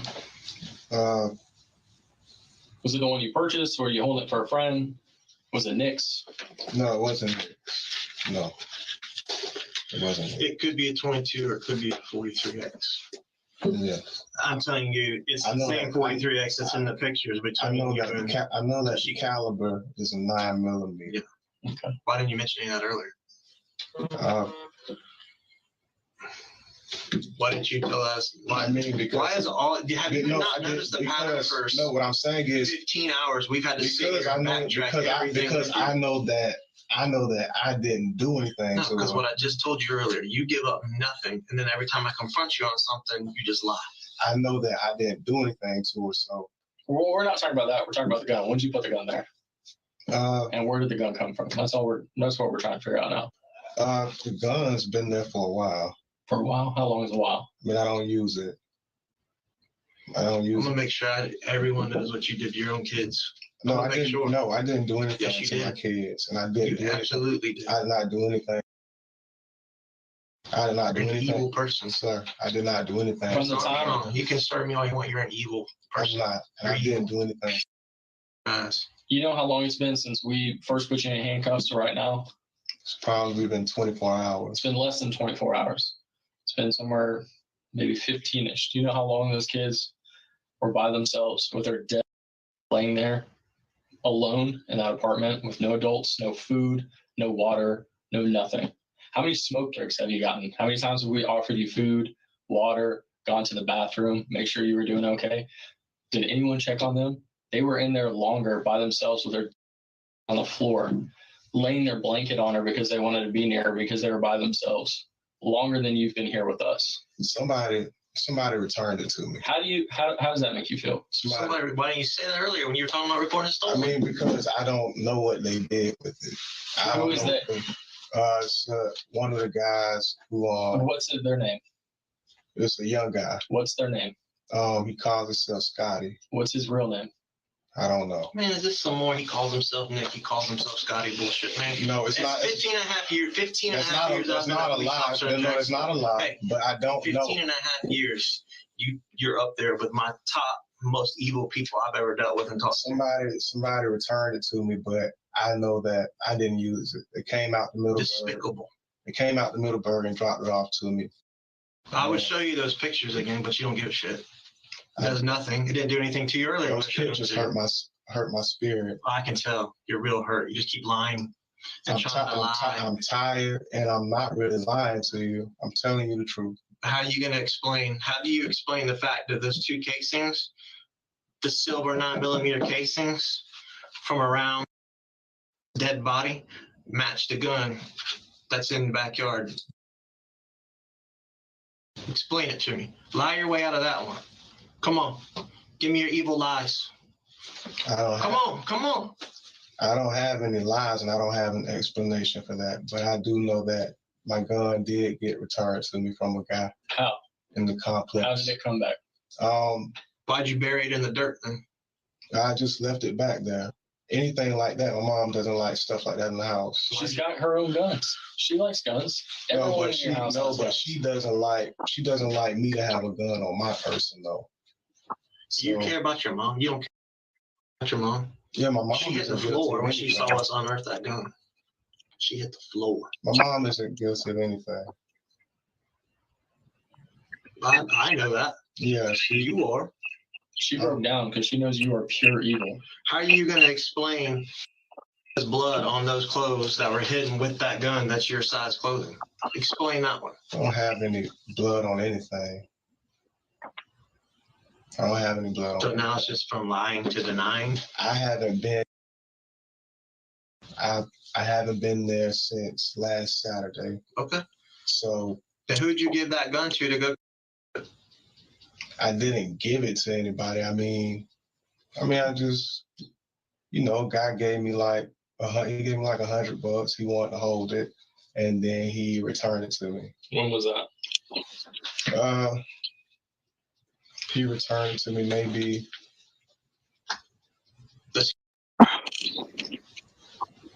They got the good He has one. no reason to kill her. That's stupid. Stop. I think he knows in passing, but I don't think, because I don't stay out there.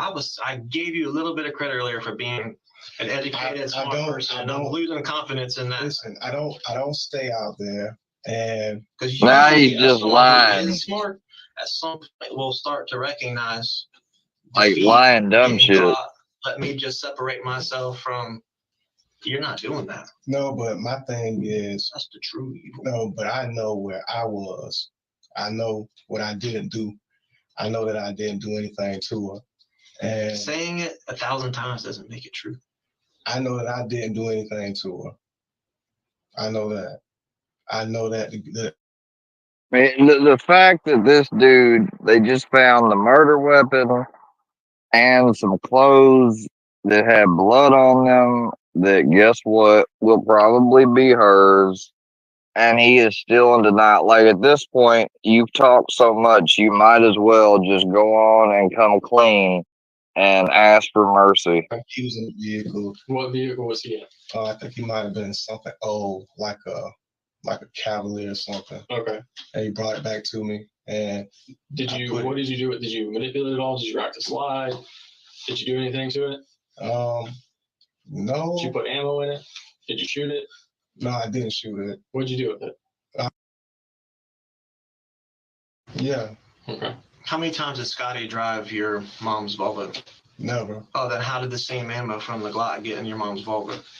What do you mean? What does Scotty look like? Scotty's more of an Arab. Oh, he's more of an Arab. So does he look like you? A little bit. I mean, Okay. I'm African American, so Okay. a little bit. Describe Scotty's physical stature. Is he built like you? No, he's skinny. Okay. So why is it that your son saw dad? I mean, not Scotty. My son. You just said Scotty. You didn't know if he knew. He's never been around your kid. But even when it comes down to what she had going in that apartment complex, I don't know who she dated. I've seen her talk to a guy who I was cool with, so I don't know how she Brandon, moved, come on. but at the end of the day,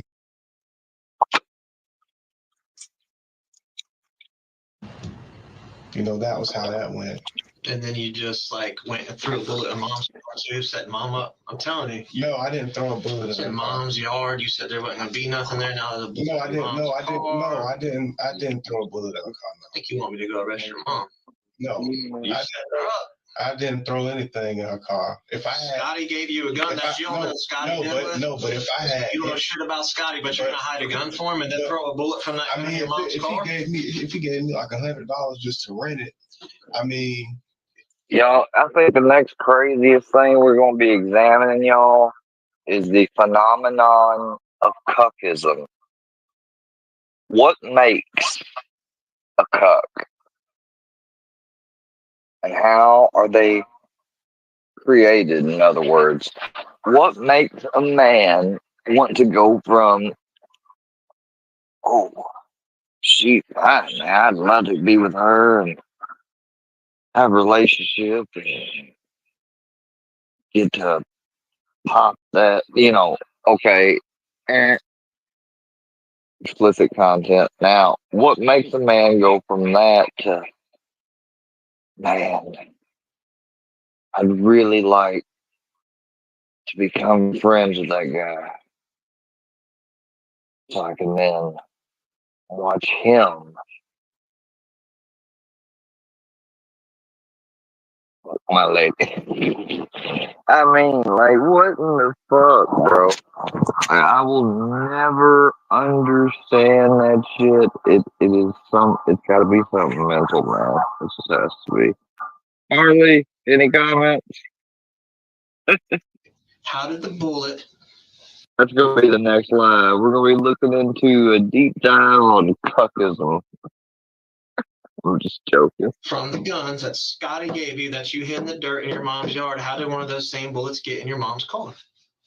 The same car that she gave you a ride in. I'm not sure. The same car that you snuck out the other night to go kill. I mean, if I had extra bullets from that gun, then that's just that. That's probably. When was the last time you drove that Volvo? I've never driven it. Never? No, I don't drive at all. She picked me up in it She picked me up in that Volvo the day when she picked me up. Again, how did the casings that were dead body, how do they match the same gun that's hidden in a hole in your mom's backyard next to your clothes? The bloody clothes that you wore to kill. The guy stays in the apartment complex. Well, I think he stays out there. I know he hangs out there. So, he and I, we met each other a couple of times, but he asked me if he could hold it. I don't believe you. You just don't care. You're just not going to come off of it. I'm just being honest. You're going to take it to your grave, and that's cool because you're going to sit in prison. No, I'm just being honest. You're going to sit in prison. I'm just being honest. That's cool. You're going to be honest in prison. I'm just being honest. You're not being honest about anything. I know that I haven't committed a murder.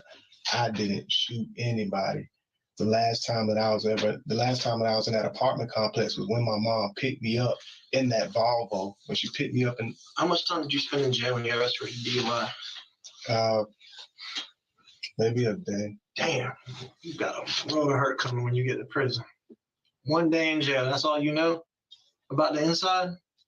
I feel sorry for you, bro. You can, because guess what? You go lie to them boys, see how that works out for you. No, I'm not. I have to follow certain rules and protocols. Ain't no rules and protocols. I understand, Other than you're about to be new meat. But I'm not guilty of anything. I know that I didn't You murder. tell them that. I'm done listening to you tell me that. You tell them that when you get in there. And when those prison guards find out and read your case and see what you did with your own kids, you know what they do to people that like mess with kids and hurt their own kids. I didn't hurt my kids, and I didn't touch my kids. You left them for 17 hours to fend for themselves. I was never there. I was never there at that scene. Scotty did it. Nick did it. Your I don't mom know. did it. No, Nick was never over there. The only Hold on. Did your son? No. You sure? No, You weren't there. When I brought up Nick, that was just me talking about You sure the your son didn't give you the gun? You sure it was Scotty? That was just me talking about the presence of How many Nick people didn't have have given you anything to do with any type of How many crime. random first name people have given you guns? Because it was Nick earlier and you didn't know anything about Nick. No, but he's a neighborhood You didn't say anything guy. about Scotty earlier. Where'd Scotty come from? I mean, he hangs out. Just hangs out there. But you're not out there, so how do you know? I mean, when I used to go out there and visit so much. Is there anything that we can say that you're not just going to come up with some crazy lie? I'm not. And make up some story that doesn't make any sense? You know your family's legit concerned for you. Like they legit are just like, don't know what's wrong with you. But I'm not lying about it. I know that I didn't do anything to anybody You grew up in with my educated pistol. family. And even when it comes down to the guy Scott who I let hold it for $100, I don't even think he did it. You know what I mean? But I know that he Of was. course he didn't do it. He doesn't have a reason to. No, but I know. But You're the only person that has a reason to. He couldn't have done it because he gave you the gun before it happened. No, I got the gun back. I got the gun back like yesterday. Earlier you said it's been a while. I said, how long is a while? A couple days, couple months, couple years? You said a while. Yeah. A while's not a day. No, you asked me about the time between when I had seen him from when he picked it up to now. All right. There's nothing left. It's a shame. I don't know where you went versus where your family went because your family is top-notch people. I mean, I've spoken to all of them now, most of them. Your brother, your sister, your mom, your dad, top-notch, top-tier people, man. Yeah, but And then I sit here but and even then, when like, it comes, I don't understand the evil. I don't understand what happened in your life. How did you get so evil? Like, what happened to you? When did your soul die? I'm not guilty of anything. I didn't do. When did your soul die? What killed your soul? My soul is alive. I didn't do anything. I'm not guilty of anything. And I know I'm not. Scotty is. Nick is. No, Nick's not guilty of anything. He just let me. I mean, so far you've been willing to. I mean, the thing about it. Blame on anybody and everybody. I'm not putting any blame on anybody. But I know what I didn't do. I can't speak on what the next person did. And then every time you've had a chance to get out in front of something. No, but I know a lot of people. No, lie. No, and then when we come back and catch you in it. I mean, because at the end of the day, I know. No, but at the end of the day, I know that you guys we're looking for the same person, the person who murdered her. And I know that I didn't do that.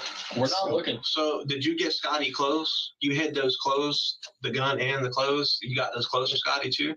Would he take some of your clothes? No. Okay. Then what's the deal with the clothes that are right there next to where the gun was? Why'd you put those there? Man, he gave me all the stuff. He gave you all the stuff. He gave me all of it. I didn't know what he did though. So those weren't just some stuff that you threw it out after doing some yard work? No. I would like to take the time to thank all of our members. Your support really helps the channel continue, and you are truly appreciated. For early access to all of our videos, exclusive videos, and extra case content, consider joining from back to the review. I didn't drive it. I didn't drive it anywhere. Those clothing items, that's stuff that's just laying around. You're cold, bro. You're cold. But he brought it to me. Cold.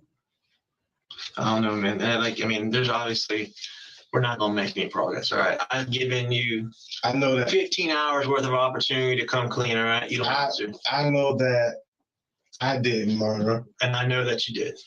I did. That's where we are. That's where we are. And better than that, we can prove that you did. So you can come up with all these stories. Even with those clothes, nothing was done with those clothes. How do you know? Because I just Scotty gave them to you. How do you know just know? How do you know it was done with the clothes? No, Scotty gave me back the gun Not You just said Scotty gave you all the stuff just literally 2 minutes ago. I Not mean, even. First you said that the you guys clothes are were talking. You used guys, no, listen. in You guys are talking. gardening, You and now guys you're saying that he no, gave you the you clothes. guys are talking to me. Confusing me. At the same, no, you guys are talking to me at the same time. I've been up for 24, 26 hours straight. 63 seconds ago, you said Scotty gave you all that stuff, and then you said he only gave you the gun. Go ahead, explain. I'm listening. I'm not gonna talk. Yeah, when it comes to the gun and everything, he gave me the gun back. What kind of gun was it? It was a Glock. It was a Glock that he rented from me for like $100. A Glock what? It was either a 22 or a 43. Where'd you get it from? It was probably one of the same. Not a probably. Where'd you get it from? It was probably one of the same ones from over there at the apartment. Well, that doesn't make any sense. I can't help myself. You like probably and maybe a lot. Where'd you get the gun from? Did you find it laying around like the BB gun? No, I didn't find that laying around. Then how'd you get it from the apartment? I mean, I took the gun. I took it with me. From where? I stole it back. From who? I stole it back from her before I left. She never stole it. You said you left it there. When I reported it stolen, she had originally stolen it, and I took it back without her knowing that I took it back. Then why didn't you tell us that? I mean, that's not that important. It's very important. You being in possession of a firearm that killed and her unborn child doesn't seem important to you. You leaving your 2 kids for over 17 hours to fend for themselves, laying on the floor, doesn't seem important to you. The main fact.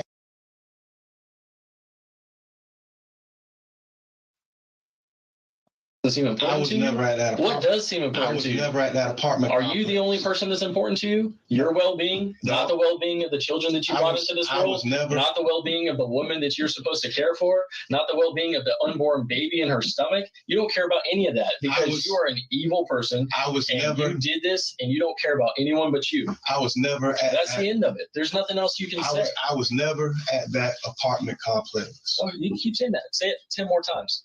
See what's going to change. Hold on. I was never at that apartment complex 117 times. I got that. We heard you. I'm sitting here telling you were. I wasn't. Okay. I never went there. That's what you're going to stand on. Take it to your grave. I never went there. And when I stayed in Middleburg the whole night.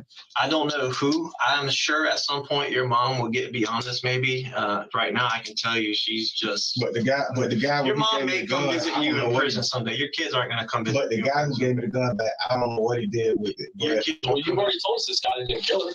Yeah, I said I don't know what anybody would do with anything. If anybody did something with a weapon, they wouldn't tell me. I think your mom might come visit you in prison, but your kids won't. Understood, but I'm not guilty. Okay. Not guilty. Can I get a witness? No, I didn't. I didn't do anything to him. All right. That's it. 15 hours if I didn't do it. That's where we are.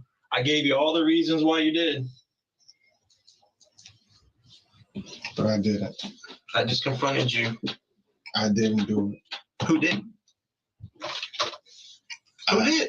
I didn't do it. You don't know that either? The only thing that I know is. Who'd you send over there to do it? I didn't send anybody to do anything. You didn't have anybody go kill? You're very quick to say, I wasn't there, I wasn't there, I didn't go there. You can look through my, you guys have my phone. Well, you've already lied about that. We looked through your phone and saw the stuff you were withholding earlier. We looked through your phone earlier and saw all the information that you had withheld from us the first go round of it. Yeah, I didn't kill anybody. I didn't put my hands on her. Do you know who killed? No, I don't. Why the hesitation? It could have been him. Did you discuss how to kill with someone? No, I didn't. Did you? Was she aggravating? Was she threatening you? No. But I know that. I mean, she did threaten me sometimes. She did aggravate me sometimes, but it wasn't worth a murder. I know that. Did you in any way, shape, or form have anything to do with either killing, planning the killing, setting up the killing of? No. Okay. And you have no idea who did? No. And you have no idea why someone would? I can name reasons, but there probably wouldn't be enough evidence to support it. Sir. Anything changed? You still didn't do it? Okay. Just walk me back through this. I'm just going to try and understand the story that you've given us. So you buy a firearm sometime last year, a Glock 43X, correct? 9mm Glock. Yeah. Okay. You got it at her apartment, right? Yeah. You leave it there when you go back to Connecticut and she steals it. Yeah, she said that she couldn't find it and stuff like that. Okay. When do you come back and steal it back from her? I probably found Not a probably. When did you come back and steal it from her? You can give me an approximate date range. right before, I want to say maybe right before I left her apartment, because she left me there by myself. Left her apartment when? Like last Saturday. It was between last Friday and last Saturday. Where did you find it at? I found it in the closet. Which closet? I found it in her bedroom closet. In her bedroom closet. Was it in a box? What condition was it? It was like tucked on a shelf behind a lot of clothes and stuff like that. Where was everyone else when you found it? She had taken the kids with her. I was by myself. Okay. Was it loaded? Yeah, it was loaded. It was loaded with what? It was just loaded with bullets. Do you know what color? What kind? Hollow point? Ball ammo? I'm not sure. What color was it? Was there one in the chamber? I don't think so. Okay, but it was loaded with a magazine, had some in it? It probably did have one. It probably did, or it didn't. I'm not sure. I didn't. Hold on, 73 probably. Let me mark. I didn't look at those details. You were saying it was loaded. I'm just asking. It was loaded. It was loaded. The gun's in two conditions: loaded, unloaded. No. Which one was it? It was loaded, but I'm not sure. When you say loaded, you mean one in the head? I'm talking about the clip was in it. The clip was in it. Yes, was there bullets in the clip? Yes, there were. Was there one in the head? I think so. How do you know that there was bullets in the clip and one in the head? I'm kind of 50-50 on whether it was one in the head or not. I'm not sure. How did you know that there was bullets in the clip? Because of the weight of it. Because of the weight of it. So you never took the clip out and looked at it? No. Okay. So that was Saturday as you steal it back. Where do you do with it after you steal it back? The guy, I saw the guy and stuff like that. He saw it in my hand. What guy? I saw Scotty one day. He was like, "Hey man, you let me hold it one day," and I really. This was after Saturday. Yeah, and I was really going to. Do you know which day that was?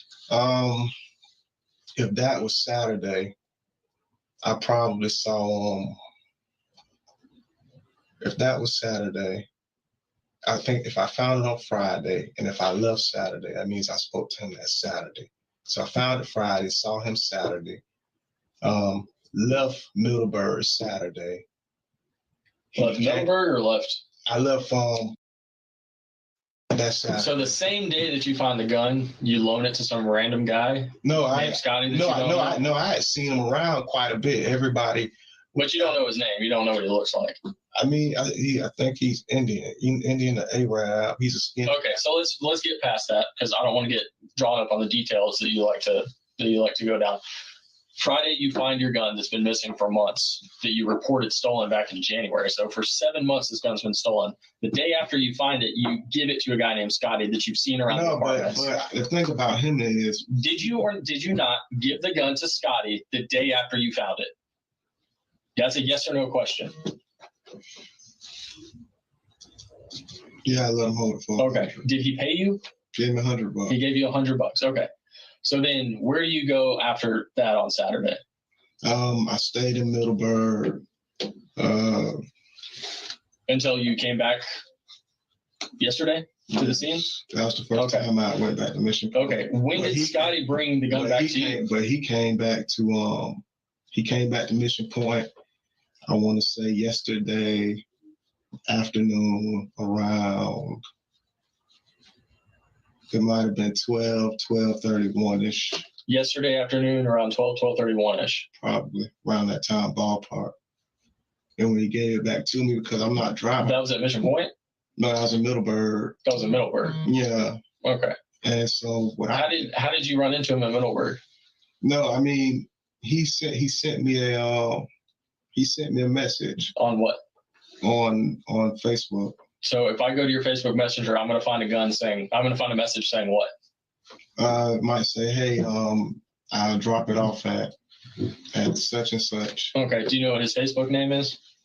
I think it's like Scotty Bean. Scotty Beam. So in a minute, I'm gonna go look at your phone and your Facebook messages, and there's gonna be a message from a Scotty's person saying, "Hey, I'm coming 45 minutes south to Middleburg to give you a gun back that you lent to me the day prior." Yeah. What about a key? Did you give him a key too? No. Well, you I lent wouldn't this give- gun I wouldn't give a to person Scotty. a key. I wouldn't give a person a key. Just in told my you that apartment. this gun was used to kill. So you not help us figure out good based on that.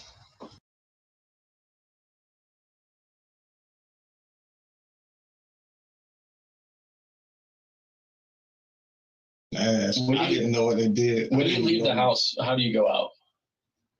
When I ride bicycle, Mm-hmm. I ride out of the. How do you get out of the house? Sometimes I just walk through front door. Through the front door. Walk This- through the when you front went to door. go met Scotty, did you go through the front door? What do you mean? When you went to go met Scotty, did you go When through I the was front in, door? when I was in Middleburg, Yeah. Where else were you on Saturday? I might have walked through the. Oh, that you're talking On Saturday? last Saturday. Last Saturday was my mom picked.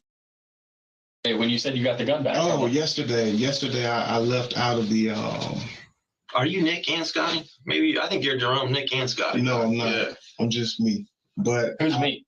I'm just Jerome person. So, but I did walk out of the garage and I grabbed the bicycle and I left and rode up there and I grabbed it, and because I couldn't meet him, I couldn't drive out there and anything like that. So he came somewhere where I could get it from him. Do you know who killed him? I don't. Did you have anything to do with the orchestrating, setting up, planning, plotting the killing? No. And you didn't in any way assist, help, or aid in the killing of, or disposing of, or covering up any evidence of No. the killing of Tashika? No. And I can say backlash, not knowingly. And even if you did know about that, but you didn't physically do it, we still have the issue of you left your kids there for 17, 18 hours, whatever. It How was. can I leave my kids somewhere if I'm not even there in the first place? Easy. You have no soul and you're evil. Told you that earlier. How was I? Honestly, I didn't even know. Are we being honest now? We haven't been honest this whole time. Are we being honest now? I'm being honest. Now you are. I'm being honest. Now you're. You haven't been. Are you? Do you want to be honest now? I'm being honest. All right. Let's then honestly tell us what happened. I didn't. I never made. I can't really get that far because of the transportation issues. So. Oh, I thought we were being honest.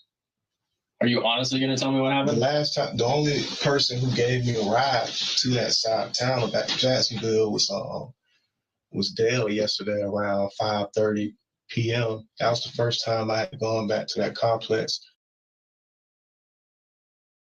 since the day that I left. But, if I was driving or something like that, I probably would have taken it to him, but I couldn't get anybody. I wasn't going to Uber or Lyft. I couldn't get out. Your mom didn't take you over there at any point in the past few days? No. Your mom never drove you there late at night? No. Well, She picked me up from over there Saturday night. she'd drive you over there. She'd give you 15, 20 minutes to go do what you needed to do inside and then drive you back home. But she didn't sit out all night waiting on you. She didn't drop you off and leave and go back home. So now mom's a liar. No, my mom doesn't.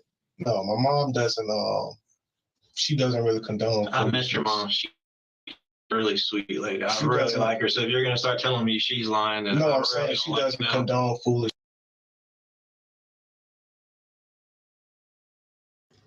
I don't know. I don't know. I didn't ask. I didn't know what they did. Your mom did. Your mom said that she dropped you off for 15, But 20 now you're minutes out calling your there. mom. Then you don't have any idea who it hurt. Saturday as in yesterday, Saturday? Well, yesterday was the first day that I had gone over there since last Saturday. In the past, she would take me. So over you there. were over there. No, wasn't. I said in the past, my mom, she would take me over there for like 15, 20 minutes, but I just said that. but You told me when I asked you the first time. no, I'm talking about in the past. You said that she doesn't condone foolishness. But not this week. Not this week though. She didn't take me there this week. I stayed in Middleburg the whole entire week. Do you think we're believing anything that you say right now? I mean, you can look at my phone.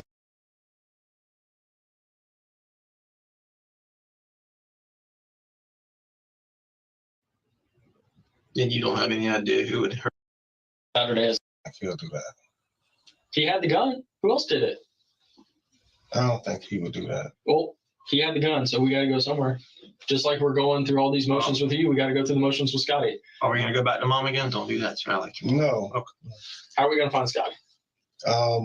Where's my phone? I can try and see if I can bring the page up. But we would probably have to sit out at What apartment does he stay in? I don't think he stayed out there. I think he probably just You said he stayed out there, so now he doesn't stay out there? No, I said I didn't know if he stayed out there or not, but he's kind of well known out there. A lot of people, he just kind So of. if I go around and ask around about Scotty, everyone's gonna know who Scotty is? 9 times out of 10. Someone's gonna know who Scotty is. 9 times out of 10. And when I asked Scotty about that gun, he said he's gonna say that he gave you $100 to hold it on Friday and then turned around and came all the way to Millburg to give it to you on Saturday. He may or may not. And what if he doesn't? Who's lying? I think that he would be the one who was lying because I'm mentioning him. So when we find Scotty and we take Scotty's DNA and we compare it to the DNA on the gun, is Scotty's DNA going to be on the gun? 9 times out of 10, yes. Is your DNA? Well, no, it's not 9 times out of 10. That's 100%. That's a yes or a no. Yes, I believe so. Okay. The murder weapon, the gun used to kill is buried in a hole in your mom's backyard, only feet away from where you sit and smoke and congregate all the time. In your room right there, like literally right there. You're the closest one actually in that house to where that gun was found, in those clothes. Your bedroom where you sit and hang out all the time is actually the closest out of anybody else's bedroom or anything else in that house to where the gun was found. Yeah. How do you think this looks, man? The week before, you break her door, wrestling over it. You hold a gun to her head. You tell us that I didn't hold a real gun to her head because I didn't have a real gun at that time. You did have the real gun. No, I didn't. I didn't find the real one until I was in the apartment by myself, just kind of looking through stuff. So, do you think that picture now isn't fake of the gun? I think that it's a picture that she probably had because she had possession of the gun. Okay. All right. So do you think it's a coincidence that you were accused of by your mother saying that you told her this, and by your sister saying that you told her this, and by Takesha saying that she told your sister and your mother this, that you broke her door and that you held a gun to her head? No. Hold on. Let me finish. The same gun that you reported stolen in January that you stole back the other day that you lent to Scotty. Do you think that that's kind of a coincidence that all of that happened and then it happened again and she died and then that gun and your bloody clothes were found buried under your room? Do you think that's a coincidence? Do you see how all this is lining up? Do you see how all that's lining up? I don't have. What are we supposed to believe?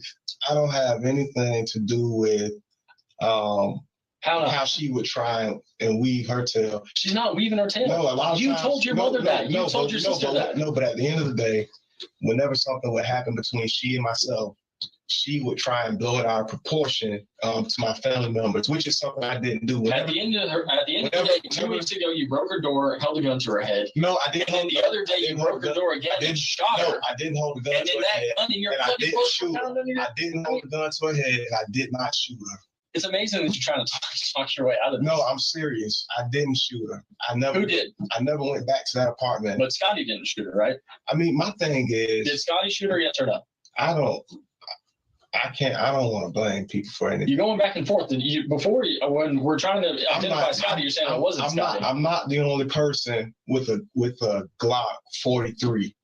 I'm not the only person. You're the only one with a Glock 43 under your stairs and your DNA on it that is the same Glock 43 that shot twice and killed her. You didn't even have a Glock 43X earlier. It was gone. You didn't know what happened to it. And now you know you put it in a hole on your pants. Glock 22 and a Glock 43. But you didn't have a Glock 43X. Well, the Glock 22 was stolen. Have you miraculously stolen that one back too? No. No. So that one's still out there until we find it, right? And then. I mean, I can right now. That is 100% bold-faced lie you told earlier. You said you did not know what happened to the Glock 43X, so you reported it stolen. However, it's in a hole in Mom's backyard. I mean, I wasn't going to say 100% lie. I wasn't going to say anything about her taking the gun and then me finding it and stuff like that. I mean, why not? I mean, I told you guys. You're facing murder charges, and you think that that's a detail you should probably just skip over? I mean, I told you that it came up missing because of her, but I found it, and I don't even think that she knew that I found it. I don't even think that she knew that I found it in her closet. She probably noticed it later. I think she probably knew because you pointed it at her head 2 weeks ago and I shot her with it. I didn't point. Pretty sure she knew you had it. I didn't point that. In fact, I don't think it was ever stolen. I didn't. I think that was a lie. I didn't point. Just like everything that you've been saying. No, I didn't point that gun at her head. You haven't said one truthful statement in 15 hours. That gun has never been anywhere with me. I live in Connecticut, so I had no point. It's no point. You bought it. Yeah, but once it was stolen. What do you mean it hasn't been? Once it was stolen, once I reported it stolen, but then you stole it back. It kind of months later, it wasn't any good to me. Why wasn't it any good to you? Because you had shot your baby mama with it? No, I didn't shoot her with anything, but it wasn't any good to me because I couldn't take that on the airport, and then I had already reported it stolen, and with it being in her possession, I didn't know exactly what she might have done with it.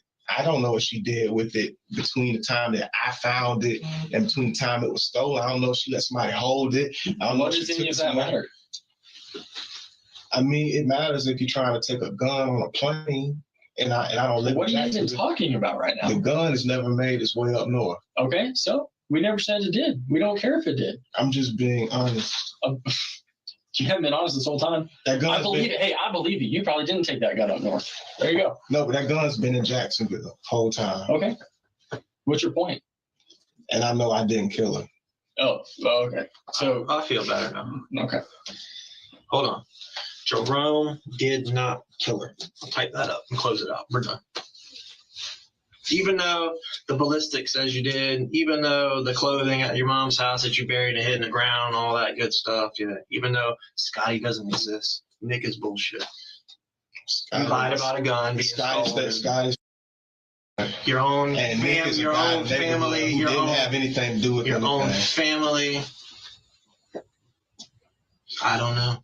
We don't know. We've tried. We've all tried. But all I know is that the last time I went was the day that I left, which was that last Saturday. And the first time that I had popped up out there since then was yesterday. So I know for a fact, I know when I go inside. You are telling the truth. You were there yesterday. You were there yesterday at 1:30 in the morning, 2 o'clock in the morning. You killed her. And then you came back at about 6 o'clock in the evening. How was I going to get there? I don't drive. Your mom said she dropped you off for about 15, 20 minutes. My mom did not like Friday or Saturday. A bullet in that Volvo. Who did? You drove the Volvo and you left the bullet. No, I never drove. No, I didn't drive. Shit. No, I didn't drive that Volvo. How did your bullet get in there? That bullet. Mom toting that gun. She put it in the hole. That bullet. I think that bullet was in her apartment. And I think I might have put it in my pocket or something like that, like a loose bullet.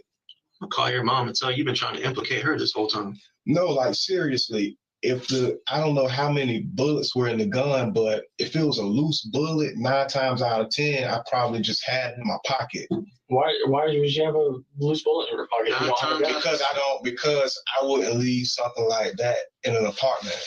I've gotten enough. Because my kids. You care about your kids now?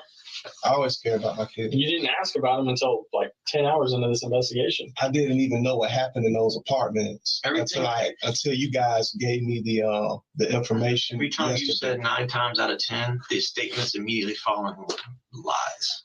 I mean, everything you said has been a lie, but those definitely were lies. I know that I didn't go back to that apartment complex. I went there yesterday in concern. I called her all day. I texted her all day. I contacted her mom, I know that I wasn't there. I never went there. How long can you go? I think I got another 12 hours. Let's just sit here and do this for 12 hours. What? You good? Yeah. Okay, let's do it. Tell me about. Can we tell me before you guys ask more? Hold on. Give me another 9 times out of 10 story. I like this.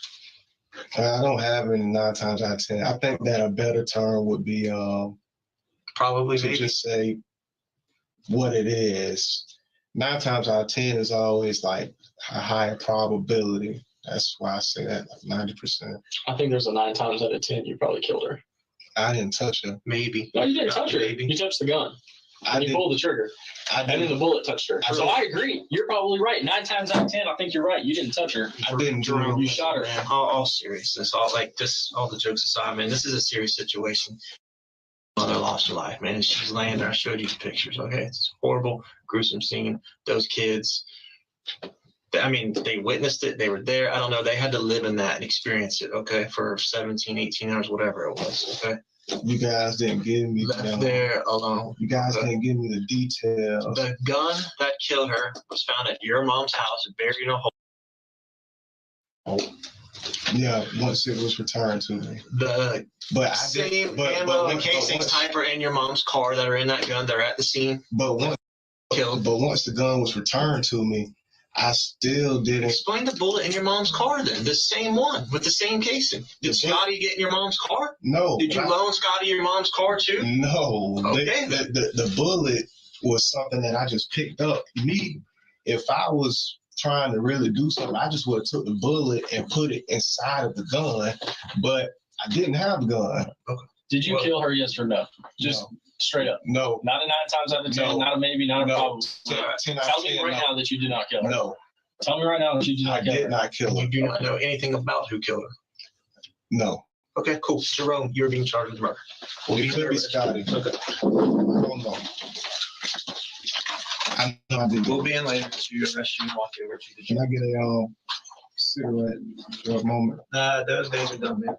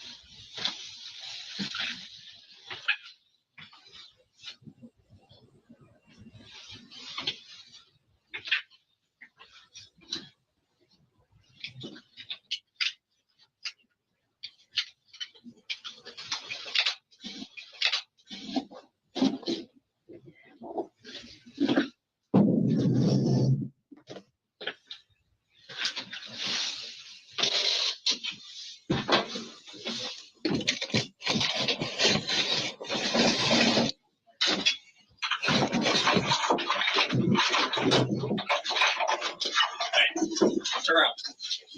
Put your hands behind your back. We're not playing that. This is for your safety.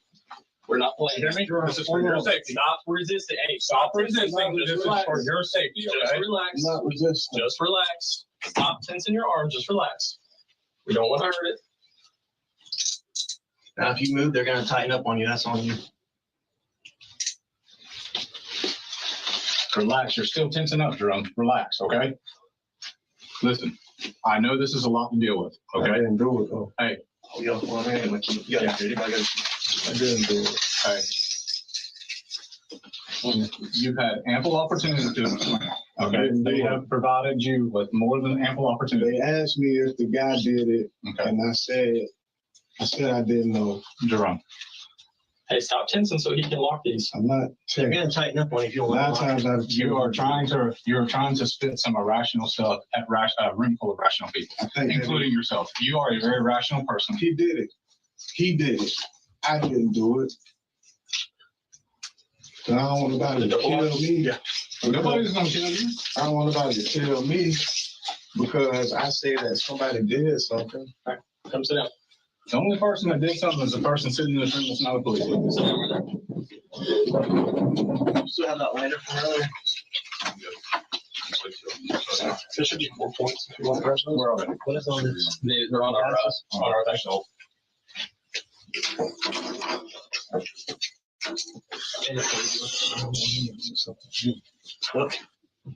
I didn't want him to do something to me. I think he did. Well, unfortunately, your time to talk to me is finished. Eric, you want to take those? We'll put these there. No, put these on. We'll put them first. Start there. No, you're good. You're good. Stay right there. Lift up this leg. Sit down. Sit down.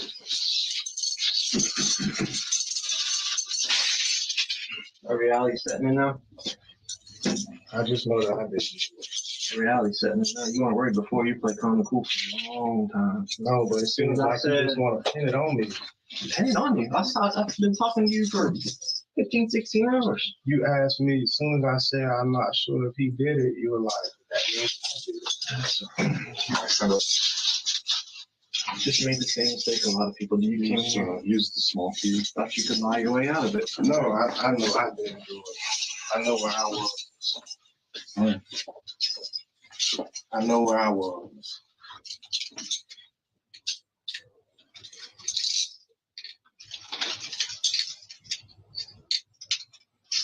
The big one doesn't work. Yeah, the big one will work. You gotta use the small one. Yeah.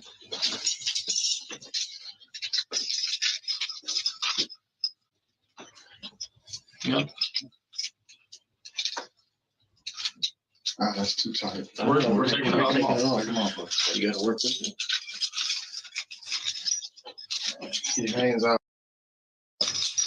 by that front building. You pull into the gate and you make a right. I think it's building. Her building, it might be building 500. What is There's just a guy out there who does little stuff. Tag out to do that. hopefully 9 times out of 10 I'll find them. Hey, here's your lighter. Yeah, My lighter. Yeah, how much? And his other belongings. I just want my lighter.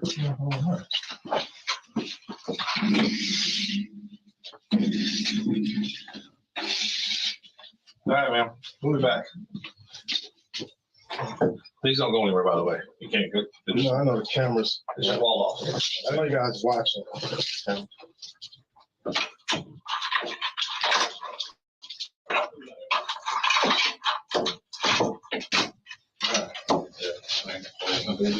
Yeah.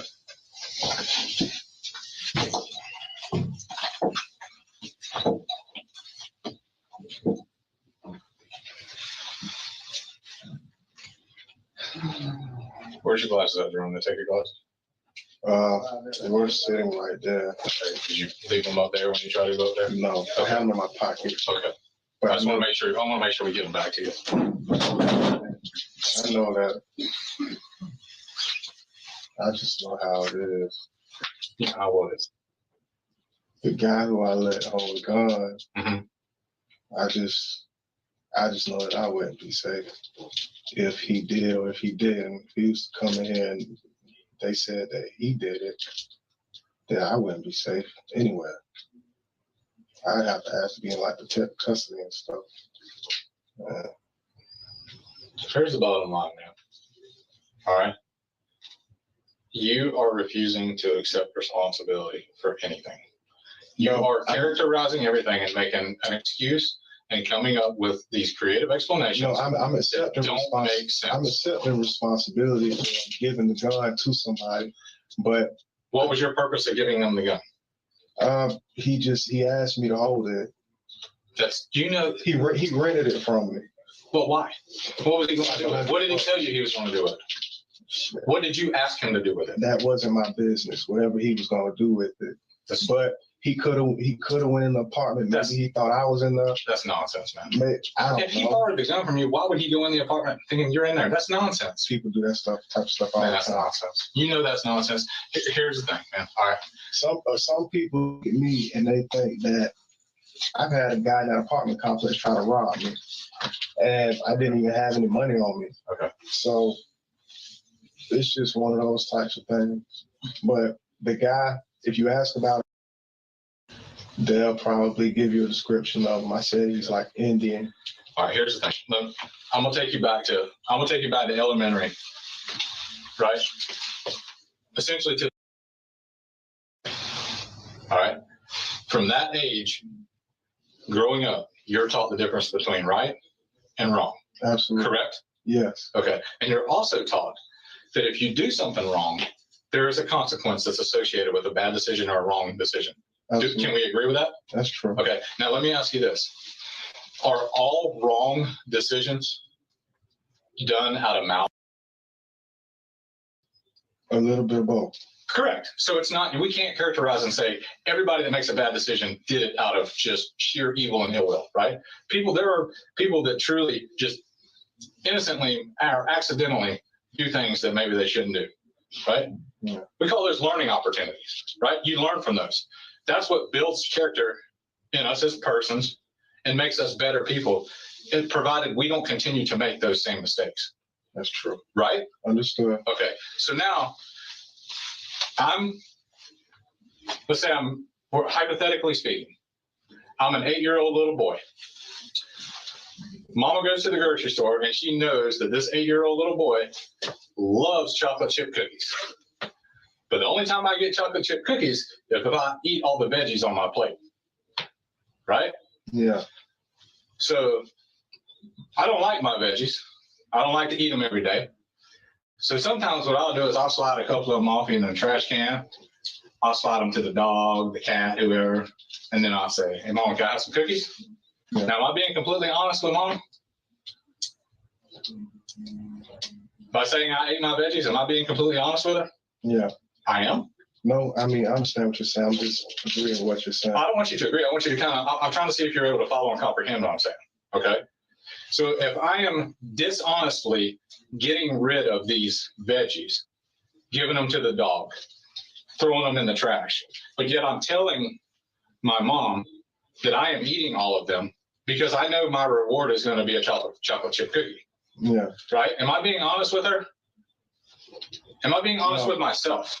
I understand, but I know that I didn't do anything. Okay. Again, we can agree to disagree. Okay. You will have an opportunity to explain your story before a jury of your peers. Okay. And then it'll be up to them to make a determination as to whether or not they feel like a reasonable, prudent person such as yourself, who has such ridiculous explanations that evidence overwhelmingly contradicts these ridiculous explanations. And then it'll be up to them to decide what your future is going to be. That is not up to me. That is not up to anyone else here in this room. Okay. So these are just things that you need to think about and you need to process. Something went terribly wrong. It's time to be a man and it's time to step up and own and take responsibility for your actions. It's plain and simple. Okay. There's nothing at this point, there is nothing you can do that's going to change what happened. There's nothing that's going to go back. Where's the weapon? It is now in our custody. Okay. I'm going to be completely honest with you, just like these guys were. We recovered the weapon from the place that you hid. We took it to our fire. One of the part of the delays of us taking so long to get back to interview you is we took it to our firearm. We have a firearms laboratory. We took it and we had a professional test fire with that gun. And that gun is the gun that was used to kill that you used. Didn't kill it. Okay. If you didn't do it yourself, you had somebody do it. Plain and simple. I didn't ask you. I didn't even know that she was dead until I made it to the scene. That's false, man. That's false. True. That's fake news. All right. Again, I'm not gonna get upset because we can agree to disagree. All right.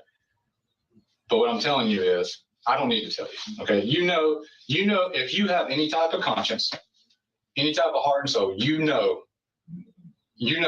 what you did and what you're responsible for. I know that. Whether directly or indirectly, you know that. And you have to bear that. I don't have to bear that. Okay.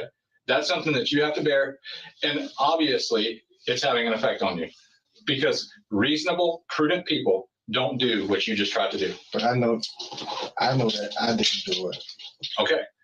If you personally didn't do it, then you know who did it and you know why they did it because you asked them or told them to do it for you. So you could distance yourself. I would never ask anybody to do that for me. Okay. But there might have been some. I don't stay over there. The last time that I was over there was that last Saturday. So you're telling me that the gun fairy just showed up at your house mysteriously with a gun that you used to kill, and you just buried it.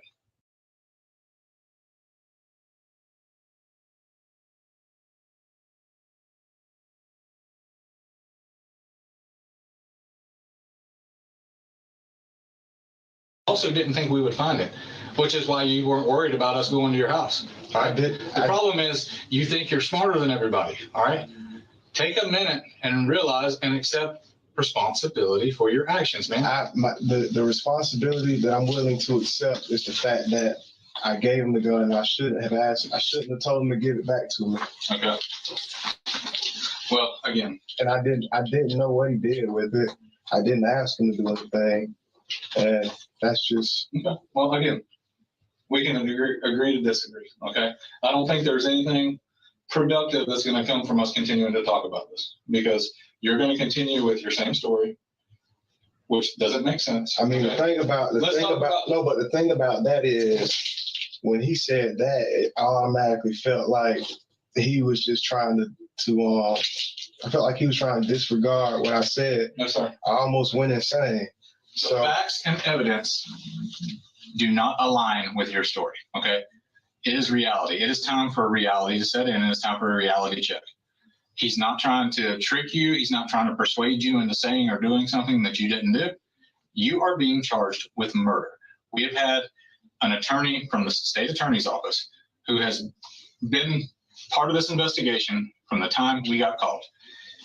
That attorney evaluates the evidence independently and objectively. So who else? It was me and who else? What do you mean you and who else? Me, who are the other suspects? We don't chase suspects. We follow evidence is what we do. We follow facts and evidence.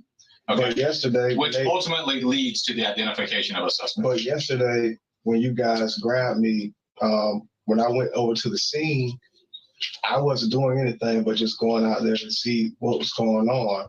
Mm-hmm. And I hadn't heard anything about anything. That's false. That's true. You may have convinced yourself that that's true. But we can prove that that is not true, okay? And you will get, I'm telling you, you will have your day, sir, okay? Let's talk about something different.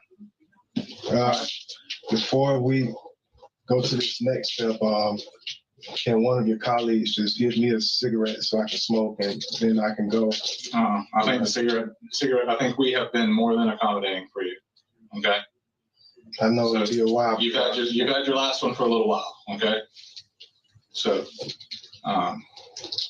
it's not. I'm not trying to. Do you want me to help you find Scotty? If Scotty actually exists, yes, but I think Scotty is a fictitious character.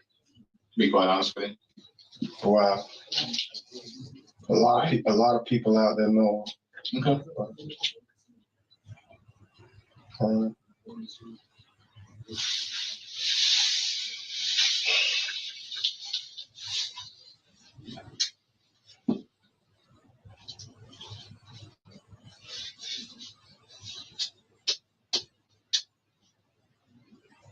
Did you play any sports growing up?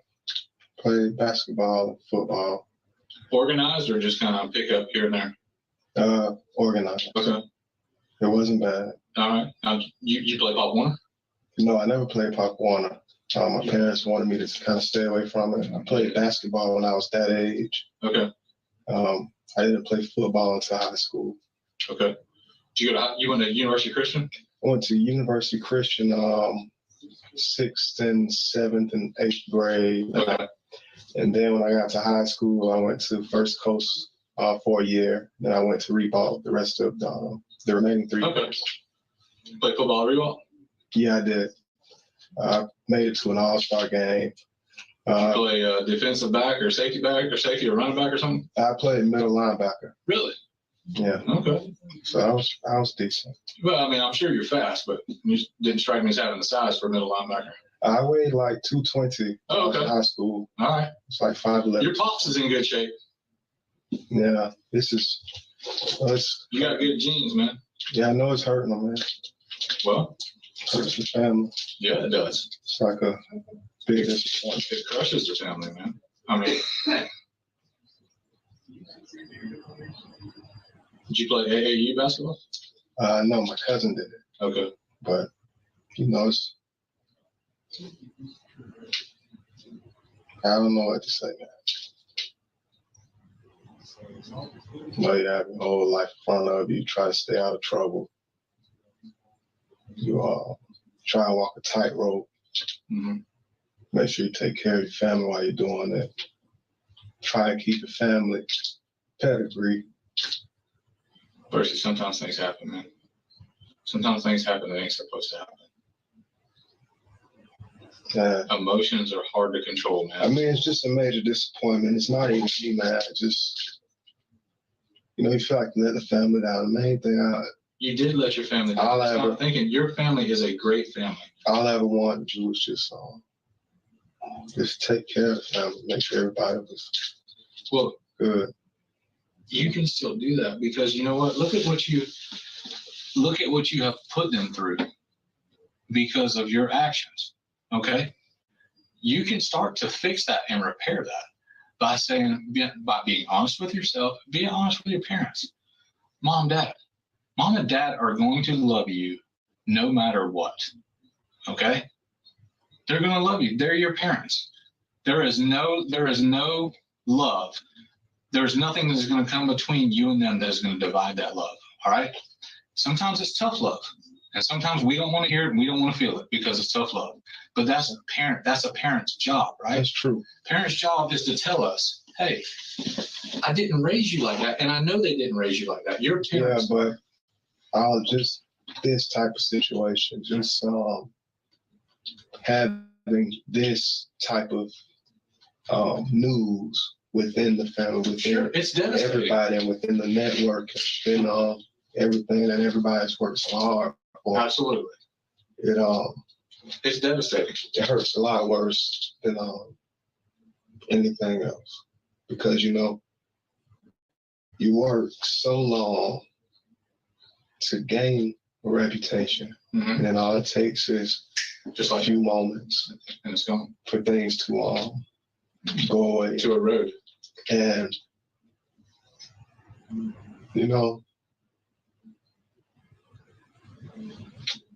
I can't even. I don't have a feeling right now. I've never really felt this way. Let me ask you this: do you think you're a bad person, or do you think you made some bad decisions? I don't think I'm a bad person. I don't either. You've been very successful. But when it comes to relationships, emotions, choices, and things of that nature, I think sometimes I've straddled the fence in some regards. Hey, listen to me. You're not alone. And we all struggle with that. You're not alone, man. And then I miss my mom. I miss my children. And this situation is a major step backwards when it comes to the things that I've been looking forward to. Every day you wake up, the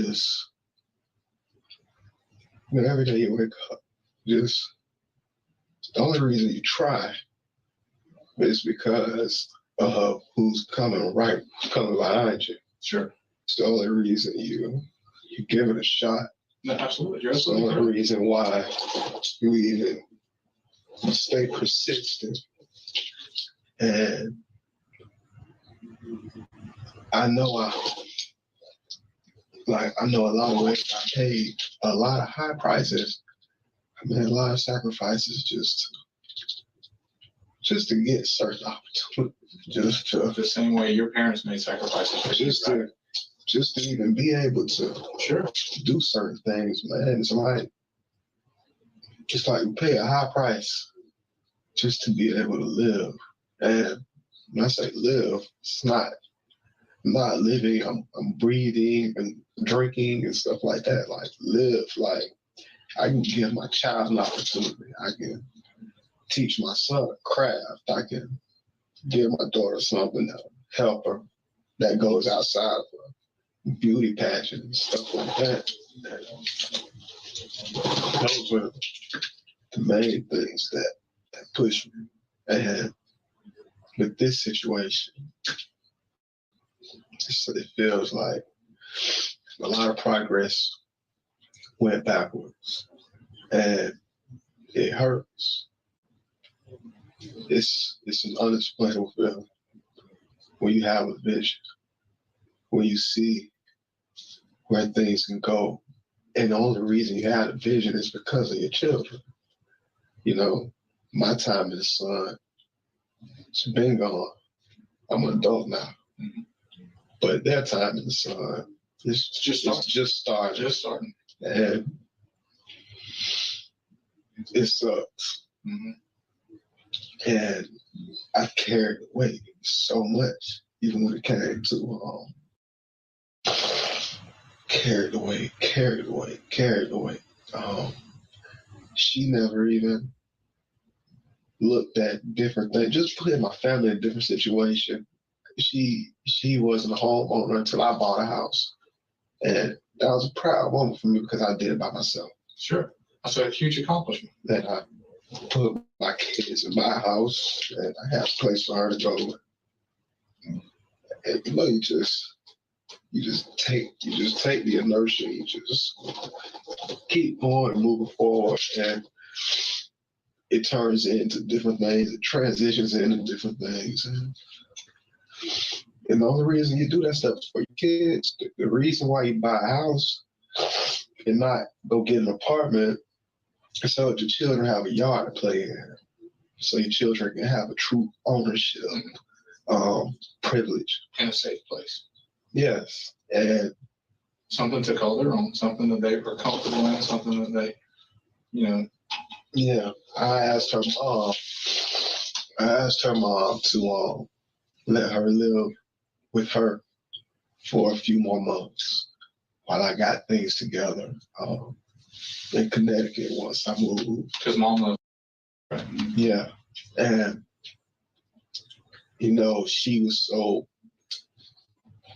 she just wanted to try and do something on her own, just have her own place. When I realized she had to do was be patient, have something bigger than what she was looking at. I didn't think Mission Point as a safe place for my kids to stay. I hated it when she, I felt like she was tormenting me when she moved my children out there, because that's a place where I would never go and get an apartment at. Got a guy selling weed, selling marijuana right down the way, stuff like that. I didn't grow up like that. So for me to see my kids in a situation that was totally different from my childhood, I felt like she was shortchanged. And I put it on my back again. Like, all right, let me do this, let me fix this, let me make sure we get what we need when I'm where I'm at, so that, because I'm always in charge of everything. I'm always in charge of the finances. I'm always in charge of whatever we do. And I felt like we lost the teamwork aspect of things. The only reason you do what you do is for your family. The rest of the stuff, nobody gives a damn about the type of shirt you wear. Right. Because they have thousands of different brands. Materialistic stuff can be replaced. Nobody gives a Relationships can be, right? Exactly. Relationships and the value you place in them, and the examples that you said, it can't be. They're irreplaceable. Exactly. And, you put those strong things into this, like, you put those solid fundamentals into your children, and you just pray that those things grow within them, while at the same time teaching them not to overly emphasize on some of the things that within society we look at as, oh, we have to have it. No, the main things that we have to have come from a from more of a pyramid standpoint, we talk about hierarchy of needs. And We have to have a solid foundation for starters, right? exactly. No matter what, foundation's got to be solid. We talk about food, clothing, and shelter being at the foundation. Morals, And then- values, whatever you instill in them. And then once those things are on cruise control, by that time, you'll stop think you'll be able to do some of the things that you want to do without even thinking about it, because the foundations will be so strong. It's like when people talk about building castles in sand or building a castle on concrete, things like that. And you know me, I never minded working hard. You know, I never minded doing the extra work. Putting in the work. Yeah, like even with my family. Probably because you knew that if you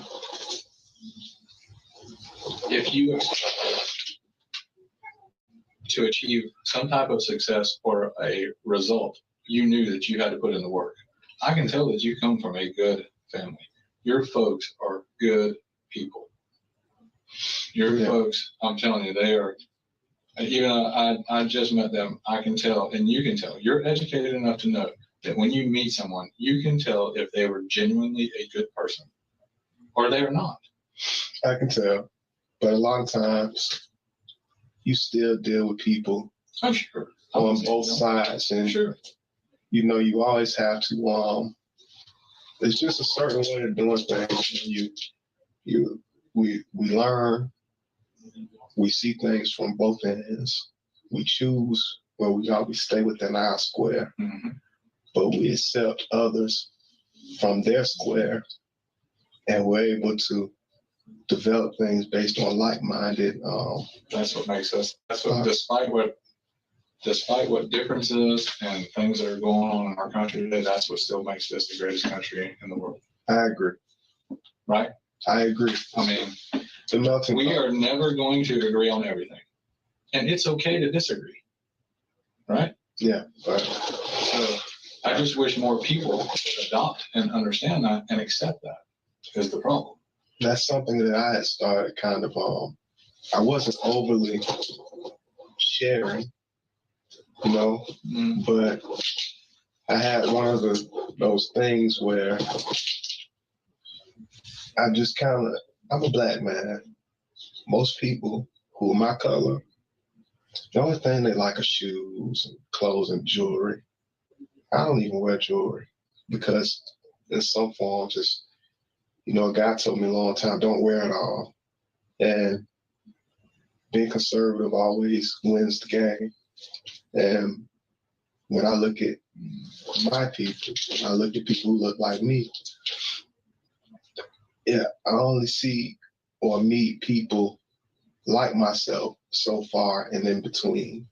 So I try and make sure that I could be an example of a different type of wholesomeness than what a person would see in their neighborhood or their home. Most people where I come from, or not where I come from, but most people, African Americans, their lives were centered around the urban core for the most part. A lot of things are generational. I grew up in Mandarin, you know what I mean? Right. So I can. Right. So you had a considerably different upbringing than somebody who grew up at Forest City Montgomery. Exactly. And the bricks over there, Hilltop. Exactly. No, I get. I completely understand. And I think that it makes a difference when, at least myself, I can walk in my positivity or in my light or in my darkness and make a difference from a different level, not by just saying what I say or doing what I do, but by living it, by being able to reach people who I know. When I talk to some Black people that be afraid to talk to them, I've seen Blacks not give other races chances just because they were fed poison in their households. And I've had people of different races treat me better than my own. You know what I mean? Oh, yeah. And, you know, I'm talking to you. And as an African-American male, I can see the difference when I deal with people a little bit who look like me because they can see it as well. Mm-hmm. And, you know, I don't back down from it. I hate racism, man. One of my best friends is Italian. My other best friend is Indian. You know what I mean? So when I would walk into the urban core and I would hear, you know, we're gonna do that because they look like us, a lot of people would turn their back on me. A lot of people turned their back on me because I didn't lean towards the black vote or. And why is that? You had a solid foundation, right? A solid foundation of core values and everything else that was instilled upon you. And you had the courage to stand for what you believed in. Yeah, but I know that you have to judge a man by their character, not their appearance. Absolutely, you're 100% correct. And I know that, you know, my walks of life, my courses, my obstacle courses, my journey, those have been the things that have made the difference. I've had friends from my walks of life, man, they lack the diversity and perspective to see things a lot more clear. It's a lot. I could talk for hours on it, man, but you understand where I'm coming I do. You know?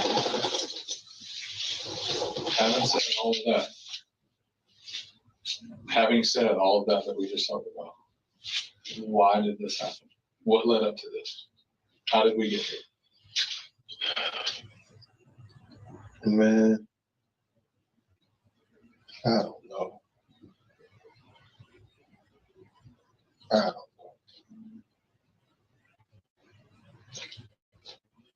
Maybe somebody felt like they were doing me a favor, but it wasn't a favor. You know, when it comes to me, a lot of times, some people try to, especially people that look like me, they're overly trying. They'll openly try and appease me to a degree in some regards. And they do it because I'm different. You know what I mean?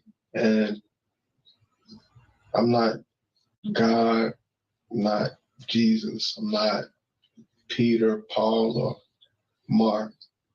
But when it comes to how I do things, I accept everybody. I'm accepting. I don't look at where people come from. I look at where you are. I don't look at how you grew up. I look at how you talk to me. You can say all of the wrong things to everybody else, but if you say the right thing to me, I have no choice but to say, all right, man. You know what I mean? And I just see people as themselves. I see people as a soul. I see people as a spirit. I see them for who they are. I don't look at the other things, and I think that when I deal with people, they see that with me. I don't turn people around, no matter where they come from. I'm not better than anybody, no matter where my family comes from, but I do have a standard when it comes to how when it comes to how I like to deal with people. At the end of the day, like I said before, you got to be completely honest with yourself. And you're the one that has to bear those actions. Okay? However you do that and however you deal with that is up to you. I can't force that upon you. Nobody can. There's nothing that anybody can do that's going to change what happened, what has transpired over the last 28 hours or whatever it may be by now over into. But there are things that we can do from this point forward to try to begin to repair things as best we can. And the damage is done, unfortunately, and it is catastrophic damage. I just want to raise my kids. Well, I think you're going to have a significant setback in doing so.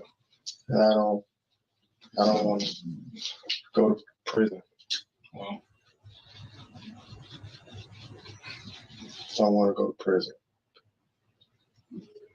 love my children. I want to make sure I watch them grow up. There are different things I want to I instill. understand. But again, like I said, unfortunately, sometimes emotions get in the way of our rationale and our decision making. And all it takes is a split second. I would love to share with you my opinion on what I think happened, but we don't operate on opinions because I have a pretty good idea of what happened, and I don't think it's even been touched on. Yeah. I truly think things were not intended or meant to happen the way they did, and I truly think that something got heated and something happened that wasn't supposed to happen, and then panic set in, and it's like, oh my goodness, oh my goodness, oh my goodness. How can I fix this? I have become accustomed to fixing things my entire life. I'm not only a doer, I'm a provider, and I'm a fixer. But I have never been faced with anything like this before. And that's when panic sets in. Yeah. And that's when things get sloppy. And then that's when we have to get more creative at trying to figure out how we're going to explain things. I'm not trying to put words in your mouth. I'm not trying to put thoughts in your mind. I'm just sharing some information with you. Okay. I've been doing this job for a little while. All right. That does not mean that I'm sitting here telling you that I know everything, because I learn things every day. And I learn things from people that are younger than me, people that are older than me, people that look like me, people that don't look like me. I understand. Because I place a lot of value in the people that I encounter and that I surround myself with. I understand. And I'm a firm believer of treating people with dignity, with respect, and the same way that I would want them to treat me and treat my family. That's a great statement. So, before we get to this next sequence, I want to know if one of your colleagues could just let me smoke one time, so that I can just go through this process. And just figure out. go through what process? I don't know how this is going to go.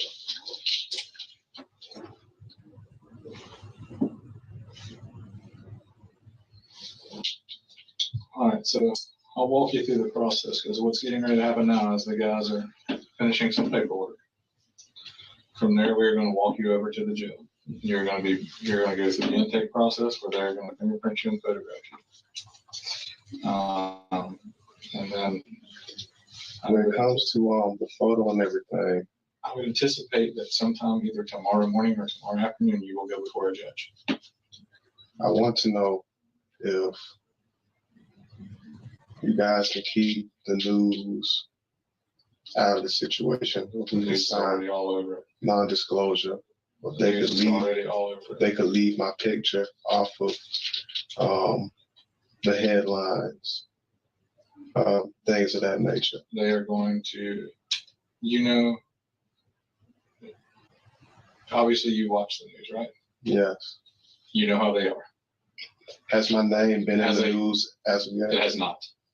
It has not. Can they Okay, keep and I can that? tell you that for sure, because I am the one, part of my responsibilities and my duties as a supervisor with the homicide unit is that I'm the one that has to address the media. So last night I stood up before all of the local news cameras and provided them with a very brief explanation of what we knew at the time, because we knew very little information at that time. Okay, but as the investigation progresses, and when we get to a point where an arrest is made, there is a thing in the state of Florida that's called the Sunshine Law, which requires entities like us, a public entity, to share information with those outlets. Okay, so it's not that we're doing it because we want to be cruel and run your name through the dirt and all that. It's essentially a requirement, basically. I know the news sometimes sensationalizes. This is merely my opinion. personal opinion. I completely agree with that statement. I mean, my thing is when it comes down to it, they have a job to do. They do. But in regards to, I feel like they can be a little bit more respectful in the manner in which they do their job. Me personally, I understand they have a job to do, but there are certain situations where I think if they were to just maybe for once put themselves or their families, if they in the role of the story that they're reporting on, I believe that they would have a different outlook and a different perspective on things. I wish that, I don't know, man. Maybe. I don't know, man. The mind is everywhere right now. No, I'm sure it is. I'm sure it is. You have a lot to take in, and you have a lot to think about. And you're going to go through a roller coaster of emotions. This is definitely something you are not used to. So you have your first appearance before with this that go.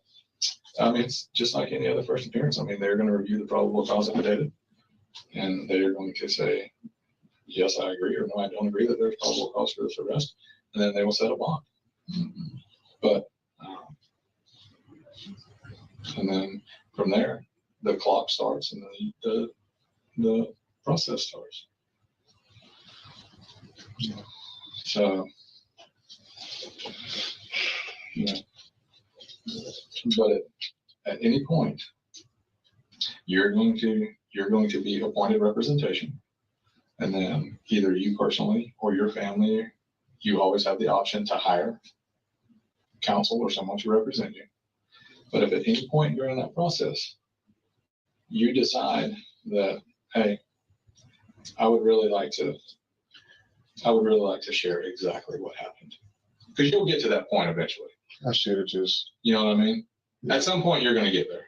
And right now, I can't even imagine what's rolling through your brain. I really can't. You know, but at some point, you'll get there. You know, and because I think up until maybe 30, 45 minutes ago, I don't think reality had set in.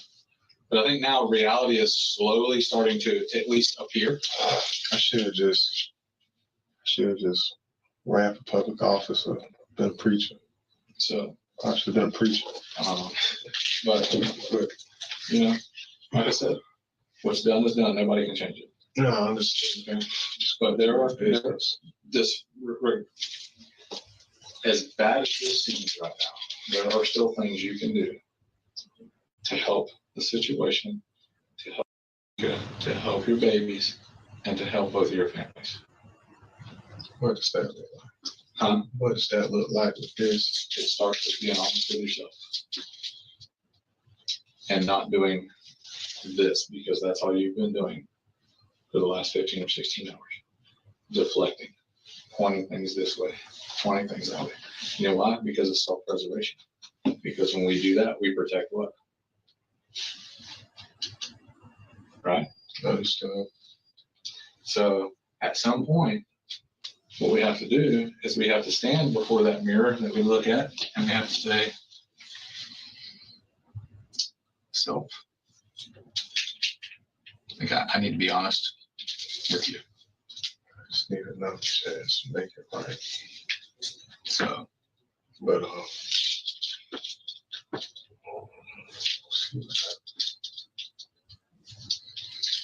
so what I was saying was, at some point, I think you're going to come to the realization I need to be honest with myself.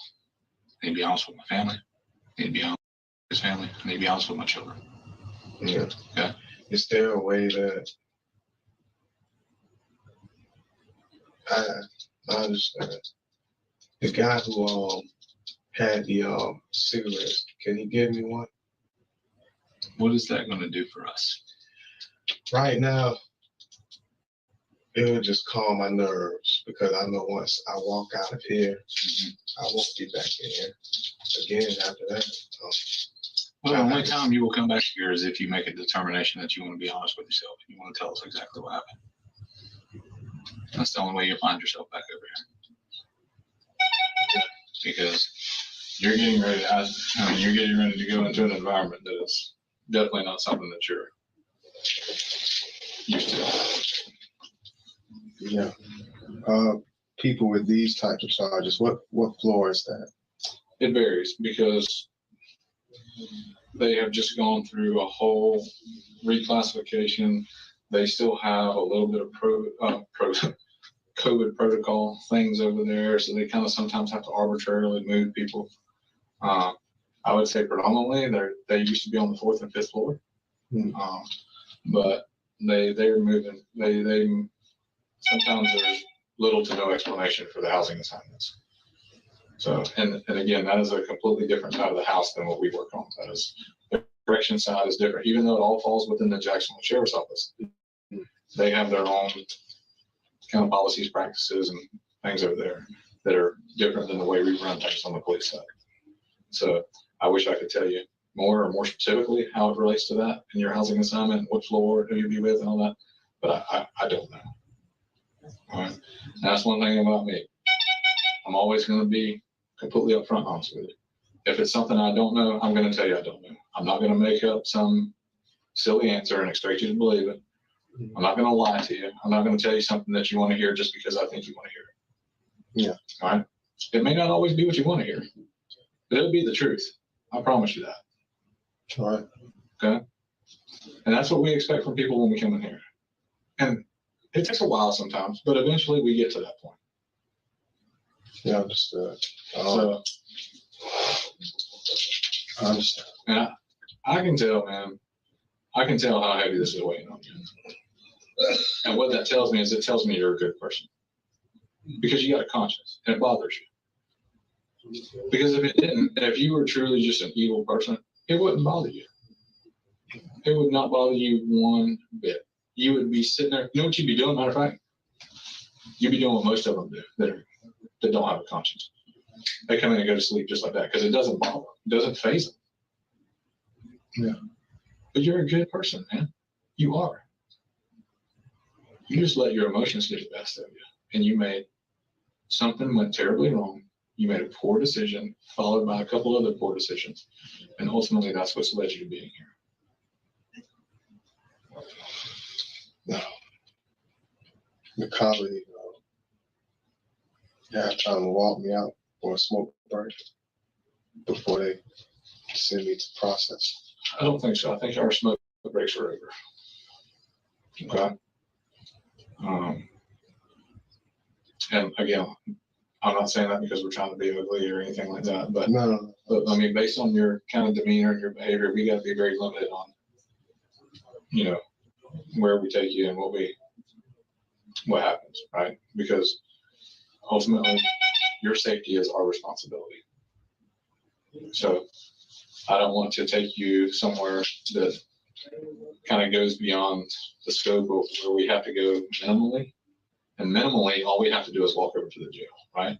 But if we go elsewhere and you kind of make a poor decision and you do something that results in something that compromises your safety, our safety, whatever else, then it puts us all in kind of a bad situation. I understand. So I hope you understand that. And y'all ready? Okay. I wish you the best, man. I mean, but I think you're slowly getting there. And if before you leave, you decide you need to get something off your chest and you want to tell us exactly what happened, I'll be more than happy to listen to you. All right. There's nothing that I can say that will get me whole. That's correct. There is absolutely nothing. But what I told you is there are things you can do and say that are going to begin to, show that you are finally taking some ownership for your actions and being responsible and being accountable, I guess, more, and then begin to repair things for your family. Because what I was telling you, the biggest, I think for me, from an outsider looking in, knowing what a good family you have and that you come from, is that just the disappointment alone in your mom and your dad and Micah and your sister, they truly, truly care about you. They really do. And they have your best interest in mind. but they are disappointed that not only have you put yourself in that position, but you have put them in that position because of your actions. Your actions led to what, 8 or 10 police officers coming to their house today for hours at a time. Their neighbors are out there going, what in the world is going on over here at Sandella and Dale's house? What's going on? I understand. Right? Yeah. Can we loosen the right one? Yeah. So only you can fix that, man. I can't fix it. All right. And that's going to take you first being honest with yourself, being honest with your family, being honest with your children. It's right there. You're right there, man. I'm telling you, you want to do it, and you know what? You'll feel so much better because right now I'm sure it feels like you got thousands of pounds on your shoulders. I gotta find it. Don't work against me.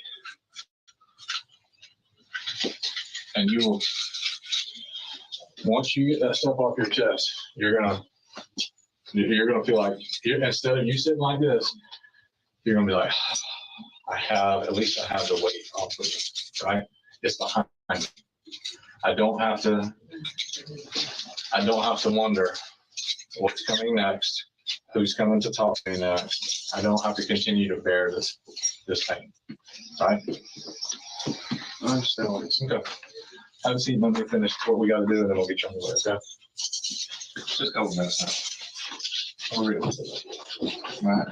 All right, man. You want water or anything? Wanted a cigarette, but I can't give you that right now. I'm good right now. All right. It's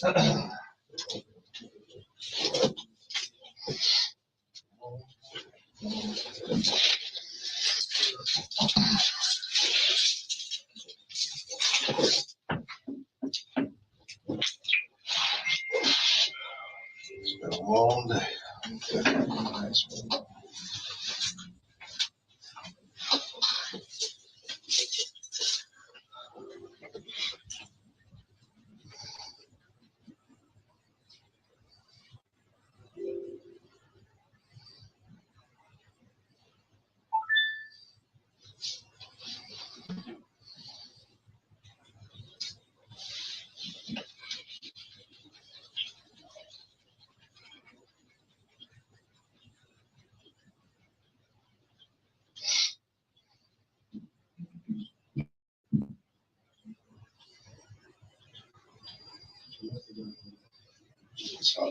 It's all back.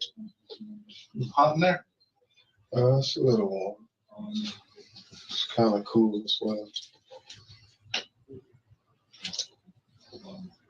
Not like that. What kind of work you do? I'm in management. You in Connecticut a lot, you say? Yeah, that's actually where my job is based. I was in Jacksonville getting some stuff straightened out with my doctor. What part of Connecticut? New Haven. You like it up there? Yeah, it's not bad. It's like an hour away from New York. It's cold in the winter, right? Yeah, snows a lot. Yeah, man. I enjoy it. It's nothing like home though. You know, here at home just has its own culture. You know what I mean? Jacksonville is so big to the point where you go to different sides of town. It's like cities within a city. You're right. Like Orange Park, Middleburg, the north side, Jacksonville, south side beaches, Fernandina, American Beach. Like Jacksonville has so many cities within the city. Yeah. There's no other place like it. What's your mom? What's she do for a living? She used to be in management as well. Yeah. What about your stepdad? He's like a military guy. Yeah, he's in the military. Really? Yeah. But he dealt with construction, a construction engineer. I did the same, but I was like a superintendent. You make good money doing that. Yeah, I left it alone, man, once I got the job in Connecticut. That type of stuff is cross transferable. Yeah. For the most part, it's different genre. Different.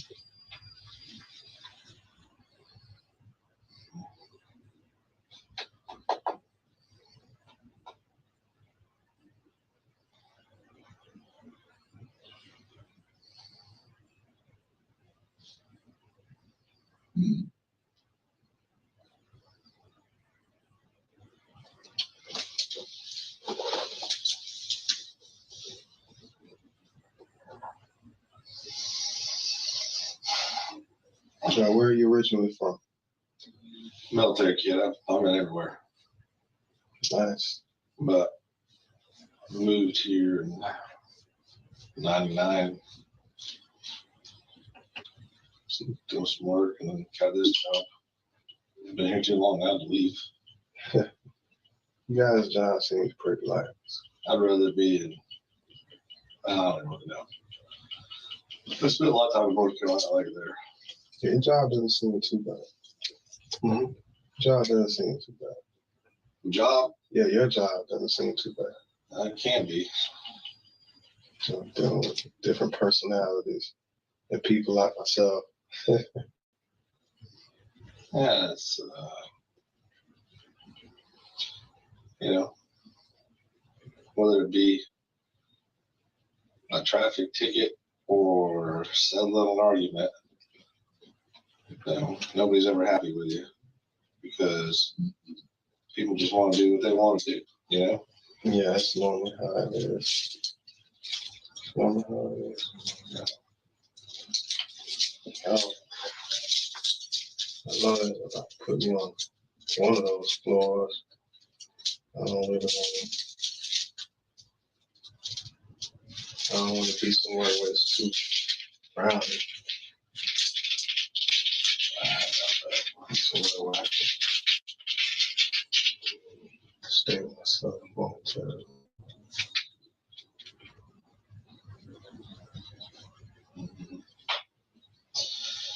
Yeah, let's see. I've lived here, North Carolina, Nebraska, Washington State, born in Maine, lived in Alaska. I think that's the only place I lived. Places I've lived were Jacksonville, Orangeburg, South Carolina, and Connecticut. Those were most of the major moves. Yeah. Orangeburg was pretty slow, man. I went to school there, so it wasn't so bad. Everybody was doing the same thing, so we always had, you know, group elements and things like that. It's pretty small there, isn't it? It is. Yeah.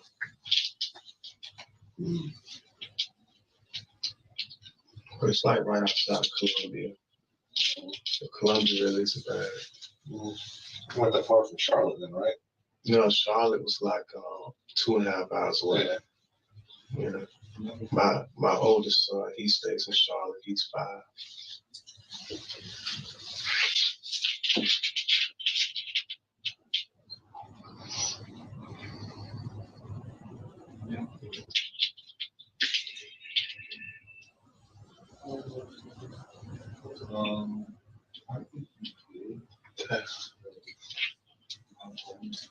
Shit hurt too. 'Cause now I feel like somebody else. I almost feel like somebody else would be raising them. I'm good. Put a lot of energy.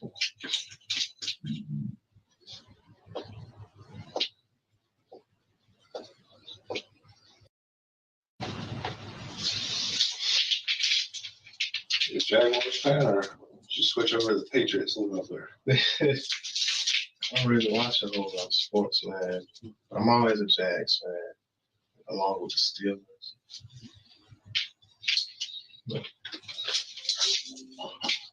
I don't watch much sports either anymore. Actually, once I had kids, I feel like all I ever watched was the Disney Channel, but now they're all grown up, so Exactly. I can watch whatever, and Sometimes I still watch the Disney Channel. Yeah, you know, we have to watch what floats their boat. Yeah. What they like. Mm-hmm. You know, it's just one of those things. I think a lot of my new interests kind of follow like watch a lot of history channels. Try to get my kids into it. Yeah, just stuff like that. If I choose to watch TV, you know, it's almost like the TV is always in front of us with how our cell phones are made now. Yep. You know, you press an app, and there it is. News, ESPN, and the whole nine. You don't even have to watch TV. It's true, because I find myself in here a lot of times. I just get tired of doing something. Next thing you know, you're tired of doing this.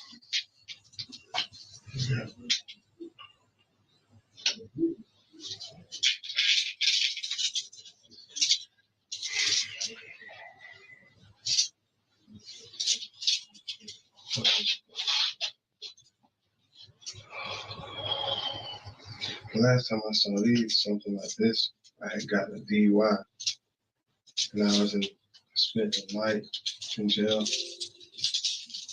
Yeah, I feel like that was just the worst experience of my whole entire life. And just looking at this now, it's like, yeah. On July 17th, 2024, Bercy Armstrong was found guilty of 2 counts of second-degree murder for the death of Tashika Young and her unborn child. In the circuit of the 4th Judicial Circuit in Fort Duval County, Florida, case number 16-2022 CL 7251 the main division CRE.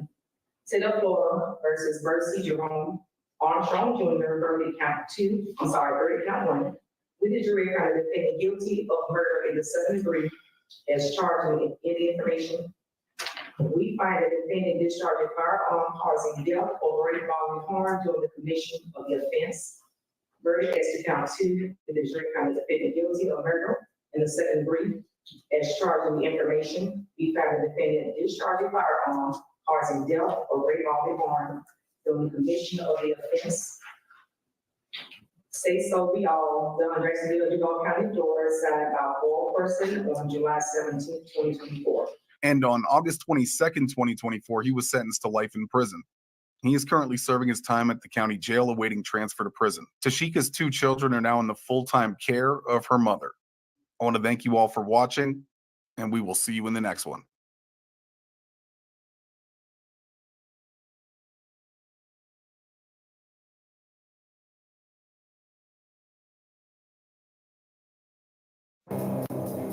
A guy came crawling through a window out of nowhere. She woke, and she sat up in bed and looked at him.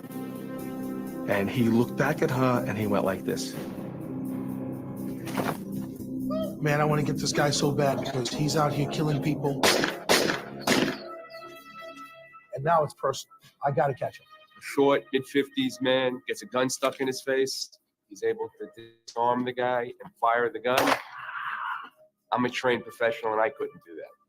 I look over at the car, and this guy's burnt. He's a crispy critter. We're not going anywhere with this case. We might as well wrap it up right now. I'm going, this is a loser.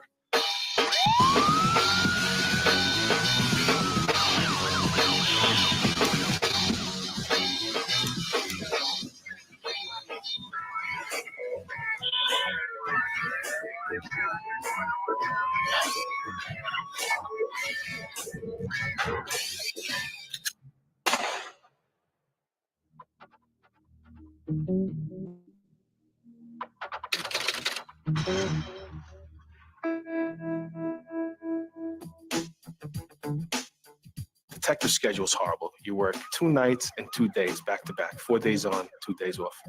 So one day my boss approaches me and says, hey, we need somebody to investigate the burglaries.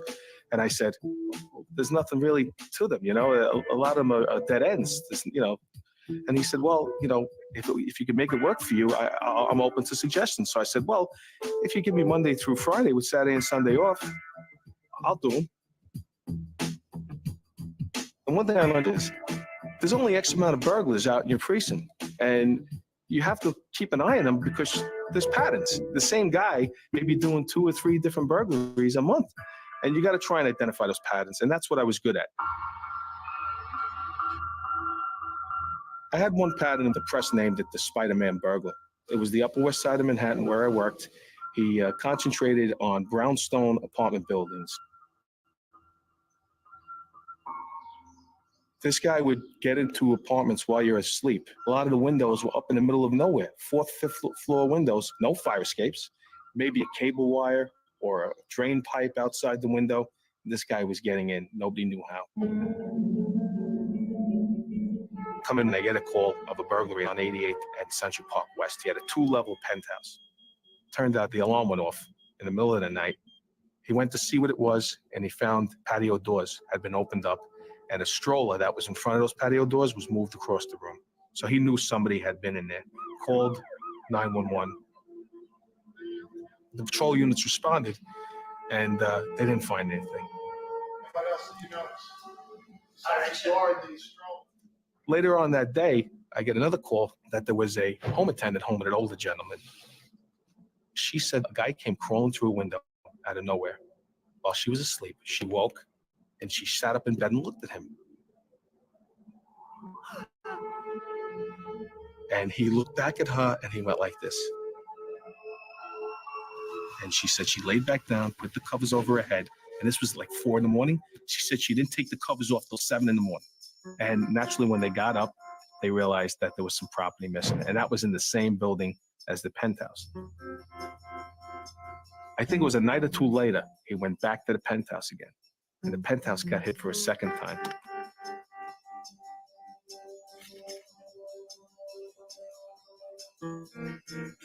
And we couldn't understand how he was getting to this penthouse because the only way to get to it was a fire escape. But in front of the fire escape was a wrought iron fence with razor wire over it. After a few of these burglaries happened, we decided to put together a task force. And now I'm back working midnight to 8 in the morning trying to catch this guy because that's when he's hitting. We have uniformed patrol units out, and we also have a group of detectives and burglary officers staying on rooftops, looking down, looking in back alleys, trying to catch somebody coming up a fire escape or whatever. So one night, we're on a stakeout. We're over on 88th Street. All of a sudden, over the radio comes an alarm. And the alarm was for a building right around the corner from us. We go running over there. All the patrol units come shooting out. There's probably 20 police cars on the block. This is what we were waiting for. Surround the block, and we figured we get this guy somewhere.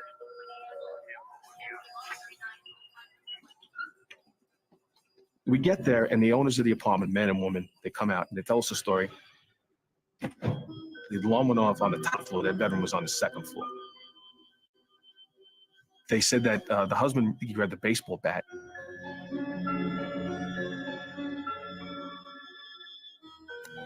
And he went up the steps. And as he got up to the loft area, he saw the bathroom door close and watched the handle lock. And he said that's when he knew somebody was definitely in the house. And he went running downstairs, grabs his wife, and runs out of the apartment, locking the door behind them. So now they're locked out. Emergency services comes with their tools. They take the door. They go up, they do a search. I think we had a canine unit with us too at that time. Canine goes right to the bathroom door. The bathroom door's still locked. Now we're banging on the door. We're telling them, listen, open the door, come out. We go to the roof and we look down and we see the window. The window's open, but it's in the middle of nowhere. Nothing near it. It's got to be 20 feet down from the roof and 75 feet down to the ground. We tell the guy, we know you're in there. Come out and open the door. Nothing, not a sound, not a peep. We get emergency service. They come with their shotguns. They break the door down. Bathroom's empty. The window's half open.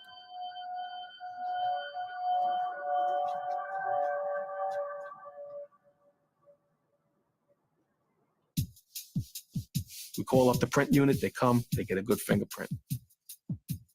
We kept that in our file, and we knew at some time it was going to help us out. A couple of days goes by. We get a call, and a gentleman says, burglary in progress. Comes home, and there he sees this guy, who is Spider-Man, in his clothes. He's in the guy's clothes. And he motioned to me to go outside, and I'm going to leave through the window. And he goes, and that's what I did. He goes, I back out my apartment door. I went to the neighbor, called 911, and then I came back in when the cops came, and he was gone. Now we have somebody that can ID this guy. And we were able to lift fingerprints at that scene also. So now we were starting to build a pretty good case. Once this guy gets caught, we know we're going to get him good. Maybe 2 or 3 burglaries down the line, he hit a nice 3 or 4 level brownstone. Spider-Man had got in there when they were away over the weekend. It looked like he had spent some time in there. He drank up all their apple juice, and he took all their vitamins. So at that point, we knew we were looking for a guy that was in good shape, probably a health nut. I come into work, and my captain calls me up, and he says, go down to Midtown North Precinct. I got to the Midtown North Precinct, and I spoke to the arresting officers, and I asked them what happened. And they said, well, we got a call for a burglary in an office, and it was an alarm. He said, we got to the building, the alarm company was with us. And lo and behold, here's this guy sitting 3 stories up. This guy jumps out the window. He goes down 2 stories to a roof landing. He lands on that, and he screams in pain, grabbing his leg. So with that, we figured he's done. Next thing we know, he jumps up. He gets to the edge of the roof landing, and he jumps off of that down to the ground, another story. And he takes off down the block. By then, they had radioed other cars in the area, and he was apprehended running down the block.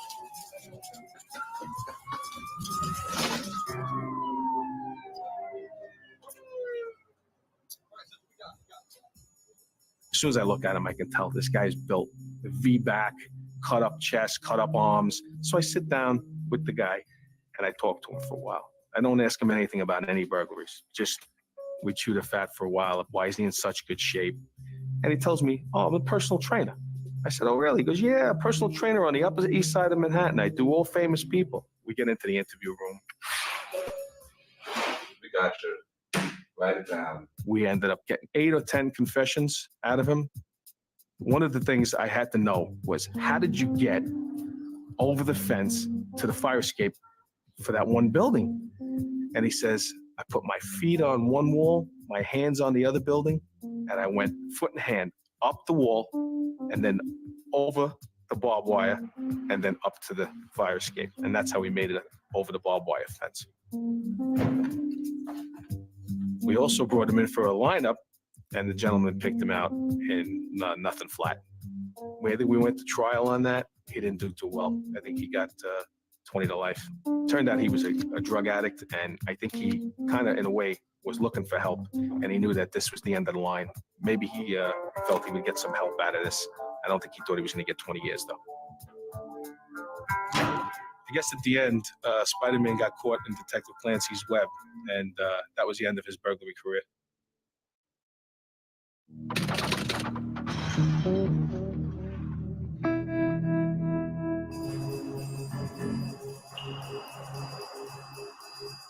I'm working in the 81st Precinct in Brooklyn. When you work nights, 4 to 12 in Bedford-Stuyvesant Precinct, sometimes you never go home. They get a phone call that we had a homicide. And we go over to the scene, and we notice from the uniform cops that there was an apartment building where they tell us to come up to the 6th floor. And in the apartment, they said that somebody was killed by the bed.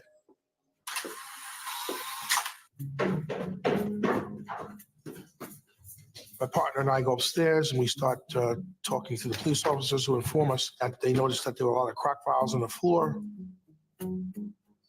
The uniform cops also informed us that they believed that it might have been a forcing, where this guy was coming home and someone might have forced him into the apartment.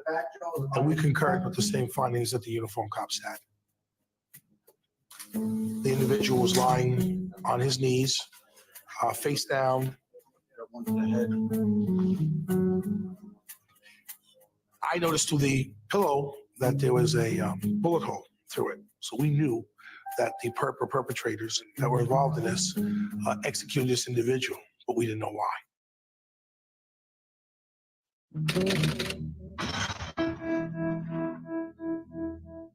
They get a phone call that we had a homicide, and we go over to the scene. My partner and I go upstairs, and we start talking to the police officers who inform us that they noticed that there were a lot of crack vials on the floor. The uniform cops also informed us that they believed that it might have been a forcing, where this guy was coming home and someone might have forced him into the apartment. We knew that the perpetrators executed this individual, but we didn't know why. We do a canvas. Nobody saw anything. Someone said they saw this guy come in the building, but that was it. They noticed him coming in and do what he always does, goes to his apartment, but they didn't notice anything else. We determined that he came home between the hours of maybe 7 and 8 o'clock, and that the individual, the murder took place around that time because we know through the coagulation of the blood that was on the bed and the lividity of the body that, you know, certain things would occur within hours, especially when it's a homicide victim. But the crack valves indicated to us that possibly this guy had a crack problem, but we didn't know why someone would want to kill him. Maybe it was a bad drug deal. Maybe he bought some crack from a dealer and didn't want to pay for it. Maybe somebody tried to rob him. We had a lot of scenarios that we really didn't know what to do. We realized that this person who was killed worked in a church. We realized that he was an organist.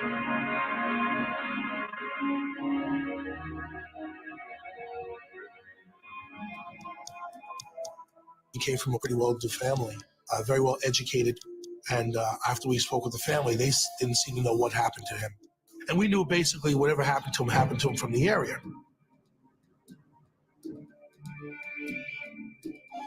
I get a phone call from a kid I know who's in the area, who knew me, and he said, hey, Parker, I got something to tell you about that murder.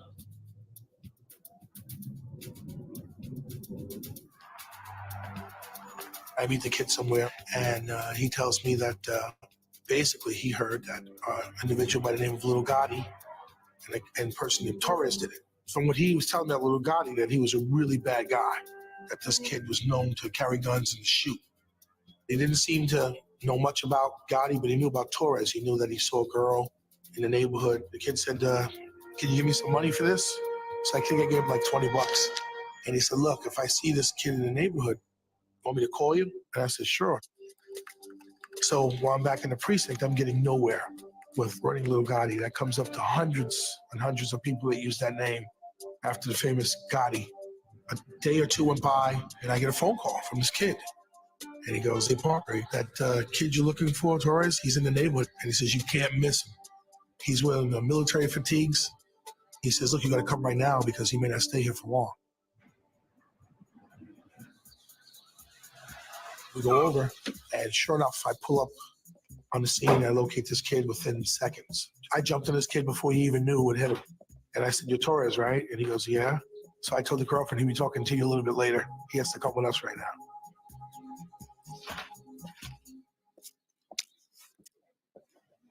There's a hoard of cash there. This kid started lying to me for the first 5 minutes. But then when I started bringing out facts to him and that I knew that he was there and I had a witness, he started getting a little bit nervous. So within 20 minutes, he confessed and told me everything. Little Gotti did it. Okay, he's crazy. That's the guy you're looking for. Little Gotti, huh? Little Gotti. They saw this man coming out of a check cashing place in the neighborhood while they were hanging out. And they followed the man home to his apartment building.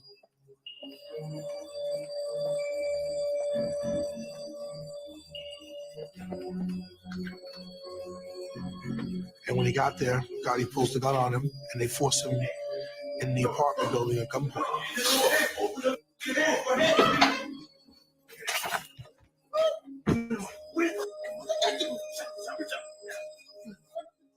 While they're in the apartment, they took the little money that the man had on him.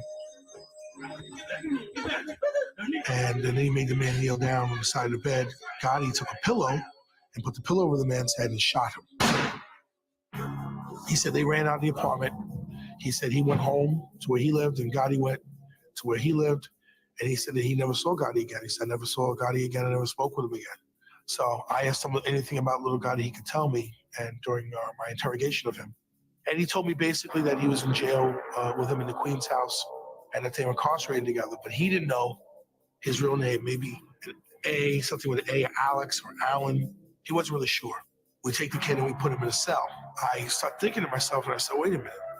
I got a brother who works in the Queen's house, in the Queen's courts. I gave him the information that the guy's name might be Little Gotti, and he goes, that doesn't help me. And I go, okay, well, maybe his name is Alex or Alan. He's this age. I said, he had to be in your facility between this year and this year, and that's all I have on him. So my brother was pretty sharp. He came back with 2 names, and he said, I got 2 individuals that fit that description from that time. I said, give me both of their names so I can run both of them. This is a check. Gotta admit, man, you are good. And I got photographs of these kids, and I showed the picture to Mike, the kid who informed me in the street. And I said, look, does this look like Little Gotti? And the kid immediately picked him out. I said, that's him. That's Little Gotti. I get a phone call from my old partner Pete about a murder that happened down in Park Slope involving two women that were alternate lifestyle individuals, which means they lived together, lived an alternate lifestyle. They were coming home from a softball game, and they were accosted by a male with a gun who forced them into their apartment. While they got in the apartment, he tied up one of the girls while he was raping the other.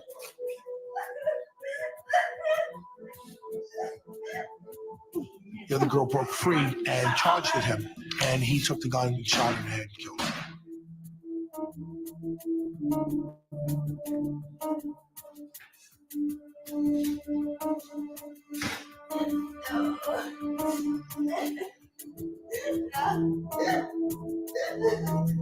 But the other girl who had survived drew a composite, and then the composite looked just exactly like this guy Little Gotti I was looking for.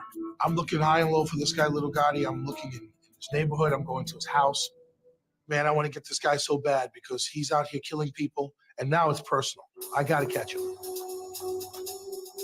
And I learned of another shooting that happens a couple days later, where a woman's going to her car, and individuals trying to rob her at gunpoint to take her car, and he shoots her in the head, but she survives. I learned that it's Little Gotti. And what happens ultimately next is that they have a task force now trying to locate the Little Gotti. He got into a dispute with his girlfriend. When you're really homeboy, you do think about my girlfriend Denise. This woman calls up and say, hey, this guy you're looking for, Little Gotti, that's my boyfriend. We immediately decide that we want to surprise him. We want to get this guy before he has a chance to get a gun because of the brutality of the murders and what he's done, it was better for us to get the jump on him. Once we're in the apartment, we hear a knock on the door. Open the door. I know you in there. Open the door. My key's not working. We open the door. Freeze! Let me see your hand. Let me see your hand. Let me see your hand. And bam, we grab him. What stuck in my mind about this case was that it was really personal. It was personal because I kind of felt bad for the first victim that was killed, and certainly for the woman that was killed, secondly. And then him shooting someone else again, it was just personal, and I knew that I had to go and stop this guy before he hurt anybody else. So the end result of this case was that, like the real Gotti, this guy is going to spend a long time in jail.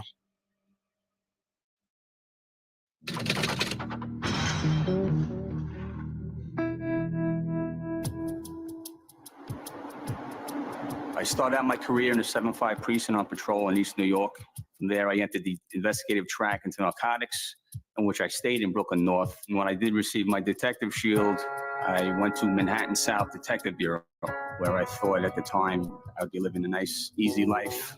But far be it from me, it ended up catching one of the worst homicides that I've ever had the experience of investigating. You get a call from St. Vincent's Hospital of a male shot. We respond to the hospital, we start talking to this male. He tells us he was walking down the street, went out for a walk and heard a ping and felt a sting in his knee. Looks down, he's shot in the knee. So that's the story he's sticking with. Where you from? You know, we have to talking to him. He's from Newark, New Jersey. So I'm like, isn't that kind of a far walk? I got carried away. You know, I didn't realize what was going on. I just went out. So he's sticking with that story for a good couple of hours. We start getting calls of a body that is found on Prince Street. So now we get to the scene, we set up a crime scene, the district attorney's involved, the medical examiner is there, and then we find out through identification that the body on Prince Street is also from Newark, New Jersey. So now we're saying we got a body here from Newark, New Jersey, and we got a guy in the hospital shot in the knee from Newark, New Jersey. This is obviously related, so let's go back and talk to him again in the hospital. How you feeling today? He's still, same story. I got shot in the knee. I don't know what happened. I was walking to the store in the middle of the night. I got shot in the knee. So finally, we leave it alone for a little bit. A few days go by, and now he's ready to be released from the hospital. So we call the district attorney's office, let them know that this guy's going to be released. And basically, if he's released, sent back to Newark, we'll never see him again. So the district attorney says, listen, can you try to bring him down to my office? We'll interview him. We'll see if we can get any further. We go to the hospital, we pick him up. He voluntarily comes with us. Now we talked for a good 2 hours. He goes, I'm tired of lying. He goes, I'm tired of this. He goes, I've been having nightmares for the last 4 nights. He goes, all I do is see this over and over again. All right. Okay. All right. This is how it went. He goes, I can't lie anymore. He goes, I'm tired of it. I just want to let you know my brother's the one that shot me. But if if you're going to make the arrest, he goes, you have to put me in the witness protection program because there is nobody that I am more afraid of than my brother. He's basically the leader of the blood gang in Newark. He goes, I'll never make it if he finds out that I told on him. So you got to put me into witness protection. I said, okay, tell me more. He goes, he didn't mean to shoot me, but he shot me. It was an accident. I go, well, how did he accidentally shoot you? So then he tells us a story as to what happened at the beginning of the night from the beginning. He borrows a girl's car, a friend of his. They all get in a car. They want to go out to a club in Manhattan, in Midtown.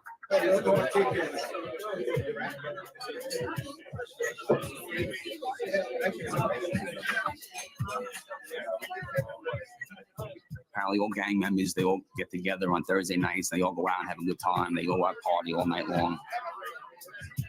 So it's about 4 a.m. They decide they want to leave now. So they all pack themselves into the car. They're making their way towards the Holland Tunnel again. This way they can get back home again to Newark. So as they're driving downtown, a victim who's sitting in between the leader of the blood gang and the brother decides he wants out of the blood gang. Maybe he didn't like the pension system. Either way, he wanted out of the gang. Can't do this. You can't do what? Yeah, our gang, man. What you talking about? I'm out, man. You out, we'll show you out. But apparently he didn't take into consideration the ricochet factor on the back of a car. So the bullet ricochets around and hits his own brother, who's sitting on the left side of the victim in the right knee. They still continue driving. They get to Delancey Street. When they look over and they realize that the brother might not make it back to Jersey. He's bleeding so much that they decide, you know what? Let's stop the car. We got to get him out. I got to call an ambulance for him. Our shooter gets out of the car, goes around the other side, opens the door, takes his brother, pulls him out of the car and says, listen, bro, I love you, but I got to leave you here. So he puts him out in the street, gives him a kiss on the cheek, gets back in the car, drives off. The brother's standing there waving to him in the rearview mirror. He makes it down to Prince Street. They realize they still have a body in the back of the car. They pull over in the middle of the block. The two guys get out. They take the body out. They just throw him up on top of the sidewalk. Now you officially out. You out. Get back in the car, drive in. Now they make their way back. They cut through the Holland Tunnel. They're back home now. So the first thing they do is they go back to the girl's house who they borrowed the car from. They hand her the keys. They say, listen, there might be slight mess in your car. You might have to clean it up, but, sorry, no, nothing we can do about it. So take care of it. Good luck. Thanks for the call. Now the hunt is on. We figured it was going to be impossible to find these two guys. But lo and behold, Manhattan South Homicide, within 2 days, locate him in his building in Newark with the help of the Newark, New Jersey robbery homicide squad. But they knew who he was, so they picked him up right in his building.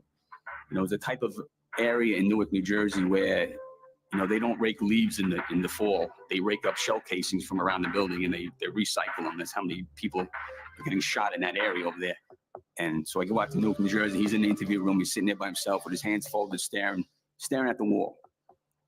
So now I try to talk to him. He doesn't say a word. Doesn't even ask for a lawyer.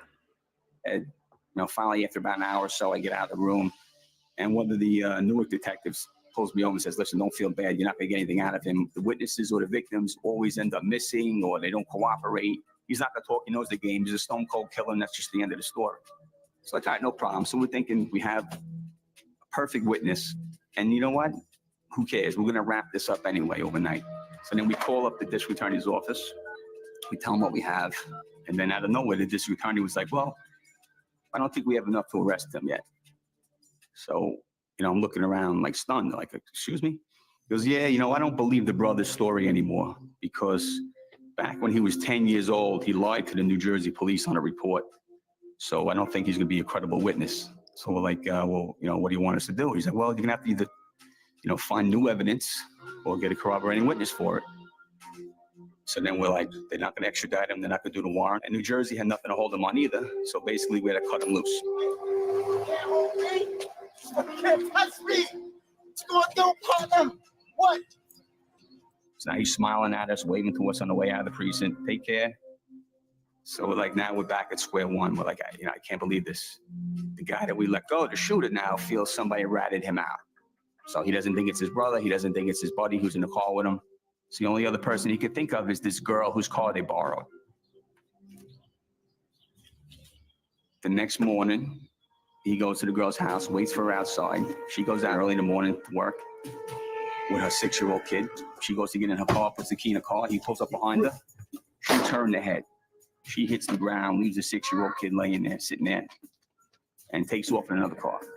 So now she's gone. That angle's gone now, too. So now we have nothing to do. There's nothing we can do about that. So now we're thinking, just when all hope is lost. Hey, let me see you go. Turn around. Get on the floor. Get on the floor. We get a call now from Newark, New Jersey, that the other guy we were looking for is arrested for heroin possession. They also tell me he's on parole. So I'm like, this is beautiful. This is great now again. You know, everybody's happy again. You know, we're ecstatic, you know. So by the time we head out to Newark, New Jersey, we find out that this guy was already arraigned and bailed out and released already. So then here we go again.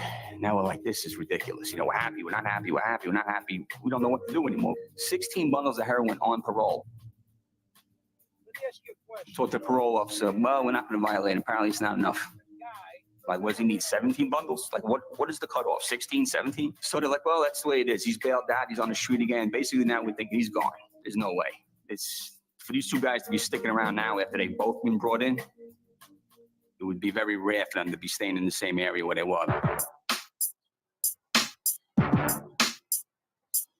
So finally, 2 days later, we receive a phone call from the Newark Police Department saying, you are not going to believe this. Your two guys that you're looking for, they're both dead. Oh, they're both dead. Now, apparently, the two shooters are standing out front of their own building and laughing it up, hanging out. Out of nowhere comes a guy walking out like through the mist, staggering down the street, babbling incoherently. They exchange words, and within the blink of an eye, this unidentified male pulls out a hand cannon and shoots both of them at point-blank range, killing both of them on the spot. This unidentified male just goes walking off into the sunset, never to be seen or heard from again. It's going to catch up to you either way, whether it's the criminal justice system or street justice. You know, you can run, but you can't hide. And like I always say to myself, too, is, you know, if you want to live by the sword, you're going to die by the sword. And that's exactly what happened in this situation.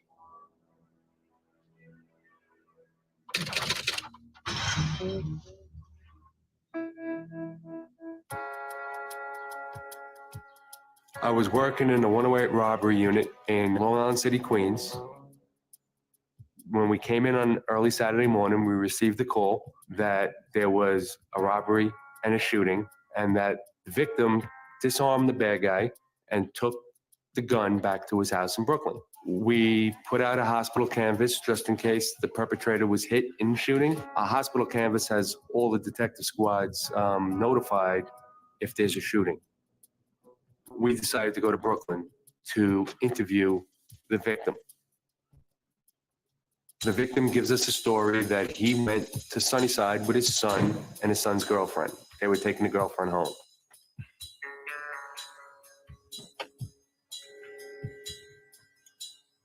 Son, you want to hurry up, please? Dad, I'm still walking in. His son walked his girlfriend upstairs, and he waited outside having a cigarette. Give me the money, man. Give me the money, old man. I'll shoot you, brother. Oh, what are you fighting for, man? The gun went off, and he believes the guy was hit because the gun dropped and the guy fled. We asked him to repeat the story. He repeated the story again. Short, mid-50s man, gets a gun stuck in his face. He's able to disarm the guy and fire the gun. Not likely. I'm a trained professional, and I couldn't do that.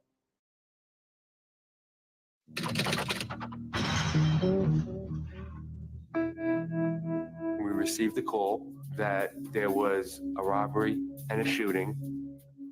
We put out a hospital canvas just in case the perpetrator was hit in the shooting. We decided to go interview the victim.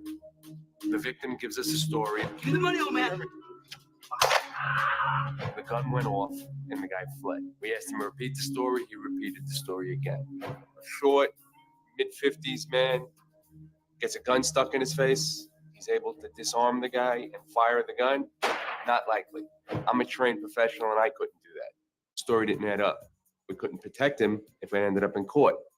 He eventually got emotional and told us the truth. His story was that he had his own gun, an illegal firearm. Give me the money, bro. Oh! The complainant then gave us his gun. We didn't give him any promises. We were notified that the 2-3 precinct has a gunshot victim up in Metropolitan Hospital in Harlem that matches our description.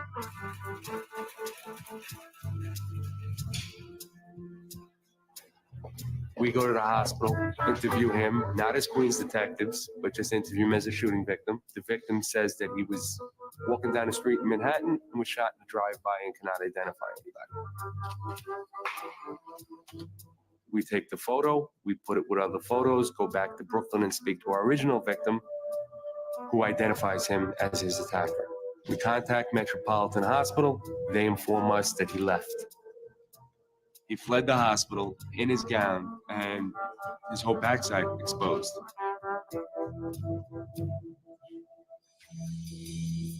We decide to go to his address. We take plainclothes anti-crime cops with us. We go to the address in Brooklyn in the 90th precinct. We put anti-crime out back. We go to the door on the 6th floor. We bang on the door. There was loud music and a TV playing. That gets louder as we bang louder. All sorts of shuffling inside. Obviously, someone's not coming to the door. We get called on the radio, and there is a male lowering himself from the 6th floor to the 5th floor on a bed sheet, and he just entered the 5th floor apartment right below where we were. We go to the 5th floor apartment, and we hear screams. So we decide to take the door and enter the apartment. Female points down the hall. We apprehend the suspect. Get up out of here! All right, you got me! Ow! Ow, my hand! Ow! Ow! Ow! All right, you got me, man! Bring him back. We do a lineup. Our victim picks him immediately out. He's placed under arrest. The hand that he was shot in was extremely swollen, the size of a baseball mitt. At that point, nicknamed him Lefty because of that injury he had. He was removed to the hospital. We weren't allowed to stay with him, overtime restraints. So they sent a poor rookie cop with him to sit with him. And he was instructed that when he gets admitted to notify the precinct that he's admitted. He's supposed to have surgery on the left hand. The rookie cop said good luck and went to make the phone call. When he turned around, our perpetrator was gone. He escaped the hospital and now is an escaped prisoner. He's in the wind, nobody can locate him. As time goes on, months go by, we start getting hit with a string of robberies. 2, 3 a night, all with stolen cars.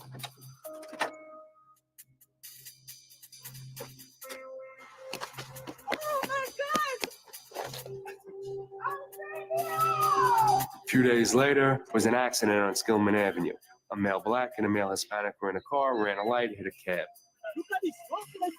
We're gonna take care of it. Do you have idea? A few minutes later, with the uniformed patrol on the scene, radio description came over of a robbery, a female getting hit in the head and her bag being taken. The getaway car matched the description of the vehicle in the accident, and the 2 occupants matched the 2 occupants that were in the car. In the back of the car was the bag and the ID matching that victim. Uniform officers diverted the ambulance, and they removed the 2 guys for arrest processing. We were notified. We went down to debrief based on the robbery arrest. Okay. Get me out of here. Get me to the hospital, man. I want to go to the hospital. Hospital. Hospital. Hospital. I want to go to the hospital. Hospital. Wait a minute. And the same rookie cop that turned his back in the hospital identified Lefty as the male that escaped him in the hospital. He was arrested, he was charged, he was taken to jail. Lefty is now currently doing 30 plus years in an upstate penitentiary.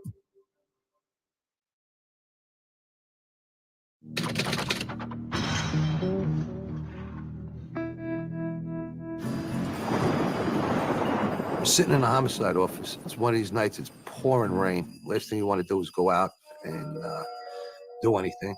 Well, sure enough, the phone rings. We got a homicide. It's in a desolate part of the Bronx. And my first inkling is it's raining.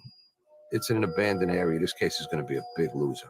So I drive up there, and as I come down this side street, sure enough, my worst fears are confirmed. There's an SUV in the middle of the street, burnt to a crisp. I'm walking up to the car. I see the precinct detectives there, and I just put my fingers up and go like this to them. I'm going, this is a loser. I look over at the car, and this guy's burnt. He's a crispy critter. Oh. You can't even barely recognize that it's a person. I turn around and says, you know what? We're not going anywhere with this case. We might as well wrap it up right now. Well, we have a sanitation cop that had seen 3 males in a white car pulling away as the car was on fire. So he started to chase this car. He lost it. The car was going north toward Mount Vernon, Westchester County border. So we took a shot. We called Mount Vernon Police Department, and we asked them if they had any car accidents with a small white compact car. And he says, well, they didn't have any accidents, but they had one that was abandoned. They found it on the street with the doors open, and it had apparently rolled and rested up against a fire hydrant, which is kind of ironic, being they set this car on fire. We go to the impound yard where Mount Vernon had impounded the car. Sure enough, we find 2 gas cans, and we find a set of keys to a GMC, which our SUV that our friend was burnt in happened to be.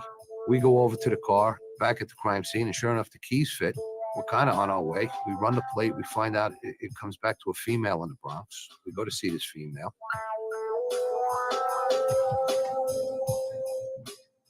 She's denying everything. She tells us that, the car was stolen, and she tried to report the car stolen. So we bring her down to the precinct. We just don't believe her story. Finally, she comes clean with us, and she tells us, listen, my boyfriend borrowed my car. He wasn't involved in everything that went on. I know exactly what happened because he told me. Tell us what you know. She began to tell the story. There were these 2 drug dealers from the neighborhood who used to use this guy in his black SUV as their cab driver. They used to get in the car, and they used to make their drug deliveries, drop-offs, and pickups, and he would be their driver.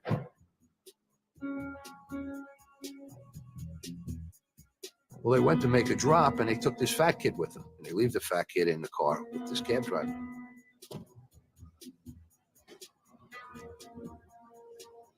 Yo, you smoking in my car, you fat bastard. What I tell you about that, yo? Smoking in my car, yo, you never listen, yo. You just like your mom's, yo. Unbeknownst to this cab driver, the kid's mother just died. You know your mom's the whore, right?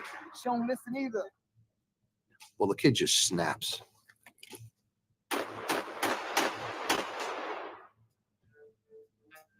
2 drug dealers come back. Oh my God, man. You gotta be, man. Yo, you talking about my mom, man. Yo, you been at me all day long, man. She just died. You been at me all day long, man. He been retarded, man. What's wrong with you, yo? Over the truck, man.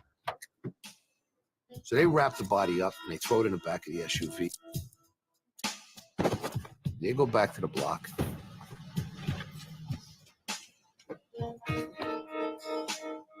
Call our friend in a little white car and say, listen, you have to do us a favor. We have to get rid of this car.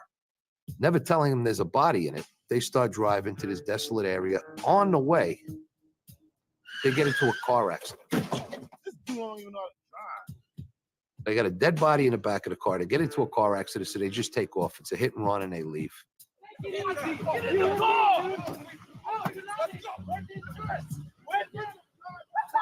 They pull over a few blocks later, and the drivers switch because they're arguing with each other. Oh, you don't know how to drive, so they switch. They get to the desolate location. They set the car on fire. That's when the sanitation cop chases them. They lose them, but they're afraid to be in the car, so they abandon the car in the middle of the street.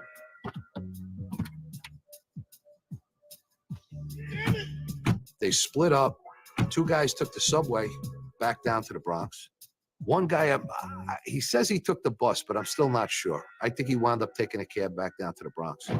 This woman was cooperative with us because she had told us, my boyfriend had nothing to do with the murder, and I'll help you as long as you don't charge him with it, because he wasn't even there when it happened. She knew where these guys were holed up. They were in an apartment of a friend of hers. So she told us that she would go there and get them out of the house. So we had staked out the building.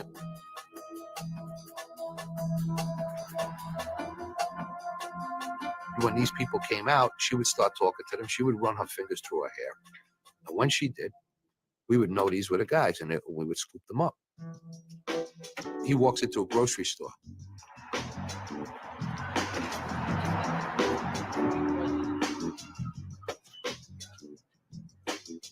We grab him in the grocery store, lock him up, and we confirm that the other two guys are in an apartment that isn't theirs. So we don't need a warrant. So we send another team up and grab both of these guys, bring them back to the precinct. Two drug dealers give it right up. The fat kid takes a little bit longer, and then he finally admits that they were making fun of his mother, and we get these confessions. So fat kid wound up getting 12.5 to 25. The other players in it wound up with 3.5 to 5 years in jail. A case that we thought was an apparent loser right from the start, we wound up solving in less than 24 hours.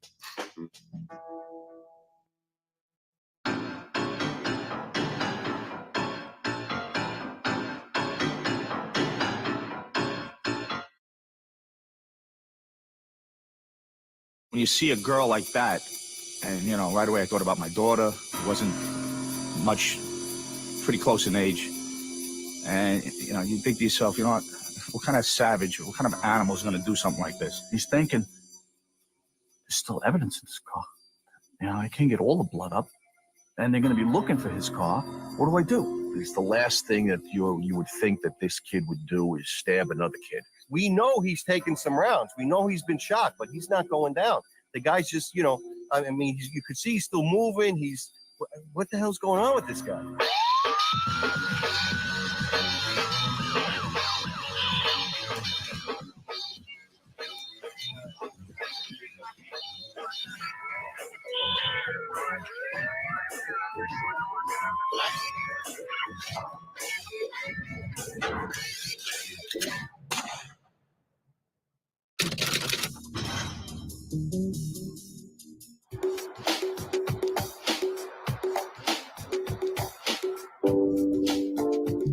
It's an October night. It's Friday the 13th.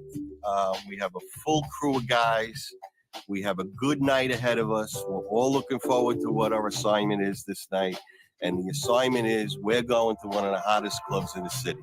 Our investigation showed us that some of the narcotics had been removed from the people before going into the club, and some of the club patrons or security was selling narcotics themselves. There was a overdose and a DOA on a pretty prominent person's child.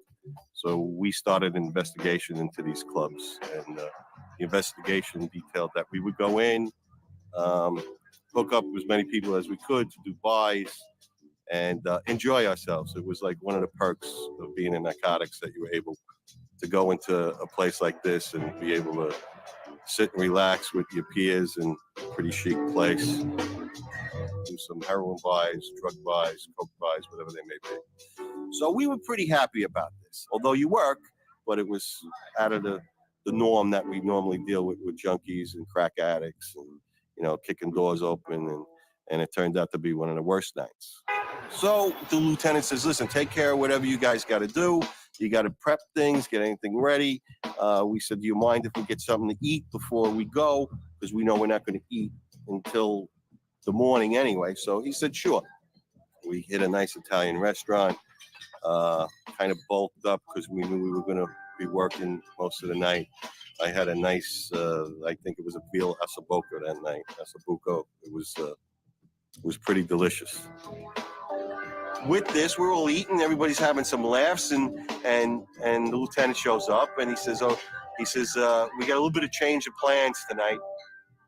I want to just do a case by. And we asked where he's going to go, and sure enough, he tells us we're going to hit the projects down on like Avenue D at the Lower East Side. I can hear on the radio everybody going, shit, you know, and I'm feeling the same way. Anything can happen in the projects at any given time. And I was like, it's Friday the 13th. I don't want to be going into projects now. You know, it's late. There's nothing good is going to come out of this. Nothing. We get to the projects, and you have a feeling, you know, something's not right. You just know it. And the undercover gets out.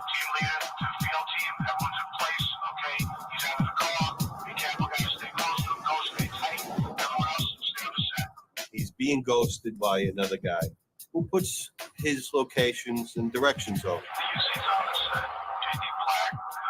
And I hear him say, he's hooked up with a male, he's in a dark jacket, he's on a bike, and that right there is not a good sign. You know, bicycles and foot cops and cars, just, they don't mix. It's the undercover does the buy, buys a few bags of dope, and he says the guy is loaded up. The boss's eyes, I could see light up, and say, let's take him. Oh, shit.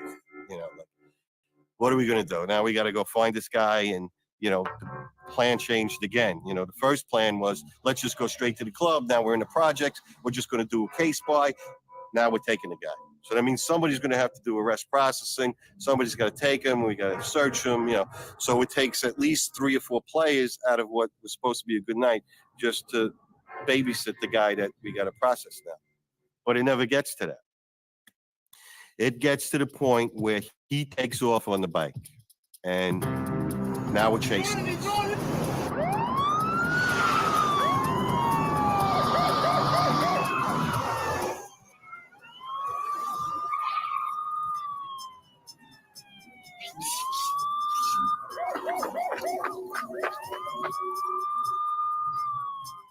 We're now in a little cat and mouse game trying to find this guy. And you see him, you don't see him, and cars are going, and guys are walking looking for him. But he's still there. He's not leaving. So it's really, you know, it's like puzzling, like, why the hell did this guy just duck in somewhere? We wind up going to like the FDR Drive. And I tell the lieutenant I'm sitting in the back, and I think I see him again. Let me out of the car. So he looks at me, starts coming over towards me, and I figured, you know, I don't know if he thought I was going to buy. I don't know what he thought, but he comes up and he looks at me, and I'm just ready to put my hands on him, and he smiles, and he's got a grill of gold in his mouth, you know? And the guy smiles at me, and I'm like, holy shit, you know, like, what's up with this guy? My boss and Al are out of the car, and a foot pursuit starts, and we're running.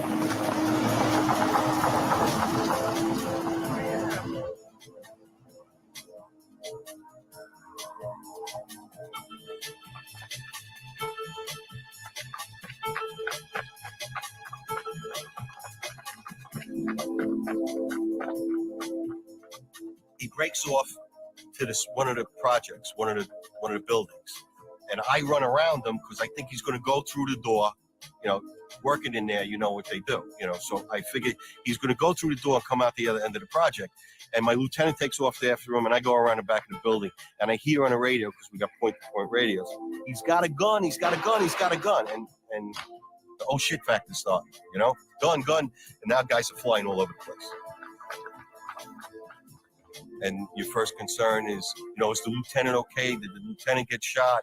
I think Mark or somebody gets on the radio, or Big Mikey, and he says, he's got a guy, he's got the gun to a guy, he's got the gun to the guy, and he actually, what he does is he robs this guy's bike, and he starts all over again with the bicycle pursuit.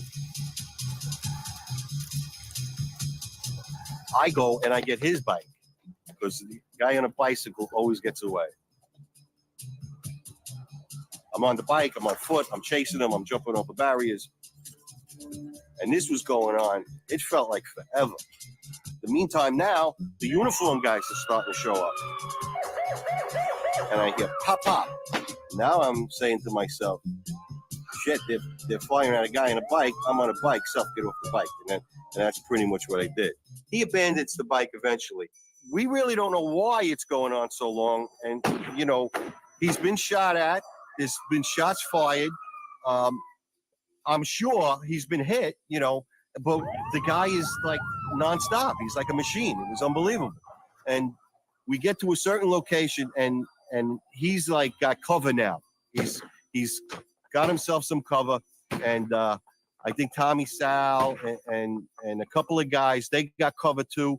And the gun battle starts and it's pow, pow, pow, pow, pow. And it's just going on. We know he's taken some rounds. We know he's been shot, but he's not going down. The guy's just, you know, I mean, you can see he's still moving. What the hell's going on with this guy? He shoots, they're shooting, and everybody's got cover, and we're waiting, and finally there's no movement. I think Tommy says he's definitely down, and we can't figure out. This thing went on for so long. How could this possibly be? This guy's like Superman. You could see he was hit because he's got one of those down jackets on, and the feathers of one and pulling out, and EMS opens him up, and sure enough, he's got 2 layers of body armor in like a makeshift type of, like a Home Depot type vest carrier that he has. This is why the guy he's like unstoppable at this point now. You know, everybody's still nervous and shaken up. A lot of guys are coming to the location now, and myself and a couple of guys that had the dinner just start losing it. You know, like EMS is there now and sees me let Asabuco go, and are you okay? Are you hit? No, it was just from that marathon. It was a friggin' marathon. He met his demise that day. He met his demise, and I lost my beautiful Asabuco dinner.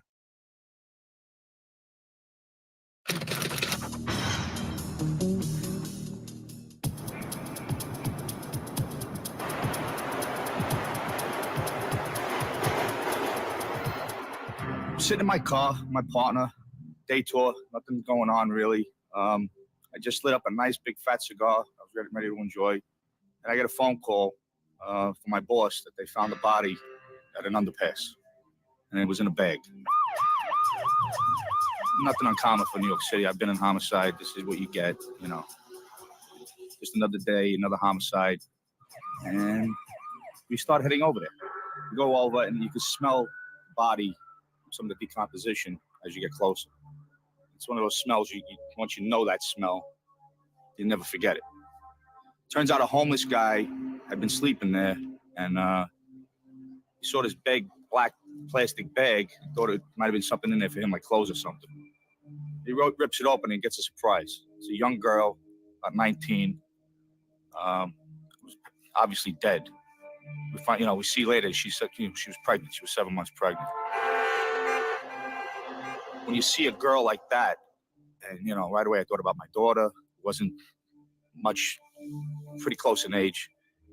And, you know, you think to yourself, you know what kind of savage, what kind of animal is going to do something like this?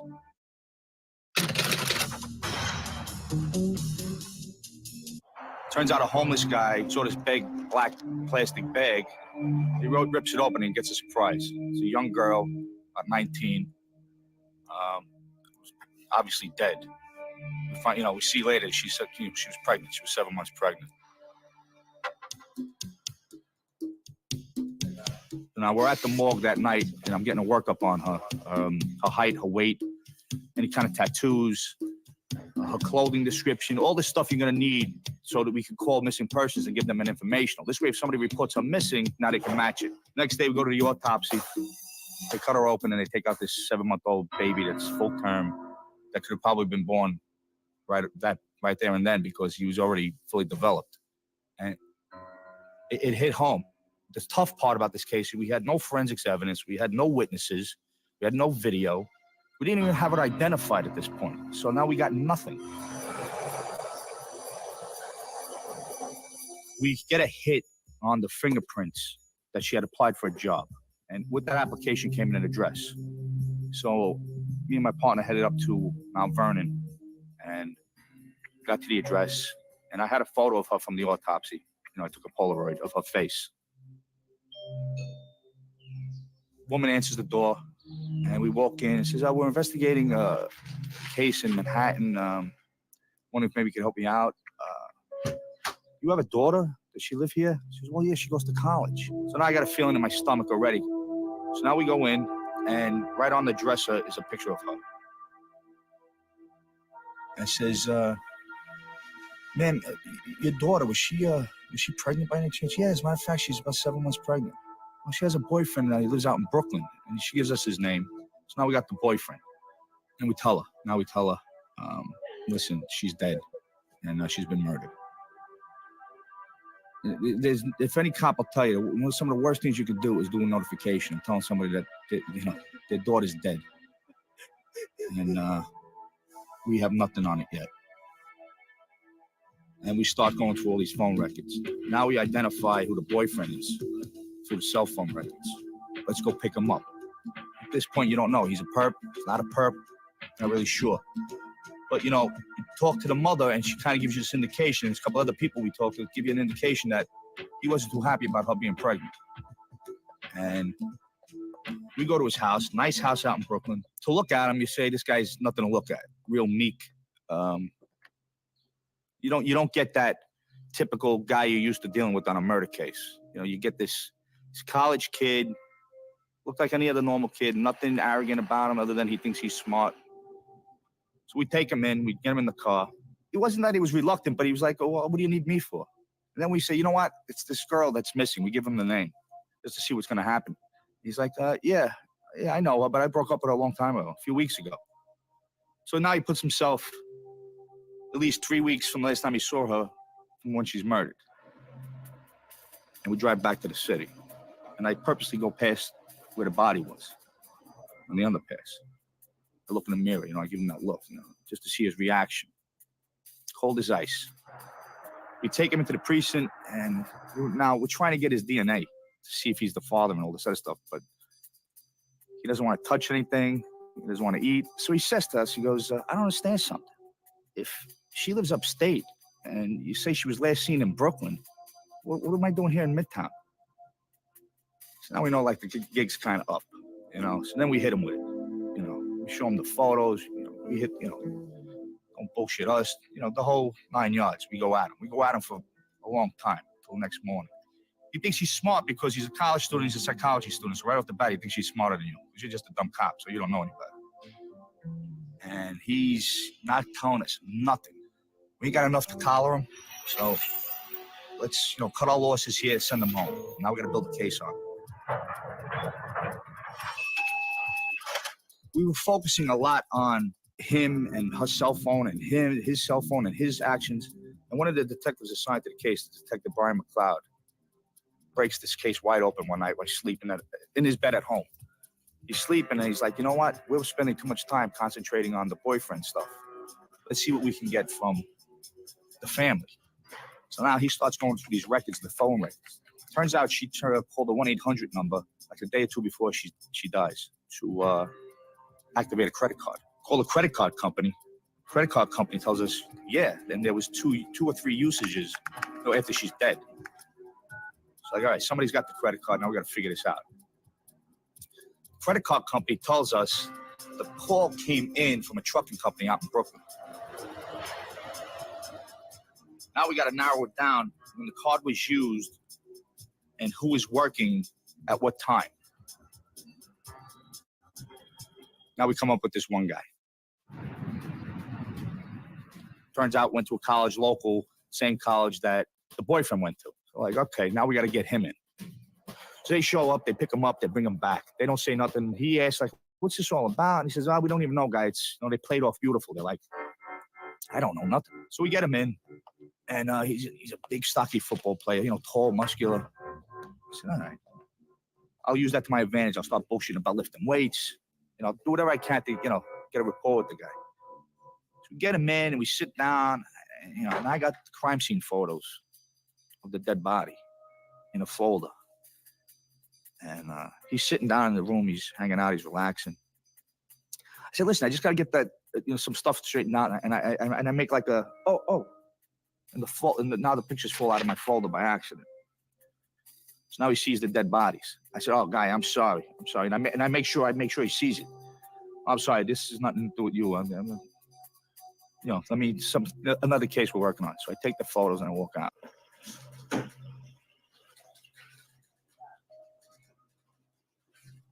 And I wait, and all of a sudden I can hear whimpering. He's crying. I said, this is perfect. This is right where we want him. A couple minutes later, detective, can I talk to you? Oh, yeah, what's up? He says, those photos you showed me, I said, yeah, what about them? And I said, think hard before what you're going to say to me. Because, we know a lot more than what you think. He says, yeah, I know you do. So he goes into this whole thing about the boyfriend had called him a couple of days prior to her going missing. He said, listen, I'm having problems with her. I got to talk to her. I don't want her to have this baby. But the baby was already at full term. She couldn't get an abortion if she wanted to. Says later on, I get a knock at 3 o'clock in the morning. I knock on the basement where I'm sleeping, and it's the boyfriend. He says, come on out here. I got to show you something.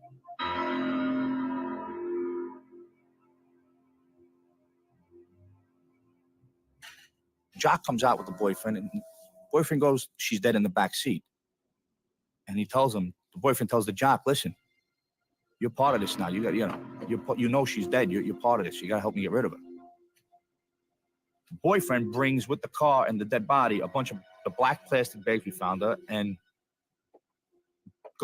plastic bags, smaller plastic bags to use when they were moving the body around and everything else so that they wouldn't get fingerprints. So now we know why we got no fingerprints. So now they start driving around Brooklyn all night. They don't know what to do. Now they start heading into Manhattan. Now they're in a panic because the sun's coming. Now everybody's going to see what's going on. So they hit this underpass. They figure, this is a good spot as any. Take the body out and they dump it right on the street like she was a rag, like she was nothing. Just dump her on the street. So I said to him, I says, do you ever think about calling the cops? Or maybe, he says, no. I says, well, you think about maybe taking her to a hospital or something? He says, no, I didn't. I said, I hate to upset you, pal, but your culpability in this whole thing is pretty extreme, don't you think? You're going to jail. You're done. I'm going to lock you up for murder now. What are you talking about? It doesn't matter. You're part and parcel to this whole thing. It's either that or you're going to testify against him. One of the two. So, at this point now we got circumstantial evidence and we go pick up the boyfriend again. The boyfriend turns around and he goes, I want a lawyer. But because of the circumstantial evidence and the testimony of the Jock, we go to trial with it. The boyfriend's convicted. So at the sentencing, the judge decides to give a little speech prior to sentencing. He says, I can give you 15 and a half to life, or I can give you 25 to life. You're a smart, intelligent boy. You've never been arrested. You go to college. You're articulate and all this other stuff. And he says, you know what? You should have known better. And he hits him with the 25 to life. The only sad part about this whole thing is he didn't get hit with 2 counts of murder. He should have been charged for that dead baby. The baby, because of the New York State penal law, has to have taken a breath. And because it never took a breath, we can't charge him with that murder.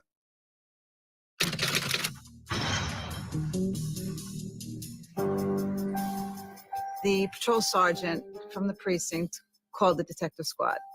And I answered the phone, and I remember him saying to me, we need the detectives, we need them fast. We have a child that's been abducted from Elmhurst Hospital. Like any other time that you pull up on a scene, not really knowing too much about what's going on, you're confronted with a lot of commotion, a lot of people who are frantic, rushing around, and it's important just to go right to the source, find out as quickly as possible what you have. Took the mother to the side, and she was very emotional. What I could get from her was that she brought her child, her 1.5-year-old boy, to the clinic for a checkup. And she left the baby while she went over to the vending machine to buy candy. And that just for, a couple of seconds, she turned her head, and the baby and the stroller were gone. She didn't see anybody. Nothing to her seemed suspicious. She didn't have any reason to believe that anyone was following her or, not involved in anything that would, put her in this compromising situation where someone would take her child from her. I'll be right back.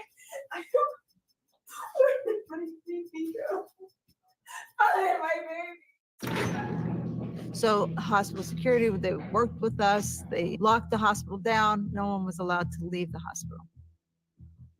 We took the mom and we went back to the detective squad just to find out information. Did she have problems with anyone in her neighborhood? Did she owe money? Could this be a ransom? But the other piece of the puzzle was to find the father of the baby, to see if maybe he knew something that might be able to help us. He stayed in one section of the detective squad, and I stayed with the mom on the other side, which is, you know, a technique that sometimes you'll use. Sometimes you want to keep them separated so that you can ask one and then ask the other separately. You don't want to get the same answer from the two of them, you know, if they're answering or listening to what the other one might have to say. And he was in the stroller at the time when he was sleeping, and he had his green blanket and tan hat, and he looked fine to me when he was sleeping. Okay. Was there anyone else who was with you at the time? No, I was by myself. We went through the night. The father felt that his relationship with his wife was not a good relationship, and that how could she let this happen? It was all her fault. We went from sadness to anger to guilt, fighting back and forth, crying back and forth, which didn't help. We're just going with the fact that, you know, so far it just seems that we have an abduction, a baby abduction.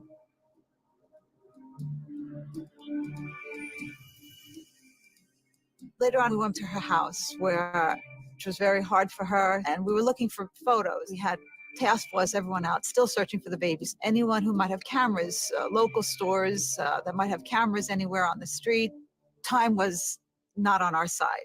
As time went on, the baby was gone, became more and more dangerous for the child.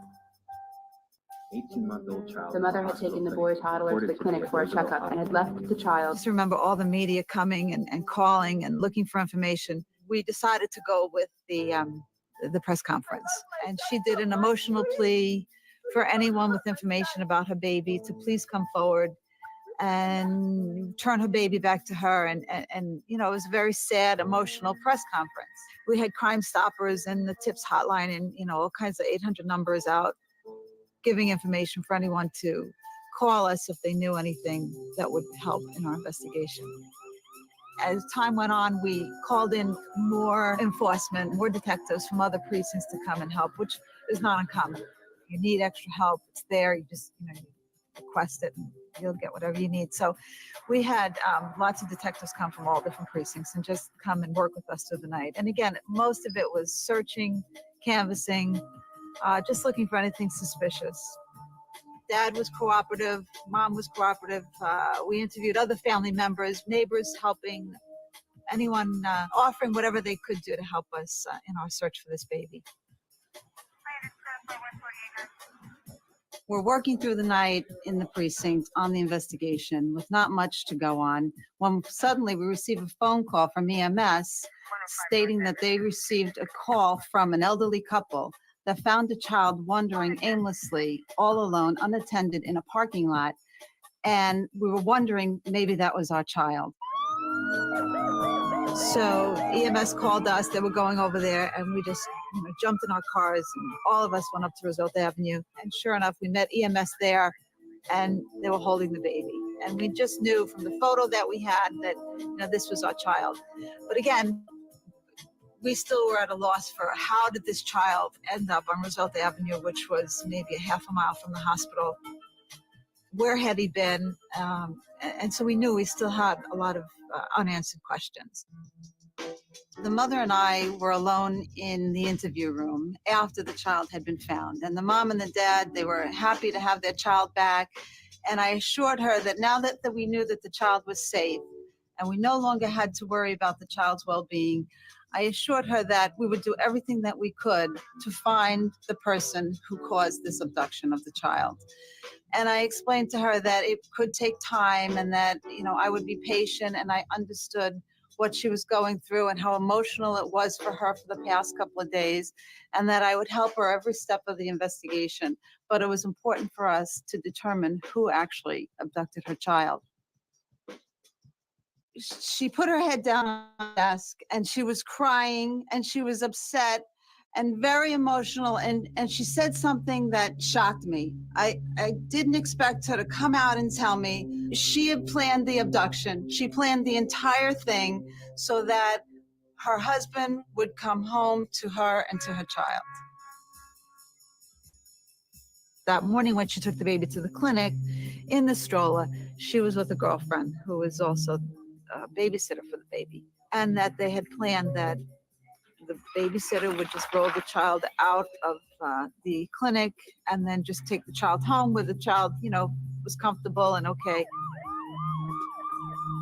They kind of had an agreement that, you know, maybe it would take a week or, you know, 10 days, but all this time the mom would be trying to reestablish a relationship with her husband. We said, okay, you know, we have all that information. We want you to just sit tight, but we also needed to go get the babysitter for what she did. Both of them were placed under arrest for endangering the welfare of a child, making false police reports, and a couple of other things. Child was put into the care of Administration for Children's Services. They monitored the child. You know, after mom's serving time, the child was returned to the mom. And the mom was hoping at that point that this would bring her family back together and bring her husband back home. But in the end, he never came back.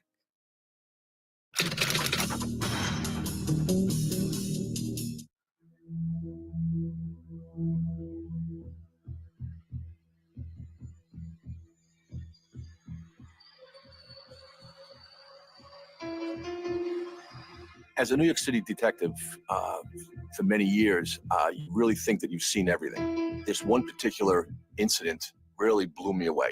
I was working days, and around 2, 3 o'clock, we get a call that there was a young boy stabbed right after school, and there was hundreds of kids all gathering around after getting out of school, and there was a fight broke out, and one kid stabbed another kid. It looked pretty clear-cut. Typical school fight, somebody got overheated and one kid stabs another kid. We go to the scene and literally there's over 100 kids all milling about, being interviewed and spoken to by the police, by uniformed police officers. We interview a number of witnesses and sure enough, everyone says the same thing. There was a stabbing, one kid stabbed another kid, and they gave me the name of the kid that did the stabbing. And we put a couple of witnesses in the car, we drove around, and we saw the kid right near the school. He was shaken. You could see that he was anywhere from 17 years old, chubby kid, well-dressed, looked like he's been he's well-nourished. It's the last thing that you would think that this kid would do is stab another kid. We put him in the car, my partner and I, we drive back to the station house, at which point we're getting phone calls on the status of the kid who was stabbed. And it looks like he is likely to die of his stab wound.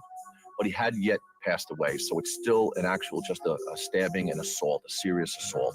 And we're interviewing him. My partner and I are playing good cop, bad cop, and I was the bad cop. All right, let's go. Look, let's go. I want to hear your story. You ready now? So we're going on for this interview, and halfway through the interview, we do get a phone call that the victim had passed away. You're going to jail for murder. You're going to go to jail, and you're going to spend Christmas, New Year's, Halloween, Thanksgiving in jail. I want to see my doctor. He says he wants to see his doctor. His doctor. My doctor. Listen to me. Your doctor. He now just falls off the chair in the interview room, clutching his stomach. So now we have to go through the motions and take him to the hospital and have a doctor tell us that he's got heartburn or whatever, he's got an upset stomach or whatever, and just get the hospital taken care of, just to be on the safe side. We handcuff him, we take him to the hospital. The hospital is a very large New York City hospital. It's chaotic. And the doctors are more intent on dealing with stab wounds, gunshots, domestic violence, people needing medication, overdoses. The last thing on the list of their things to do is a kid with an upset stomach. We're there for hours. This kid's crying, and we just want to get back to the station house and finish up this interview, get the confession, and deal with it. After a couple of hours, we end up getting a doctor to take a look at him. I said, Doc, just give me a clean bill of health. Let me get him out of here, and you can go on about your business. Now we bring him into this examination room, and the doctor The doctor now starts to take a look over this kid. He now stops what he's doing. He comes out, he says, Detective, I think there's something here you should see. Surprised, I go inside. He goes, this boy is a hermaphrodite. At that point, I never heard of a hermaphrodite. And he tells me that he's got the organs of a male and a female. He was born this way. And he says, this is, we have to get a specialist in here. This just isn't just something I can handle quickly. At that point, I look over to the bed where this kid was just examined. And now I don't see a 17-year-old chubby kid who just stabbed another kid in a violent rage. I see this poor kid there who's got this problem. So now we get his doctor and we talk to other family members and we find out that he was born with this and that he's been taking hormone pills until he reaches a certain age when they can now determine what sex he's going to be the rest of his life. We leave him there, we leave him with a uniformed police officer, and we go back to the station house, and we now have a different slant on this case. We start interviewing kids at school, we start interviewing teachers, we started interviewing a lot of people, and we find out that this kid was so embarrassed about his condition that he would take gym and he would never change. He would be sweating at gym because he was kind of a stocky kid. He would just take gym, sweat, and put his school clothes back on. And one bully just kept taunting him and finally ripped his clothes off and found out that he had this terrible, terrible secret. And we find out that that bully was taunting him the entire school year, threatening to expose his secret. Now you're not angry with this kid for not giving you a confession. You actually feel sorry for him. And he waited till the last day of school and he just exploded. And in a violent rage, he stabbed him. The case was disposed of, I believe, because I never had to testify. I was never called to trial. I think the case was reviewed by the district attorney's office. And I think a fair disposition was given in that the kid received extensive counseling. He received the medical attention he dearly needed. I think about it, and I think about it over the years, and I think about what that kid is doing now, and it's something that sticks with me, and I will never forget it as long as I live.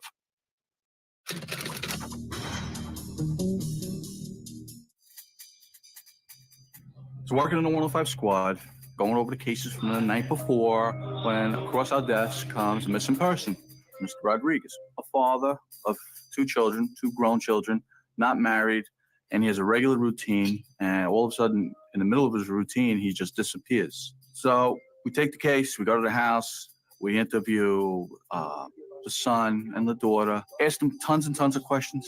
Does he have a girlfriend? No. Do you have any fights or disputes with anybody that you know? No. What does your dad do for a living? They didn't want to tell us at first. Well, you know what? You want us to help your father. We got to start talking to people. What does he do? Just my dad's a loan shark. He's a loan shark. So working in the 105 squad, when across our desk comes a missing person, Mr. Rodriguez. What does your dad do for a living? They didn't want to tell us at first. Well, you know what? You want us to help your father. We got to start talking to people. What does he do? Just my dad's a loan shark. So your dad's a loan shark. Okay. There's plenty of loan sharks, especially in New York. Can you describe your father for us? Sure. And here's a picture. Okay. The guy was tiny. And because he's a tiny, quiet man, and he's a loan shark, he needs somebody to collect his money. He's called the enforcer. Describe him? Yeah. He is 6'3", 6'6", 6'8", somewhere around there. Close to 400 pounds. I go, well, hold on. No way. Do you know where this enforcer lives? Yes. So we got the address. We knock on the door, and a female answers. She is totally upset. Totally upset. She goes, my husband just told me that he killed Mr. Rodriguez. I go, really? Do you know any other, when did this happen? Well, he didn't say. How'd he do it? He didn't say. Would you mind? We take it back to the precinct. We want to get your statement. He goes, okay. We back up off the property, park down the block, and we sit and wait.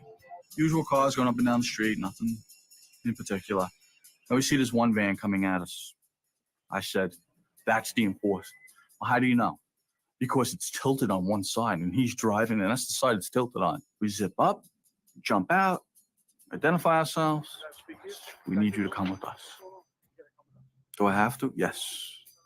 Do it the easy way or the hard way. But it turns out, and I find this all the time, the bigger the guy, the more quiet and calm they are. We get him back to the precinct. We bring him upstairs. We sit him down in a room, nice and comfortable. This was the easiest confession ever. Apparently, this thing was weighing on his mind for weeks, and it was just eating at him. Because even though he's big and tremendous, he never really had to hurt anybody. He says, well, I'm a heavy gambler, and as time went on, I would gamble more and more, and then I started borrowing money from my boss, Mr. Rodriguez. And I owed him so much money, he was getting angry because the interest rate, the VIG, was so high, and I wasn't paying him back. I needed it as a friend, right? I gave it to you, and I expect it back the same way I gave it to you. What does Robert do? He pulls out a 22 out of his pocket. I'm gonna get it to you. I'm not here to play games with you. You know what happens to people that don't pay. Now, I know everybody who's a cop, detective, and in law enforcement know what a 22 looks like. This is a 38. Let's make it safe. A 22 is about this big.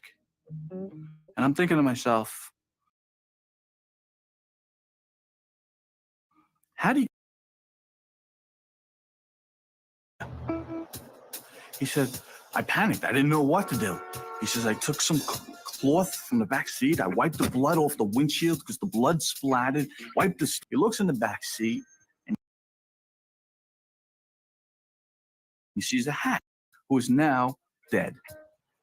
He goes, well, I drove off the main area and then I just got on the main highway and I started driving. Where were you going? He goes, I have no idea. He goes, better put the seatbelt on. Now he's driving upstate. Now he's going through toll booths. And he didn't have Easy Pass, so he's paying the toll booth clerk. And every time he would go through a toll booth, he's like, I hope they don't see. I hope they don't see. So he's driving upstate, and he doesn't know where to go. So he pulls over to the side of the road, just so he can get his bearings.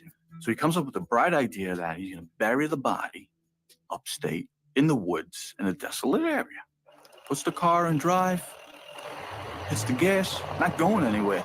He's in mud, and he's stuck. He doesn't know what to do. And he's trying. As he's trying to push the car out himself, this van pulls up behind him. So the guy gets out.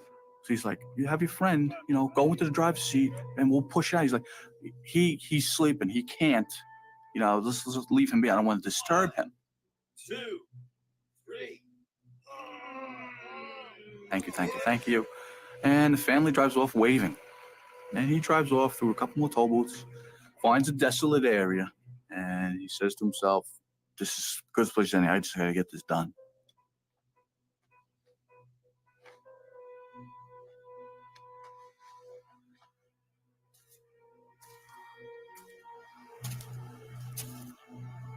He's looking for something to dig with, opens the trunk of the car. Lo and behold, there's a shovel. Mr. Rodriguez has a shovel in his car. Wow. Digs a shallow grave, takes the body, puts him in, takes the weapon, throws it in, covers up the grave, drives off. He's thinking, there's still evidence in this car. I can't get all the blood up, and they're going to be looking for his car. What do I do? Bright idea. Let's burn it. We get his confession down on paper, and we ask him, we need you to come with us and show us where this body is.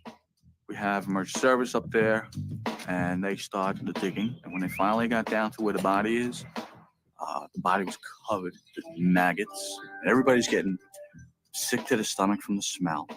And I said, all right, we're going to take, the enforcer. We're going to take him in my car. We'll bring him back to the precinct, and we're going to lodge him for court. Oh, no. The boss says, we'll take him. You take the clothing, the maggots, the shoes, the socks, the hat, the gun. You take all that in your car. Oh my God, really? Yes. The smell was horrendous. Stunk for hours on the drive back to New York. We roll the windows down, helped a little bit, not enough. We get back to the precinct, we bring it to the desk officer. He's like, no, don't want it here. Get rid of it. I don't want it. That stinks. Get it out of my station house. Grab all the clothing, the maggots. We ran up to the roof. There's a clothesline. Perfect. You know, one guy will stay here overnight, guard the door, chain of evidence. And now the enforcer is doing 20 years to life in upstate New York. This is what you call murder. Dirty laundry style in New York City.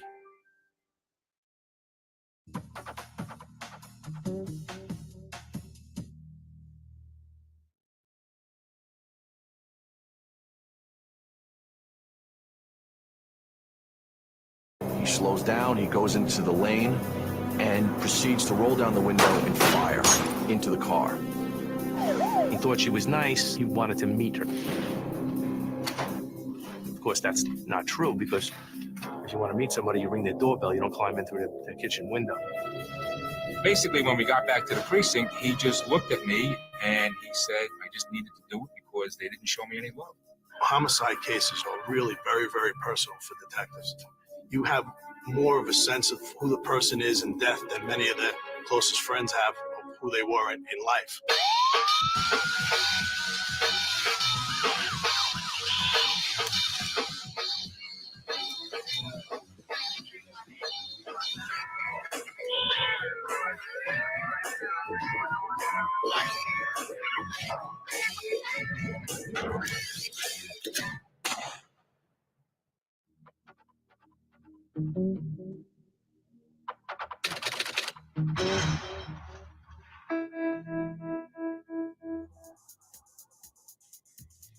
Working in the homicides in New York, it's the ultimate crime. The taking of one life is kind of the pinnacle of a criminal act. And to investigate it, you're at the top of your game. You're working towards finding the person that's responsible for doing that. It was a major holiday, and a family, husband, wife, and their 3-year-old daughter were coming back from having dinner and celebrating the holiday with their family. And they got involved in a road rage incident. Car is following too close. Driver just taps his brakes. The car following this car becomes irate. He slows down. He goes into the lane, parallel with the car, and proceeds to roll down the window and fire into the car, shattering the rear window of the car. One bullet actually enters the trunk and exits in between the 3-year-old's car seat, in between her legs. Doesn't hurt the baby in the car. And another bullet lodges in the wife's head. You okay? Oh my God. Now, the husband is frantic. He's trying to get out of the way. He speeds up. He changes lanes. He gets off at the exit. He's not really 100% sure of the neighborhood. And because it's a holiday weekend, stores are closed, and it's a residential neighborhood, and he's not familiar with the neighborhood. So he drives frantically trying to find a place to call 911, a place to seek help. Ultimately, he does. He finds a gas station, call 911. We all respond. But at this point, he's away from the crime scene, and because of the moment, he's not sure where this actually happened. He's not sure of the make or model of the car because it was 10 o'clock at night and all he saw was lights in his rearview mirror. So we don't have a witness. We don't have a weapon. We don't have any crime scene to really work on. Ultimately, the wife goes to the hospital where she expires and she dies. We do the best we can, but under the circumstances, we had nothing to work on. We work on it. The news picked it up and we were seeking help through tips. And we got a few calls, but nothing that would really help us. The case is dead.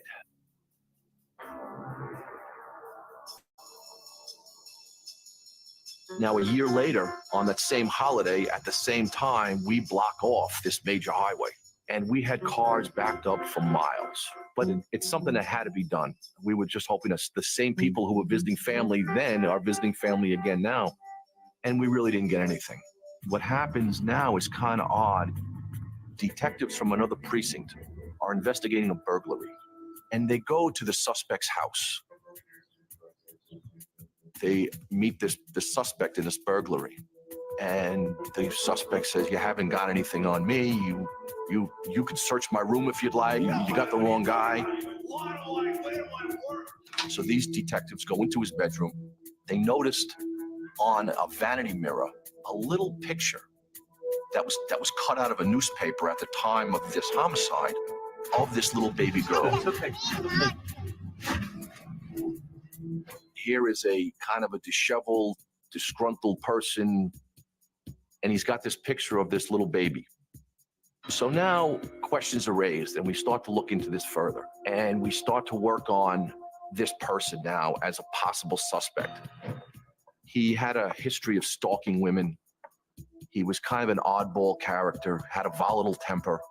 The person that he was alleged to have burglarized her house, he was also stalking her. And we found out that she had filed a complaint on this same holiday at around the same time that this homicide occurred, which now raises our elevation of this guy now maybe the suspect that we're looking for. So we now found out about his employment. Now his employment would have taken him directly from his house to where he works in the same highway where this incident occurred. And sure enough, he works the midnight shift. So he was on his way to work, possibly on the same road. So all the things are starting to fit in. It's not really a lot to go to a district attorney with and really prove a case. We let the burglary case go through the courts, and he pleads guilty, and he gets sentenced to 18 months, and he gets sent upstate.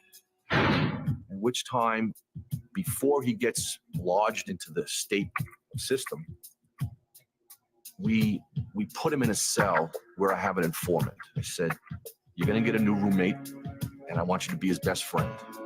And he wants to know more. He wants to be helpful. He wants to do anything, because I've been doing things for him all this time. He wants to be overly helpful. Tell me, what should I ask him? And I said, you're not going to ask him anything. You don't know anything. You're just going to become his best friend.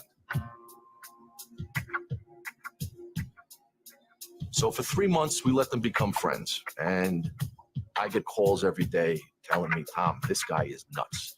He's got some issues. He's nuts. He's kind of got a strange temper. He's got a strange temperament. He's just an oddball. So just be his friend. Just be a nice guy to him, and don't worry about it. You'll know when something happens. And then myself and 2 other detectives, we go up to see our murder suspect, and we bring him into a room where we start to just scream at him and say, you're our guy, you're the guy we're going to go after. We know you were involved in this. And he's denying it, but you could just see that the blood pressure's rising. He's turning red in the face, the veins in his neck are popping out, and he's just beside himself with anger, which was a perfect time for us to just close up our books and walk out. Now the corrections officers come up, pick him up, and they bring him to his cell. And then we just sit by the phone. And not less than 24 hours later, I get a call from my guy. And he says, Tom, he goes, you're not going to believe what this guy told me. I says, try me. And he proceeds to tell me the entire story of what happened, that he was stalking a woman that he worked with, and he thinks he may have been seen, and he was all upset, and he had to race from that person's house to home to change into his work clothes, get back on the highway, and go to work and not be late. It all fit in, and he now details everything about the homicide. Everything. We go to the district attorney with this, and the district attorney says it's great, and we know that he's the guy, but to successfully prosecute this case, you can't take the sole information of a convicted felon, especially one who spent most of his adult life in jail.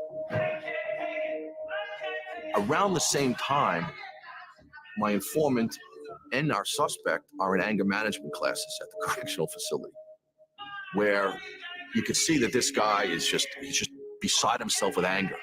And he gets up in front of this anger management class and proceeds to say that whoever ratted him out, he's going to kill. He's going to find out who did this to him, and he's going to kill him. That's the end of the relationship between our suspect and our informant.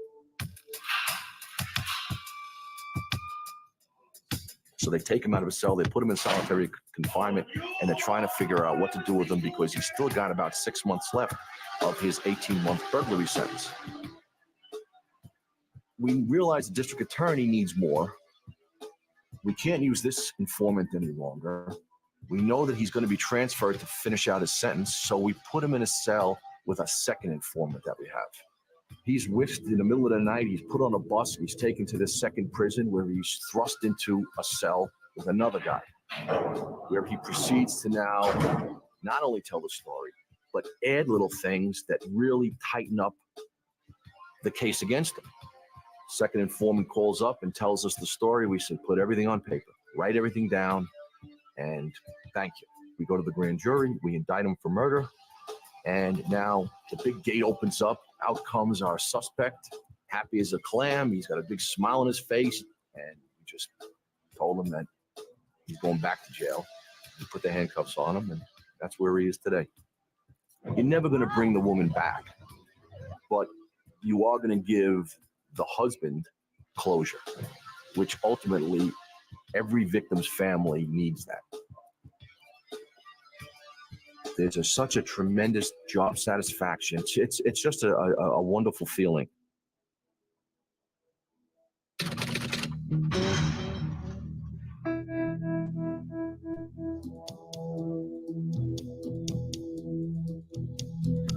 It was late on a Friday afternoon. We were all getting ready to go home for, nice weekend.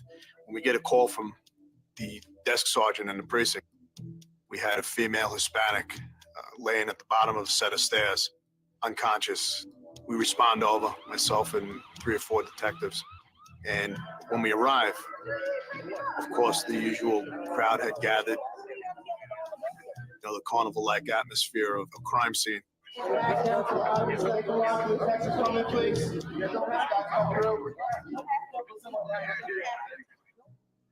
When we walk inside the building, we look, and there's a female Hispanic, probably in her late 60s, early 70s, laying at the bottom of the stairs, head first, with a pool of blood. Bag of groceries that she apparently was carrying was strewn all over the place. We had a feeling that what we had was a little bit more than a slip and fall.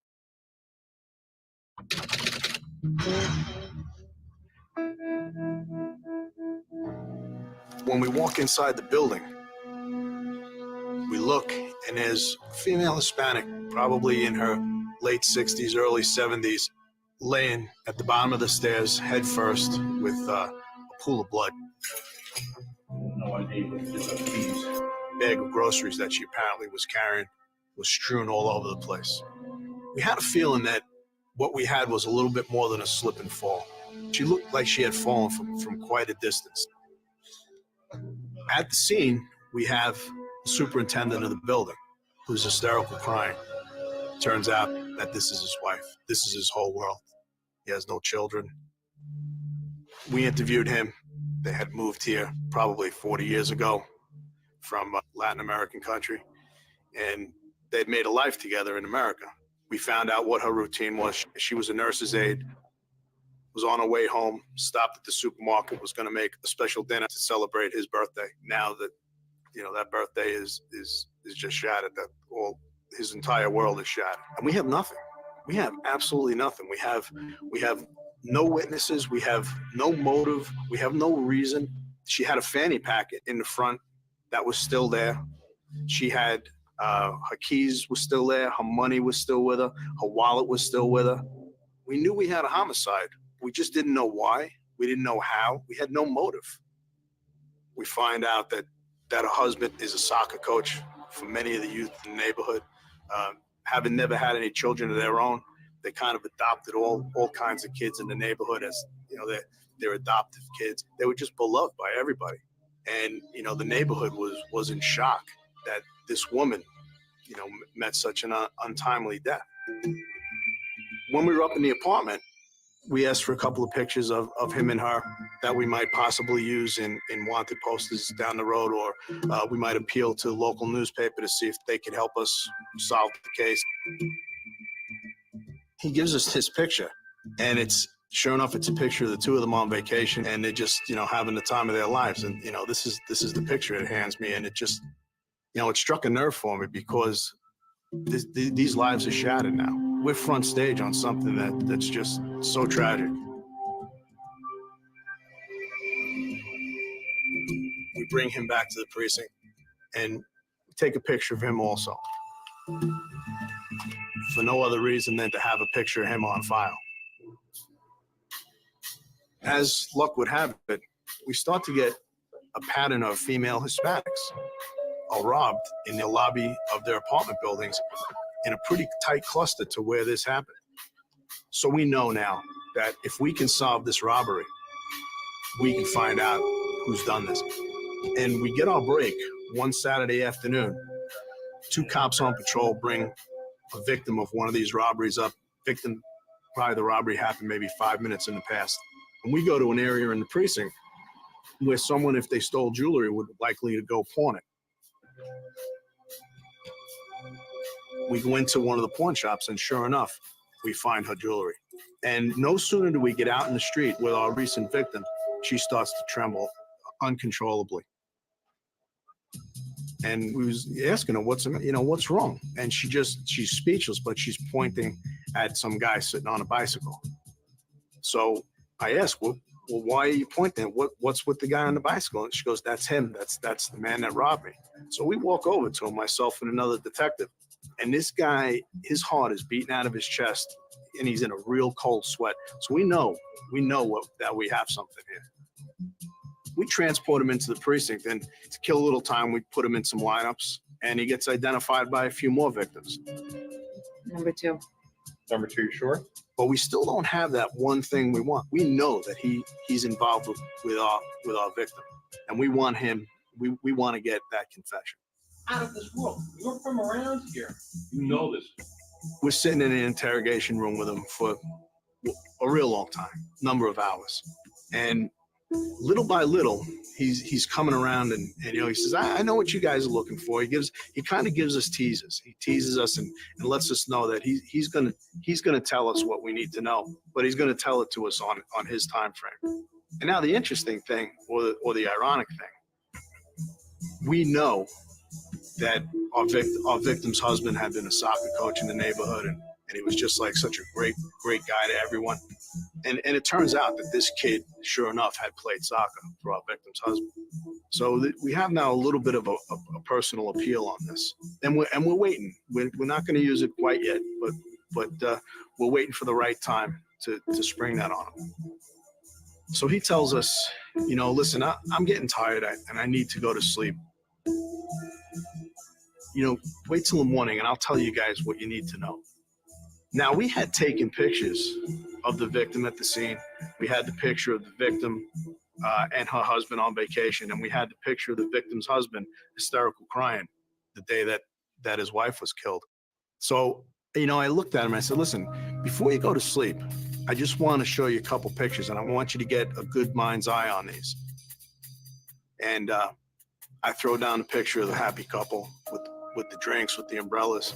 I throw down a picture of our victim laying dead, and I throw down a picture of our victim's husband.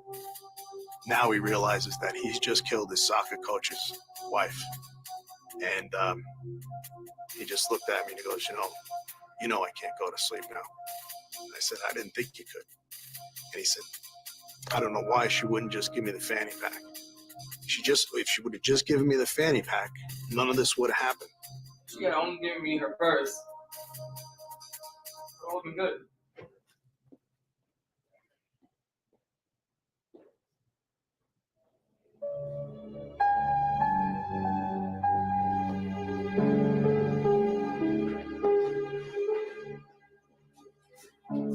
Hey, give me your money.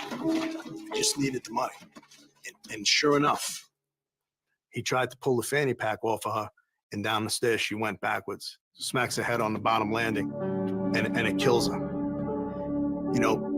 And the thing about this case is, detectives live and breathe their cases. Homicide cases are really very, very personal for detectives. You have more of a sense of who the person is in death than many of their closest friends have of who they were in life. And there's always that one case that has your heart as an investigator. And in this case was it for me. After we solved the case, I was probably up for about 25 hours. The crime scene was probably only 2 or 3 blocks from the precinct. And I walked down the block, and there was our victim's husband with a bunch of his friends on the stoop. And he knew why I was there. He came right over to me and he started crying. And I looked him in the eye and I said, we found the person that killed your wife. And it was probably the most gratifying moment for me as a New York City cop. And that's the case that'll just always have my heart.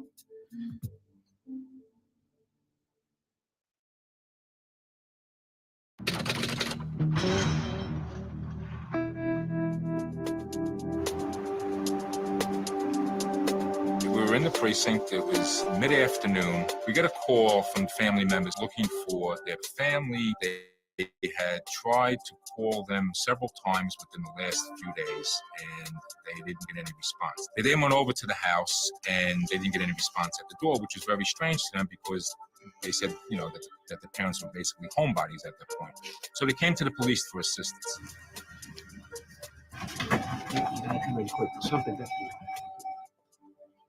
They went over to the house with the police, and the police didn't get any response. They forced their way into the basement of the house, where they found a female victim who was apparently shot 4 or 5 times on the couch that was down in the basement. They then told the family members to stay outside. They then started searching the house, and they found additional victims upstairs. The other victims they found were the parents, who were in their bedroom, in their bed, shot several times themselves. In the other bedroom, there was we got 2 more in here. a male with a female who they didn't know at that time, who was also shot and killed in that bedroom. So there's a total of 5 people that were killed in this house. So they called us, we responded to the scene, and at that point it was just total chaos out in front of the place. I mean, there's more police cars there. I don't know how news reporters got wind of this already, but they were responding to the scene and everything else. And at this point, you don't know what direction to go with this. It didn't appear to be like home invasion robbery or anything else that they were involved in. The doors were locked, the house was secured, there was no broken windows, so who got in here to kill these people? It was then told to us that there was a grandson living there who was a 17 or 18-year-old fellow. He wasn't there, though, when we searched the house. But where was this person? From what we can gather from these people who really didn't have a good relationship with this kid, was that he comes and goes and wherever he pleases, and that he's a very quiet kid, and I don't know where he is. The 17-year-old was the only one left alive in this family, so naturally we wanted to speak with him to find out if, in fact, he was there when this happened, or if he had knowledge about this, or anything else. In doing a canvass in the area over there, we were able to find out from one of the neighbors that the following morning, late in the afternoon, I would say about 1 to 3 o'clock in the afternoon, they saw him leaving the house, get into a cab, and leave with a suitcase. We were able to find out he had a girlfriend. We contacted her, and we had her come into the precinct.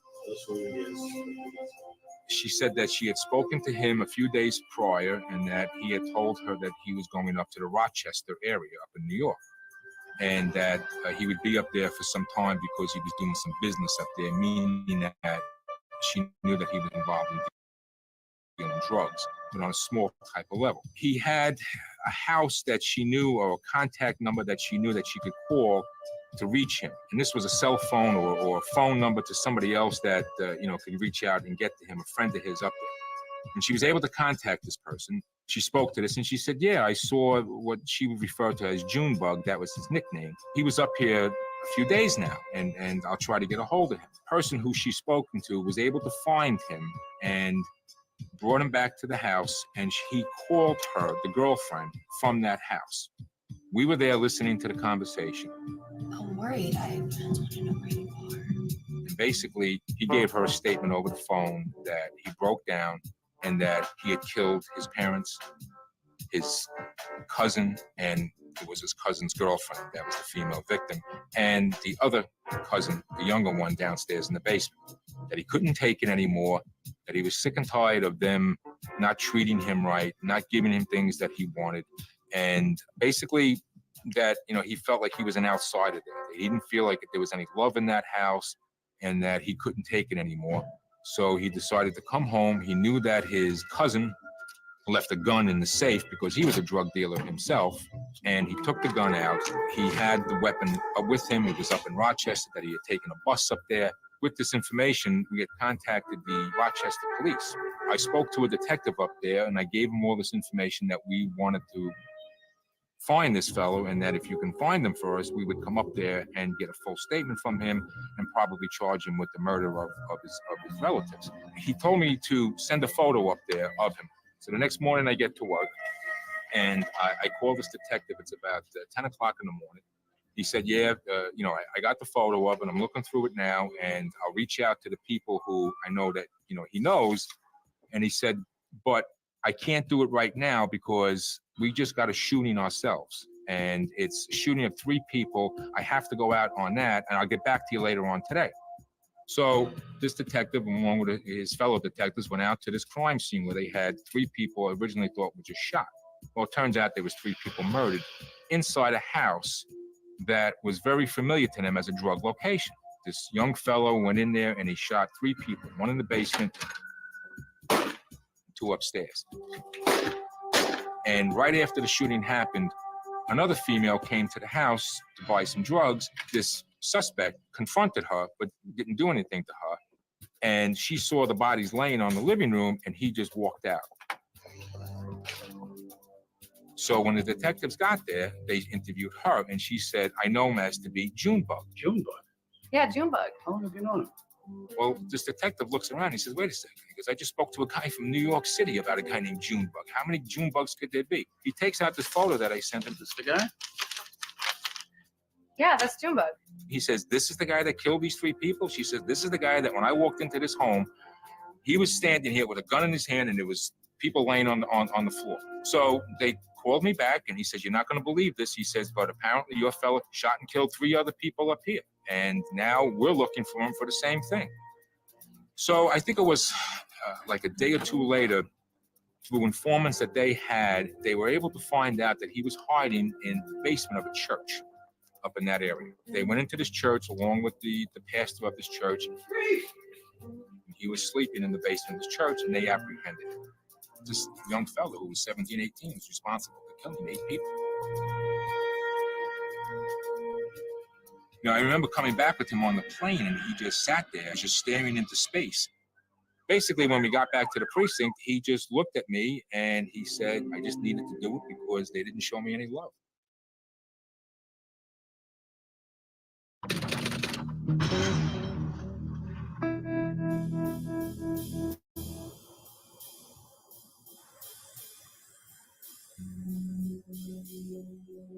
Was assigned to this special victim squad in Queens. On one particular night, we received the case of a woman who was sleeping in her bed, and somebody broke into her house and raped her.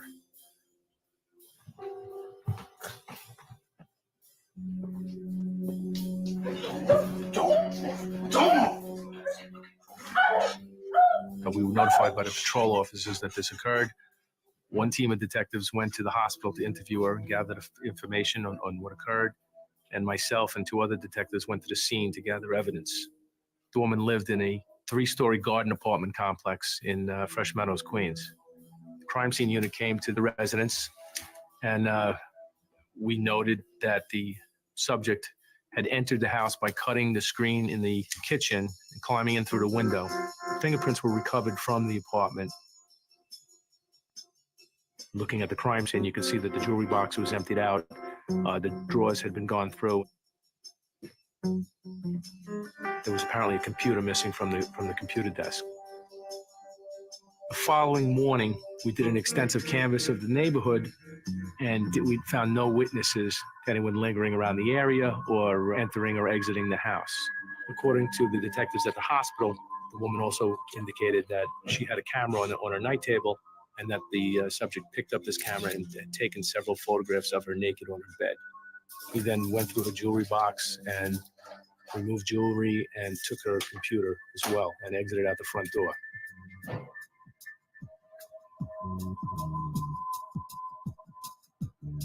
The day following the rape, my partner and I went back to the area where this occurred, and we started canvassing and speaking to witnesses.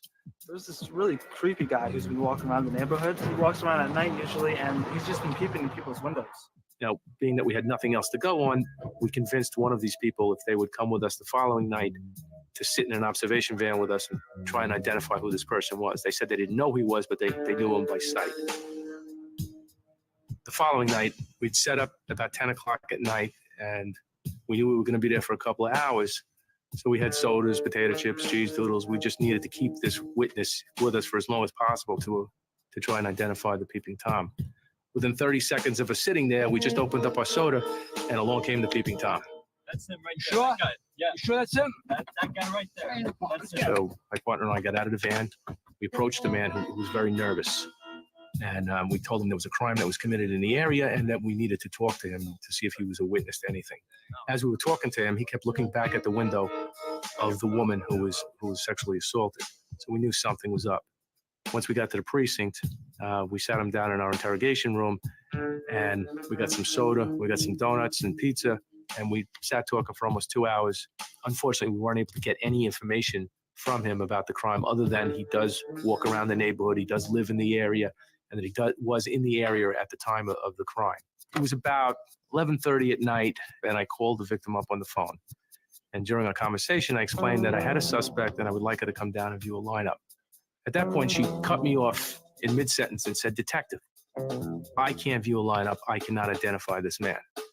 And I said to her, "Well, I've been doing this a long time. I've had many, many cases, and I may not be able to identify him, but maybe from his stature or the sound of his voice or just his physique." And she cut me off again, and she said, "You're not listening to me. I'm telling you, I can't identify anybody because I'm blind." So I looked at the complaint report and all the interview reports, and nowhere does it say that she's blind. Well, what do you mean? You're colorblind? Or you see shadows? She goes, "I'm blind. I'm legally blind." So perplexed, I stood there for a few minutes. I said, "Okay, I'll call you back in a few minutes." And I hung the phone up, and it's like 12:30 at night at this point, and I decided to call my partner who did the interview up. They picked the phone up, and I said, "Vito, is there something you forgot to tell me on the interview?" And he says, "No, everything's there. Everything's in the case folder's there. It's all up to date." And I said, "Did you forget to tell me that she was blind?" And he says, "Oh, yeah, I forgot about that." I'm like, "Did you think that was important?" We both knew we had a big problem here because most cases are made in court on eyewitness identification, and there was no way of getting an eyewitness identification in a case where you have a victim that's blind. So we knew we had to go above and beyond to try and get some evidence to convict this guy because this was a real problem. We had called the fingerprint section to see if they could identify the subject's prints with the prints that were obtained inside the apartment, but they weren't available. It was 11:30, 12 o'clock at night. They were not available to do that until the following day. So we devised a plan. He had been drinking a can of soda in there. We removed the can with a pair of tweezers right in front of him for his benefit, and we left him in the interview room. Now, neither myself nor my partner knew anything about fingerprints, so we ended up getting a fingerprint kit, and we just covered the Coke can with fingerprint powder. We then took a print card, and I took my own fingerprint, my own thumbprint, put it on the print card, went to the photocopy machine and blew it up 2 times. I took a VCR tape, I put a piece of masking tape over it, and I wrote video surveillance on it. We put that in a box along with the Coke can and along with a Bible that we had found in the office and a few other pieces of paper. And we walked in, and I put the box down right in front of him. I took everything out, put it on the table in front of him. And he was beside himself. He didn't know what was going on. I said, "See these 2 fingerprints?" And they were obviously blown up on a large piece of paper. I said, "Do they look the same?" And he said, "Absolutely," as he studied them. I said, "This print is from that Coke can that was covered with the powder. This print is from the kitchen of the woman that was assaulted." And he looked at that, and I said, "Here's a surveillance tape." I said to him, "Obviously, there's a problem here, and you have to explain what's going on." I said, "The good part is the woman does not want to press charges. If she gets a computer back, she's willing to forget the whole thing." When interviewing a person like that and trying to elicit a confession, we often bend the truth a lot. And basically, we put the person at ease, de-escalate the crime to make them feel that this wasn't really a big deal. So he seemed a little bit relieved, and he thought about it for a while. I said, "I have enough evidence here to convict you. It's your choice now." He looked over at the Bible and looked up at us, and he said, yes, that he had been in her apartment, that he was sorry, and he'd never done anything like this before. So we took a pad of paper out, we gave him a pen, and we told him to accurately describe exactly what happened that night, and which time he wrote out a hand confession. And when he wrote down what occurred, he said that he had seen the woman often around the neighborhood and smiled at her, and he thought she was nice, and that he wanted to meet her, was his version of what happened. Of course, that's not true, because if you want to meet somebody, you ring their doorbell, you don't climb in through the kitchen window.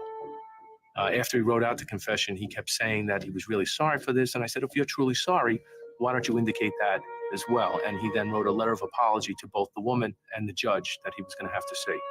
The next day, we did a search warrant in the subject's house, and we in fact recovered the jewelry, the computer, the camera, and other items that were missing from the woman's house. A day and a half later, we were still processing everything, and a uniformed police officer asked to speak to me. And he says, listen, I have a problem. I got to ask you something. I said, well, what do you need? What's the problem?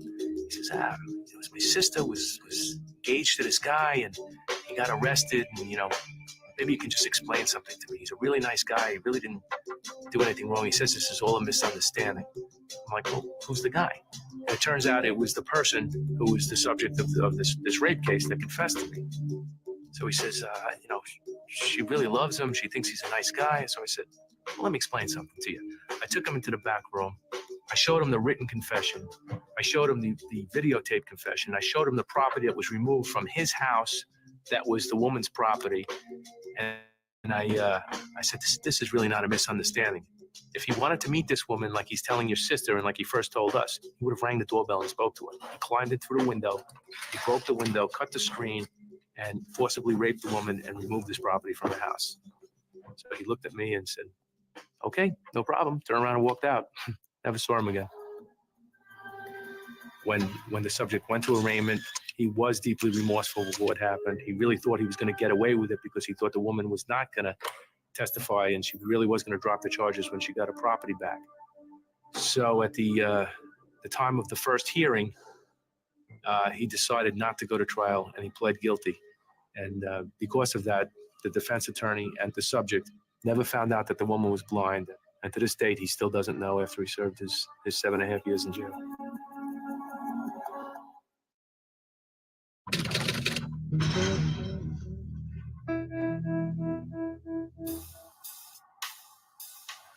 I'm in the office, and we get a call, we got a homicide. It's on a street we used to call Snake Hill, growing up in the Bronx, because it's a very windy street. Went from the Bedford Park area over to Riverdale. It's in a residence. I get up to the scene. Crime scene's roped off. We have about a 60-year-old woman in the kitchen, stabbed to death numerous times. Blood all over the place. The knife apparently right out of the butcher block in the kitchen. At the scene, the husband shows up. He'd gotten off of work. The husband was a doctor, originally from South America. And he's totally doesn't know what's going on. You can just imagine he comes home from work. There's crime scene tape. There's police cars and all kinds of detectives and stuff in and out of his house. We have to break the bad news that his wife had been killed. And he informs us that there were some Mexican workers at the house doing some home improvements, and that his wife had gotten into an argument just the day before with one of them. Get out of the fire! Now! Get out! I mean it! Get out now! She had thought that he stole something from the house. Idiot. So our original thought was maybe this guy that got fired had come back, or there was some type of dispute. Now the son shows up, and we have to tell him what happened. Oh my God, no, is she okay? Multiple. She's done. Multiple. What? And he breaks down. He's, and you could tell he's kind of a little like mama boyish to begin with. He's like a little bit nerdy. He's not, you could tell right away. And we had asked him when the last time he saw his mother, and he was like, he hadn't been there since yesterday. They were planning his wedding. And we console him.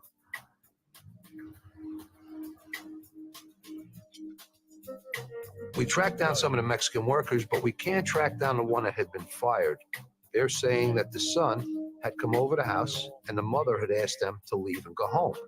And they weren't going to argue with her because she was very, stern. She treated them very poorly all the time.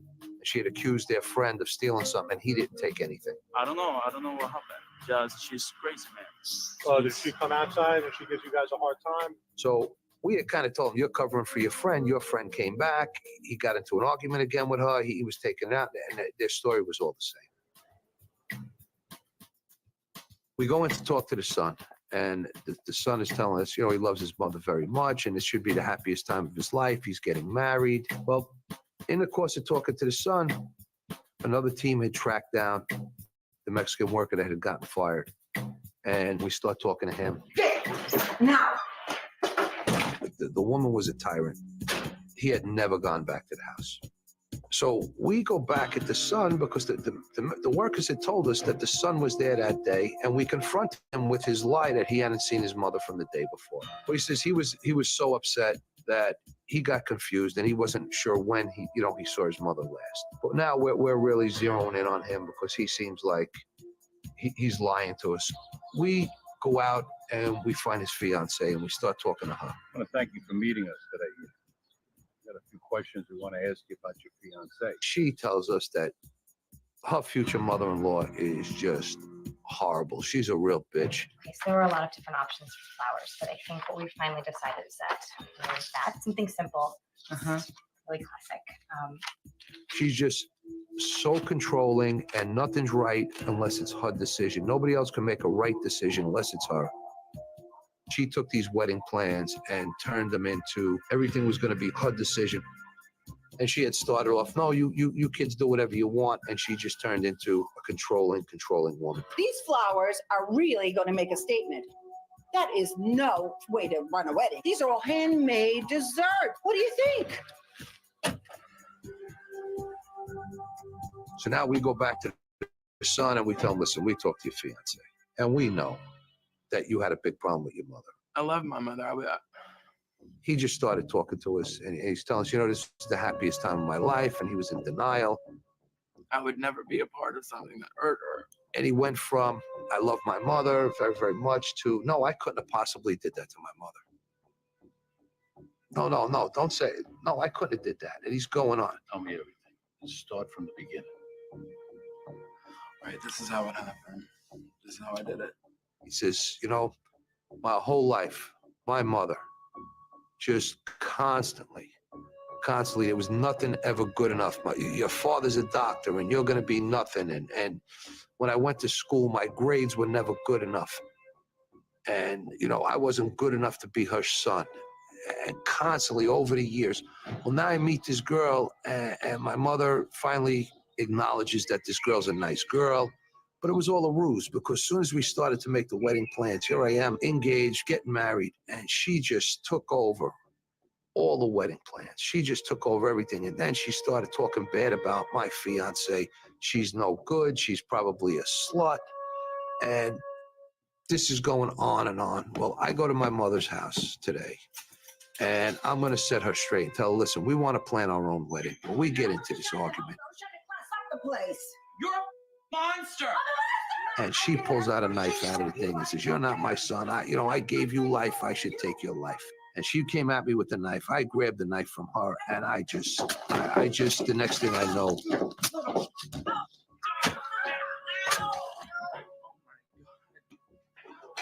she was on the floor. There was blood everywhere. I just dropped the knife, and I left. I got out of there. I got rid of all the bloody clothes, and I just felt such a relief after I killed her that all this weight was off my shoulders because of how long she tortured me. This poor kid, he winds up getting 20 to life. And in all my years, homicide, I never felt bad for somebody who killed somebody. Never mind somebody who killed his mother.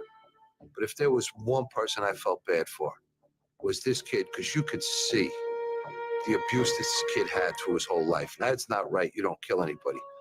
But I never felt so bad locking somebody up in my life like I did for this poor kid.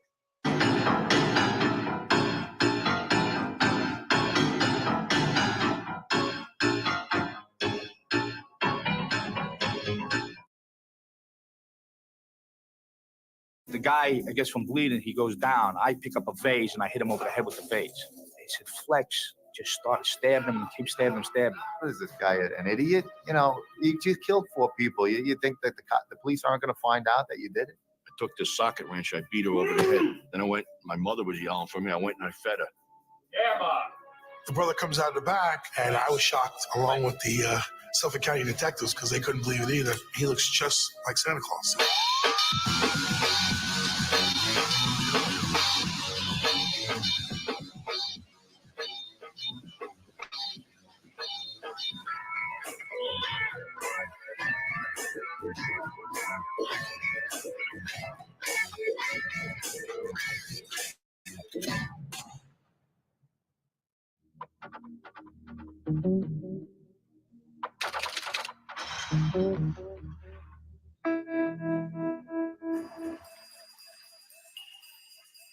Working a day tour out of the homicide squad. We got a call from 9th Precinct detectives that they had a possible homicide on Lower East Side. The radio call guys get a radio call for calls for help in this apartment building on the Lower East Side. They get over there. They don't know who called 911 at that point, and they start doing a search of the building where the address was given.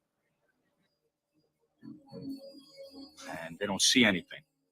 So the cops are smart. They took it upon themselves to go up the fire escape in front of the house and see if they could look into the windows.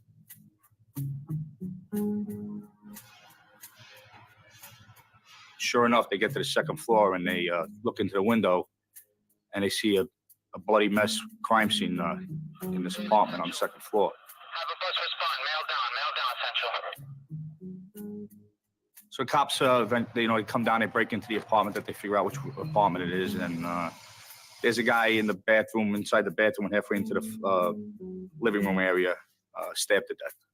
So we get the call from the 9th Precinct detectives to go over and assist them on this homicide. 1 apartment, 2nd floor, 2C. Thanks. So we show up. I've seen a lot of homicides and a lot of crime scenes. This is probably one of the most brutal murders I've seen. This guy was hacked up, bad. Place was a mess. It looked like there was a huge fight, broken glass everywhere. There was a broken vase. It was just a real mess. Turns out this guy, is a drug dealer. So right away we start thinking motive, maybe it was a robbery, but at the same time, we're looking at the violence and the homicide, how bad it was. And these guys had to know, or this guy, whoever. We didn't know how many people did this homicide.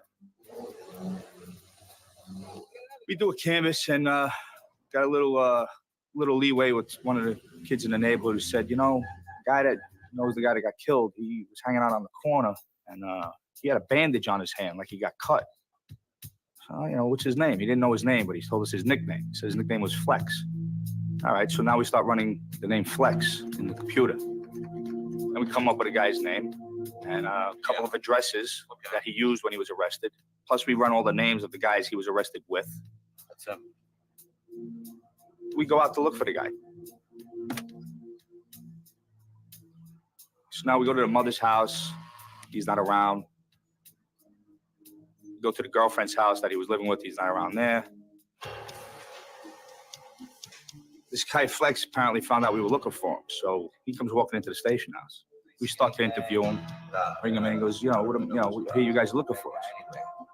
So I give him the old story of, yeah, we know this guy got murdered. We understand you might know him. We're just seeing if you could help us out.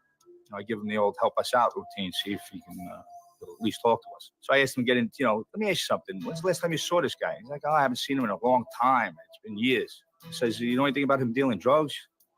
He's like, I heard that he was dealing drugs, but I don't know anything about that. So he danced around everything.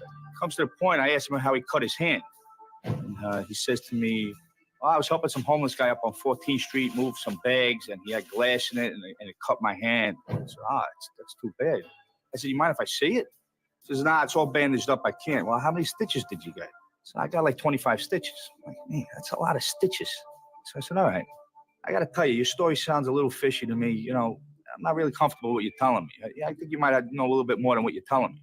Oh, no. So why don't you show me where the garbage can is, where this glass is? And if I see the blood on the glass, then that'll be it. So we take them in the car, we drive around with them, we go to 14th Street. Ain't no garbage can, ain't no bag, nothing's around. So now, I lay into him a little bit more. I said, listen, don't boast me. Don't give me the story that this time. What happened with your hand? So I'm telling you, I said, all right, come with me. We're going to go to the hospital. I want to take a look at it.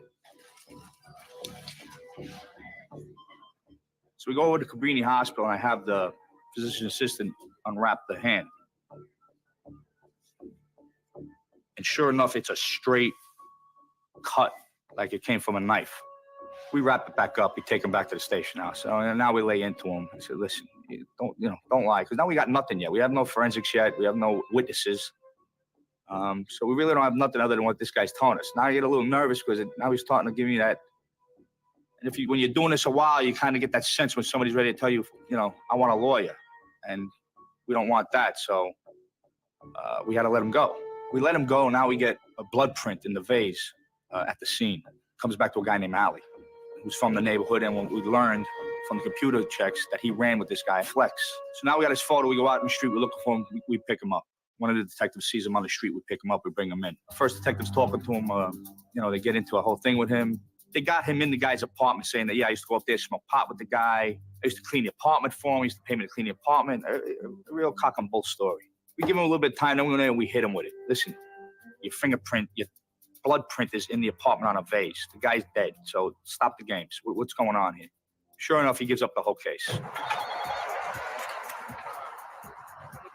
He says him and this guy Flex decided to go rob him because they knew he always had money and drugs in the place.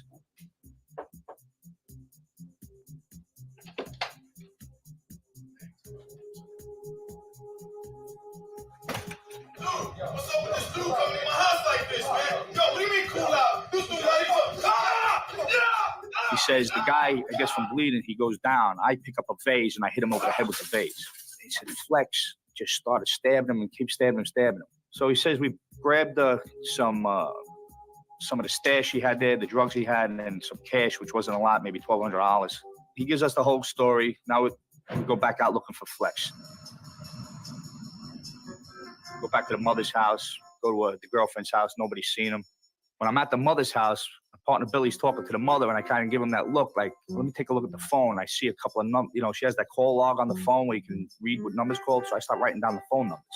Sure enough, we get a number that matches his same last name. So we're thinking maybe it's a relative. So it turns out it's his cousin. It's an apartment in the Lower East Side. So we go to the apartment. It's a duplex apartment. Knock on the door.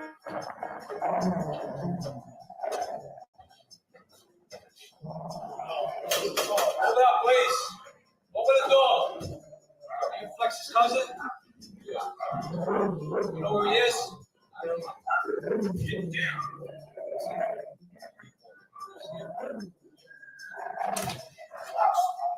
We walk out, we leave. A day or two later, we're working the case, still looking for him. We get a phone call, comes an anonymous phone call that he's held up at his cousin's house, the house we were at. We go back there with 4 of us now. So knocking on the door. Who is it? It's Detective Deshavi. Remember we spoke the other day? I just need to talk to you real quick. What do you want? Get out of here. I have nothing to say to you. He says, I'm going to get my dog. Next thing you know, he gets this dog. And he starts going nuts, the dog. And he's open, he's hitting the door. You can hear him trying to get through the door, the dog. So we're like, listen, get rid of that dog. We just want to talk to you for a few minutes. Take it easy. Just put the dog away. No, I'm letting the dog loose. Now here's 4 detectives in our pants, like, oh my God, backing up with our guns drawn, ready to shoot this dog. He's looking to tear us all apart. So we're screaming at the guy, put the dog away. We just want to talk to you, put the dog away. This goes on for a couple of minutes, but it seemed like an eternity. Now, if he let that dog go, we're gonna have to shoot him. And we didn't want to take that chance because we know if there was kids in the apartment, and, you don't want to let a couple of stray bullets hit somebody that didn't deserve it. Because these dogs are notorious. You shoot them in the head, it bounces off their skull, and the bullet goes flying. So we didn't want that to happen. We turn around, we get him to pull the dog in, and he makes the mistake of sticking his head out. So I grab him by the head, and I pull him out. I got him on the ground. The 4 of us got him on the ground. We're trying to get him handcuffed, and he's got the leash on one end. The dog's on the other side of the door, and, kind of telling him, listen, what are you doing? How stupid could you be? We're going to kill your dog, and now you're going to jail for, trying to kill us. He says, I says, where's your cousin? He says, where's your cousin? Stop the baloney. Where is he? He says, he's in the apartment. I said, well, tell him to come down. Flex, you gotta come out. It's done, man. Listen to me. Put the dog in the bedroom and just come out. They know you're in there. Flex finally comes to the door. We pull him out. We handcuff him, and that was it. We take him back to the station house. We tell him what we got, all the evidence we got against him. We let him know, you know, you're done. Just tell us what happened. So he goes into the whole story that he went up there to rob the guy. But then he starts saying, I didn't mean to stab him that many times.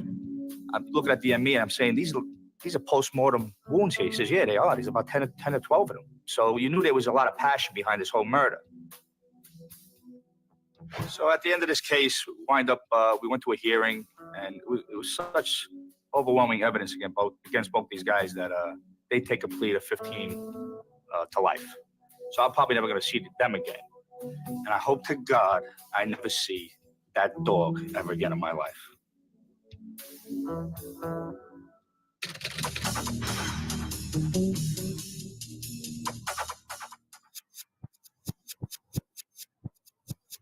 I was in the police department approximately 15 years at the time and into a lot of crime scenes, but this one was probably one of the worst I've ever seen. Working 4 to 1, about 11 o'clock, job came over, shots fired, multiple people shot. First they had said that it was a robbery. As I get there, they're actually dragging one of the victims out, a survivor. He's on his way to the hospital. He's telling me he's not going to make it. He got multiple gunshot wounds all over him.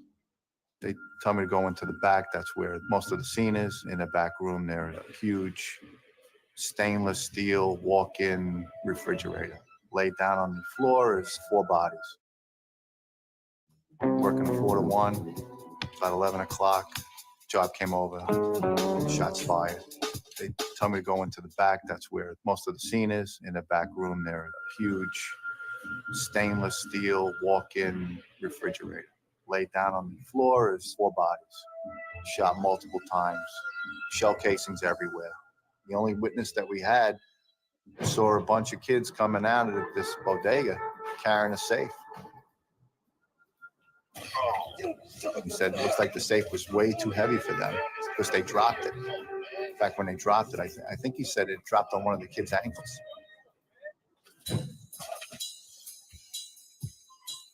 The surviving witness, he got shot 5 or 6 times. You know, you're thinking, this is it. If he goes, investigation's over. And when we found out that he was going to make us, because a lot of them went in and out, the bullets, it was like, this is great. We're going to be able to talk to this guy. He's going to tell us everything. He'll be able to put all the pieces to the puzzle together. And he tells us a story where he's in the basement of his bodega, and he hears noise down there. What the hell? What are you doing here? I'm trying to get some sleep, man. You can't sleep here. Get the hell out of here. The kid leaves. He's gone for maybe 5 or 10 minutes. Next thing he knows, there's this kid coming in with 3 other people. Where you at? Where you at? Oh, this is for real. Right here. Open that up. Open that up. Open it up. Don't you move. Don't you move. What's this? Who's open in here? Oh, cuz. I'll get your ass in the back, man. I believe they thought it was a Dominican numbers bodega, so they expected to have a lot of money in there, which they didn't have a lot. Man, hurry up! Hurry up! And the guy he had seen in the basement that he knew from the neighborhood says to the guy with the Uzi, hey, listen, he saw my face. He knows who I am. And the guy with the Uzi hands him the Uzi and says, well, you know what? You do what you got to do. Come on, man. Handle that, man. Hurry up. You can't business, man. Let's go. The next thing he heard was they opened fire. He said he was laying behind his brother. His brother took most of the bullets, and that's how he thinks he survived. I got a hold of our Mirror Quick unit, which is a unit that carries only photos of people that have been arrested. They were able to go over to the hospital, show him pictures of people from the area. And at that time, he had pointed somebody out saying, this is the kid that I saw in the basement. I had left the office, and it was probably after midnight. At that time, I received a call from one of the detectives saying that, listen, the perp you're looking for just walked into the precinct. He came in because his girlfriend had gotten locked up for robbery, and he wanted to bring her a coat. So while he was waiting to give her a coat, the detective that was upstairs, he gets notified of a robbery arrest. He goes downstairs, and since this picture was on his desk, he's like, oh my God, this is the same guy that, Mike's looking for. What is this guy, an idiot? You just killed 4 people. You think that the police aren't going to find out that you did it? By the time I got back to the precinct, we sat him down, told him what we were looking for, read him his rights. He gave us a complete description of what happened. Such a heinous crime and one of the easiest confessions we got. From the time that he came into the precinct at midnight till probably midnight the next day, the case was done. You think that just everything is good in the world, you're great, you solved this quadruple homicide, you're getting the pats on the back, and then everything goes down the drain. Guy that we caught in the Bronx, he pled right out, I think, for 25 years. The guy that actually brought in the Uzi, he got convicted of 150 years to life. The guy that actually was hiding in the basement that actually did all the shooting, he got acquitted of all charges by the jury. I was pissed. I mean, you're mad. You're like, how can 2 guys get convicted and the guy that actually did the shooting and the victim saying that's the guy that shot us, he got off. You talk to the family and say, I don't know what happened. I got some bad news for you. The verdict just wasn't right. It wasn't the right thing. And sat down with the district attorney and said, there's got to be something else we could do. 4 people are killed here. We got to get, this is eating at you, it eats at your stomach. That it's bad. We got to do something about it. I spoke to a couple of U.S. attorneys and they came up with Hobbs Act robbery, where you just, to go into any place and do a robbery where there's weapons involved, that's a crime. The guy that cooperated, he tells us that, not for nothing, but the guy that went in to the bodega originally went in with a gun. The DA came out and said, go to that bodega. Maybe that gun is still there. I went to the bodega, went down into the basement where he was, and in this back room where the boiler room was, there was the gun on top of a shelf with a piece of cardboard, still with dust all over it, that he had hidden up there. I said, "Oh, this is it. This is all we need. This is proven that he went in there." And we talked to the U.S. attorney. We get him indicted again on robbery charges. Running him, I ended up coming up with an address possibly in Georgia. It just so happens that he wanted to get a good guy letter from the Atlanta Police Department and decide that he was going to walk into a precinct again and ask them, I've been down in Georgia here now for 6 months or 7 months, whatever the case may be. Can I get a letter saying that I've been good because I'm trying to get a job? So at that time, the Atlanta Police Department, they run his name and he comes up with a warrant. And the feds went down, picked him up, and we retried him. Here's a kid that had the arrogance to walk into a precinct not just once after killing 4 people, but twice. And both times he was arrested for the same act.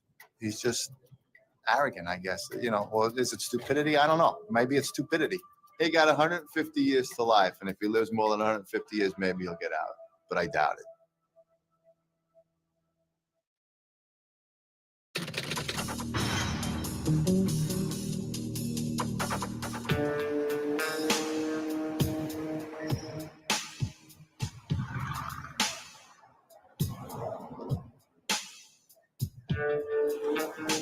Getting late in the afternoon towards the end of our tour, when we receive a call from the desk sergeant downstairs saying that patrol had just found a box with a body in it down on 11th Avenue and 66th Street.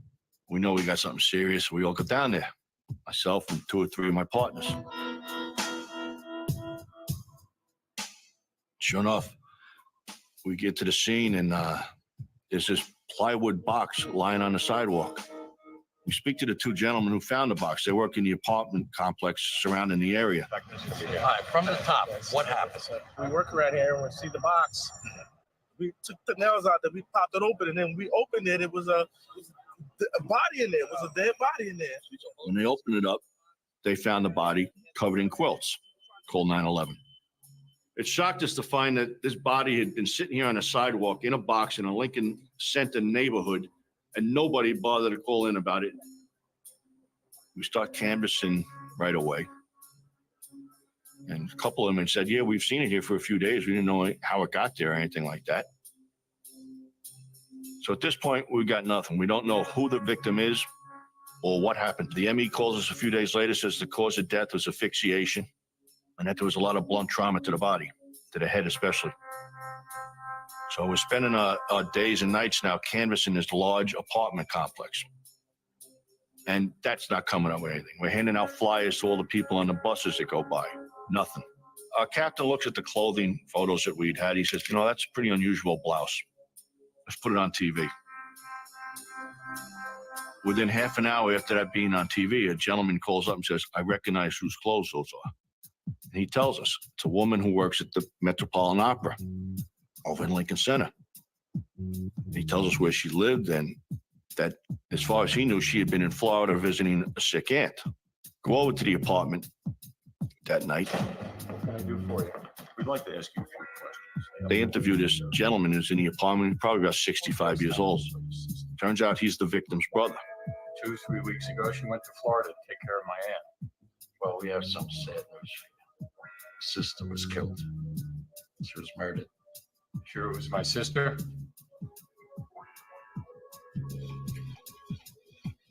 Sure. Look, I got a sick mother in the back that I got to see too. Excuse me. And he's just not talking. And they find it weird. He's living in this apartment now, and there's an elderly woman, his mother, bedridden, also in the apartment. How you doing? We get in touch with another family member who's living in Paris, and she gives us a little background on him. His wife at the time had passed away. Never had a steady job, but he was always going from one scheme to another to make money. Lady, I've got something special to show you. He ran some kind of costume jewelry scam. He was trying to sell it on the sidewalk. It's old gold. They don't make gold like this anymore. He lived off his wife's income for a long time when they had married, what have you. Bring him up. So we bring him to the station house, and he's in the interview room all night long. And there was something about this guy. He was just very monotone. He wasn't saying a lot, and what he did say wasn't really being helpful. He'd just sit there, and in a long time, he'd just deny knowing what happened to his sister. Look at us when we're talking to you. Don't turn away. Then late in the morning, or late in the night and early in the next morning, he says to us, all right, I tell you what. You give me a large diet soda, I'll tell you what you want to know. Okay. Now, we're looking at this guy. He wears a colostomy bag. And we give him his diet soda, and he starts drinking it down. He says, okay, here's what happened. I had a fight with my sister. I can't take this anymore. I'm in there taking care of Mom. You're sitting there watching television? She wanted me out of the apartment because I didn't contribute anything. She went down to take care of our aunt. And when she came back, she wanted me gone. When she came back, I waited for her inside the vestibule. Hello? Hello? Huh? I took this socket wrench, I beat her over the head. Then I went, my mother was yelling for me. I went and I fed her. Yeah, Mom. And I went back and I couldn't bear to look at my sister's face there on the floor. So I took a plastic bag and wrapped it over her face. And that is what actually killed her. She suffocated. So now he's sitting there saying to himself, I have to get rid of this body. He walked down to West 43rd Street to a lumber yard. Now he's up in the 70s now somewhere. Walks down there with a hand cart, has the dimensions for the plywood box that he wants to build. Gets the wood, walks all the way back.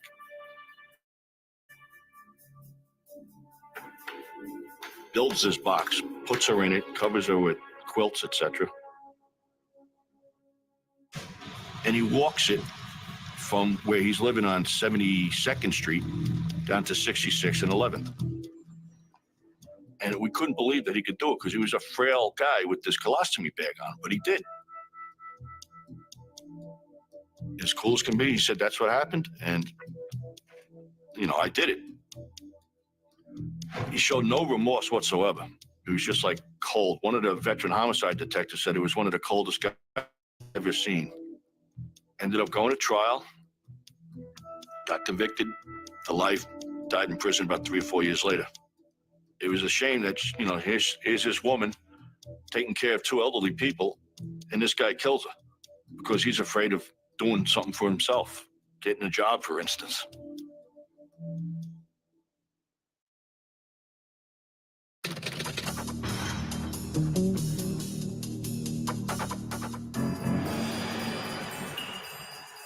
One night I was working in the 81st precinct in the Bedford-Stuyvesant area of Brooklyn. I get a call from a female who tells me that she has information on the homicide. She says that she's in the deli and she hears a gunshot. And she looks out and she sees this man pushing something out of the passenger side of the car onto the ground. The man closes the door and he took off in his cab and he left. And when that person took off, she got a little bit closer and noticed that there was a body on the ground. Now, the man doesn't see her, but she sees him enough to see what he looks like, to give us a description. I think the guy who might have did this looks like Santa Claus. And I said, what do you mean Santa Claus? And she said, yeah, he looked just like Santa. A jolly guy with a belly. He had a long beard, suspenders. He looked just like Santa Claus, Kris Kringle. It's gonna be kind of hard in this neighborhood to find out who Santa Claus is because this is a predominantly black neighborhood. So of course we didn't believe him. My partners and I, we go out to the scene, which is on Atlantic Avenue, and the uniform officers, when we arrive, have the area cordoned off for tape.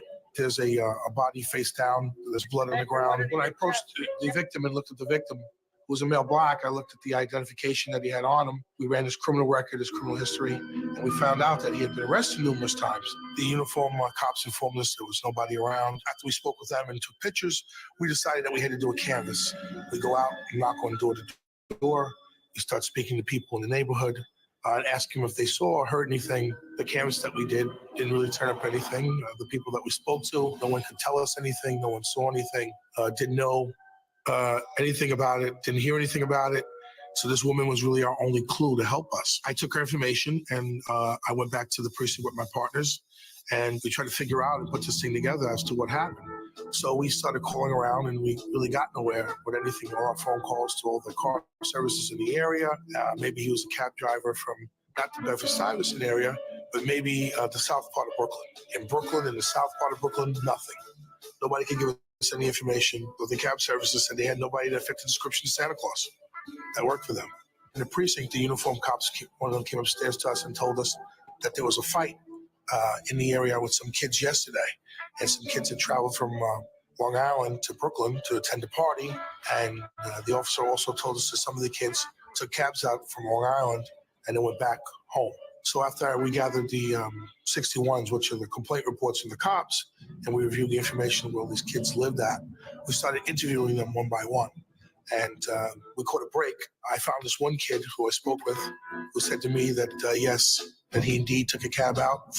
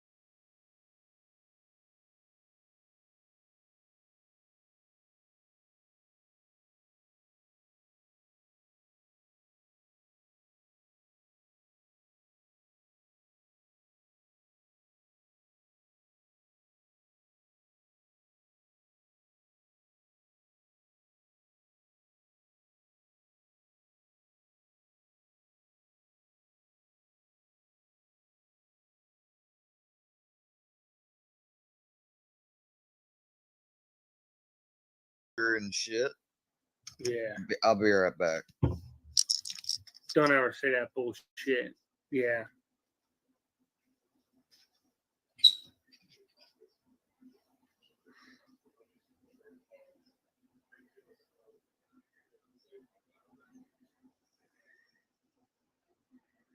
No. Yeah, you did. You fucking idiots. No.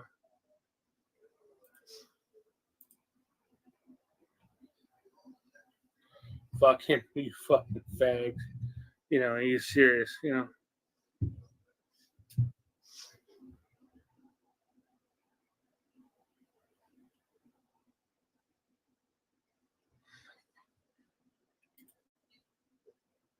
Oh, here we go. What's up? Dude, are you done throwing your tantrum yet? Throwing my tantrum? About what? About what? About what? About what? All in your feels. You couldn't be a bigger locale mooing right now.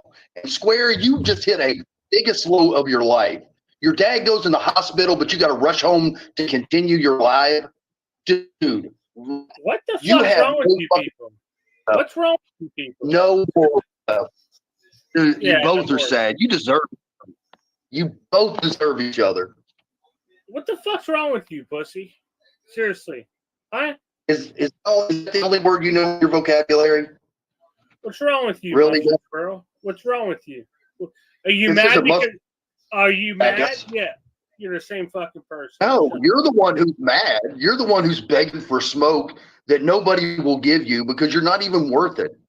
You're not worth the time to give smoke to, Deadly. Because you know I'll fucking fight back. I'm not gonna sit there and But fucking you're take it. nobody. You think Nobody. very high of yourself, but you're nobody. You are nobody. Who are you, faggot? Huh? I'm Who are you? nobody either. But I'm not scared to come up here and confront your little punk ass. Keep doing it, pussy. Keep doing it. Come on. What's wrong, Square?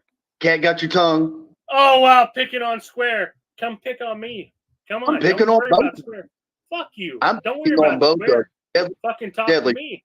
Talk to You're me. You're Don't throwing a talk to tantrum fucking at a Square. 2-year-old. Fuck you. Don't talk to fucking Square. Talk to me. I'll talk to Square if I Talk want to to talk to fucking me. Square. It's a free country. Talk to me. Talk to me. I'll talk to both of you. I'm acknowledging both of you, but you can't handle any. You can't even handle me. Can't You're even handle throwing- you. I've been talking to you for fucking 10 fucking You're 5 minutes. whining and crying like a 3-year-old baby, Deadly. Are you wearing Pampers? Are you in diapers? Bushy. Wait, hold on. Who the fuck is this? It sounds like Mustard Squirrel to me, but No, that ain't Mustard Squirrel. D's? sounds You like a darn bitch. it is. Yeah, it's D's nuts. Yep, it sure is. It's D's nuts, bitch, in your mama's You got face, ho. nuts in your mouth, Square. It No, is they're in your- D's. They're in your mama's face, bitch. No, you can't even Square. You're so much of a locale. You have to wrong with block you people? everybody so they can't confront you. No, That's how it's much. not. It's not confronting. Keep What y'all mooing, do. bitch. Having 30 people come into a chat and spam it Keep all mooing. attacking me is not fucking confronting. Square. Keep One lying and say person- you're One channel. person Hide at a it time. like a locale. One person. I did Nobody delete. falling for I that, did Square. delete. I did delete those channels. So I mean, you'll you're never, here. Your you'll grandfather never, was you'll in the never, hospital. you'll never. Where are see you? them. You're on YouTube, wasting your life away, No, sitting on your bitch. He's bed. out of the hospital, you dumbass. Stop. Shut the fuck up. No, but hey, he went in the hospital, but you sure had to run. Hold on. I forgot I got the power to do this. Yeah, let me do this now because I can't yell after these fucks. Listen, you gonna listen now? No, So I don't you have to take listen it to out? locale. No, you're gonna listen. You're not in charge here, okay? First of all, let me turn your mic way down. Second of all, he got home. When he fucking had the emergency when I was on live last night, I immediately fucking walked away from my live and just let it go and took care of him. So don't fucking tell me that I'm not doing my job, bitch.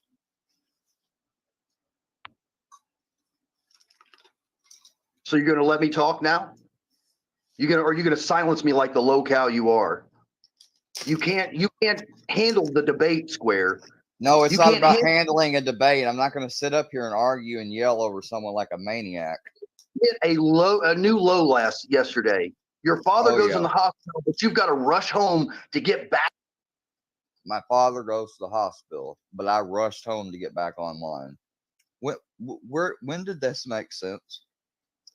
I didn't rush home at all. The hospital is not even the hospital is not even a fucking not even a minute and a half drive away from where we live, you dumbass. Like, I could literally walk to the hospital in 15 minutes. Keep putting me backstage, just like the low-cal move. Go ahead, keep pulling it. No, Can't even handle. You won't shut the fuck up because you won't shut the fuck up. Damn. No, Calm because down. you never shut the fuck up. Hello. You always lie. You say, I'm going to delete my channel. I'm going to leave YouTube. And you just hide your channel, Square. Nobody, you think we don't know I this? deleted all but one channel because one channel was on a copyright and it wasn't If you logged deleted, in. hold on. No, And it shut wasn't up. logged, Hold and up. it was no, you shut up. It wasn't logged in. So I had to re-log in. And once I re-logged in, You had to re-log in. Square. If you went to the videos, they said privated. If a channel was deleted, it wouldn't have said privated. Okay, give me a link. Give me a link to a video where it says that. Let's try it. Dude, you're the one who tried to lie and said you deleted your channel when you didn't. No, I didn't lie. So I mean, you can keep believing that. Y'all are gonna keep saying that. Y'all will say tomato, every fucking the time. old saying. You guys will say tomato or tomato every fucking time. It's like the old saying goes, and another one, and another one, and another lie, Square. Yeah, and another one of your dumbasses. You know how to tell the truth, bro. Okay. I'm not Barbara. I don't go around here acting like I'm a doctor. I know how to tell. No, you're worse than Barbara. Yeah, that's why you okay. get sold. Okay. That's why people pick on you. You deserve it. You have brought all this on yourself. Only an antisocial mind like yourself would say something like that. Yeah. So what are you gonna enlighten me on Patreon now? No, it's called antisocial personality. That's how you are. You do not ever. Nobody deserves fucking malicious treatment from others. You're fucking wrong. Every time you stutter, nobody deserves malicious treatment from others. People have to fucking stutter because you fucking won't shut the fuck up. And you want to try to interrupt, and you want to try to interrupt their points, and then you want to call somebody a name for putting you backstage. Well, that's how you have to be treated. To be able to get thinking of another lie. To be able to get out a point, guys, you have to mute them or you have to put them back behind stage. It's just how it is. Right. Right, because you can't eat, can you? No, because I'm not going to scream over you, which is what you want. I'm not screaming, but you're telling a lie. No, but so you why you get like this every time I start to talk, so I got to. You kind of got to. Whatever. Yeah, keep stuttering there. Keep stuttering. Like none of us have ever stuttered. Like there's another lie. Yeah, Filthy's lied, stuttered, and you've stuttered. All of you have stuttered before. Everybody stutters. Shut the fuck up. Why don't you go in to tell us how you were going to rape Andrea again? Yeah. You know, you were going to bend her over. Yeah, somebody brought that. Did you know that somebody else in here called that out for being not true? Andrea, hey, if I had really done that, then why did Andrea keep coming back to my panels and everything else after that and keep talking to me? Yeah, she really was threatened, wasn't she? She wasn't threatened. I said what would happen if we had to have sex. It was a fucking dumbass thing, but it still wasn't fucking threatening rape. So get the fuck out of played here. that in front of the whole women's community and made you a laughing stock. You are a reprobate. That's exactly. What do you think they think you guys are? I'm sitting there on their little Reddits watching them, and they fucking call you guys out for the racist, dumbass fucks you are that Jules and Sophie brought around here all day long because you're studying how not to get caught. Gordon Flowers needs Bruh, because I'm fucking shouting out and promoting Gordon Flowers, this motherfucker says, these people, this dude right here, this D's, he is so obsessed. Like, he doesn't know what the word no means, guys, because he will not stop tagging you. And you tag somebody and they tell you to stop, you have to stop, because by not doing it, you are causing their notifications to go off, which rings their phone, which is a form of fucking unwanted contact. And this motherfucker right here, D, that's all he does is, you know, and he's best friends with Mustard Squirrel. This piece of shit wants to talk about what I've said one time, a long time ago, about this woman, which isn't that tasteful. And I'll tell y'all, I said, oh, I'd probably have to put a bag over her head. And, you know, nope, Squatch says, hell no, not the guy from my house. Fuck you. Get the fuck out of here. And anyways, sorry, Deadly ain't been around. Then I was live, man, and I fucking went to sleep. No, I know. Anyways, but D's. So, I'm sorry, I lost my place. Lost my train of thought. So they constantly focus on me. He wants to call me a little reprobate, but they talk about, oh, well, you're gonna die, you know, grave 2024. You know, that's what his leader says. And then he wants to talk about, oh, the women's community saw what you said, and what I said wasn't nice or, you know, polite in any way. It was a fucking shit talking thing. We were shit talking, and I said shit like, I'd have to put a bag over her head, and I, you know, it was explicit talk, but it wasn't that, and it wasn't pretty, and no, it wasn't the nicest thing either. But what it was not what he's trying to make it out to be, because never did I say at any point, hey, I'm coming to find so and so, and I'm gonna do so and so. Never did those words ever come out of my mouth. And this little this little jizz bag knows it. Like, they spent the first half of their year trying to tell me to start talking shit and doing shit like they did, and tell me not to give a fuck, because they wanted me to say more and more outrageous shit. Even if I was saying it in a hypothetical type of way, they still wanted me to say it just so they could take recordings of me and then be like, look, he's threatening. But everything I do, they twist. Y'all saw with the fucking 3, 4, 5 fingers thing. You know, I'm sure he's going to come up with some excuse about how that was a threat towards Sophie, really. You know, he's just a liar. That's all they are. Do me a favor. I'm going to step reprobate. I'm going to step away for a second. Say it one more time, please. Reprobate. Say reprobate again. Reprobate, bitch. You're a reprobate. There. Thank you for the milk. Thank you for the milk. Oh, damn. So you enjoyed getting milk out of my dick? Like, what? I don't make milk except the milk that comes out of my dick. So, you're not welcome? This motherfucker just talked about that he involuntarily caused me to give him milk out of my dick. Yeah, that's crazy. Yeah. Thank you for the milk. Thank you. Well, hold on. You didn't let me give you your complimentary tea bag, too. Get back here. Right, yeah. Fucking dumb. Thank you for the milk. Oh, yes, thank you. I don't know, dude. They've been talking shit to you all night. I've been giving it back to them, and they're fucking, you know, they're pussies. When you give it back to them, they run away. You know. Yeah. That's how they do it.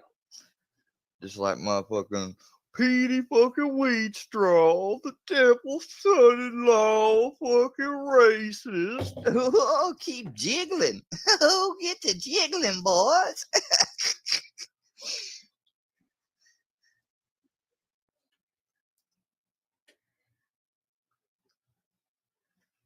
Yeah. Exactly. They're fucking.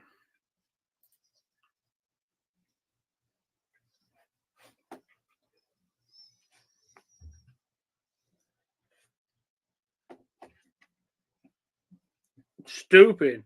No, dumb genius. She's right. You fucking abandoned me. You fucking left me out in the wind, bro. That's fine. Karma gonna come back on you times 100 for doing that shit. Letting a woman fucking control your shit and running me off just because she can't stand it for me to be nothing more than a fucking locale either of y'all's or workies. That's some bullshit, Gene. You fucking never treated me like an equal, dude.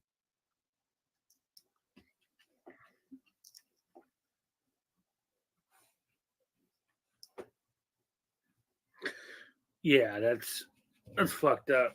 That's fucked up. Then y'all, and then you was just talking shit about Deadly last night. So why the fuck you in here? Who was talking shit on me? Gene. I don't even know who the fuck that is. Was they? It's Bird's girlfriend, bro. Or Bird's boyfriend. girlfriend. Boyfriend, my bad. Or boy, fucking Jesus Christ. Bird's been fucked. Like, what are you gonna do? Fucking Jesus Christ. Bird's been fucked bent over by 3 guys at once. Get the fuck out of my chat. Are you serious? Like, I seen that video. Might as well be Bird's girlfriend because she wears the pants in the relationship. That's for damn sure. I seen that fucking video. Like, what the fuck? You know? What the hell? Hasn't he seen the video? I can send it to him. You know? I can send it to him. Her getting bent over a bed with 3 other guys. Oh, whatever. Trust me, bro. He's seen it. Yeah.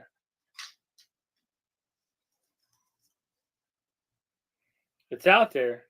I bet he's fucking complimented her like, you really held him down, baby girl. You really took that. Yeah, you really took that.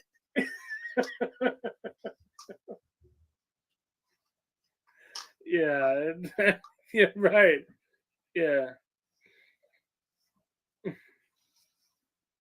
Yeah, Gene seems very different.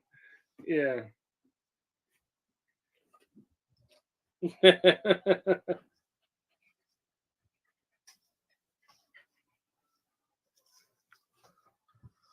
Right.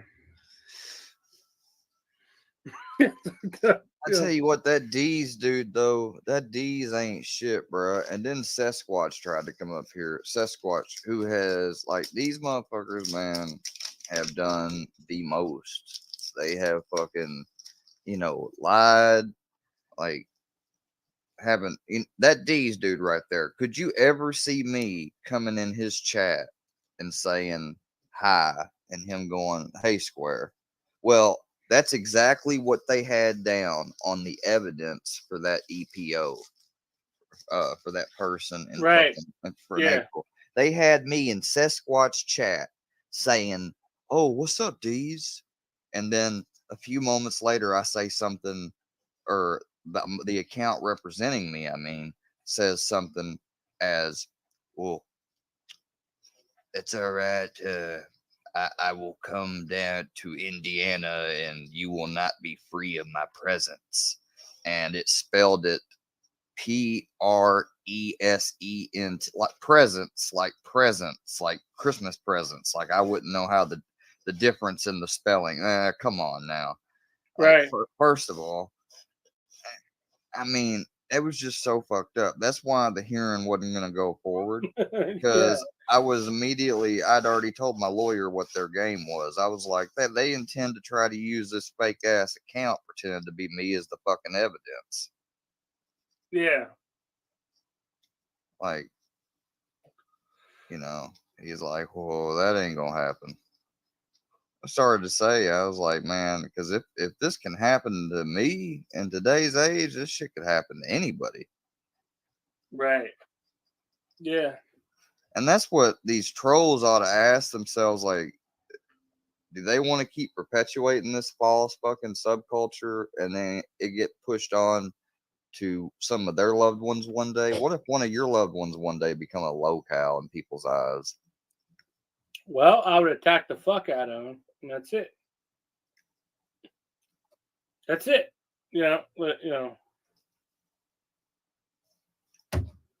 No, I'm not lying, country nana. I'm not lying. Fuck I recognize what I did wrong and what I got wrong with Johnny's situation. I applied. I turned. I tried to go back to regular true and crime, body cam, different type of content for once, and you guys would never let me. You guys would still keep making stuff in the hopes that I would respond to it, and you kept getting me to do it.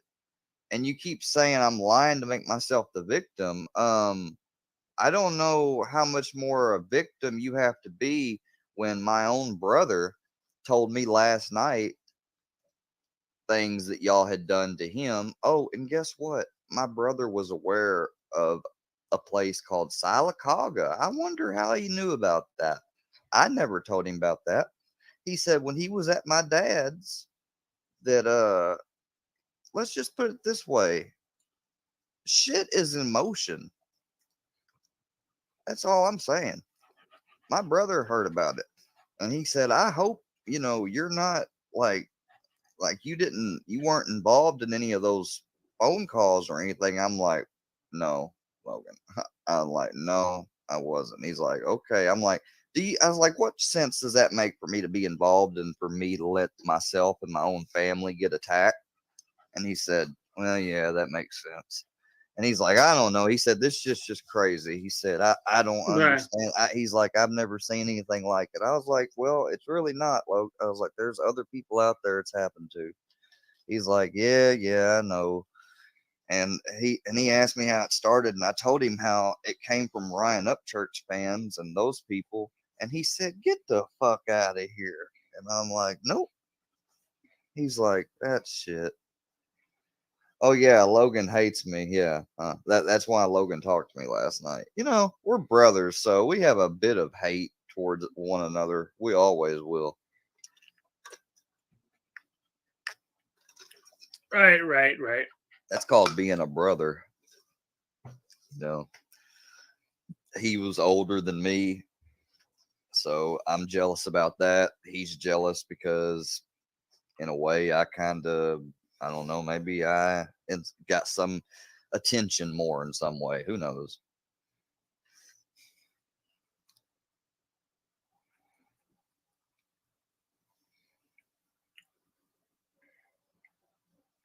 Let me see. No, you don't know. It's not the same group calling out on bullshit. It's the same group that wants to say that I'm fucking my dog and all this other shit like that. You're not calling out any bullshit.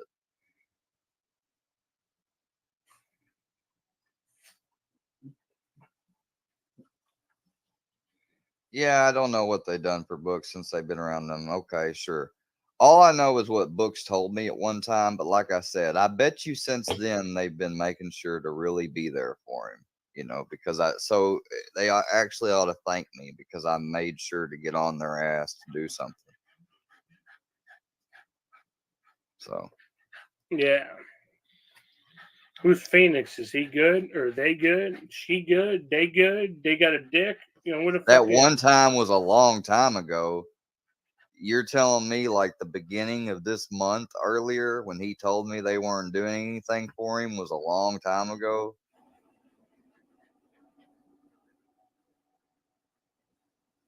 WD, get the fuck out the chat. Get the fuck out of here. Yeah, I did make people do shit. I guarantee you that. The fuck out of here. If I hadn't said any fucking thing, yeah, it's a fucking lie. Okay.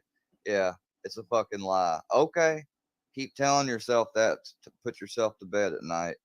It'll help you sleep easier. They're gone. I know y'all ain't contact none of the fucking police or anything. I guarantee that because it'd be too uncool to talk to the police. Yeah. Or a lawyer or an investigator. There's proof to back it all up. Yeah, yeah, okay. Well, then Pussies. I guess you're gonna have to ask Books about it then, because I know what Books said. Fucking. Yeah, I checked out a Dollar General. Dollar General is not fucking hiring here. Get rid of. Well, it is. Yeah. You know. Busted Barbie, exactly. It's Berlinetta. I knew who it was. That's a fucking lie. We've only pretended to fucking.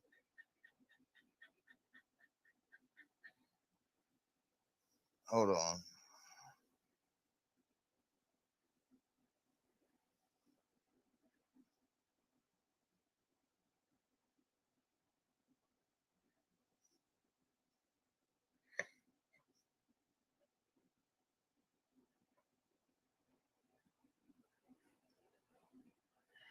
Right. Let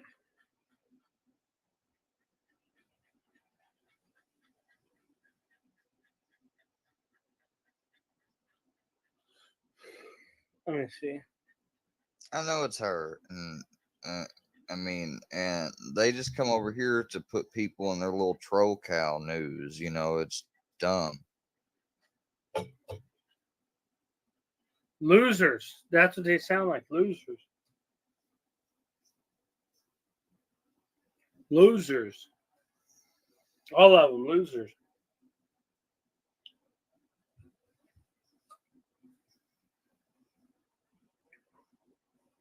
Oh, I do know. You want doxed? Doxed? Who are they talking about? Want doxed? Doxed? Let me tell you something. Dox who you want. And shut the fuck up, pussy. Okay? Mustard Squirrel is a pussy. I'll just tell you that right now. He is. He's a pussy. All you workyverse people are pussies. Okay? All of you. You know? All of you. Like I said, come do that to me. Come pick on me. Because I'll do 10-hour live streams a day attacking all of you motherfuckers. Come turn my electric off. Do it. Come on. I got nothing else to do but do this all day. 24 hours a day when I'm awake. Come do it. Come do it, Mustard Squirrel. Come do it, you know?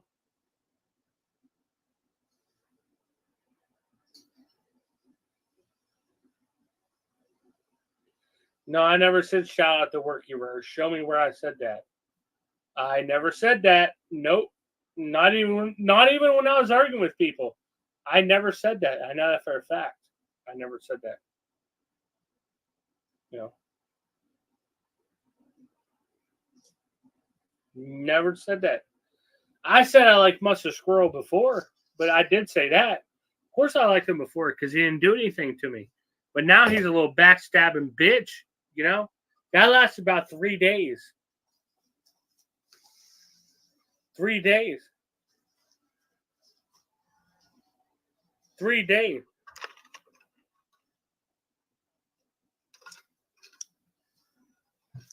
Hey, buddy.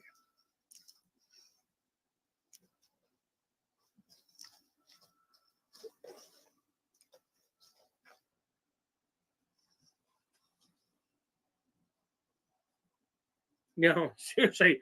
That's about 3 fucking days. Come do something to me and someone's going to fucking fight back. You're pussies. That's why you won't do nothing. You know? That's why you won't do nothing. That's why you won't do nothing. You still won't fucking do nothing. Fuck them. Fuck them. I'm be on till at least midnight, at least 12. I'll be on, so, you know. I'll be on till at least midnight, you know. Oh, yeah, nobody cares about you, Deadly, because I actually fight back. You know, of course. Of course, because I actually fight back. That's why. You guys don't like when people fights back and doxes you back and everything else. You don't fucking like it. You don't no, they fucking like didn't. it. That's when they started accusing me of being this mass doxer, supposedly. Pussies. They're pussies. I've been telling them for 3 days. You want to come at someone, come at me.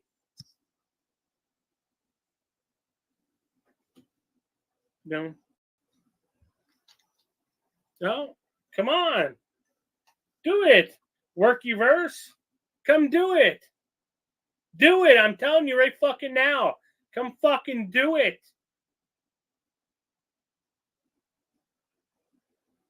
You don't fucking scare me. Come fucking do it. I live for this. I wake up every day for this. And they want to talk about me and their fucking buddy Chad. Fucking first day he's out, he comes right back on the internet, which is what just costed him a $3,000 fine and 11 months suspended in jail. Dumbass. Dumbass. Now that's somebody that should get off YouTube.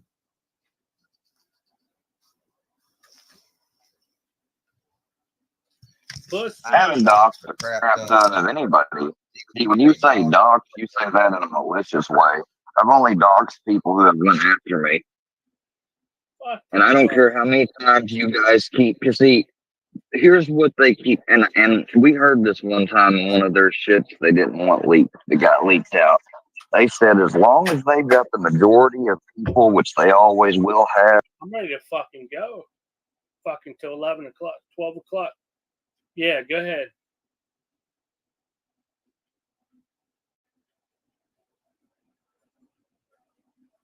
I'm ready to go. Attack all these motherfuckers all night. All of them. They're bitches. They won't come up here because they're bitches. That's it. You know?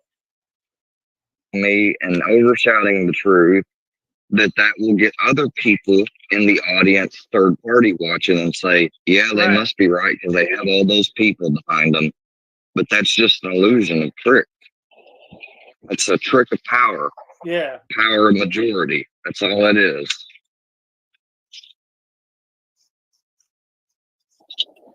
Right. No, exactly. I guarantee if we could do an experiment where we got 30 random people from down here, some of them could be from this part of YouTube, probably be more unbiased or not. Give them 30 days of watching me and the content that I would want to try to do and would do constantly, and not talking about worky verse at all. I guarantee out of them, like you could find some of them would say I'm not good, I am good. Other ones would say I'm pretty good.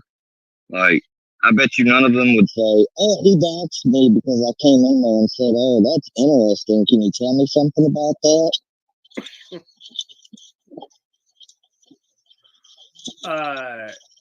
Yeah, that's stupid. What did that guy do? And then they're pissed off because they'd love to be able to, like, they've talked forever about trying to get one of these pedo hunter groups. You know why they ain't gonna send a pedo hunter group after me? Because number one, I'm not gonna take the bait. No matter what it is. And number two, say they and then number two, say somebody like Gordon Flowers was actually to show up on my doorstep and give me just a little bit of time to explain to him what's going on in my situation. I guarantee he fucking would help. That's why they ain't gonna fucking send no big third party different group after me. How the fuck? Who is? They tried to say that they're gonna send these pedo hunters after me and shit, and I'm like, okay, for what? They ain't gonna be hunting shit. Who's Phoenix? Good or bad? Who's that person? Sorry if my mic is fucking up. It's fucking. Your mic's fine, but who the fuck's Phoenix? Who's Phoenix? Is it good, bad, ugly, retarded? Like, who the fuck is it? I don't know. They're alright, I guess. For now. I don't think they are right. I don't think they're not acting like it in the chat. That's why I was asking. Who is you, Phoenix? Fucking talking about people doxing people and stuff and the fuck,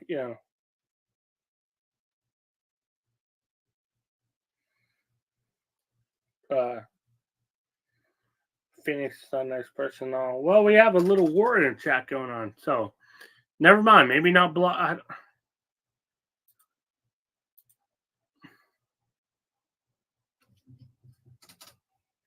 But keep blaming him. Wes Robinson is your own chat name, Phoenix. Not doxing dumb fuck. No, it's not about doxing, but if you're fucking in here harassing them and they're exposing who you really are because you're behind a fake identity, then don't call that out and be victim shame, be virtue signaling that you're being doxed. This is fake. I never said this an hour ago. See what they're trying to do? I never said this an hour ago at all. I never said this. No, nice try. Nice try. But I never said this an hour ago. Get the fuck out of here. This Alex Joplin was just pretending to be in my fucking channel earlier. Get the fuck out of here. If he said that, fucking, Deadly's a bad dude if he said the N-word. That's all I got to say. Well, I am a bad dude, but yeah. No, you're would be a racist, but until I see you or hear you say it, Yeah. Fuck these people. I don't care what they think. All of them. They can all get fucked. Every single one of them. Plus, they really can't say nothing about you when their leader had swastikas, SS bolts, a fucking no Black Lives Matter fucking sticker on their neck, refers to Wyatt as old black boy, and people the likes of Buddy don't adopts the first child, people the likes of Bird docs the other ones privately, public little me's, and all that. Right.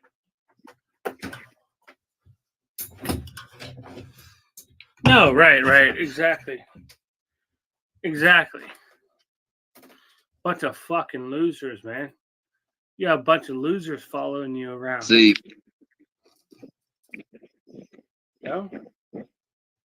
Bird's on the Atkins diet, and I got to give her a lot of credit because I know how hard it must be to switch from food you love to eat to food you don't love to eat, and still shoving that down that fucking pie hole to make it.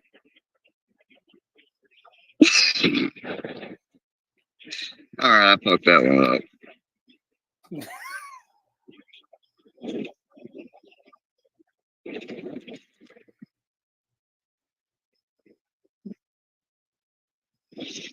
She needs to go on the Subway diet.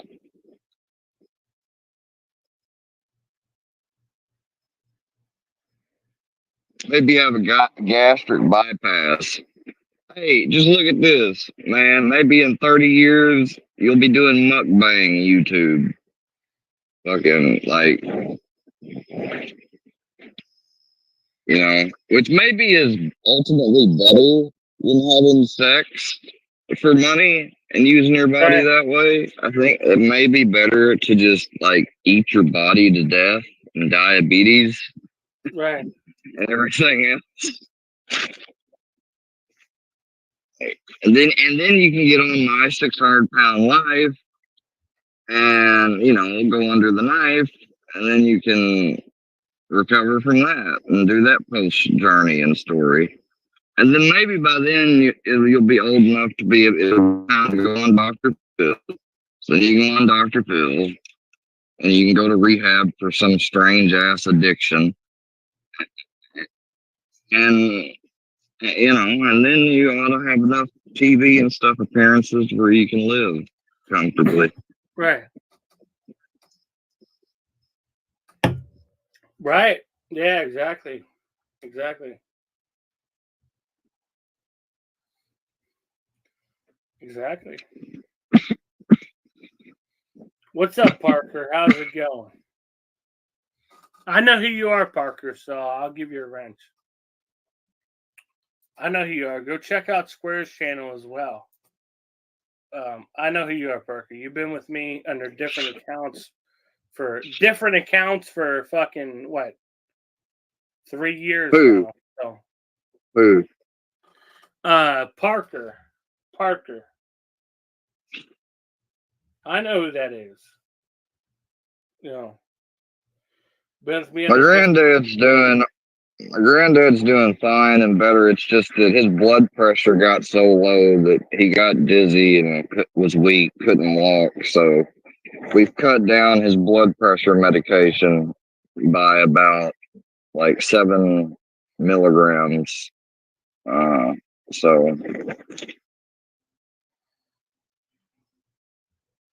Well, more like 42. Well, we've cut it down actually 15 milligrams. Take that back. 15. Never had diabetes. Yeah, but here's the thing about diabetes. You can get that shit at 55. My doctor told me that they just got diagnosed at 55 years old. So you ain't never too old for diabetes. Because I was asking him, I said, I was like, there's no risk I could have it, could there? I was like, because I'm pretty old now. And they was like, no, you can get diabetes anytime. I was like, shit, man, that ran in my family. What? Like, I don't want no fucking diabetes. What are you, 32? You're not that old. It don't matter. I still could get it 10 years from now. Man, I eat a lot of sugar. Like, I drink a lot of sodas every day. Yeah. I mean, I've gotten better at eating healthier. I've gotten better at eating healthier, but I still sodas are like my coffee. Like, I mean, that's why, like, I have to have one as soon as I wake up type shit. I used to until I started drinking alcohol. I have to have a fucking beer every day I wake up. I get sick. Well, see, both are just as bad in a health perspective, but beer is worse, my friend. Oh no, it's fine. I know it's worse. Yes, it is, because it's taxing your liver a lot more than Coke would. Wow. I live my life how I want to, and you can live your life how you want. I know, and I do too. And that's what I don't understand about these fuckheads, man. It's like they have they act like they got any fucking point at all about talking to me about my life and how I'm living. I'll take that up with my spirit when I'm fucking dead. I won't take it up with you, my higher power, my God, whatever the fuck you want to call it. I'll take it up with them, not you. Yeah. Yeah, exactly. If I'm to be judged by Osiris and my heart is to be weighed by a feather, then I'm going to be judged by Osiris, not fucking y'all. But I do want to say something again real quick. 75 people, please. Kim, can you put the link to Kendra's candles in the chat? If you guys want to buy a candle from Kendra, please go ahead and buy them. You know, it'll really make Jules mad. It'll really make Jules mad. Not only this, hold on. I find it funny that this person references this saying and then they represent this. This is the most inaccurate saying on earth. This is a literal quote I got from a doctor, a mentor friend of mine. Sticks and stones may break the bones, but words will never hurt you is a complete lie, because words is what build our physical, mental, and spiritual reality. Words build and mean everything. And so if you tell yourself that you're a failure or shit, or you take into negative talk about you every day by other people, that will affect your life. That's bullshit. Right. Right. I'm trying to tell y'all a fucking secret about the universe. Like, people don't fucking know that. It's not common knowledge. Square, Kim said she can't hear you that well. But, you know. She said she can't hear you that well, but you're... Hold on, let me see. Hold on. Can you hear me now? Turn me up some. Well, I thought you was up, but I can turn you up some, I guess. You know. Danny.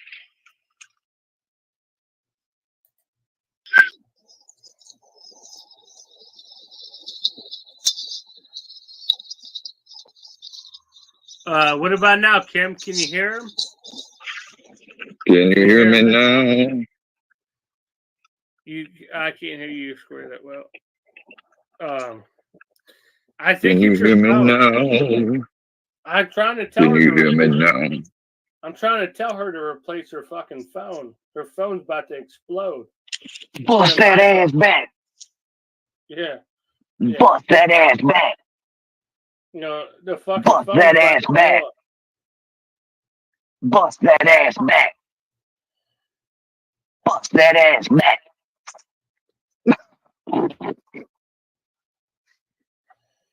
Where the fuck did you hear that from? Come on, girl, go ahead and bust that ass back. I got music going in my head, man. Don't fight it. Don't fight it. Don't fight it. Oh, ain't your name cute? Morally superior in Missouri. Isn't that cute? Yeah, get rid of that account. I can already see it's gonna be fucking problems. About you morally superior to these nuts in your mouth, metaphorically speaking. No, well, yeah. That's already gonna be a problem in the account. Get the fuck out of here, you know. I can already fucking see it now. The truth, get the fuck out of here. Unless fucking, you know anything else. But you want to come here and keep talking shit. The truth? What are you going wow for? I said more metaphorically speaking. That's a lot different than when Filthy fucking goes, I'm gonna take you fucking bitches and fucking bend you over and all this shit. He said he was gonna bend Bambi over. Yeah. Well, I would never bend Bambi over, but yeah, I know what you're saying. Fucking Filthy did. No, he didn't. He's gonna fucking bend. Yes, the fuck he did. Did he? Like, actually? Yes, the fuck he did. Like, well, I don't know if he meant sexually, but he talking about bending them over to brand them or something. What do you mean bending a woman over? What do you think it is? It's definitely sexually, right? You know, like. I mean, that's what I was thinking, but I mean, he made it seem like I guess when it comes to women, they think they're gonna milk them and like fuck them. Milk them. I don't know. They can milk us. What are they talking about? You know? No, they can't milk me. The fuck? You may have nipples, but you can't milk me. I may have 2 nipples, but they can't be milked. I don't fucking produce lactation. I don't lactate. I was talking about something totally different if you think about it for a second. No, they can't milk that either. They're gonna have to kill me. They're gonna have to kill me. Yeah. Yeah.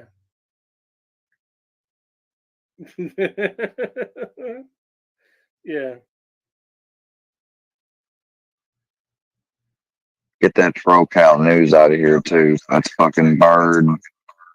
Yeah, get them Or out cis of here. Bird.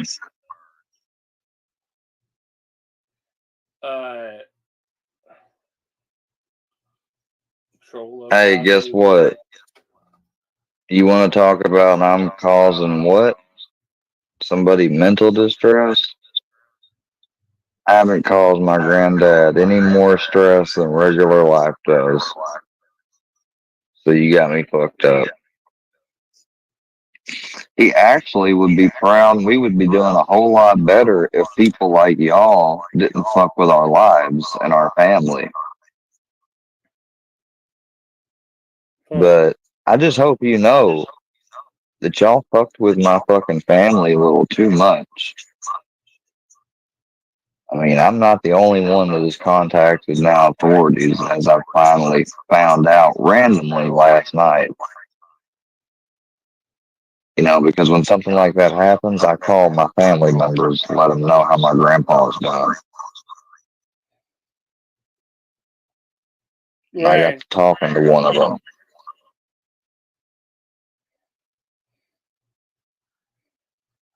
Oh, wow. Now, here, they're going to say this, and I'm going to share this because this is just dumb. When did I come back home and go on live stream besides when my grandfather was home? Are you kidding me? Number one, my live stream was left on. First of all, Right. I did not start another live stream because I have, you know, I drove last night and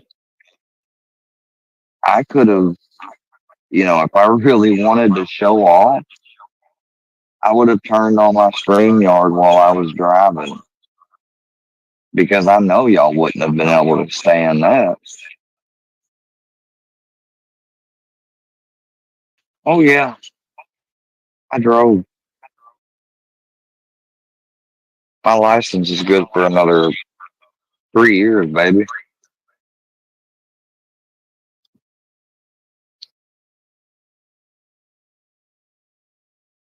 I got the real ID too, meaning I can fly.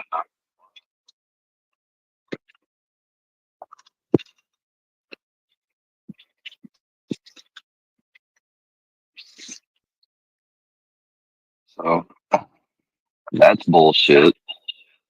Number one, you can't rob him of medication, and he took his medication up there to the fucking doctor, you idiot, and he doesn't take any narcotics to begin with. So first of all, I mean, you just defeat that whole narrative right there with that.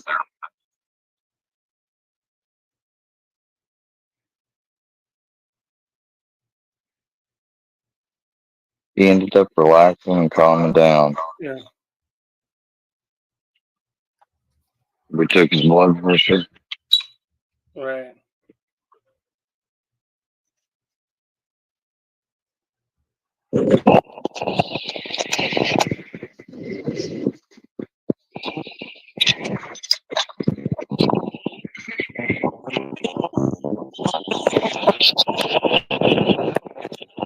It's true. Yeah. Like my grandfather right now is fucking watching a damn ball game with a fucking neighbor. Like my granddad is very active for his age. Me and my brother was talking about that. My brother said it doesn't matter how hard you try to do things for him. He's like, he will never let you. Besides some things. And I said, why? He's like, that's just the way he is. And my brother is not fucking lying when he says that. My grandfather is very stubborn when it comes to letting people do shit for him.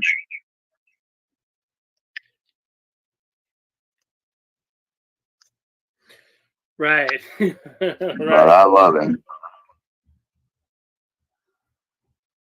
Me and him have the same birthday, and if that ain't some fucking, that's more than coincidence that me and him have the exact same birthday, Right. Right. just different years. Yeah. That's crazy. No. Our birthdays, we've always had our birthdays together when I was growing up.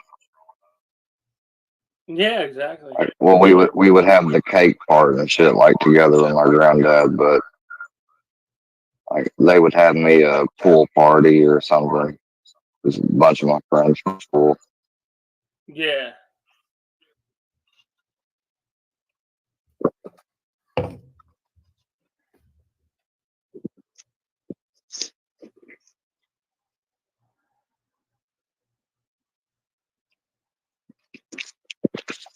Oh, thank you, Miss Pam.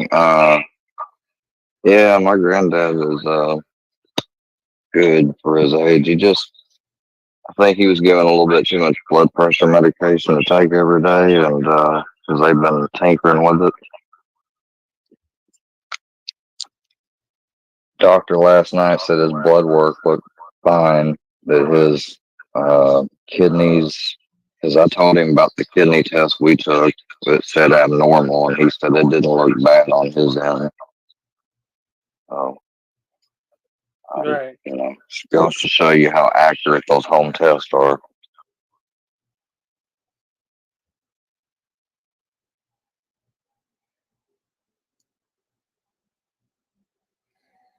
Right. I answered crazy. Hey, Square, I heard you had someone in your backseat. Yeah. So I was sitting there talking with fucking Rooski, just shooting the shit, dude, right?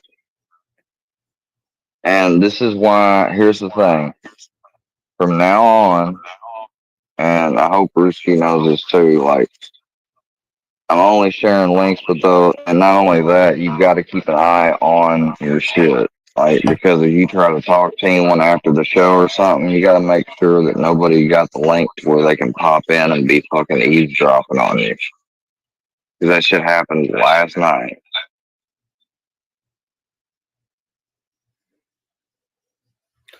Right. Yeah. I never seen it. I was asleep. I fell asleep early last night, so.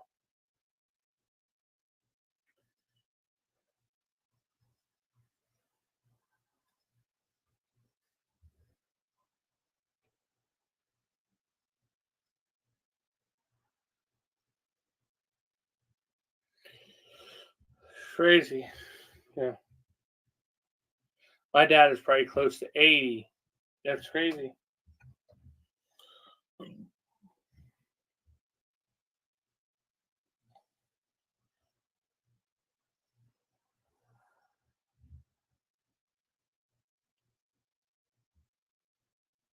What is it? I'm gonna get you. Brownie was so fucking upset last night. He's like, why are you leaving me here? I left him at home. I was like, I'm not taking you in the hospital. I was like, I'm just not gonna do it. I don't want to go through all that shit. I mean, they'll fucking want to make sure and everything, which is fine, but I just rather not do it for my granddad's sake, because I know he'd rather it'd make him better, because he had to be able to lean on me to walk and everything else, so I just ended up leaving him here. And he got all upset. I came home, he was practically whining. I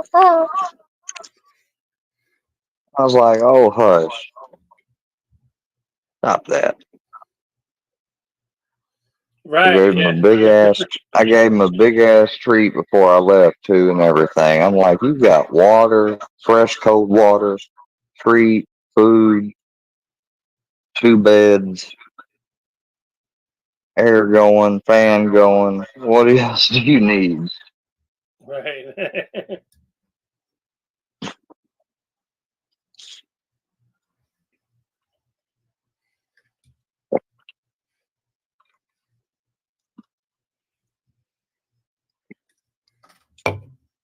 That's crazy. He's like, I'm not supposed to be separated from you. I'm like, no, normally that's true, but sometimes.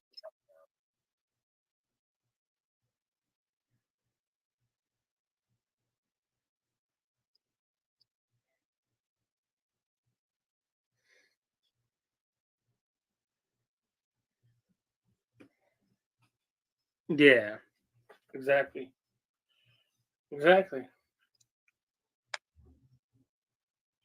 Parker said my dad is probably almost 80. Well, maybe.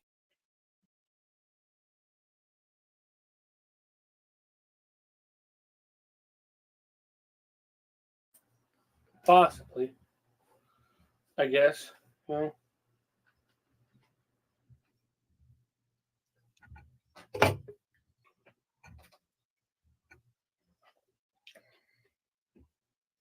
I don't know. I don't know. Who the fuck is this messaging me?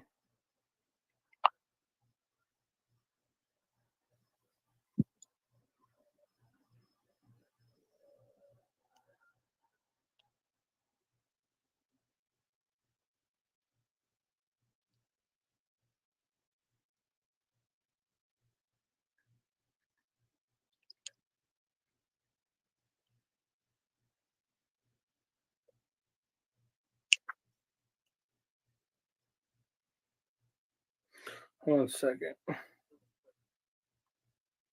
Granny. Granny. Granny.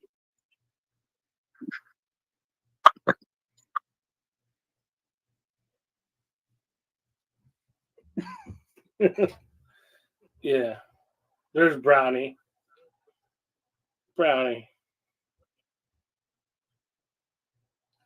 That's the way my dog looks. Like they're fucking tired all the time. You know, that's how they look. You know? Oh, he's not tired. Is she? Really? Come on.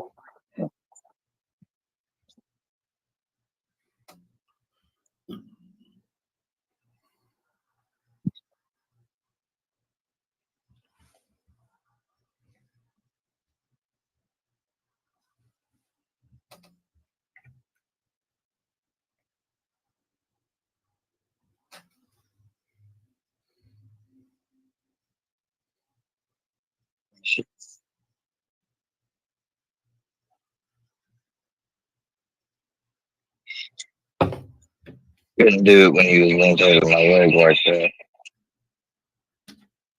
Hold on, buddy. Let me see if I can get something to read.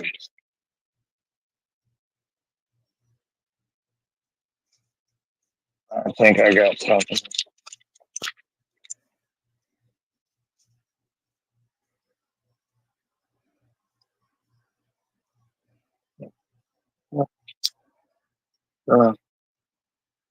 Lay down. Good boy. Shake.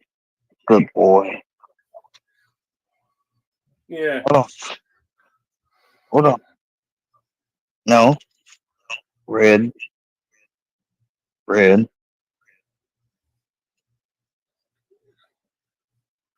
Green. This isn't always exactly. Good boy. No. No, Brownie. Red. Red. No. Damn. You didn't obey that time. Don't really usually do this with food. Right. Red.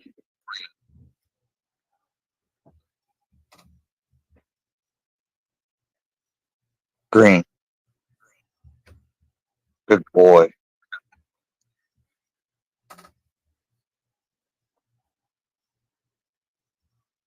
No. Red. Red light. No. Damn it.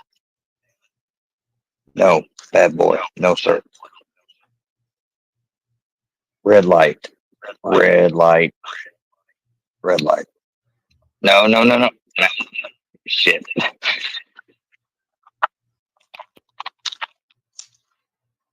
This is how you have to do it, though. Repetition. No. No. Red light. Red light.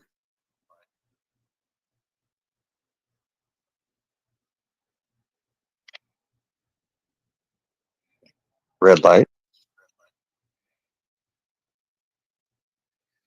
No. Red light. Brownie. Red light.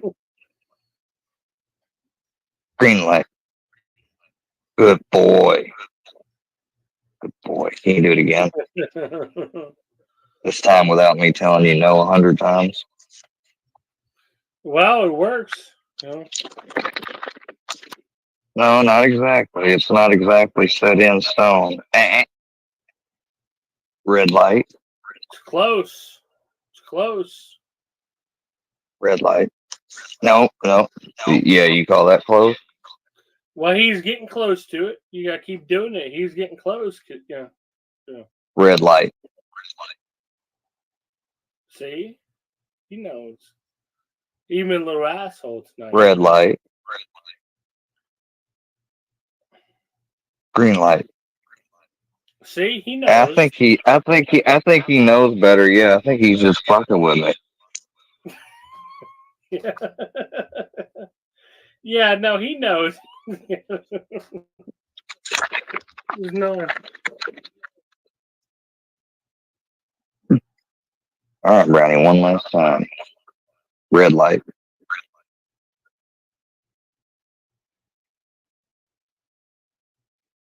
Red light. No. I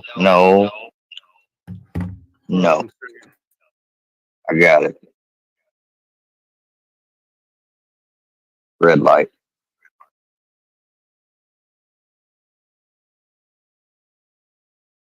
Red. Green light. Good boy.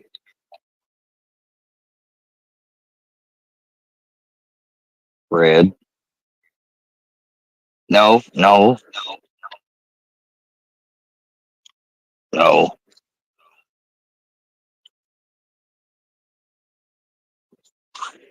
Red. No.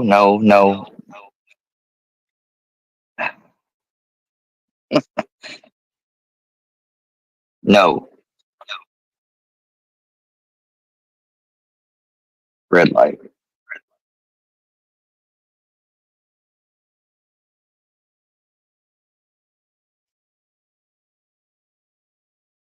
Why you been taking stuff? No. Red. Why you been taking stuff without me telling you?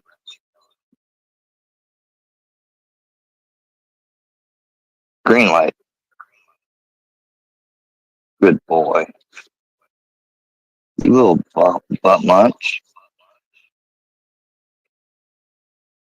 Anyways, yeah, that's not normally, we do that normally at the door. So he knows how to do it at the door, but with food, yeah, that was new. He's like, yeah.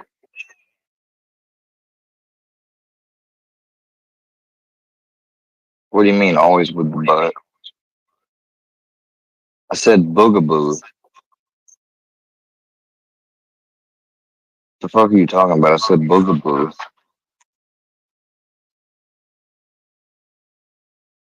If you can't tell that he was obeying and then choosing not to obey in the other instance, I don't know what's wrong with you, but it was pretty clear he knew how to obey and then he knew also how to disobey.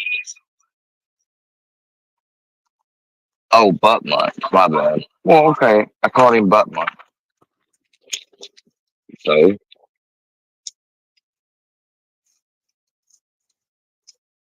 I think my brother used to call me that when I was younger.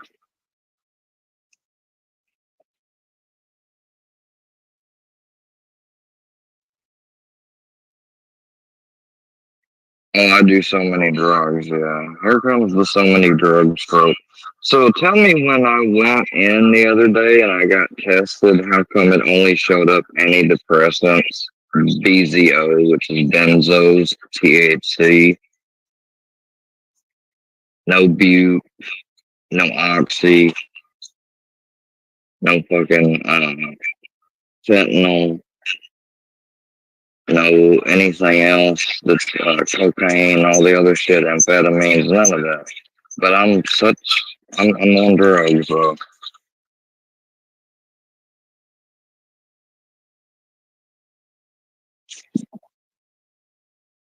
Yeah, so you mean like you are right now? Even Deadly sat here and observed and said, "Oh yeah, he can obey totally, but he's choosing not to."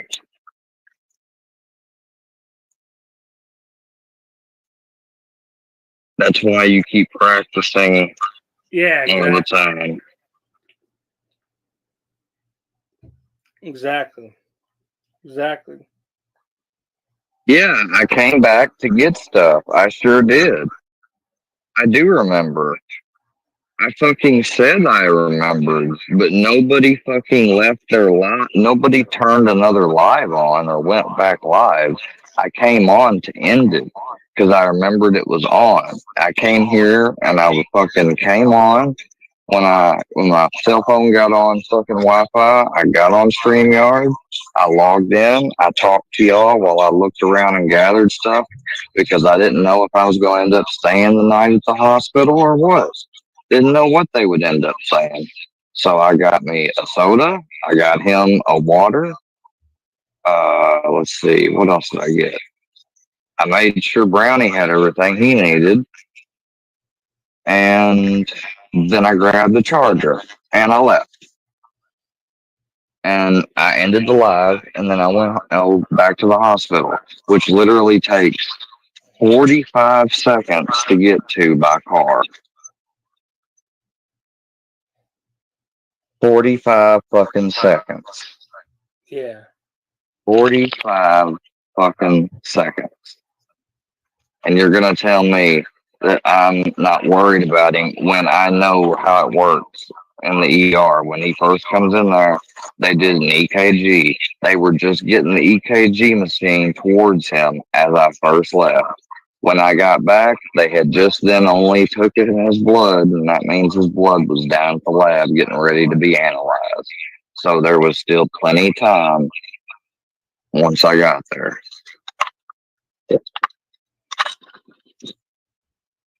When the doctor first showed up, I didn't leave until the doctor actually came in very quick, like not even 2 minutes after us being back there.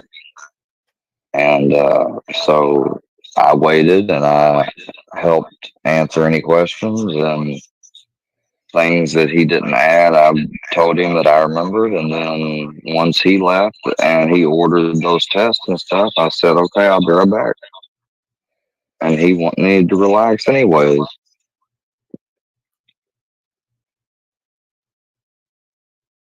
My granddad's the type that sometimes he likes to just watch something or listen to something or just be in quiet without hearing anybody or anything. And he's done it to me, my brother, my grandmother, a lot of people. Like sometimes just told us to just be quiet for a second. You know, like I'm trying to concentrate. You know, so. Right. I don't even know why I'm fucking having to explain myself. Like, this is dumb. Like, I'm having to explain myself why I came back down the road 40 seconds away to grab some shit. Just in case I was going to be at the hospital all night. Because sometimes you could be there in that waiting room for 3 fucking hours. We're lucky we went immediately back. Right. But it was serious. So they let us immediately back. Right. And they wasn't full. Yeah.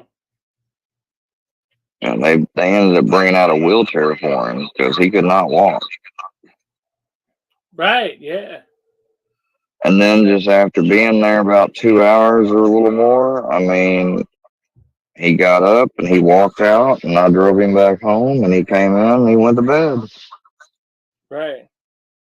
And then he got up this morning and he fucking got dressed and then he went to the fucking dentist and the dentist wouldn't operate on him because the shots could raise his blood pressure or will throw it off, basically. Right. And then he might end up taking too much blood pressure medication and be in the same position again. So they got to talk with the doctor. So he couldn't get that shit done today.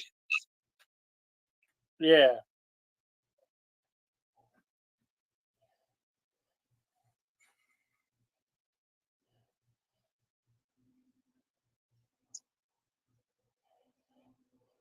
Oh yeah, yeah, and it's such a high stress situation. Like I said, I'm not going to hyperventilate in public or anything, but or have a meltdown in public. But while I was worried when I came home, you don't think I didn't spend time with Brownie and have him hug me? I mean, you're wrong, but I'm just glad my granddad's okay. What do you mean 40 seconds is a flat out lie? It takes do you know where the hospital's at? Yeah, y'all know, because you called it when I did my clinicals. It's literally on the street that I used to live on when I was a kid. That street I can see from the car. Where we park our car, if I look out on the street, the next street down is that street. And you make a right. And once you go all the way down that street, the hospital is right there on your left. It's like literally one street down. And you're going to tell me it don't take, maybe it takes 55 seconds to drive there. Maybe I'm wrong. The point is, you can drive there in less than a minute.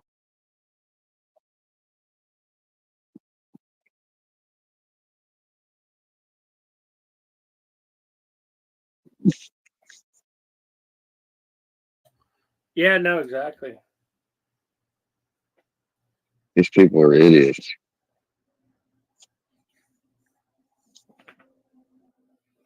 Exactly. Yeah, because all these people are in different states and they're in this group activity, because that's what it is. It's a group activity, what they're doing.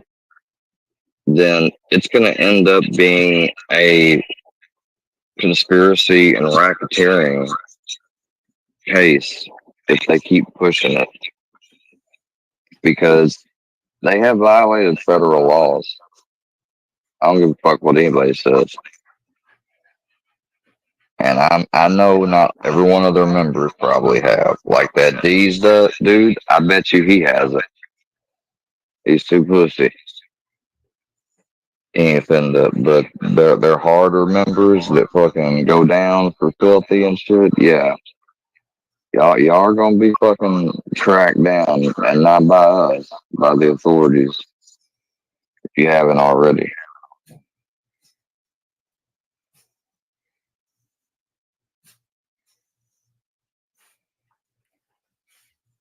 Right. Yeah, I don't call him, but like that's stupid. No, that's just my opinion. But yeah. Like I never told somebody where one of these people on YouTube lived, but last night when someone was talking to me about this shit and they brought up the case, they said the phone number, and they said ended up tracing it, and it was to a silent, and they started say Sylacauga, Missouri, and I said no, it's not Missouri. And I said, are you serious? And I said, and the other one was in Arkansas. And he's like, well, they called my stepmother's phone and pretended to be an officer at Hayti Police Department. They sure did. They called my now, this is what I was told. They called my stepmother and pretended to be an officer.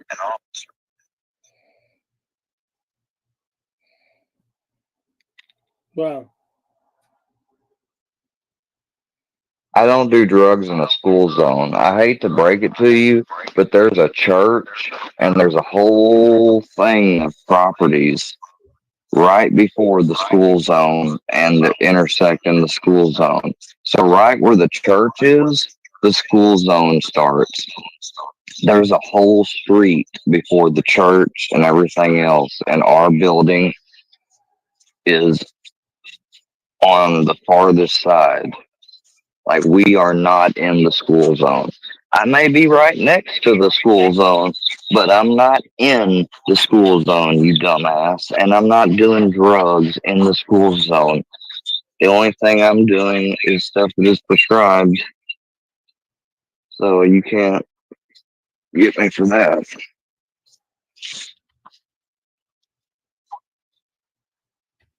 Fucking idiots. Right. Exactly. Oh, you're breaking federal drug laws, doing drugs in the school zone. Yeah, okay. Well, if I am, which I'm not, but if I was, and I would guarantee some of them shady characters that actually live right there next to the church, you know, who knows, but it wouldn't be me. See, they would technically be in the school zone. That's what they don't get.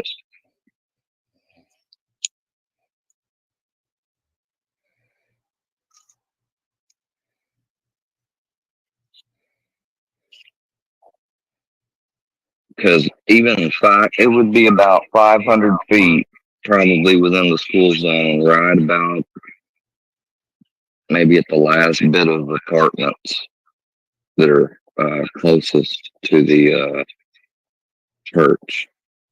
And then the church might actually fucking be in the school zone, considering the fucking football field fence is right next to it.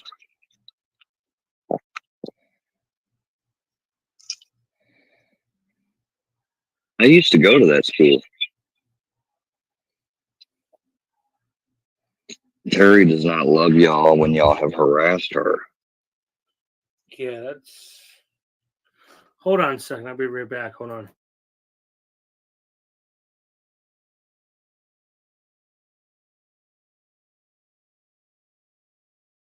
These people are fucking idiots. They're trying to come up with some new shit to try to scare people.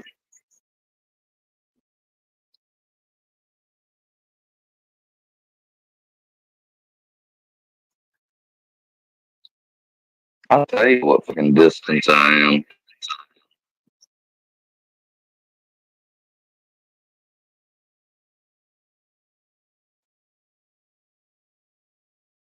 Because I'll tell you this. You can't have certain people living within that area. Well, we've got those people all around. So, unfortunately.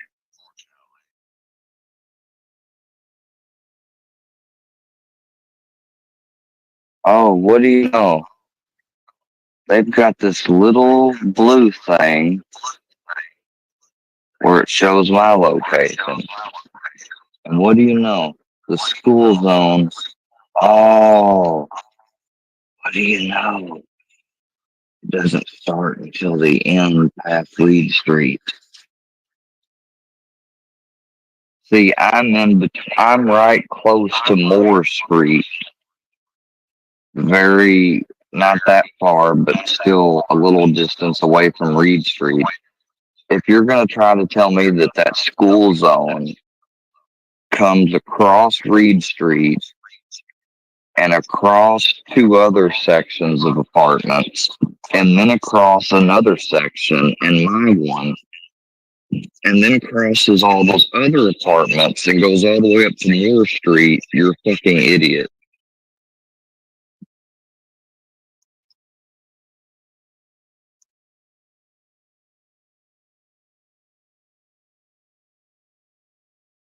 I check with my fucking police officer. See, that's what they try to act like. They try to act like they want that they're going to get somebody in trouble for something. I don't know what. I still live in a private residence. Just because I might live right next to a school zone boundary, I'm not within it. Like, you can't say that our houses live within a school zone. They wouldn't. That's so fucking dumb.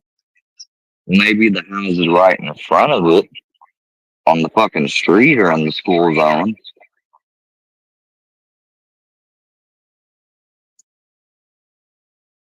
Like, that's all they're trying to do now is trying to fucking get people riled up. Oh, it's marked by signs. I think I know a specific sign right down the road where the school zone starts.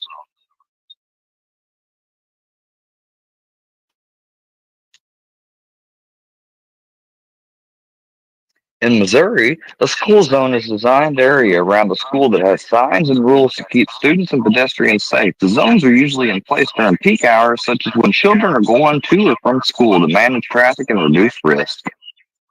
In Missouri, school zones are marked with signs, including a school zone that includes the beginning of the school zone and S52 end school zone that indicates the end of a school zone.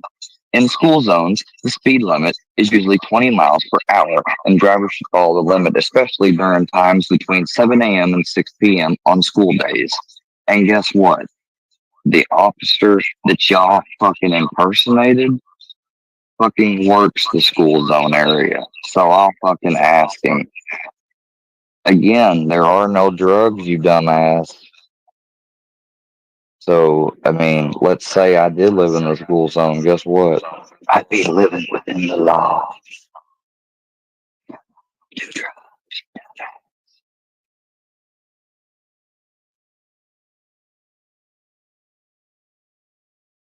That's how your fucking shit is done. I'll tell you where the school zone starts, because I know right where the fucking sign is, you dumbasses. It's right down there past Reed Street. You know, when I drove to the hospital, I didn't turn on Reed Street. I ended up turning on the 2nd Street because that's where the ER agent is. Entrance is, I mean. And guess what? The school zone sign starts right there by the church, like I said. I just got it in my head. So fuck y'all. Y'all fucking think you fucking know everything.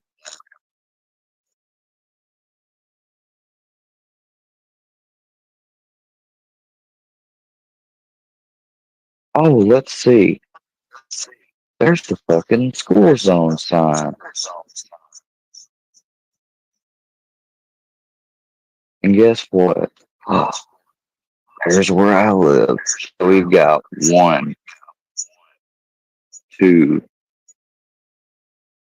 3, and there's Reed Street. Then there's another 4. There's 1, 2,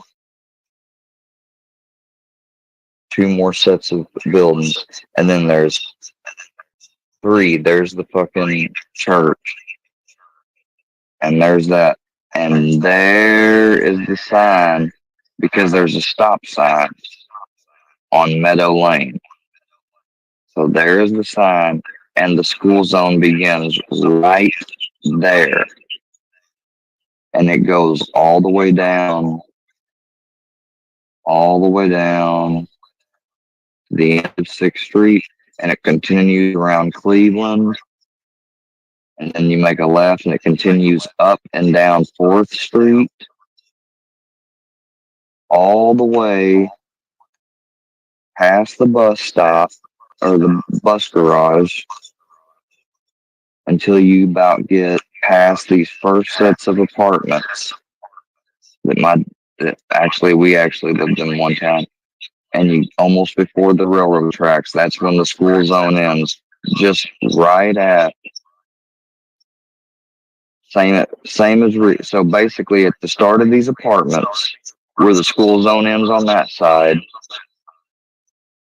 is right at the intersection or right above the start of Reed Street. And past Reed Street and 2 more houses down is mine. So I'm outside the school zone, you fucking idiots. I just looked at it on Google Earth.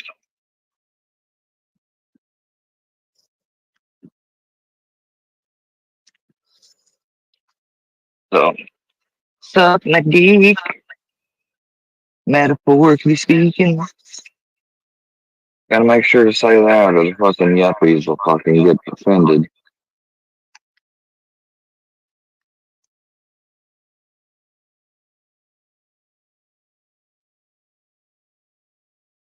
Fuck you, Berlinetta. I ain't getting a panel on you. I'm worried you might squish me.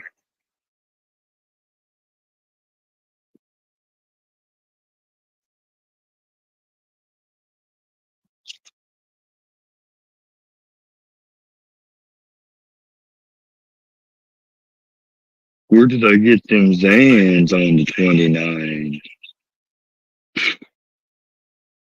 Motherfucker talking about Zans. Ain't nobody ever had no Zans. Not since fucking like 2000 and goddamn 18.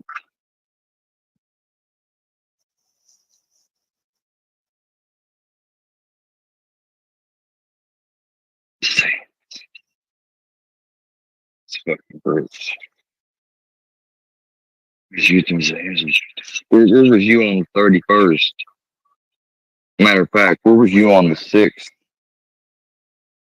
evening PM on the night of the 33rd of September 2023?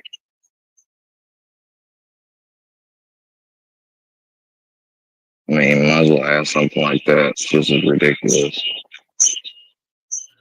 It's something stupid. I'm guessing y'all won't mind, and we'll fucking have to succumb to the fact whenever I check with the fucking popo in the morning with what you're fucking trying to claim falsely. Do you want Which to? I'm sure I was gonna lay he will down. fucking make me calm down easily by assuring me the facts, Yeah. which I've already told you. What'd you say? I was gonna lay down in a couple minutes. Do you want to keep this going? It's up to you. No, fuck no. I've This been is going to bed dumb. about 11 o'clock and waking up about 9 o'clock. But if you want to come up live with me tomorrow, what are you doing about noon tomorrow? Are you free? Well, I mean, tomorrow's Thursday. I've got to. Can you get free? About noon, 1 o'clock? If I get up early enough, I might can. Well, I was just saying, I usually lay down around this time, so I've been waking up about 9:30, 10 o'clock. So, we can do this, do this tomorrow, and fucking, tear these people up, all of them. Well, I mean, listen, there's no fucking Fuck them. tearing them up. I mean, tearing them up has been done, and they don't understand it. Like, they try to say that they always get a winning victory when they don't. An L to them is a W, and a W is an L, sort of thing. Like, they can easily fail, and they'll still say, "Oh no, we won." They're unable to admit defeat ever. Brownie, Right. Brownie, come here. Yeah, I don't know, but no, I was just saying, I was gonna get off of here and go lay down, watch a movie or something, and be back on tomorrow about noon or 1 o'clock. Come here, Brandon. Noon or 1 o'clock, maybe. If I get up early enough, and I ain't doing something.